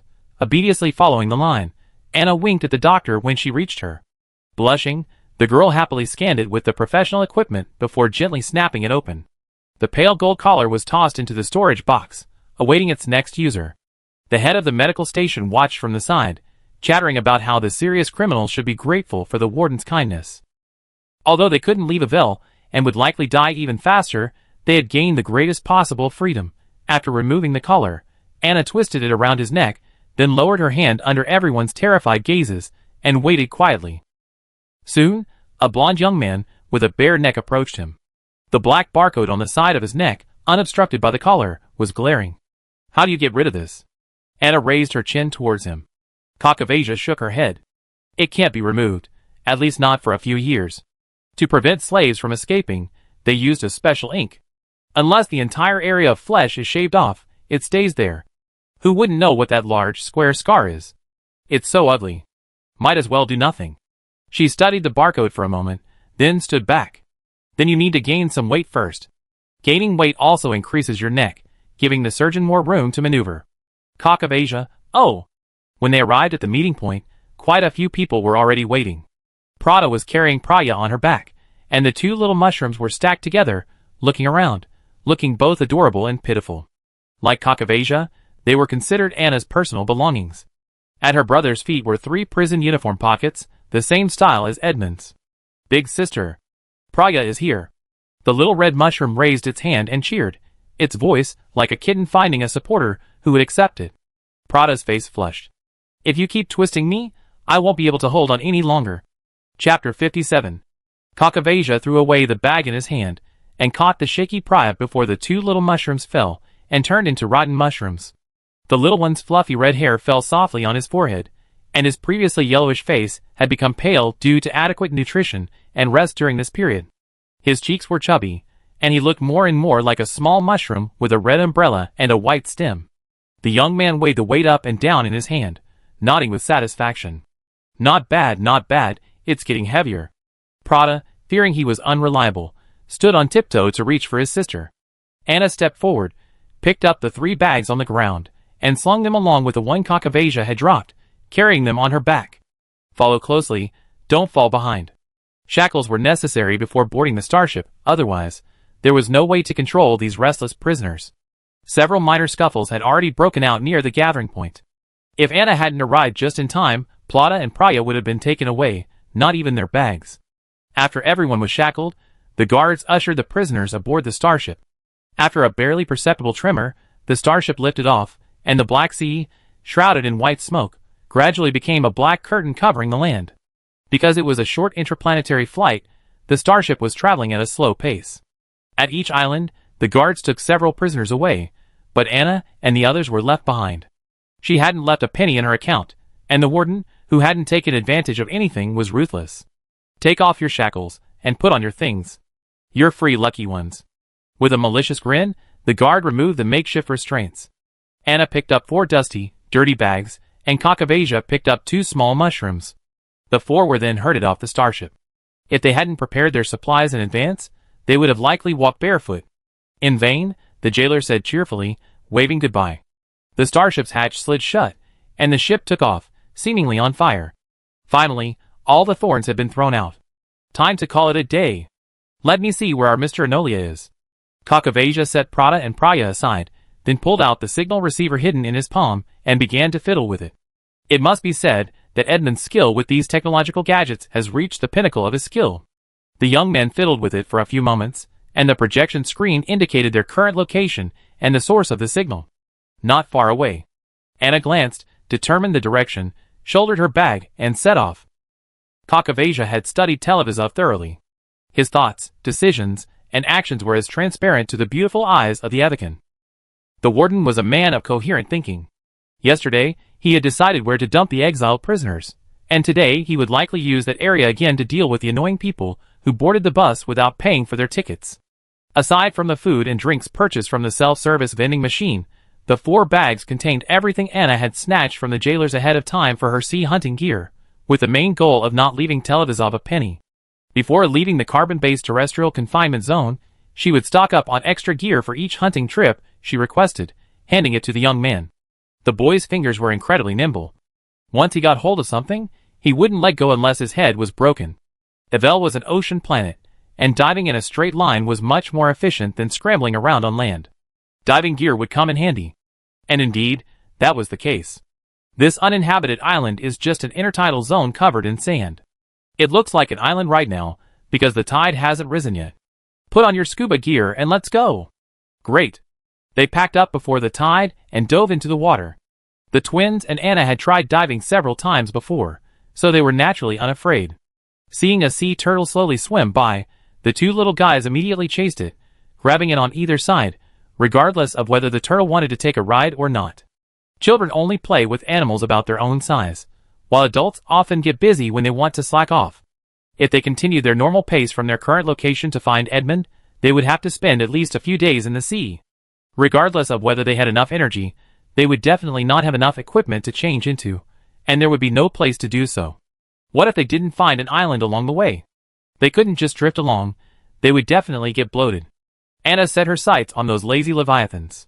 They weren't truly living creatures, nor were they fully formed machines. They lacked the independent decision-making abilities of living organisms, but they possessed the tirelessness of machines, making them the perfect means of transportation. The only problem was that the leviathans could swim into deeper waters at any moment, requiring foresight and the opportunity to catch the next ride. Leaving the little mushrooms and the melancholic turtle to play for a while, Anna took advantage of this opportunity to target her first target of the day. She had previously tried to interact with the leviathans, but their only reaction was a lack of reaction.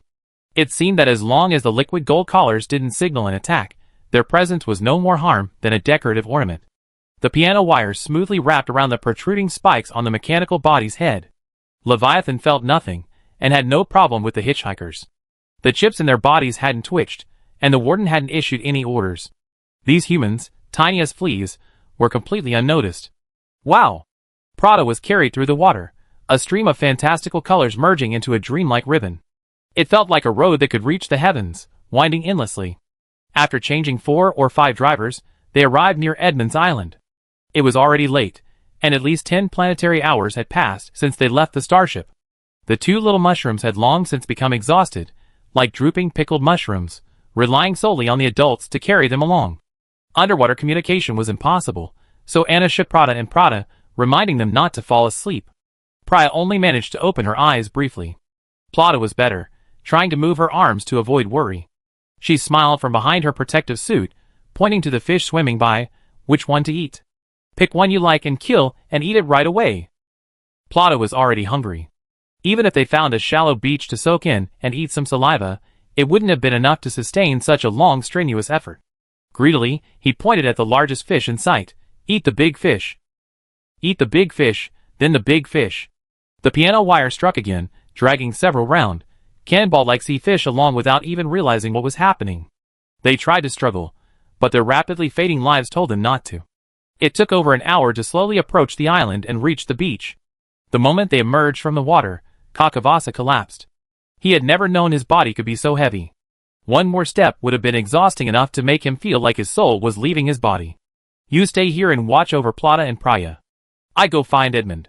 He need your help to remove the chip lodged in their skin. Your lives must be your top priority. Anna was tired, but she could hold on. She gathered up the piano wire, tossed the skewered fish onto the beach, and then staggered back, searching for the coordinates given by the signal receiver. According to Edmund, the accuracy of this device was quite good. The 2 points on the projected light screen perfectly overlapped. As long as the creature was still alive, he must be hiding within a circle with a radius of 50 meters. The flat beach was unobstructed. The only thing that might have a crack or hole was a protruding island to the left. She just needed to get closer and shout. If Edmund didn't want to be left alone on a deserted island trying to survive in the wilderness, he would definitely answer. Her judgment was spot on.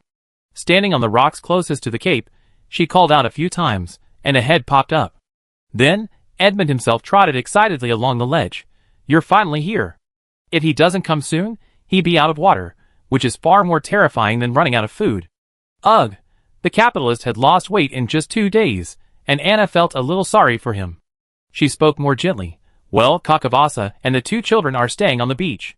We've taken a few fish and we'll grill them later. Edmund sniffed. He'd been gorging himself on the paste for 2 days, daring not to venture out, fearing it would be snatched up by some hungry wild animal. The low-grade nutrient paste was nutritionally balanced, felt filling, and provided ample energy, but it had the bland, synthetic flavor of an industrial product. For someone used to eating natural food, it felt like chewing sawdust. Grilled fish. Fresh food, full of the aroma of home. Slurp. He turned and ran back, dragging his bag of supplies back with him. He didn't even bother staying in the dilapidated cave anymore, following Anna closely, afraid of being left behind. There are many carnivorous beasts on this island. In the central desert, there's a sandworm bigger than a man. Almost everyone who came down with me was eaten by them, and some scraps fell victim to scavengers. He was truly terrified. Hungry beasts don't care about wealth, and they won't negotiate. A wealthy person might even be more nutritious and delicious. Anna didn't laugh at him. For an ordinary person without even a weapon, Edmund's ability to survive on a deserted island for 2 days was remarkable. His desire for life overwhelmed everything, and that's how he managed to wait until rescue arrived. After a long, rambling conversation, the accumulated pressure finally released. Edmund took a deep breath, feeling himself relax. I'm not trying to shirk responsibility. Removing the subcutaneous chip requires specialized medical equipment. These things don't grow in the desert of an uninhabited island. I understand. Tomorrow, we find a campsite that can accommodate so many people, and then we find a way to move to a larger, more prosperous island. For Anna, not only did she need to remove the chip from the liquid gold collar, but she also had a discarded chip in her brain that needed further examination. She couldn't wait 3 months until the warden realized she'd been tricked before trying to escape. By then, the opportunity would be gone. Chapter 58. How to migrate from an uninhabited island to a densely populated, prosperous, and affluent one. That's a good question. Not to mention Anna, who had lost her memory and was completely unaware of the outside world. Even Edmund, a native of Pier Point, didn't know what to do. I hid on a coastal cape for 2 days, and never saw a single ship or aircraft pass by, not even a single seabird. The center of the island was a vast desert, with only a few sparse trees near the coast, and no water source to be found. The drinking water in the supplies dwindled, and the empty bags piled up on the ground like a death warrant. When it comes to desert survival, Kakavasa is already a seasoned expert. He questioned Edmund's description. Have you observed how the local animals obtain fresh water? Without fresh water, humans can't survive, and neither can animals. You can't stalk a friendly-looking herbivore if you can't afford to offend a beast. Edmund looked at him with a sorrowful look. How could I dare go out? There were 8 of us on the day we landed, and I was afraid they'd steal my supplies and then flee in the spaceship. As soon as we got over the dune, I saw a giant sandworm rise from the ground and devour 5.5 in one go. Half a person was indeed a bit of a stretch, and Kakavasa's doubt turned to sympathy. Sorry, there aren't any sandworms on Cygania 4 that can eat 5.5 people in one sitting. He looked at Anna. Sister? She pointed to a row of tall plants on the shore that looked like stickers stuck on a map. Dig them up and see. They must be growing on fresh water, right? This time it was Edmund's turn to look at her in confusion. You don't recognize them? Coconut palms are widely distributed throughout the universe. You can't be from a planet even more remote than Cygania. Can you? Does this thing exist on Cygania 4? Or are you truly related? He turned to Kakavasa with the last half of his sentence. How lucky. Number 08241321 looked nothing like the Evicans, not even remotely related. Although both were exotic beauties, One was sharp as a knife, and the other sweet as honey. They couldn't possibly be from the same family. Kakavasa shook his head. No, coconuts grow on Cygania 4. Unless the temperature on the entire planet is too low to support plant life, coconuts shouldn't be rare. Then the two of them went to see Anna together. Is that so? God of the stars/Earth mother goddesses. Is there a star civilization even more remote than Cygania 4? Anna, your imagination. She struggled to find a non-offensive adjective. Very rich. There's a kind of ignorance that comes from forgetfulness. Neither of the two people in front of her knew of her amnesia. Kakavasa immediately shut up. He'd just been taken away from Cygania 4 by slave traders, and ridiculed for his ignorance. The young men kept winking at Edmund. Don't ask. I beat you up if you ask again. Ah. Ahem, you can get drinkable juice from opening a coconut, but the problem is I can't climb that high. Edmund lowered his head in shame, changing the subject, while also feeling useless. A grown man with all 4 limbs couldn't do this or that. Even the emergency supplies were prepared from the start. Even a tethered dog could last 2 days. The fire danced with cheerful sparks. The fish slices skewered around it exuded the distinctive aroma of cooked protein, and the fat sizzled. After sprinkling them with salt and pepper, Prada and Praya, who had been drooling, opened their eyes, following the scent. The adults' conversation abruptly ceased. The cuts from a large fish were enough to share among the 5. To avoid wasting the fish, Kakavasa simply roasted the entire harvest at once to prevent it from spoiling. The fire was surrounded by a circle of fish, creating a spectacular visual effect. Eat. Anna pulled out a branch and handed it to Prada, motioning him and his sister Praya to share. The eldest sister had said fish, and today they had a delicious big fish. The 2 little mushrooms had gnawed until their hands and faces were greasy and black. It seemed Kakavasa was skilled at grilling fish. The little ones twitched and twitched as they nibbled, their faces bubbling with delight. The adults didn't need to give in. The 3 of them each buried their heads in their food. Edmund couldn't hold back now, even if he tried. After 2 days of consuming the cream, he was envious of anything that moved. The 2 high-ranking criminals sitting across from him were already starving after a day in the sea, and even a human figure was already restraining himself. Keeping warm by the sea fire, the starry sky above no longer looked cold and dim. Edmund gnawed 3 pieces of fish larger than his face, burping and rubbing a handful of sand off his hands. What are you doing tomorrow? He decided to just ask questions, and the rest of the time he just had to follow number 082411321. No one could get away from him again. Anna gathered the remaining fish bones together. Find a native and borrow a campsite for the time being. Plata and Praya blinked their wide, innocent eyes, while Kakavasa and Edmund were speechless. You better really borrow. By the way, boss, you're supposed to be a destiny walker, right? May I ask which star god you worship? This question is quite important, so let's discuss it in advance to avoid any future taboos. For example, if you sing Compassionate Medicine King's Salvation in front of the hunting followers of the Immortal Ship Alliance, you wouldn't be innocent even if you were beaten to death. Or if you openly declare Clipper a psychopath at a board meeting of the Interstellar Peace Company. Don't cry when you're walled in. Anna tilted her head in confusion. Destiny Walker? Star God? I don't know. After waking up from the starship, she was immediately shoved into an isolated prison planet. Living in a cell, she was busy as a dog every day. Kakavasa, who was close to her, had never been to school, and most of the knowledge stored in his head was related to breaking the law. She had no way of learning such common sense. The Evocan immediately reacted, I don't know. We Evocan believe in the Earth Mother. Edmund, after holding back, couldn't help but say, I didn't ask you. You know nothing, Plata and Plata, wow. Eat, sleep. The 2 men turned to comfort the children. The cubs were careless, and the secret of their boss's mental problems, and illiteracy, and lack of common sense couldn't be shared with them. Anna, It seemed the accidental amnesia could no longer be concealed. For now, Edmund had to rely on her to protect him until he left Ivel. With this as a precondition, he wouldn't do anything to harm her. Well, I don't know. I don't remember. I got hit on the head while being escorted to Ivel by the company. I guess. I lost my memory. Anyway, the mechanical pumpkin had already died at the start, and the security guards responsible for the escort had been completely cleared out by Teldazov. Whatever she said was true, no one would verify it, and there was no way to find out. Faced with Anna's bland description, Kakavasa chose to testify without asking any questions. Yes, even though I was sitting far away, I knew it. A criminal attempted to attack the crew on the starship, and my sister was simply implicated. Does it still hurt? Didn't the doctor's report mention this? He still remembered it, but he just didn't like to talk about it. That's another story. Anna squinted her eyes as she surveyed Edmund, suddenly realizing that he was also a source of intelligence.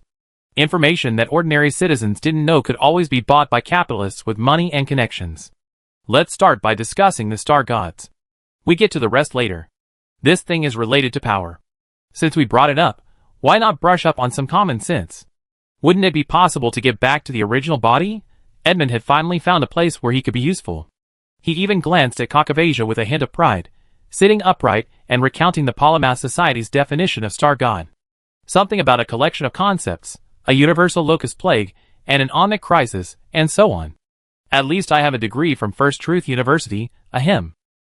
Since four illiterate people sat before him, their eyes wide open, studying, Mr. Honoria felt a strange sense of satisfaction. This team would fall apart without me. When embarking on their destiny, a destiny walker can sense the presence of a star god. No one can mistake it. Tell me about it. He looked at Anna expectantly, only to see her tilt her head in deep thought. Caucasia, on the other hand, scratched the back of his head. Speaking of which, I seem to have seen a tall, golden figure in the dark. Could it really be a manifestation of the Earth Mother?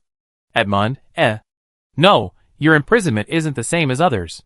You two are here to restock, aren't you? Never mind your Earth Mother, Edmund said. Edmund wiped his face. That's just an independent belief prevalent in a small area, far from the concept of a star god.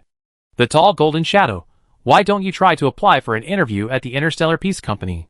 They won't give you any trouble, for the Amber King's sake. An Ebican sentence to life imprisonment or even death for fraud doesn't seem directly related to the honest and kind protection. But then again, the Interstellar Peace Company isn't a pedantic organization either. Perhaps they're a good match.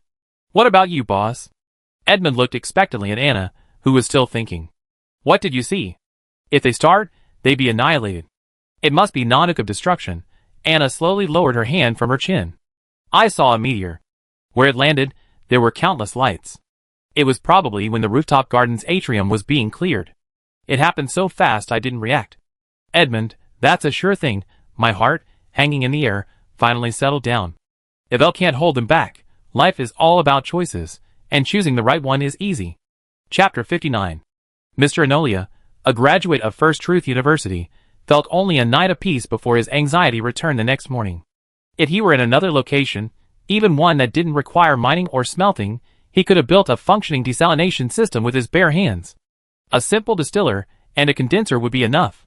But he was currently on an uninhabited island, and of his 4 new teammates, 2 were under 10, and the rest were illiterate. Edmund Enolia. He had single-handedly raised the average educational level of those who had dropped out of prenatal education to at least complete compulsory education. He was proud, but this pride couldn't solve the problem of survival. Hunting Destiny's teammates sat lazily, gazing at the sky, while Protecting Destiny's teammates were fishing with their children on the beach. No matter how you looked at them, they looked like they were slacking off and destined for failure. Boss. He was like a contractor who couldn't bear to cut into a major artery, but couldn't help but push for a deadline. His team was filled with experts, and he was the last person to be asked. Freshwater, what should we do? To avoid appearing too anxious, he used the twins as a shield. Adults can reduce their drinking water intake, but children shouldn't be shortchanged. They even need to drink more to stay healthy. Anna didn't know exactly how much water children needed, but since it was necessary, she had to take action. She finally stood up from the beach, brushed off the sand trapped in the wrinkles of her prison uniform, and walked into the shallow water, bending down and groping for something. Edmund followed her, peeked in, and found a handful of pebbles. The coconut tree wasn't far from the remains of the fire, and Anna walked under it with a handful of pebbles. This thing was incredibly tall, about 20 to 30 meters tall. Its trunk was relatively thick, evenly dotted with ring-shaped leaf scars. The trunk was topped by a cluster of large, pinnate leaves, and between the leaves and the trunk, a nest of green fruits nestled in the branches. Coconut water is a wonderful drink, sweet. Edmund had already accepted that her boss urgently needed a search engine. When she paused, she was probably observing something she didn't understand, waiting until she understood it before taking action. It was cautious and steady, though a bit time-consuming. Anna circled the coconut tree several times, then suddenly stepped back and launched a stone. Her movements were fluid and powerful. The stone flew so fast that its trajectory was almost indistinguishable. Edmund heard a few thuds, and the green fruits made small pits in the sand. Priya, come and eat the coconuts. Since the coconuts were being thrown down in the name of the children, they naturally had to be given to them first. At the capitalist's call, 2 small red mushrooms quickly flew from the seashore to Anna's side. Round. Hard. Priya squatted on the ground, poking at the green rind of a coconut and quickly yielding a peeled fruit. Cockavasia came over with a bag of clattering snails, and soon after, she too was sipping juice from a green, hard shell. It tastes strange. Delicious, but still a little weird. The freshwater crisis was temporarily over, but the number of coconut trees along the coast was limited, and Edmund remained anxious. He knew his anxiety wouldn't solve anything, so he kept to himself, not daring to show it on his face. After breakfast, Anna pulled out the piano wires and checked them, then calmly asked everyone else about their plans. At this point, no one had yet grasped the seriousness of the situation. Kakavasa wanted to stay by the sea and try to find a favorable sailing ship, but Edmund remained silent and sullen. Plata and Priya, as long as they were well fed and watered, huddled together, didn't demand anything. Yes, she nodded in understanding. Then you stay here and wait for me, while I go do some work in the desert. Go do some work in the desert. This combination of words was a bit unusual. The desert is dangerous. My sister and I will go together. Kakavasa immediately put the favorable sailing ship out of her mind. Edmund remembered her mention of borrowing the campsite last night. That sandworm is really big. And very ferocious. Yeah. Anna's use of interjections when she was being perfunctory was always very regular, starting with a short response and then adding 2 more. Let's see first, and then we see. Edmund didn't realize this, but Kakavasa had already figured it out. The young man rolled his eyes, knowing exactly how to convince her. It's better to go together, not separately. How many good people are there on Ivel? The ship might have favorable winds, but the people might not. This was true, and Anna agreed almost immediately. Okay, then. When we get there, stand apart. Her intention to trouble the sandworm wasn't just for a trivial matter like borrowing a campsite. So many people couldn't survive on fish alone. Fish is rich in protein, but very low in fat. In such an extreme environment, storing more fat is equivalent to saving more lives. She couldn't refuse. Besides, a closed and safe campsite would allow the twins to leave, allowing the adults to free themselves and find a way out. Edmund led the way, Anna stood at the rear, keeping watch, and Kakavasa walked in the middle with the 2 little mushrooms. In terms of age, they were the first, second, and third oldest, respectively, so this arrangement was considered a form of care and privilege. Having nearly burst his lungs in his escape, Edmund couldn't quite place how long or how far he run. He only knew he encountered a sandworm emerging from beneath a sand dune. The truth was, he was quite far from the scene at the time. Most sandworms live in sinkholes beneath the desert. Their presence suggests there are other layers beneath the sea of sand. Among adult sandworms, only males appear alone, females remain in family groups, tending to eggs or following the king on hunts. Are you sure there's only one, not a swarm? Kakavasa knew more about sandworms than everyone else combined. Sandworms existed on Cyganja 4, though not as large as Edmund described. Their ferocity was comparable. Edmund confirmed that there was only one shadow cast on the sand. One, no other sandworms. Oh, their weaknesses are primarily in their eyes, the eye-shaped pattern on the center of their abdomens. Of course, they're also very sensitive to pure water. Water is to sandworms what arsenic is to humans. Kakavasia was puzzled. Could this island be that large? Male sandworms mark their territory, and so do their sisters, sometimes even larger and wider, because they need to raise their offspring. As Anna listened, she weighed the bag of leftover fish in her hand, hoping the sandworms wouldn't be too averse to see fish. After walking for over an hour, Edmund had approximately found the sand dunes he was targeting. He truly had no way of pinpointing his target in the desert. The wind blew away any surface landmarks, leaving only satellite positioning. I just remember sliding down a large expanse of sand, and the ground shaking violently. That's about it, Kakavasia said, looking up at the angle of the stars. Once we're over the dune, the entire expanse will be the sandworm's territory. The fact that they can grow to the size you described suggests they have a voracious appetite, and a smaller territory wouldn't be enough to sustain themselves. The group struggled to climb the dune, and this time, Edmund was left behind to care for the twins. Don't go any further. If you run into danger, you might not be able to handle it. Anna left them her drinks and food and walked off, carrying the bag that reeked of something ominous. Don't be afraid. It'll be over soon. If she'd been any slower, she'd have been suffocated by the stinking fish intestines, bones, gills, and blood. Edmund forced himself to appear less worried. He fashioned a sunshade from scrap diving gear, propped up a small tent for Plata and Praya with a stick, and then squeezed in with them. The backs of the two children's necks were sunburned red, but thankfully they'd been able to endure it, and hadn't cried out a word. Not long after, the ground began to tremble. Sitting on the top of the dune, Edmund finally got a good look at the sandworm. It looked like a sea anemone magnified 1,000,000 times, its tail still buried in the sand, its upper body and mouth exposed. Anna hadn't expected the sandworm to be so obsessed with rotting fish debris. It practically chased the bag. The piano wire shot out and wrapped around the tentacles around the sandworm's mouth. She pulled back to test the tightness, making sure it was secure before releasing the force. The sandworm felt a pain near its mouth and instinctively swung rapidly, trying to shake off its attacker. Ripples appeared across the sand, spreading outward in waves. As if caught in a strong wind, the yellow sand was carried high into the sky, and then slowly fell back, like a golden rain falling across the sea of sand. Using the force of the worm's twisting body, Anna soared into the air. When she reached the desired distance, she raised her hand and launched a stone.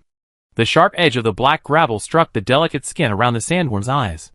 It wasn't that her aim was poor, but rather that the sandworm, having lived underground for so long, relied primarily on touch for perception, and its eyes had long since degenerated into two pale, light-sensitive spots. Compared to the sandworm's size, which was almost comparable to that of a blue whale, its eye spots were barely larger than sesame seeds, making them difficult to pin down. After several attempts, the sandworm realized it had stung a tough opponent. It raised its upper body to gather strength, attempting to burrow into the sand and use the environment to its advantage to shake off its attacker. Anna was unwilling to let this creature return to a more advantageous position. The sandworm could roam freely in the sand sea, but she couldn't. Kakavasia, who had remained behind, had already vanished.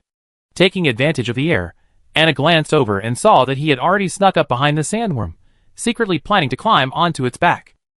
The piano wire circled around the sandworm's head, dodging the surging tentacles and the constantly opening and closing wheel-like teeth of its prey. Sand rustled and scattered, and a bird of prey larger than a man flew through the sky. It was the sandworm's neighbor, sensing that its old rival was in new trouble and rushing to watch the fun. Anna didn't intend to deal with two beasts at once. As the sandworm sprang upward, the eye-shaped pattern on its abdomen finally appeared. She yanked the piano wires entangled in her tentacles, continuing to glide by inertia. The tough metal wires quickly switched anchor points, helping their owner to maneuver through the air. After completing its leap and about to plunge headfirst into the sand, the sandworm suddenly stiffened, springing back like an inchworm before slamming heavily onto the ground. The flying yellow sand felt more like a sandstorm than rain. The giant bird circling overhead was about to swoop in to take advantage, but unexpectedly, a piano wire shot out from its sand dance, nearly severing its tail. Why are these new bipeds so aggressive? They won't even give the bird a single advantage. Disgusting. After a while, two figures emerged from the shattered sand. Anna scraped away the sand, first crawling out herself, then going to help Kakavasa. She felt nothing as the sand hit her, as if some mysterious force had sealed her from the surface. Amazing. Chapter 60.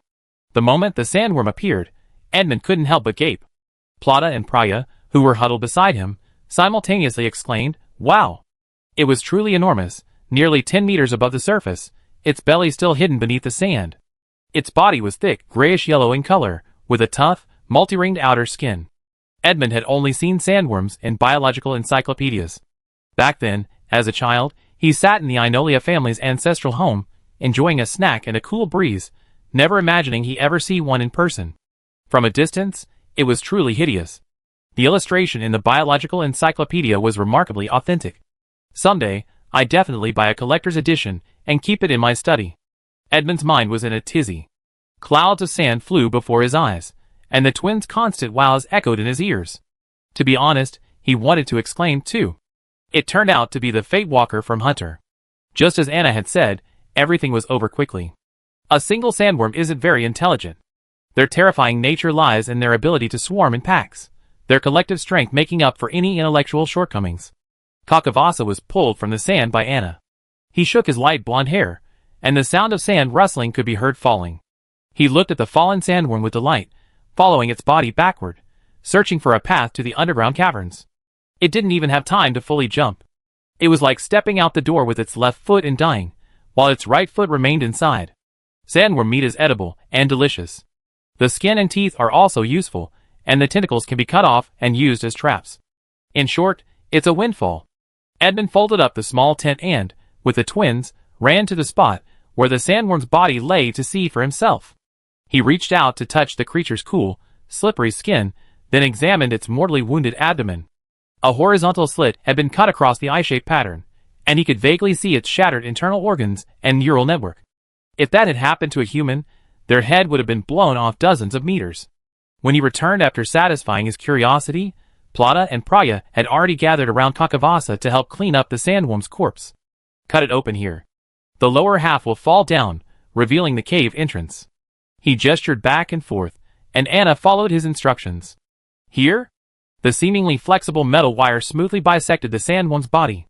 The half remaining in the sand fell with a resounding thud. A cool breeze blew out of the cave entrance, surprisingly without a foul smell. Don't be fooled by their unpleasant appearance, they're actually quite clean. The Evocan rarely succeeded in hunting sandworms, and when they did, they only caught larvae. They were unarmed and all but ordinary people, but Kakavasa had watched from afar as the ferocious Kataka hunted adult sandworms, a process that involved sheer human lives. Anna peered down into the dark cave entrance for a moment, then leaped in, so fast that none of the people around her could intervene. Soon, her voice echoed from below, "It's safe, you can jump straight in. These are all shed skins. Sister, move aside. Don't get hit." Kakavasa looked from Plata to Praya, grinning. "Who's going first?" The little mushrooms raised their hands almost simultaneously, and Praya, with a leap upward, took the lead. The young man picked up Praya and threw her down, then picked up Plata and threw her down. After a moment, he jumped down himself. Edmund cautiously stayed last. The echo wasn't very loud, but he was terrified. Soon, everyone was reunited underground. The sandworm lived up to its reputation for being clean. The dried exuviae that everyone used as a footpad were merely a barrier at its doorstep, like the extra space between the elevator door and the front door. The actual cave entrance was not far away, sloping gently downward. It was clear that it was indeed diligent, and the entrance was kept clean. But at the moment, the place looked rather shabby. The juices that had spilled from the sandworm's body when it fell sprayed all over the ground, a bit eerie. Stepping off the exuviae, their feet were no longer slippery sand, but solid, dry earth, though a little sticky from the juices. "This place is big." "Wow!" Praya exclaimed, and Plata nodded. Even the tallest of the worms could stand upright and walk in the tunnel, their heads still a considerable distance from the cave ceiling. The entire pit was divided into several layers, and the lower half of the sandworm fell to the bottom, so there was no need to worry about it being taken advantage of by other animals. Anna looked up, shifting back and forth between Edmund and Kakavasa, before finally deciding to give the capitalist a chance. "How about you stay and clean up a place to stay?" There was a half-dead worm lying outside, waiting to be dealt with urgently. If they returned too late, the greedy bird might fly back again. Edmund thought for a moment, and decided it would be safer to stay with the twins. The wind surged upward from the ground, indicating another exit lay below. Even if danger arose, it would give him enough time to escape. "That's all. I see what I can do." He absolutely refused to rest on unprotected ground. A skilled craftsman would be a true expert. Back on the surface, the sandworm lying near the cave entrance was half buried in the sand. Anna quickly set to work, busily cutting off the edible and useful parts. The sandworm's tentacles were poked around the cave entrance to deter other predators. In the end, only the stomach and half of its intestines remained, difficult to dispose of. "Cut it open and see." Kakavasa was still young, possessing a lot of unnecessary curiosity. Anna looked at him, then back again, and asked, a rare provocation, "Really? Are you sure? This thing can eat people." "The contents of its stomach. Well, I don't think it's worth viewing." But Kakavasa was certain. He knew the sandworm could eat people, and that was why its stomach was likely to contain some of the remains of the victims. It's not out of greed, but considering their future need for multiple identities. Wouldn't a few more ID cards be good? Alright, just give way a little.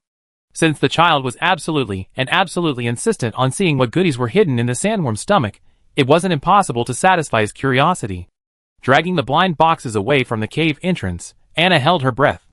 A piano wire flashed white light across the sandworm's gut, and the stomach burst open, spraying its contents all over the floor. "Kakavasa, Sister?" The young man, who was nearly sprayed all over, protested by turning up the volume a few decibels. What the hell is this? The good news was that there were no unexpected surprises. The bad news was that the smell was truly unpleasant. He hurried to find a few identification tags before the sand buried everything. As soon as he took them, he pinched them with his fingers in disgust and backed away. Just leave them here, and forget about it. Carnivores and scavengers will soon come and clean them up. Nature never wastes any resources, not even a single one. Back at the cave entrance, the giant bird's shadow appeared in the sky again. The two hurried to take away all the useful supplies. Edmund, hearing the commotion, sent Plata and Praya out to sea. Wow! So much meat. There's more. We need to cut it up quickly and either air dry it or roast it, otherwise it stink. Sandworm tentacles sealed the cave entrance, stopping the quicksand from drifting in the wind. Cock of Asia, remembering the half-broken sandworm that had fallen to the ground, simply ran down with the twins to work. Besides food, they needed fresh water, and they had to find a stable source. He wasn't particularly good at finding water sources. The Evican clan was gone before he could master them. So, there was no point in overthinking it. He had to find it anyway, and no matter how much pressure he put in, it wouldn't solve the problem. He had long suspected the existence of multiple sinkholes underground, but he hadn't expected so many. He followed the spiral line, one circle after another, to the bottom, where a half-dead sandworm lay quietly in the cold earth. Starflower. That's a mushroom. Prada and Praya were quick on their feet, and two small red mushrooms rushed to the body of the insect. Praya squatted on the ground, leaning sideways to look. There. Mushrooms do grow in the desert, just beneath the sand. Some are round and white, others look like chicken legs. Too much water doesn't make them grow. Kakavasa walked over to look with her, and sure enough, they saw a star-shaped mushroom beneath the sandworm's belly. Any mushroom you haven't seen before should be treated as poisonous. You only have one life, so don't try anything. The young man picked up a stone and threw it at the mushroom, causing it to burst, releasing a clear liquid. Kakavasa, except for those containing water, but don't try it with humans. Big sister. Big sister. The twins scurried from the bottom of the pit to the middle level. Anna had already hung the cut sandworm meat in a ventilated area and was helping Edmund lay out the sandworm skins. There was no suitable material available in this area, so they had to use the extravagant sandworm skins to create a resting area. It was quite soft after drying, and even provided a good insulation effect. Prada ran faster than Praya, but he preferred to yield to his sister. Praya lunged at Anna like a cannonball. Big sister. We found stars. Anna, huh? The little mushrooms, hands behind their backs, tilted their heads, and she followed suit. What kind of stars? Plata began to gesture.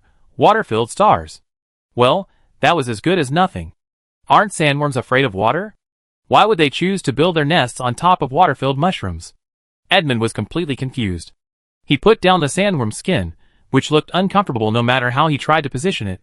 Where's Kakavasa? The little mushrooms then remembered what they had forgotten to say. Brother Kakavasa said it'd be best to find an animal to test the water in the mushrooms to see if it was drinkable. Plata finished, and Praya supplemented him. Brother Kakavasa said that wasn't the kind of mushroom he knew. Anna looked at Edmund. Now you don't have to worry about water. This guy almost turned himself into a ball of seaweed over the fresh water issue. He really cherishes his life.